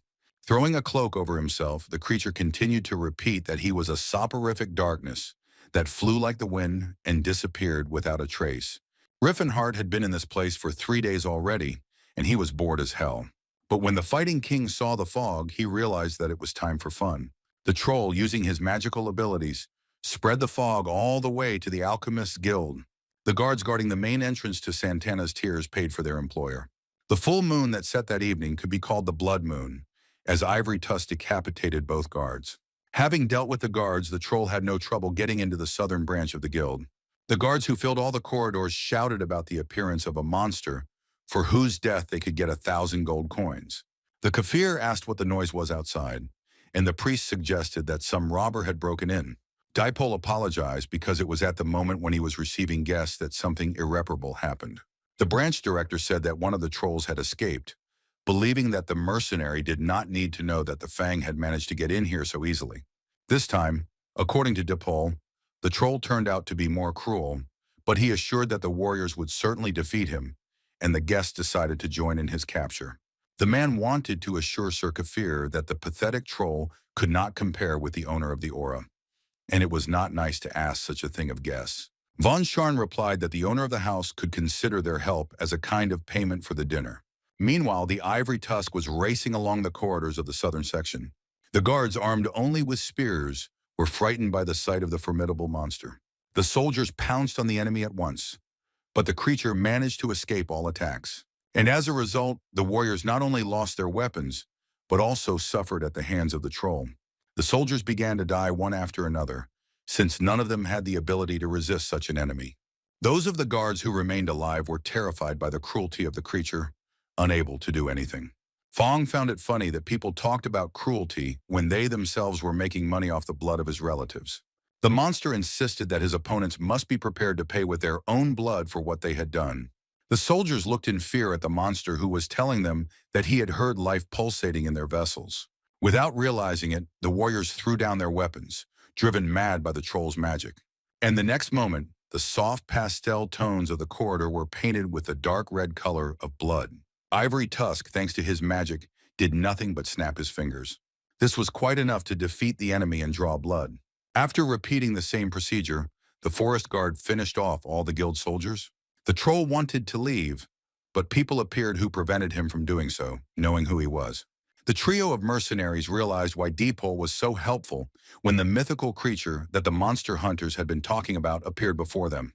However, Maroon understood that there was nothing free in this world, and they would be paid well for this specimen.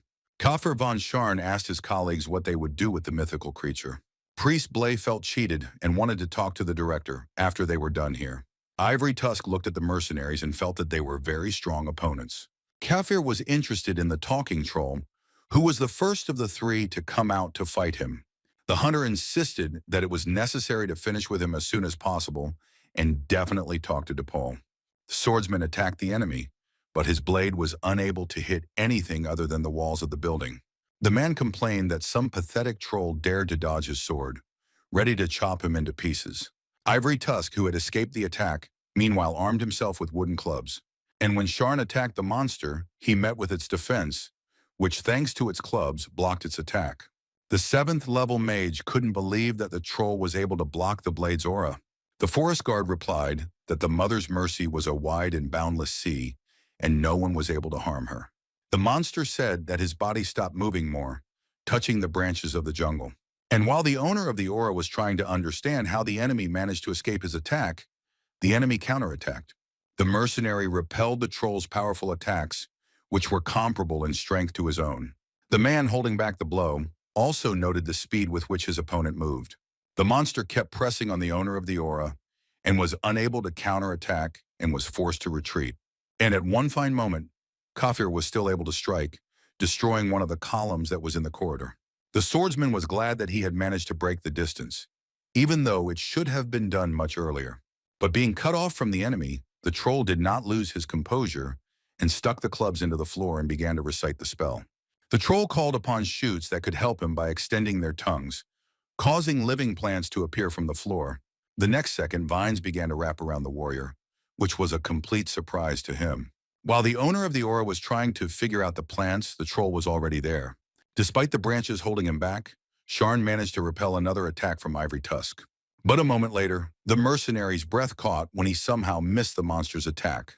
The wooden club hit the man hard on the leg, causing Kafir to suddenly fall. Maroon was so concerned about his comrade's well-being that he involuntarily leaned forward. He summoned tongues of soaring flame in order to teach a lesson to the impudent troll who dared to belittle the honor and dignity of the owner of the aura. The magician attacked the enemy, under whose feet a bright seal of fire appeared below. However, this attack was also unsuccessful, as the troll avoided it by deftly jumping away at the last moment.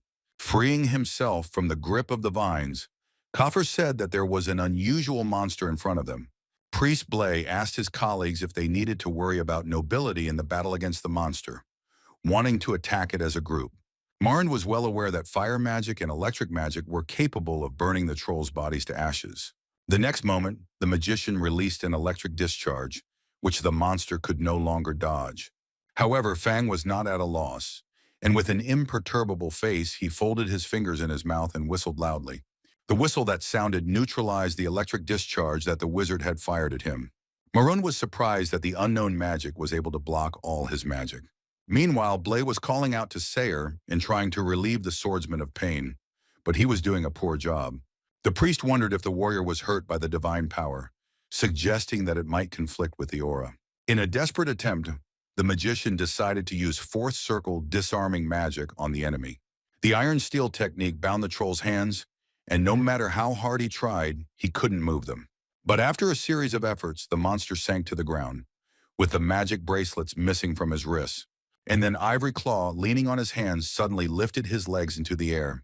The warrior, looking at how the monster swung its legs, asked himself what kind of strange movements his enemy had, considering them ridiculously absurd.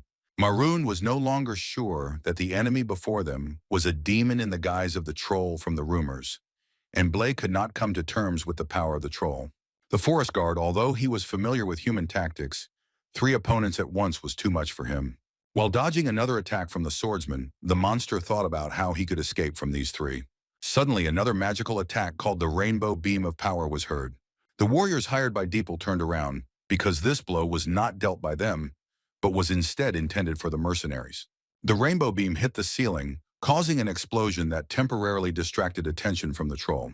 Taking cover from the smoke, Kafir von Scharn asked who the mysterious strangers who had attacked them were. Ceres and Tahed complained that they were almost late due to the fog, for which Rifenheart apologized, as he forgot to warn about it in advance. When Fang heard that other people were familiar with troll magic, he considered them new enemies.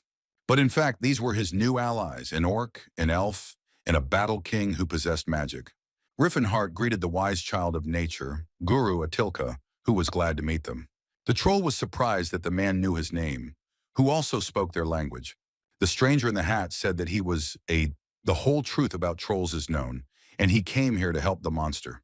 The forest guard could not fully comprehend what the man was talking about, who was used to people causing nothing but trouble. The trio of mercenaries also demanded that the strangers introduce themselves and explain why they were attacked. The War King replied that he longed for the trolls to be freed, but he had also heard that being a mercenary was not easy enough without it. The Kafir shouted that he had no idea what was happening here, but he knew for sure that in front of them was a demon who had killed dozens of people. However, Rifenheart did not expect any other answer from the monster hunter and decided to act according to the planned plan. Antres asked Tahed to deal with the owner of the aura, since they were on the same level of physical strength. On Ceres, the Battle King left a mage and a priest against whom she could use the spells she had learned. The young gentleman asked his comrade to detain the opponents, but also to leave them alive. The lower floor of Santana's Tears suddenly exploded from another powerful attack by the fighters. The walls of the building were covered in fragments of local architecture that had been destroyed by the warriors. Valencia held back the 7th Circle Mage with her magic spells. Meanwhile, the orc was trying his best to fight back against Kafir von Scharn, who was skilled with a sword. The man, like everyone before him, was surprised that the monster could use aura in battle. But Tahed did not give in to his opponent in the fight, continuing to shower him with a series of powerful attacks. While watching what was happening, Blay did not hear how the elf crept up on him unnoticed. However, at the last moment, the man repelled her attack with Sayer's blessed shield. Ceres then summoned a fire salamander to help her, demonstrating her magical skills. The priest, using the same shield, repelled the attack of the fiery creature, which was not so easy for him. Having witnessed an orc with an aura and an elf who wielded spirit magic, the sorcerer realized that the Battle King Rifenheart was standing before him. The guy turned to the monster, claiming that he could leave the enemies to them, while he himself saved his relatives. Marin remembered that the king had fought in the Civil War along with other species, but he couldn't imagine that the owner of the aura would be able to learn magic. The magician asked the enemy directly if he was the same Battle King, to which the warrior asked the enemy to answer this question himself. Rifenheart summoned a magical seal and attacked the enemy with a power cannon. One of the mercenaries who fought against the warrior used similar spells, but it was called a photon beam. A second later, both energy attacks met halfway, creating a powerful explosion. And then Antares found himself under a massive barrage of attacks from the wizard, hiding from them behind a barrier. The opponent in turn did not go far, defending himself from the spells with a force field. The Martial King was certain that the Seventh Circle mage was now extremely puzzled. To his regret, Marin discovered that his magic, which had taken him half a century to study, did not work against the enemy. The sorcerer wanted to cast another spell, but Rifenheart got ahead of him by using the darkening layer. This attack from the ruler of Antres was so strong that it managed to break through the magician's defense. The mercenary cried out in pain and lost consciousness for a moment from such a strong blow. Meanwhile, Kafir continued to fight against the orc, measuring the strength of his aura against him. Tahed continued to press on the monster hunter, thereby proving his superiority. Sharn repeatedly fought off the powerful blows of the monster, which he had no opportunity to properly counterattack. To turn the tide of battle, the orc called on Dakar for help, throwing him at the enemy. However, the blade missed as the swordsman with the scar on his face managed to dodge the attack. The warrior claimed that it was foolish to throw away his only weapon and took advantage of the opportunity to attack the enemy. Before Kafir could attack the monster, he felt a blade approaching, which he never expected. Not only did Dakar hit his target, he also dragged it along the floor, increasing the damage done. Having returned the sword to his hand, Tahed emerged from this duel as the winner, since his opponent had underestimated him, longer able to continue the battle. Rifenheart was pleased with how the orc controlled the power of his aura and manipulated his spiritual weapon, which spoke to the benefits of constant sparring with Ross. Ceres asked the master if it was worth leaving the mercenaries alive, since they could understand who the person who attacked them was. If the guy had wanted to hide his identity, he would have used a mask. But even in that case, the criminals did not have strong evidence against him. Atilka expressed his gratitude to Antres for his help, but the warrior wanted to leave this place as soon as possible. After some time, a fire was declared in the southern branch of the Alchemist Guild. The soldiers demanded that calm be maintained during the evacuation so as not to create a crush during it. DePaul watched with tears in his eyes as Santana's tears burned to the ground, unable to believe it. And while the building where the trolls were slowly burning down, a row of carts with surviving creatures was walking nearby. Celian, with the help of the goddess of love, Philinensa, tried to heal the trolls' wounds. Ross claimed that the trolls looked creepy because he had seen orcs all his life, so he didn't think much about their appearance.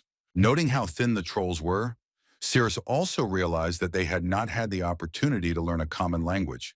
By the fire and during the rest stop, Atilka reported that the rumors about Rifenheart were untrue. Guard had not heard of the warrior king using magic, to which the warrior replied that he had tried to hide the fact, but people still found out about it. But even the presence of magic did not change the fact that the guy remained a fighting king. Asking if the Fang doubted him, the troll replied that, looking at this aura, no one would doubt it, which confirmed the rumors that the king treated non-human races as well as humans. But that didn't explain how Rifenheart knew their language, and also knew the name of the forest guard. The guy replied that he once met a troll from the Bavard tribe, which was located in the forests of Daneharf. The warrior tried to piece together the memories of his past life, but the trolls from that tribe would not be able to confirm his words.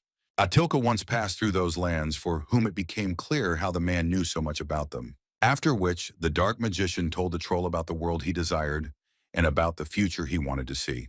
The monster was interested in this prospect, since he had wandered the world for 10 years saving his relatives, but had not changed anything. The War King asked if Atilka was ready to help him with his plans, mentioning that land had already been prepared for the trolls in the county of Antares. Before giving his answer, the guru wanted to know why the man was so worried about the representatives of other races. The guy remembered the southern islands of the Taikan kingdom, where cannibalism was once practiced before the arrival of a sage. The sage forbade cannibalism, and the islanders rebelled, because it was their ancient culture and traditions. The locals wanted to know what right the man had to ban their traditions, to which he replied. He saw with his own eyes how the islanders devoured his beloved, and so he forbade them from eating their own kind. Ivory Tusk listened to the story without the slightest movement, beginning to understand its essence. The Martial King mentioned people he knew and had been through a lot with. He also mentioned friends who were different from those who, in the opinion of society, could be friends with a person. But he didn't forget about his beloved, whom he loved with all his heart and wished only the best for her. The warrior refused to accept how strangers treated them like some kind of slaves. In the southern kingdom of Grime, there was a city called Alkenberg, which was also known as a city of alchemists. At the main headquarters of Tears of Santara, they were just discussing the incident with the guild branch that had happened the other day. Orenmid, who was the head of the guild, asked if the identity of the culprit had been established. Dippo couldn't answer, to which the chief stated that if not only a Fang, but also a person was involved in what happened, then that would change the matter radically. The owner of the Southern Division said they had some suspicions.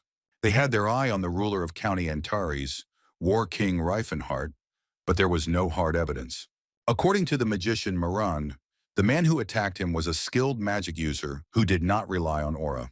The king also left the White Palace at the time when the branch caught fire, having been absent for only about 2 weeks. Orenmid suggested that the warrior could have used a double, however, as his subordinates noted, the guy's appearance was not very expressive.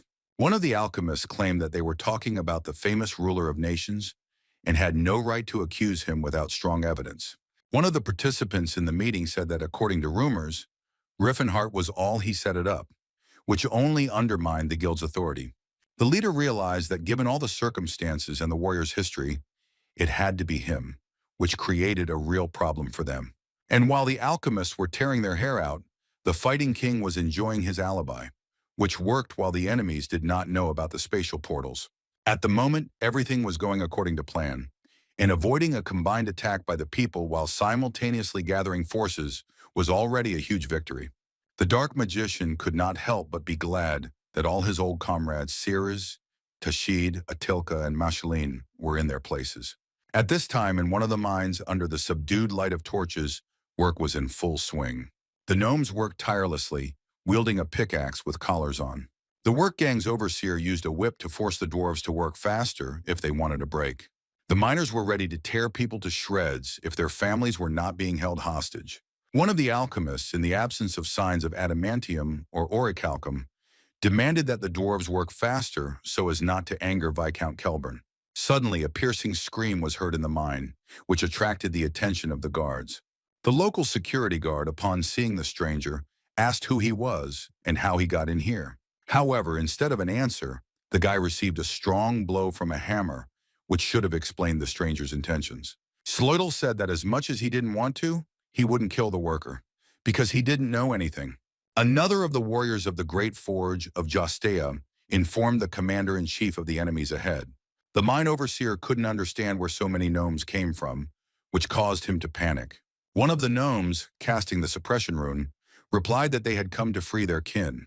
The man was surprised to discover that the halfling had used magic, and such an advanced spell at that. When the warden lost the ability to use magic, Eustea took over. The girl told the captives that they were warriors of the Great Forge from the clan of the Steel Hammer. The warrior insisted that the slaves approach them one by one to remove their magical shackles. Upon discovering the problem, a dwarf with magical powers freed the workers by removing their collars. The mine workers stated that their families were being held hostage by the aristocrats, but the arriving warrior told them not to worry about it. While they were busy working here, the comrades from the Great Forge were already defending the village. With a sharp blow of her axe, Tilla got rid of another guard, sprinkling his blood on the ground. The girl was glad to find Grandfather Kitos in the village, which she immediately told the old man about. Kitos was surprised by Tilla's sudden appearance, wondering what she was doing there. The girl arrived on the orders of Lord Rifenheart, who wanted to save all the inhabitants. In the Steelhammer clan village, all the dwarves had finished their preparations and were ready to leave this place. Till was also pleased with her father, Lurtika, who immediately noticed how much his daughter had grown. The man noted that the girl was so old that she could already get married. Galpid asked Sloidel what their next plans were, to which the warrior replied that the time had already come. Many halflings followed the rescue party and waited by the water. 3 small ships appeared from the passage in the mountain and were sailing right in the direction of the gnomes. There were people on the ship that the dwarves had not yet had time to examine, since they were quite far away. The elder asked if the Great Forge had prepared the ships for them, but Sloidel replied that they were not from the forge. And when Galpid saw that there were people on the ship, he was very surprised. Carl, who was the leader of the orcs on the ship, assured those present that they were allies. The halflings began to doubt that the man would help them escape from this place, as they saw only evil in them.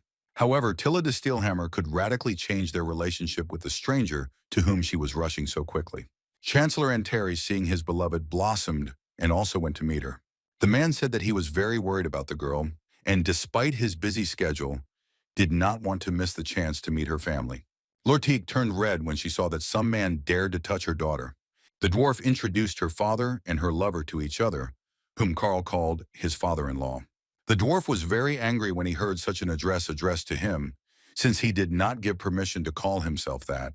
A little later in Dielo, the largest city in the western kingdom of Galine, the night's silence was broken. The guards of the western branch of the Tears of Santara fired at him to prevent the enemy from escaping. One of the guards claimed that the front ones were Ivory's tusk, urging his colleagues to use firebombs. Entire area around the branch was strewn with small explosions, behind which nothing could be seen. But the troll whom the alchemists were so desperately trying to catch deftly evaded all the incendiary bombs. Atilka whispered a spell in his language to get rid of the persecution of people. With a quick and agile movement, the troll rushed past the guards, wounding each of them. The senior guard drew the attention of his subjects to another troll that had appeared. And as soon as the soldiers, along with the alchemists, noticed the monster, they tried to burn it in every way available to them. Looking up at the night sky, Ivory Tusk said that now was the time, after which the monster jumped high, allowing his opponents to observe his figure. Ramdrin, as the leader of the Western Branch, assured his employees that he was not like Deepole and would not let the monster get to his slaves. However, at that very moment, his loyal subject ran to the chief, who was very worried. The man reported that, without understanding how, the trolls escaped from the dungeons. Upon hearing this sad news, Roman immediately became depressed, realizing that he was no better than his colleague. In the city of Kentry, in the northern kingdom of Rastil, there is a coliseum for battles of various times. It was in it that the next event took place, as evidenced by the noise that reached the vicinity of the coliseum. The spectators, who belonged to different castes and classes, were beside themselves with the performance shown to them. The giant monster with a shaggy mane let out a piercing scream as it advanced towards its opponent. It turned out to be an orc, who, being painted in war paint, also shouted during the attack to give himself confidence. However, this did not help him, because the hairy beast cut off his head with one blow, which caused delight among the spectators. The Wildbane Gladiator Training Center was impressive in size on the outside. The head of the center considered the candidate who was brought to him to be an amazing fighter. The man noted the orc's perfect musculature and height among the other gladiators, who undoubtedly had unique potential. Augustus could not even imagine that such a specimen would be used as a servant. The monster's mistress asked the man how much she could get for her servant. With a good-natured smile, the owner of the center replied that orcs usually cost 5 gold, but the price could change if he was suitable for the role of gladiator. The girl immediately perked up when she found out that she could have gotten much more for the monster, asking about the exact amount. August was ready to give 7 gold pieces for the orc, but such a specimen would cost at least 10. The girl immediately agreed. All that was required was to sign the contract. The man was glad to receive a real beast because such slaves were in short supply, not to mention that it could be purchased so cheaply. The orc asked the lady not to sell him, but the girl did not hear the monster's words, saying that he might seem rude, but in fact he was very kind. The manager decided that if the girl could handle the monster alone, then he was extremely docile. Extending his hand to the girl, the owner of the training center thanked Miss Scylla for the deal. The girl in turn also thanked Mr. August for giving her the opportunity to sell the servants. In their cages, the orcs greeted the new arrivals in a peculiar way, behaving like madmen. One of the creatures, the oldest gladiator, stated that Mercy had long since left this place. Only the monster wanted to know the name of the young man, but his appearance alone was enough for the man to recognize him as the heir of the great warrior. However, the orc still introduced himself, stating that his name was Tahed, that he was the son of Mole, who inherited Rath's axe. Rifenheart's comrade intended to carry out his plan that same evening as he joined the others. As the gladiators threw the dice, they discussed how they had managed to survive another day. One of the fighters asked if anyone had heard what happened after Burke's death, about what Mr. August had said. The owner was sorry that the orc exposed his armor to attack, but he did not regret at all that he lost the gladiator, which caused discontent among the slaves. The monsters began to talk about the rumors that were circulating about the county of Entries, where orcs blessed by Ruan fought against humans. Some said that the orcs who lived in the county had pride and the spirit of true warriors running through their veins. The old gladiator asked the boys to stop talking about these ridiculous rumors and go to bed. The monster insisted that it had nothing to do with them, but the newcomer argued with him, which attracted the attention of all the prisoners. Tahed, who had not changed his clothes, sat in the corner, removed from everyone. Looking at his brothers, the orc said that if the slaves had the opportunity to become as strong as their brothers from Antares. Looking questioningly at the newcomer, the guard asked again what he was talking about. Instead of talking, the orc decided to demonstrate everything visually, using his aura on the shackles. And literally the next moment, the monster broke the shackles, demonstrating his strength to the prisoners. The representatives of the other race were shocked when they saw that their fellow was the owner of an aura. When asked who he really was, the monster replied that he had come from the county of Antares to show the way to his brothers. Tahed raised his hand and called upon his adopted brother Dakar, while the slaves watched his actions in fascination. A few seconds passed before the wall of the dungeon suddenly shattered into pieces. In front of the monsters, Tashed's blade levitated in the air, causing them to express genuine delight. Grabbing their weapons, the orcs exclaimed that before them was a spiritual weapon that only a true warrior could wield. Tahed, breaking into a scream, demanded that his fellow tribesmen answer him. Were they warriors or talking cattle? If there was even a drop of warrior blood in them, they had to take up arms and fight, breaking the chains that bound them. The neat and snow-white walls of the training center were smeared with blood, up and down. The guards cursed the rebellious slaves with the worst words, but this did not help them withstand the blow. Roaring fiercely, the orcs rushed towards their opponents, promising to tear them into small pieces. One of the servants decided to hide under the table, shedding tears and shaking uncontrollably. Sensing his scent, one of the former slaves lifted the tablecloth and discovered the hiding man. With eyes full of hatred, the monster swung his blade to get even with the man, but the next moment the orc's sword was knocked out by Dakar, who appeared out of nowhere. The monster asked why the warrior had stopped their retaliation, to which Tahed replied that the man was an ordinary servant. The angry warrior asked the freed slave what he desired, freedom or revenge. Froze for a moment, as they thought about the words that the owner of the aura said. The innocent waiter looked at Tahed with hope, although he still continued to shake. In the end, the monster answered his savior that he understood everything, and after that he did not do anything with the man. The orc warrior appealed to his kin to avoid unnecessary bloodshed and to show mercy to humans for the sake of their own freedom. Sir Augustus began to shower the slaves with the last words, claiming that the orcs were ordinary animals who did not know the feeling of gratitude. The prisoner asked the savior whether it was necessary to show mercy to the master, but it turned out that this quality lost its value if it was abused too much. Hearing these words, the aristocrat looked in horror at the monsters he had been holding captive all this time. The local magician was amazed that such a fuss was raised by the slaves with their escape, who, however, would not be able to resist a mental spell. After a couple of phrases, the wizard caused mass paralysis, causing the creatures to freeze like statues. But at that very moment, the priest called upon Philonens to help the monsters, wishing that their minds would not waver. After reading the prayer, the conjured ones collapsed and the monsters regained their clarity of mind. The magician who served Sir Augustus did not understand what was happening here and what the priestess Philonens had forgotten here. Cillian, who had been pretending to be a girl all this time, said that he was almost late. Tahed arrived in time and knocked out the magician with one blow, thanking the priest for his help. The youth tossed the orc the exorcism talisman and the communication necklace, claiming that this time his common language sounded quite natural. The saint assured that in a couple of days everything would be different, and that he would soon turn into a mountain of muscles, and such clothing would no longer fit on him. When Tahed explained that there was a young saint in front of them, the orcs perked up as they had heard about him before. One of the slaves asked if it was the priest from the county who had a relationship with the fighting king, but Cillian stubbornly denied everything. The guy was surprised at how many peoples had managed to reach this rumor, which spread as quickly as rumors about the continued escapes of various species. A similar situation occurred at a banquet in the barony of Berkeep, which was located in the kingdom of Vasily.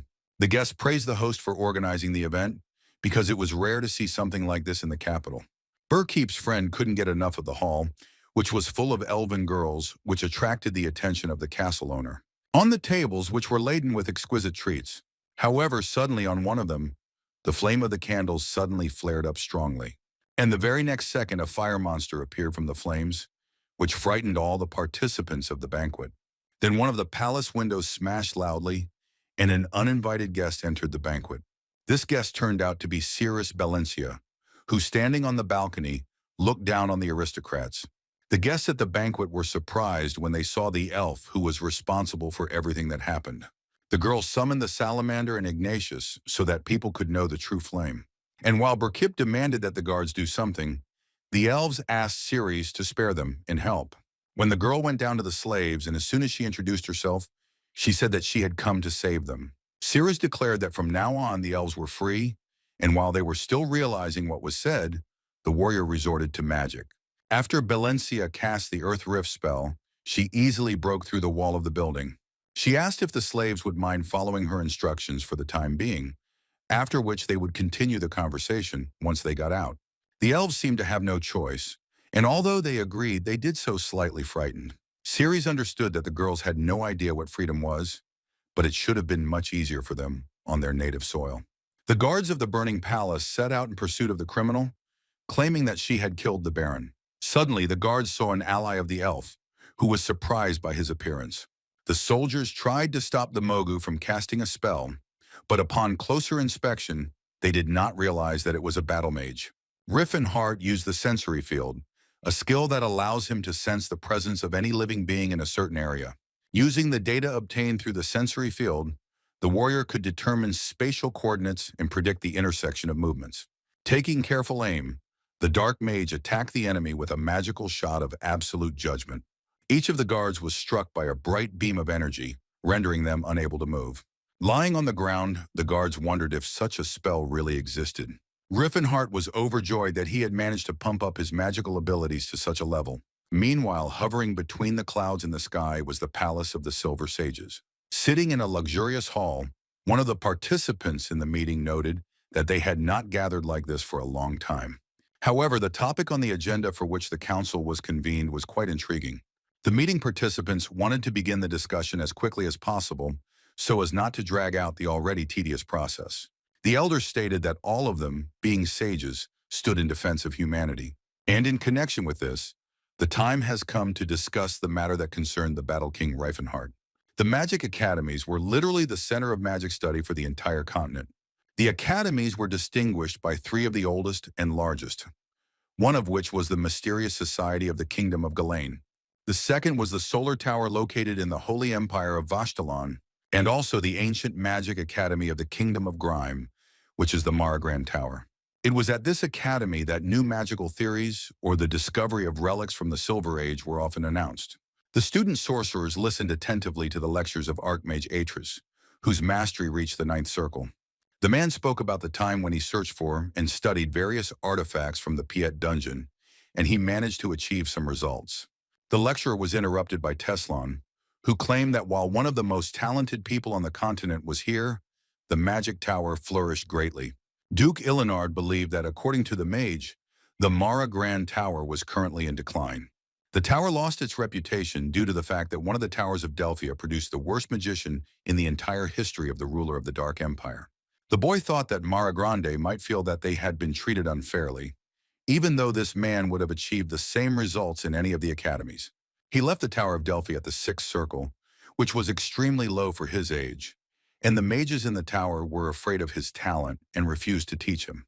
As soon as Rifenheart entered the open world, his power began to grow, and at the age of 30 he became an archmage of the ninth circle, but he could have become one much earlier. Teslan didn't understand why it was taking him so long to learn that he was still on the sixth circle. Atres revealed that most of the artifacts were known to the world, wanting to tell the students about the others.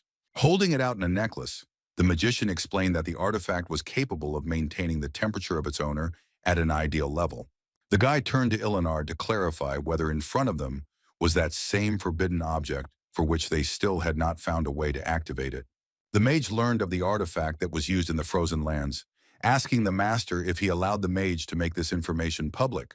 The man stated that Atra's death would not look natural, and if things did not go according to plan, someone might find out about the Silver Sages.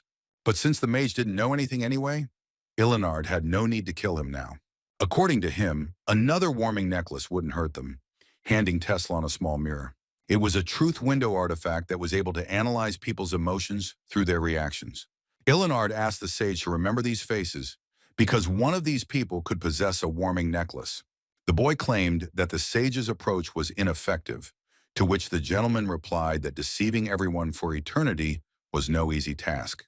It is precisely because of this caution that the world has not yet known about the existence of the secret organization. However, if people realize that there is a group in the world that is looking after them, humanity will not be able to develop properly. Illinard argued that the Silver Sages were there to protect people from the shadows, while Teslan questioned why the necklace was a forbidden artifact. Although there was nothing special about him, the sages could not allow the use of magic that was capable of changing the human body. After all, this was one of those slippery slopes that could lead a person to immortality. Teslan realized that in his current position, he had a limit to what he could learn. The magician wondered how the sages maintained an information network that knew even about the movements of people with whom they had not crossed paths. But despite all this, the sages were unable to prevent the presentation of the necklace from Atris, which meant that there had to be a breach in their network. Teslan was irritated that even after joining the organization, he was treated as an outsider. Meanwhile, in the Palace of the Silver Sages, the meeting regarding the Dark Mage continued. The Guardians came to the conclusion that they needed to destroy the Battle King Rifenheart. Silver Keeper Stuhlen believed that the warrior was a rat that was defiling the order of this world. His colleague Arclight believed that such aura owner could not be called by such words. The Taoist was of the opinion that the famous aura holders and archmages had great influence, and therefore it was necessary to come up with a suitable method of murder. The Guardian wanted to get rid of the warrior's entourage first, but Arclight found it strange that the old man himself had once allowed Reston to join their ranks. Younger Keeper was asked to watch his behavior because it was a completely different person. But they agreed with the Taoist because, at first, Rifenheart showed signs of strange inclinations, but now it was clear that he had impure motives. The woman from this community was convinced that the warrior was not obsessed with other races and adhered to his own ideals and views. The ideals of the Fighting King were not born overnight, and one of the Guardians found it difficult to believe that he himself came to such decisions. The sages argued that ideals were honed only through rational thinking, suspecting that the boy had a mentor. The Silver Sages came to the conclusion that they had to find the Martial King's mentor. The Keepers took out semicircular glass objects that served as voting buttons. Arclight stated that the warrior had made enough of an impact on the continent that they could no longer sit idly by. Stollen asked the assembled people if they had managed to come to a general agreement. The Guardians silently placed their hands on the magical objects, which glowed with a pink light. Some of them had a hard time making the decision, while others had no doubts about making it. Among the 13 Silver Guardians, who were mostly elderly, there was one very young person. The Taoist, having looked at all those present, concluded that no one objected to this decision. Then Stullen said that in the name of the Silver Sages, the protectors of humanity, they had to do this.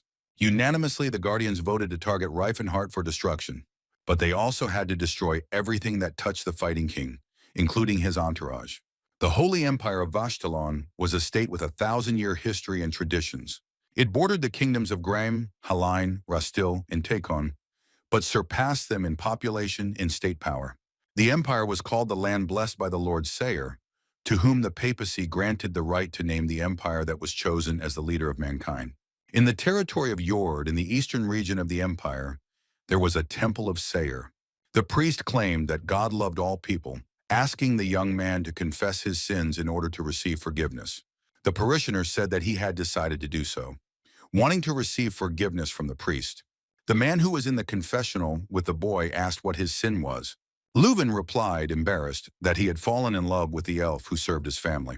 The young aristocrat insisted that despite the fact that the girl was an elf, she was the sweetest and most beautiful of all, not to mention her singing. The priest explained that lusting after an elf was not something to be proud of, but since the boy was seeking forgiveness, his sins could be forgiven. But the young man corrected the priest, claiming that love for the elf was not sinful. The saint asked again what the problem was, and it was that the guy was planning to leave his house with the girl. He wanted to go where he could love the elf openly, but at the same time he couldn't bear the burden of guilt that he would make his parents worry. The priest replied that according to Sayer, these races were destined to be slaves, and denying their destiny was a mortal sin. The man asked the boy if he wanted to change his confession, insisting that Sayer would forgive him. However, Lewin did not want to repent, because he did not consider his love for the elf a sin. He came only because he was worried about parents, to atone for the guilt that hurts their hearts. The priest tried to reason with the guy, claiming that an elf would remain a slave in any place, and suggested that the lover leave the girl as a servant. But Leuven unexpectedly replied that he was going to go to the 100 states of Entrez. After talking with the saint, the young man left the temple of Sayre, looking at it as his past life. He wanted to apologize to his parents, but he also couldn't lie to his heart forever. The boy had to go with the elf to a place where they could live together with honor, without fear of condemnation. Returning to the large tree in the clearing, Leuven began to call Beretti, but the girl did not respond. He could not understand where his beloved had gone since they had agreed to meet under Zelkova. Looking around, the guy raised his head and glanced at the lush crown of the tree. Suddenly, the young aristocrat discovered the body of his beloved hanging on one of the branches. In her dying letter, the girl insisted that she could not accept the love of her master and would not dare to commit a sin by remaining near him. Beretti claimed that she would have brought the wrath of the gods, and their souls would have gone to hell, by asking Leuven to meet not a low elf, but a noblewoman. The guy looked at the body of his beloved with an uncomprehending look as she swayed, asking for forgiveness for tempting him all this time. Unable to cope with the overwhelming grief, the aristocrat screamed, shedding tears. At the same time, near the Huron River, which bordered the kingdoms of Halain and Takon, there was a wooden house. In it, the girl sitting at the table was pleased that she had finally finished the manuscript. Looking at the written sheets, Trudy wondered if the orc from the garden would change people's minds after they read her manuscript too. The writer was a priestess of Sayre who could not perceive the orcs in the gardens as slaves, hoping that her story would change their lives a little. In her prayer, the girl mentioned that the order taught something completely different, but she was sure that this was what Sayre himself wanted people to learn. Suddenly, the door of the hut opened and a stranger appeared on its threshold, whom Trudy did not expect to see at all. The young man, without saying a word, silently looked at the girl until she spoke. Introducing herself as Sayre's subject, the girl asked what had brought the stranger to her. However, the man remained silent, boring into the girl with a frightening gaze. But as soon as the stranger tore his gaze away from Trudy, he stopped it on the manuscript that was lying on the table. Watching where the man was looking all this time, the girl realized that she had problems. The man's expression changed and he said with a creepy look that Trudy was the one. And in just a few minutes, the wooden house near the river was completely engulfed in flames. But the worst thing was that the owner of the building was also inside.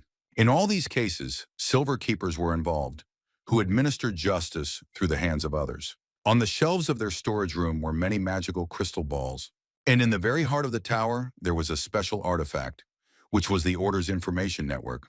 Thanks to him, the Guardians learned about Leuven, whose love story ended tragically. The Order also watched the priestess Sayera, who wanted to cloud the minds of ordinary people with her manuscript. These incidents were observed by the members of the Silver Sages through the eyes of Sayre, who used the ears and eyes of those who used divine power in his name. The Keeper informed his colleague that many people had been influenced by the Fighting King, which forced them to hide the material they had viewed. Arclight felt sorry that they sacrificed people without explaining anything to them, but it was all for the good of humanity. The priests and followers of Sayre provided the Keepers with information without knowing it, and the artifact itself could be compared to divine power. But despite all this, they had no data on the Fighting King, from which one could conclude that those around him did not believe in Sayre. Arclight was interrupted from looking at the materials by his colleague, who upon entering the room called out to him. She turned out to be the Keeper of Sirin, whose arrival the man was very surprised by. The girl decided to visit the information network just like that, saying that she sent Arclight's younger brother to deal with Rifenheart. The Keeper claimed that the king would not be able to cope with someone armed with ancient spells. Sirin then showed up at the command post, trying to find information about the warrior. After a series of manipulations, the girl discovered the ruler of Andoras, finding him during the battle. The Dark Mage addressed his opponent, declaring that he was the one who would destroy the flow, and by interfering with what was said, put an end to it. Guardian Arclight was shocked when he saw with his own eyes who they were fighting against.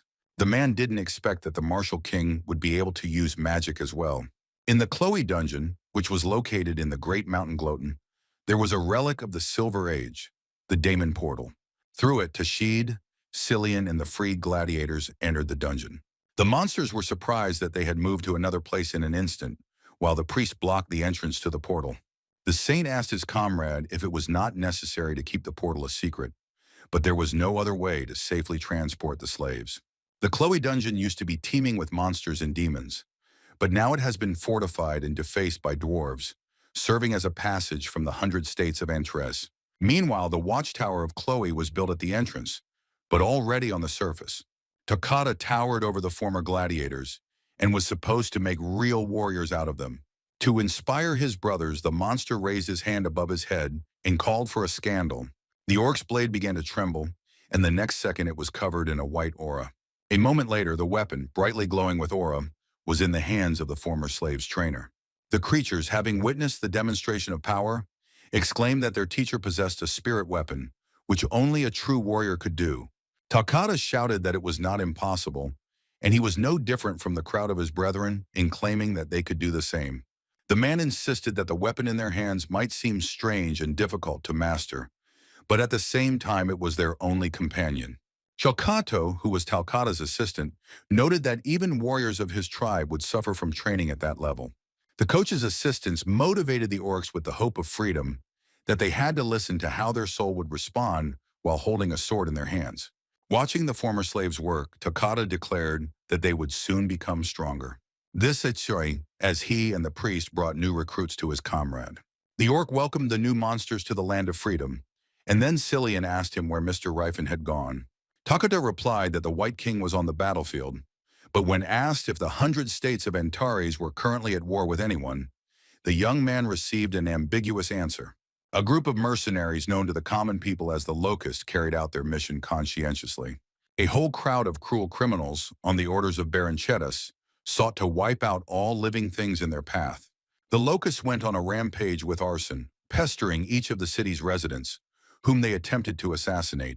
The man tearfully begged the mercenary to spare him and his family kneeling before him. However, no pleas for mercy could stop the knight who had no honor. Having gotten rid of the head of the family, the Locust set its sights on his wife, who looked quite attractive to her. The man with a creepy expression on his face said that the word pity was not in his dictionary. But as it turned out, these were the last words of the criminal, whose head suddenly flew off his shoulders. The mother and child were shocked by the sudden death of the mercenary and were initially very scared. Who appeared near them told the woman to take the child and run wherever her eyes looked. One of the knights of the squad asked to identify the killer of their comrade, who began to list the distinguishing features of the elf with the sword. According to the description, in front of the members of the Locust squad was a swordswoman of the new moon, an elf witch known as Ceres Valencia. The mercenaries immediately guessed that if the witch was here, then her master was with her. Rifenheart, addressing the mercenaries, claimed that they were primitive beasts, that even death would not wash away their sins. The martial king clenched his fists and began to concentrate his aura in them for a strike. Seeing only bare fists, the Locust knights screamed in horror, realizing what was awaiting them. This time, the dark mage attacked the opponents with a straight cannon, shooting a giant beam at them. Screaming hysterically, the criminals rose into the air, unable to withstand such a powerful attack. The elf also joined the White King, calling on the spirit of the ancestors, Silpha, for help. And while the girl was calling for an assistant, the enemy formed a cordon, insisting that the girl was an ordinary witch. As a result, the spirit of Selena appeared from Cirrus's magical blade, which always helped her in battles. Before Selena had time to appear, she snapped her fingers, giving the lady a sign that it was time to act. The elf, as usual, used the spirit in a very strange way, namely to push away from her. Thanks to the spirit, the girl caught up with the robbers who were trying to escape, cutting them down with her sword. However, Valencia's magic did not end there, as it also summoned Taratus, who blocked the Locust's path. And Cirrus, using an ancient treaty with the elves, thrust the blades into the ground and called for the strike of Mjolnir. After the spell was read, a huge demon, woven from bolts of thunder, appeared. The bandits were shocked, as they had never heard of a new moon swordswoman using such an attack. But the remaining members of the Locust did not have time to run far, as the Battle King stood in their way. One of the gang rushed at the warrior, claiming that even if he had an aura, he remained mortal, like everyone else. However, the criminal's plan failed, as his blade bent when it came into contact with Rifenheart's body. Combat! The king asked his opponent if he didn't know that his body was made of steel. After which, having transferred all of his aura into one fist, Antaras prepared to deliver a crushing blow. This time, the Dark Mage used zero impact on the Locusts, although visually it was not much different from the previous attacks. In front of the knights, their comrade was torn to pieces, which were stained from head to toe with his blood. When Antares grabbed the criminal by the head, he asked to have mercy on him, but the warrior reminded that the knight did not know the word pity. The man wanted to justify himself, claiming that these were not his words, but the fighting king could not be stopped. The remaining members of the group claimed that they were only following the orders of Baron Chetas. But for Rifenheart, this was not an argument, since even this fact did not relieve them of responsibility. Having dealt with the mercenaries, the warrior declared that the Baron had gone mad for hiring such pathetic scoundrels. This war was the result of a conflict between two noble houses, Chetas and Galen. Baron Chetas, having recruited more than 1,000 mercenaries, immediately invaded the lands belonging to Galen. In less than a week, more than half of Galen's lands were destroyed, and because of the quarrel between the nobles, ordinary commoners suffered. Out of the corner of his eye, Rifenheart spotted the man he had been missing for half an hour. Azrael, despite his delay, informed the Count that he had arrived with all the knights of Antares. The White King reported that the guy was late, and they simply didn't have time to wait.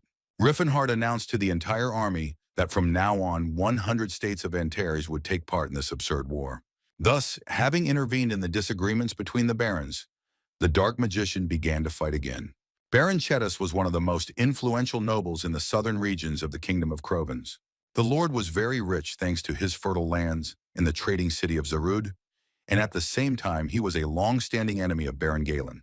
The house of Baron Chetas was from of an old family and did not like Galena, who appeared not so long ago, believing that low-class people bought their titles for money. The main problem arose after the War of Succession, where House Galanov sided with Prince Juel, while Chetas remained neutral. Also involved in this case were the heirs of both houses, Berlangalen and Jack Chetas, who already disliked each other. The aristocrats started a dispute during a meeting in Croton, where many nobles were present. The heated situation led to a duel, during which Jack let his guard down and was hit by Berlant's ball. Juel tried to solve the problem, but he no longer had the power he once had, and Baron Chetas vowed to wipe out the entire Galen family from the earth. Chetas hired 1,000 mercenaries and invaded the territory of the Galens, causing devastation there. Galen asked the inner circle of aristocrats for help, but they were all afraid of Sir Grandiard, who possessed and was on the side of Baron Chetas. All attempts to negotiate were rejected, and the lands were ultimately destroyed. So at some point, Galen even thought about death. But at the most unexpected moment, they threw him a rescue rope, which was golden, strong, and durable. The enemy army suffered at the hands of the fighting king Rifenheart, who stood up for Baron Galen. The martial king attacked with rapid-fire key bullets, hitting multiple enemies in one blow. Knight Commander Garan wondered what Rifenheart was doing here, wondering how to defeat him. The commander-in-chief could think of nothing smarter than to promise 1,000 gold coins if someone managed to leave even a scratch on the warrior. The Dark Magician claimed that those who exchanged life for money had no right to complain if their own values were taken away from them. And after an instructive speech, the warrior again scattered an entire crowd of Chatan soldiers with one blow. Driven by a thirst for profit, the mercenaries calculated that it was enough to strike Antares once to make a fortune. Rifenheart, who had jumped on his opponents, called them fools for throwing away their lives so easily. Upon landing, the Battle King caused an avalanche attack that damaged not only the Prophet Seeker, but also the soldiers nearby. The more experienced warriors asked why no one had reported that Rifenheart would be participating in the battle. Raising his steel fist up, the warrior asked if the enemy thought his efforts were enough to wound the martial king. Azrael, who was at the head of the army, demanded that Antares' army show all its courage and destroy the enemy. Baron Galen, addressing his knights, ordered them not to lag behind, as they had an opportunity to avenge their stolen families. Garand, observing the enemy's strength, ordered his men to retreat. Due to the advance of two armies of the Knights of Antares and Galem, the mercenaries of Chetas had no choice but to retreat. Cirrus asked the gentleman why he walked around half naked all the time, even though it was the middle of winter. The guy was so comfortable, but the girl was not happy to look at him, which sounded a bit rude to the warrior. Rifenheart asked her what he looked like in his status as a fighting king, and he did indeed look like a disciple of the indestructible, but it was unclear whether this was an insult or praise. Baron Galen thanked Rifenheart for his participation in the duel, but the boy called it a trifle, claiming that any ally would have done the same. This alliance began 2 weeks ago with a letter in which the Dark Mage described 3 conditions, one concerning territory and two mentioning slaves. It was not clear to the Baron why he should free and return slaves to the county and recognize some as citizens, while making others completely free. Although Galena was puzzled by the conditions, he had no choice, and having accepted them, he entered into an alliance with Entrez. Under the pretext of this war, Rifenheart wanted to raise awareness of other species and achieve expansion of his territory. The two warring forces met in Nidus Canyon, but before engaging in battle, the War King wanted to negotiate with his enemy. The guy warned the enemies that those of them who valued their lives could immediately leave the battlefield. Garan demanded total commitment from his men, and those who ran away would be horribly executed. The man insisted that the Hundar fortress was at the end of the canyon, and that even though there was a fighting king in front of them, he was still a man. The Dark Mage did not want senseless bloodshed, so he decided to start by intimidating his enemies. Releasing a huge discharge of aura into the sky, the warrior said that all who remained would not see tomorrow. The attackers froze for a moment, surprised by the abilities of the warrior of indestructible technology. However, the commander's voice broke the subordinates' numbness, reminding his people what was required of them. Rifenheart was surprised that his trick of piercing the sky didn't work, and the people never escaped. But what was even stranger was that in front of him were not knights or mercenaries, but simply farmers who had been forced to fight. The Fighting King decided to show mercy in this case by arming himself with clubs. Without any effort, the warrior scattered all the commoners, causing them to doubt their actions. The commander of the Chitan army knew that the farmers were no match for Rifenheart, but they served a different purpose. The military man needed to use all means to keep Entrez as long as possible, since the man had prepared well in anticipation of his appearance. Garan was sure that even the owner of the aura would not survive the blows of the ballistas that were already aimed at the warrior. And when the commander ordered to open fire, loud shots rang out from all the huge crossbows. A dozen huge spears flew at the smaller Rifenheart, but he didn't even flinch when he spotted them. All the guy did was throw away his clubs because he intended to fight back with his bare hands. Gathering the power of aura into one fist, the Share King executed a straight cannon punch. The commander of the Chitan army was shocked that all the spears launched were easily scattered by the enemy. All the farmers broke out in a cold sweat as the warrior repelled all the attacks with one blow of his fist. The shooters discovered the elven witch in time. I don't want to lose sight of the dangerous enemy. The girl asked Serana to attack the soldiers and her partner Sylph to protect her body. Ceres ordered her other assistants, the fire salamanders, to burn all enemy weapons. Watching the elf work, Rifenheart noticed that she had become much stronger. Even Relhard could only partially control the spirits of fire and air, while Cirrus gave orders to most of the great seven spirits. Since time immemorial, Elfenheim has personally chosen the strongest elf who will be endowed with immeasurable power and the title of Guardian of the World Tree. The chosen one became the leader of all the elves, and also having the right to protect the tree, the elven people trusted the leader with their lives. In the Cephalat Desert, where the Danheim tribe lived, the tree of peace, Nihilin, was grown. And a little later, the Geronting tree became a symbol of the great river Gloten. Rifenheart carved Cirrus' name into the tree of life, making the girl not only the guardian of Elfenheim, but also the leader of all elves. Watching as the enemy's carts and catapults were destroyed, the Fighting King reaped the fruits of his labors. Ceres Valencia rightfully earned all the nicknames her frightened enemies called her. The main building of the central region was called the Hundar Post, where Baron Chetus was located. The man was furious when he learned that the enemy had managed to pass through the Nidus Canyon. Garan apologized to his master, citing a lack of strength, which turned out to be insufficient. The aristocrat was in a panic as they were pushed back to the very post, and the aura-wielding Grandiad left him to his fate. As much as he didn't want to do it, Chetus realized that he had no other choice. The man the Baron wanted to address was pestering his daughter at that time. The guy was unhappy when someone came to him at the wrong time and interrupted his entertainment. Chetus was gloomier than a cloud because he was turning to a man for help who disgusted him. The guy greeted the Baron, also mentioning that his daughter had grown up to be an enviable beauty. Dressed in a robe, the boy claimed that hothouse flowers smelled better than common weeds. Holding back his displeasure that the guy had started pestering his own daughter after the maids, the man reported the Battle King, who was moving in that direction.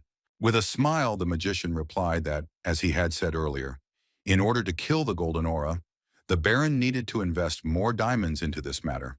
And at some point, when the guy's eyes became cold, he asked if everything necessary had been prepared.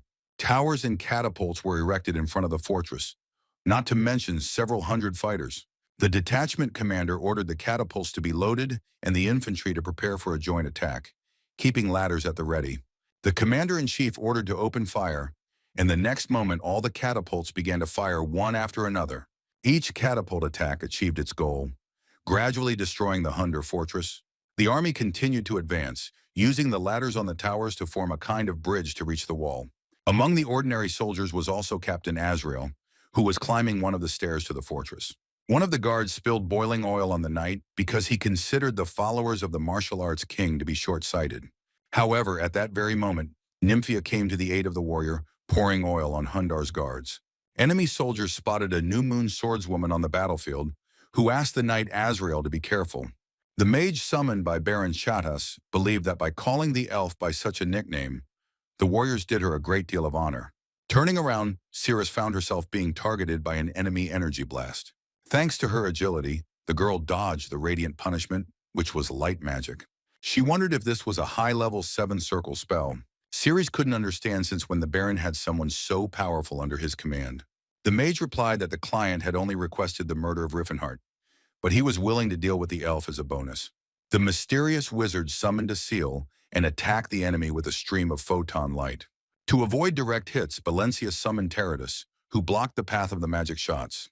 The guy was pleasantly surprised that the girl was able to block his attack, having become more familiar with the magic of spirits. The girl was catching her breath as she almost got hit, even if she was so strong. Without taking her eyes off the mysterious magician, Cirrus could not even imagine the appearance of such a dangerous opponent. Rifenheart, who was outside the fortress at the time, tried to shout to his beloved. The boy did not understand where the sorcerer suddenly appeared from, because the conquest of Hundar should have gone without obstacles. And then, as soon as he looked at the catapult, the fighting king had an idea. The warrior asked to shoot them, but the soldier insisted that the man could not be on the catapult, which also could not withstand more than 100 kilograms. Rifenheart replied that it was no problem for him, resolving the issue by shedding his armor. Meanwhile, in Cirrus' fortress, Valencia was trying to resist the wind bomb along with the weight distortion. The girl herself did not notice how the magician suddenly found himself behind her, ready to make the next attack. The wizard attacked the elf with a stream of light rays that began to wrap around the enemy like a rope. But Cirrus once again resorted to the help of spirit magic, calling on Ignatius. A huge fire tornado appeared on the territory of the fortress, which could be seen from everywhere. The elf, engulfed in flames by her assistants, looked menacingly at the mage ordered by the Baron. The guy was surprised that even such a spell from the girl was able to block. Ceres shouted to her loyal subjects Salamander and Ignatius to go on the attack. The magician, casting a spell, called upon the northern wind to turn into blades and pierce his enemies.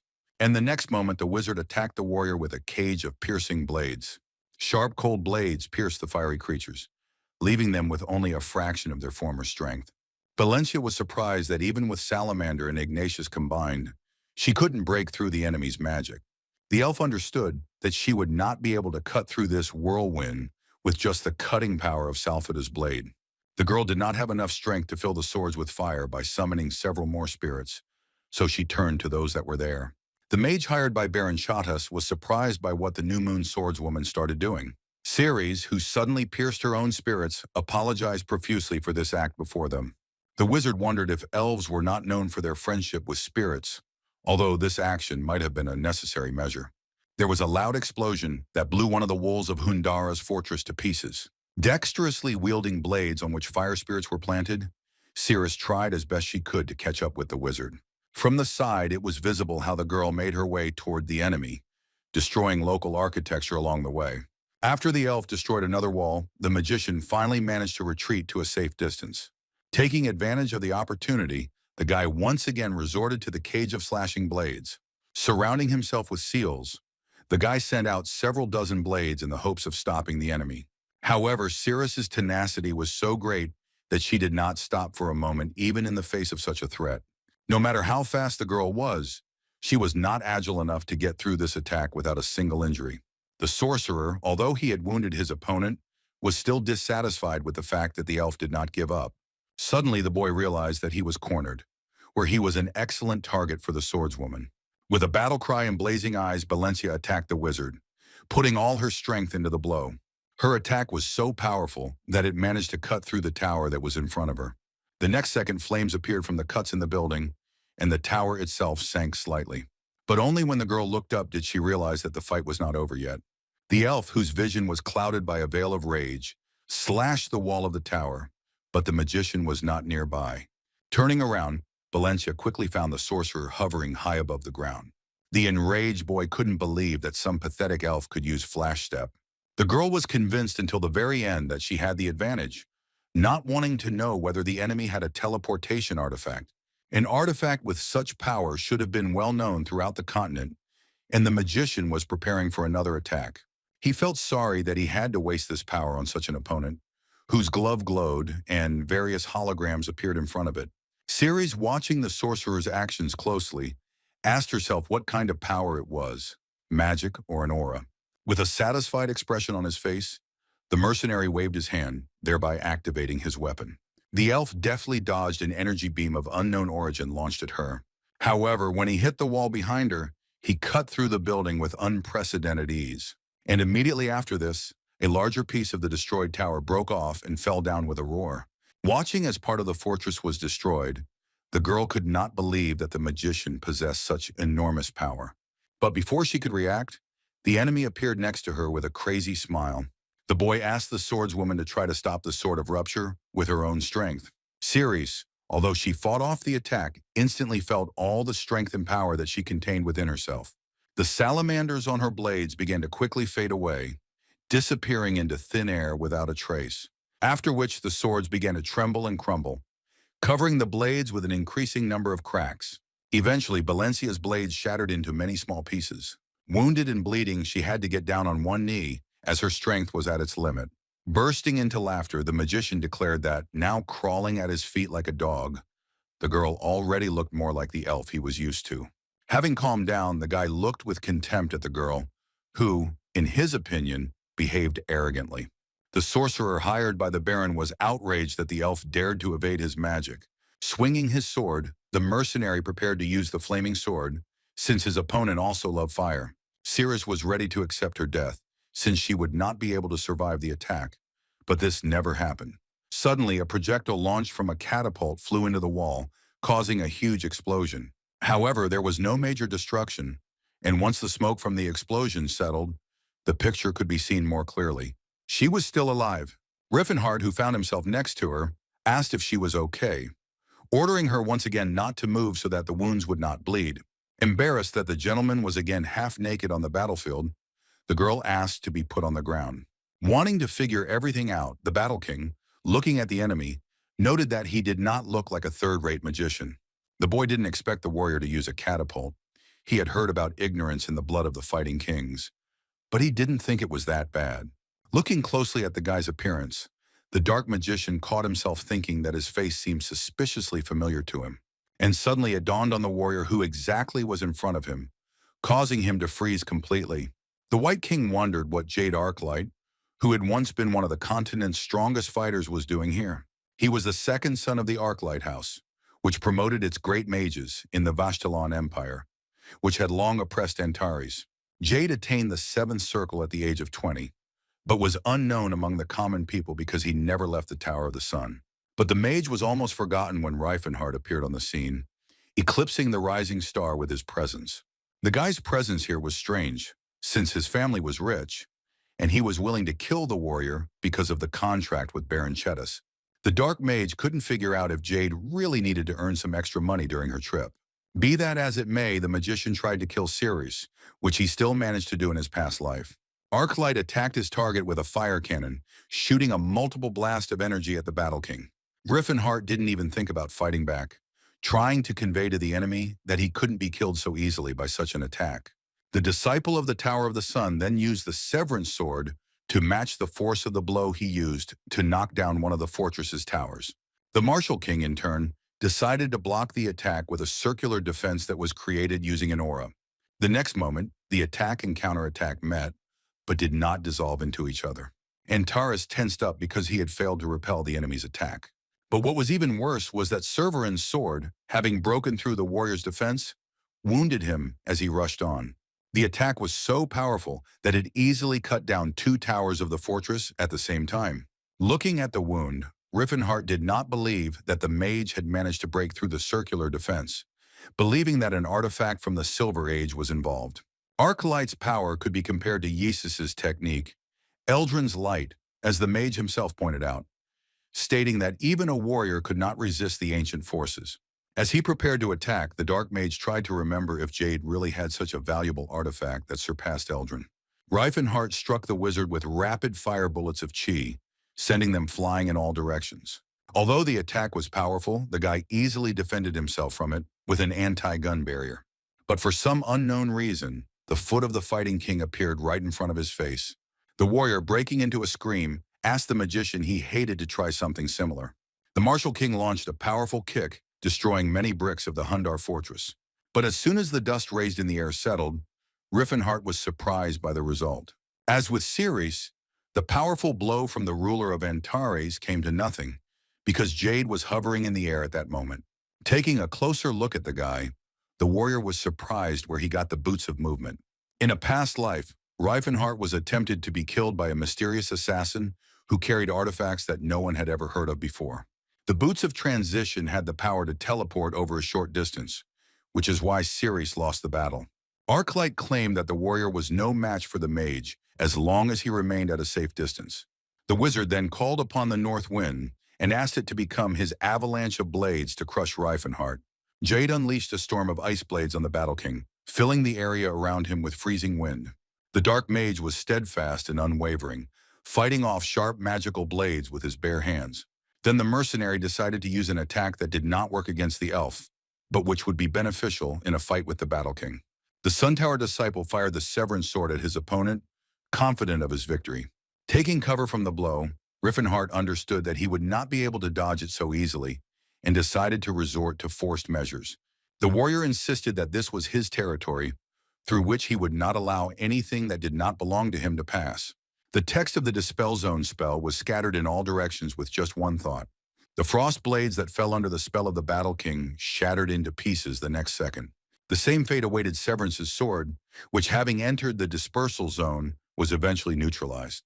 Jade was shocked by what he saw, believing until the very end that it was impossible to stop his spell.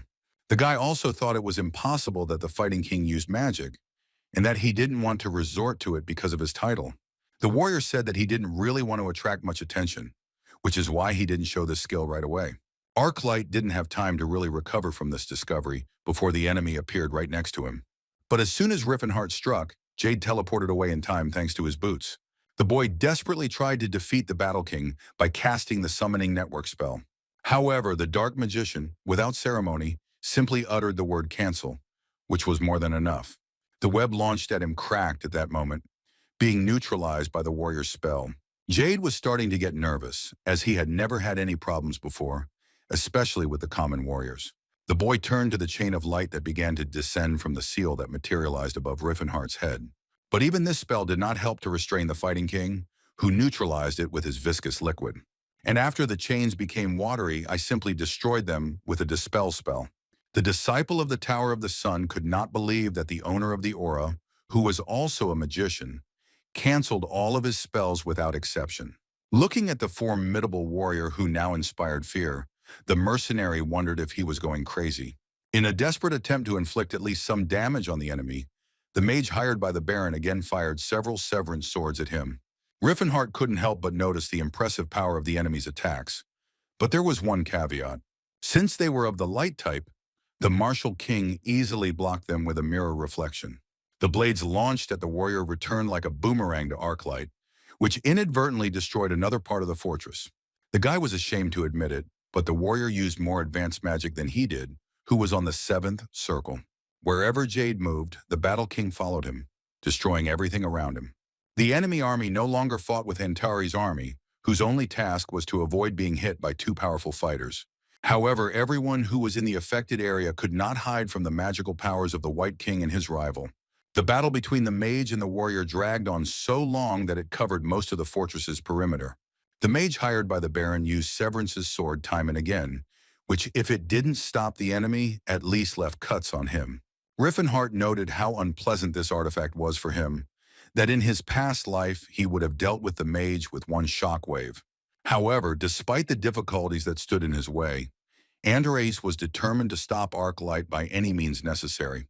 The warrior began to attack the enemy with a dispel spell as if he were using normal attacks. Jade couldn't imagine anyone throwing magical attacks because no one had such an ability, but the enemy took advantage of the fact that the guy was distracted by his technique, and in one jump he found himself right above him. Turning around, the Mage of the Sun Tower, as soon as he noticed the Battle King, immediately activated his boots. The mercenary had no idea that his ability to move from place to place would misfire. This is exactly what happened at that very moment, when the guy discovered that the warrior was not aiming exactly at him. Rifenheart knew that if he destroyed everything within the enemy's range, his skill would become useless. Therefore, when the Martial King landed, he used the avalanche strike that had the properties he needed. The shock wave of the attack was so great that it even affected soldiers who seemed to be quite far away. Cirrus, who was at a safe distance at that moment, had to take cover from the avalanche explosion. The legendary artifact, along with its owner, was unable to resist the powerful aura attack. Jade Arclight screamed as he was hit by the shockwave of the avalanche strike. Due to the recoil, the guy also dropped one of his personal items, which was carried away with the debris. After a while, the attack ended, and when the smoke cleared, one could see the damage it had done to the fortress. Rifenheart, who had emerged from the smoke, claimed that Cirrus had complained of weakness, and that anyone who had not encountered the boots before would have already been defeated. The White King watched the defeated magician, who, having made just one mistake, lost the battle. Jade replied that he always defeated aura users by keeping his distance and using his magic. But the guy didn't expect the warrior to use such tactics on him, and in the past it was thanks to his style that he defeated the elf. Cirrus began using boots after the assassin's invasion, and in the fight with the girl, Jade resorted to magic with a large radius of damage, preventing her from moving. Even in a losing situation, the mage was unwilling to admit defeat, having snuck up on Rifenheart from behind. But literally a moment later, the bloody boots of teleportation, along with the feet of its owner, found themselves in the air. Looking angrily at Arclight, the warrior said that Mac would no longer be able to use this artifact. The guy fell to the ground, holding onto his severed limbs and groaning in intense pain. Smeared with blood, sweat, and tears, the Mage of the Sun Tower looked at the Battle King with hatred. Antares was going to let the mage die, but he felt disgusted that the killer from his past life was somehow connected to the Arclight house. The killer was equipped with items that the mage had never encountered before, despite his experience in the dungeons, but thanks to them, he was able to create 10th circle magic. Having found a clue, having gone beyond time and space, Rifenheart wanted to ask his opponent a couple of questions. But Jade wasn't going to tell anything, and he didn't even think that he would spend one of the stolen artifacts with his brother here. The guy took out the Feather of Return, which was capable of teleporting to a pre-designated coordinate. The artifact began to glow brightly as the mage touched it, preparing to flee the battlefield. Antares was surprised when he saw such an object, and therefore did not know its purpose. The Martial King tried to stop Jade with a wave of his hand, but it only hit air. The only thing the Dark One managed to get was the bag that Arclight left behind. Looking around, the guy wondered if the mercenary had managed to disappear so easily. The warrior shouted that the wizard would not be able to escape from him, confident that it was just some kind of trick. Rifenheart used sensor field technology to track the fugitive as quickly as possible. But even when the Battle King reached its maximum range, he did not detect the presence of the Sun Tower mage. With disappointment, Antares noted that the enemy had indeed escaped thanks to an artifact that was akin to a portable portal, after which the dark magician began to think about the feather, how it worked, and whether it was possible to somehow track its trail. However, at some point the warrior stopped thinking about theories because now was not the time for that. A small object caught the White King's eye and caught his attention with its glare. Picking up the item, he said that it looked exactly like the item he found on the killer in his past life. The warrior didn't know how they were connected, but what he was sure of was that the Arclight house needed to be investigated. The soldiers of Antares shouted about the death of Baron Chettis, rejoicing in their victory in this battle. Hearing this, Rifenheart was glad that the war was over, noticing something in the ruins. The Martial King found the bag that the Sun Tower mage had dropped when he was running away from him. The guy became curious about what could be in Jade's limitless bag. Upon opening it, the warrior found at least tens of thousands of gold coins, which the late Baron Chetas was ready to pay for his head. Rifenheart was pleased with the find, which would help his country, which was in dire need of money. Up until this point, Andorres had managed to save over 1,000 otherworldly species that were now among their own kind. But due to the influx of refugees fleeing the drought, the state needed money.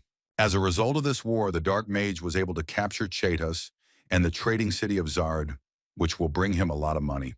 When the ruler met with the elf, he asked about her health, which was interesting to know what happened to the magician who attacked her. Ceres, when she learned that the enemy had managed to escape, blamed everything on the strange boots that the warrior had just given her.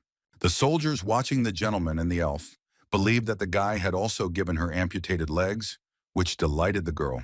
Valencia was surprised that they fit her perfectly, that they could adjust to the owner's size if they were close to it. The soldiers of the Antares army were ordered to capture the fortress and deal with the remaining forces and take those who surrendered as prisoners. The war that began because of the death of the heir of Chetas, the young man Jack, who died in a duel, has come to an end. Baron Galen was cornered, but the fighting king extended a lifeline before him, which it would have been a sin not to grab onto. Thanks to Antera's help, Galen was able to remove the noose from his neck and place his opponent in it. Since the House of Chetas was an outer wing of the House of Marquis Vontren, it owned an estate much larger than the named county of Antres. However, due to the contract with Baron Galen, Antres increased his territory almost threefold. Charles refused to completely capture Chetas, since too much expansion of territory in a short period of time could cause indignation among the nobles. Rifenheart did not mind, since it was enough for them to capture just one Zarud, which would bring great profit to the county. A year passed, and with the arrival of spring, green colors appeared in the once barren Fetland. The vast pastures were not suitable for farming, so no one settled there. This territory was used by nomads due to the frequent appearance of monsters. They bred horses and sheep, and many of their tribes settled throughout the pastures. But there were people who tried to unite the nomads by using them as a military force. Because there was no risk of invasion, the nomads had no need to unite, and there were no wars in Fetland, apart from conflicts between tribes. But despite all of the above, Fetland began to participate in the war for the first time in a couple of centuries. An army of 10,000 gathered on the Wolf Mountain, which consisted of many tribes of Fetland. The commander-in-chief of the nomad army wondered if they could defeat these monsters. They were opposed by an army of hostile orcs, whose numbers also numbered in the thousands. Armed mainly with spears, the monsters looked at the people with undisguised hatred. Seeing such a strong enemy, the soldiers of Fetland were horrified since they had previously fought only with people. It was the first time that the leader of the Grey Falcon tribe, Handarsum, fought side by side with so many of his brothers. The leader of the Blue Bear tribe, Kalkin, was in the same situation, reminding that Rifenheart had kept his promise. Kinjir, who ruled the Brown Boar tribe, thought it was wonderful that they would not have to worry about the armies of people beyond the mountains. Kalkin explained that it was not magic, but diplomacy, a human way of negotiating a compromise. Azrael ordered the enemy to surrender to Antares, insisting that those of them who swore allegiance would be treated with kindness. But the leader of the nomads shouted that they were free people of the plains and did not recognize anyone.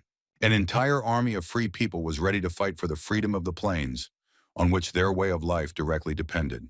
The leader of the Blue Bears called on his brothers to go into battle and make amends for the many years of humiliation they had suffered at the hands of humans.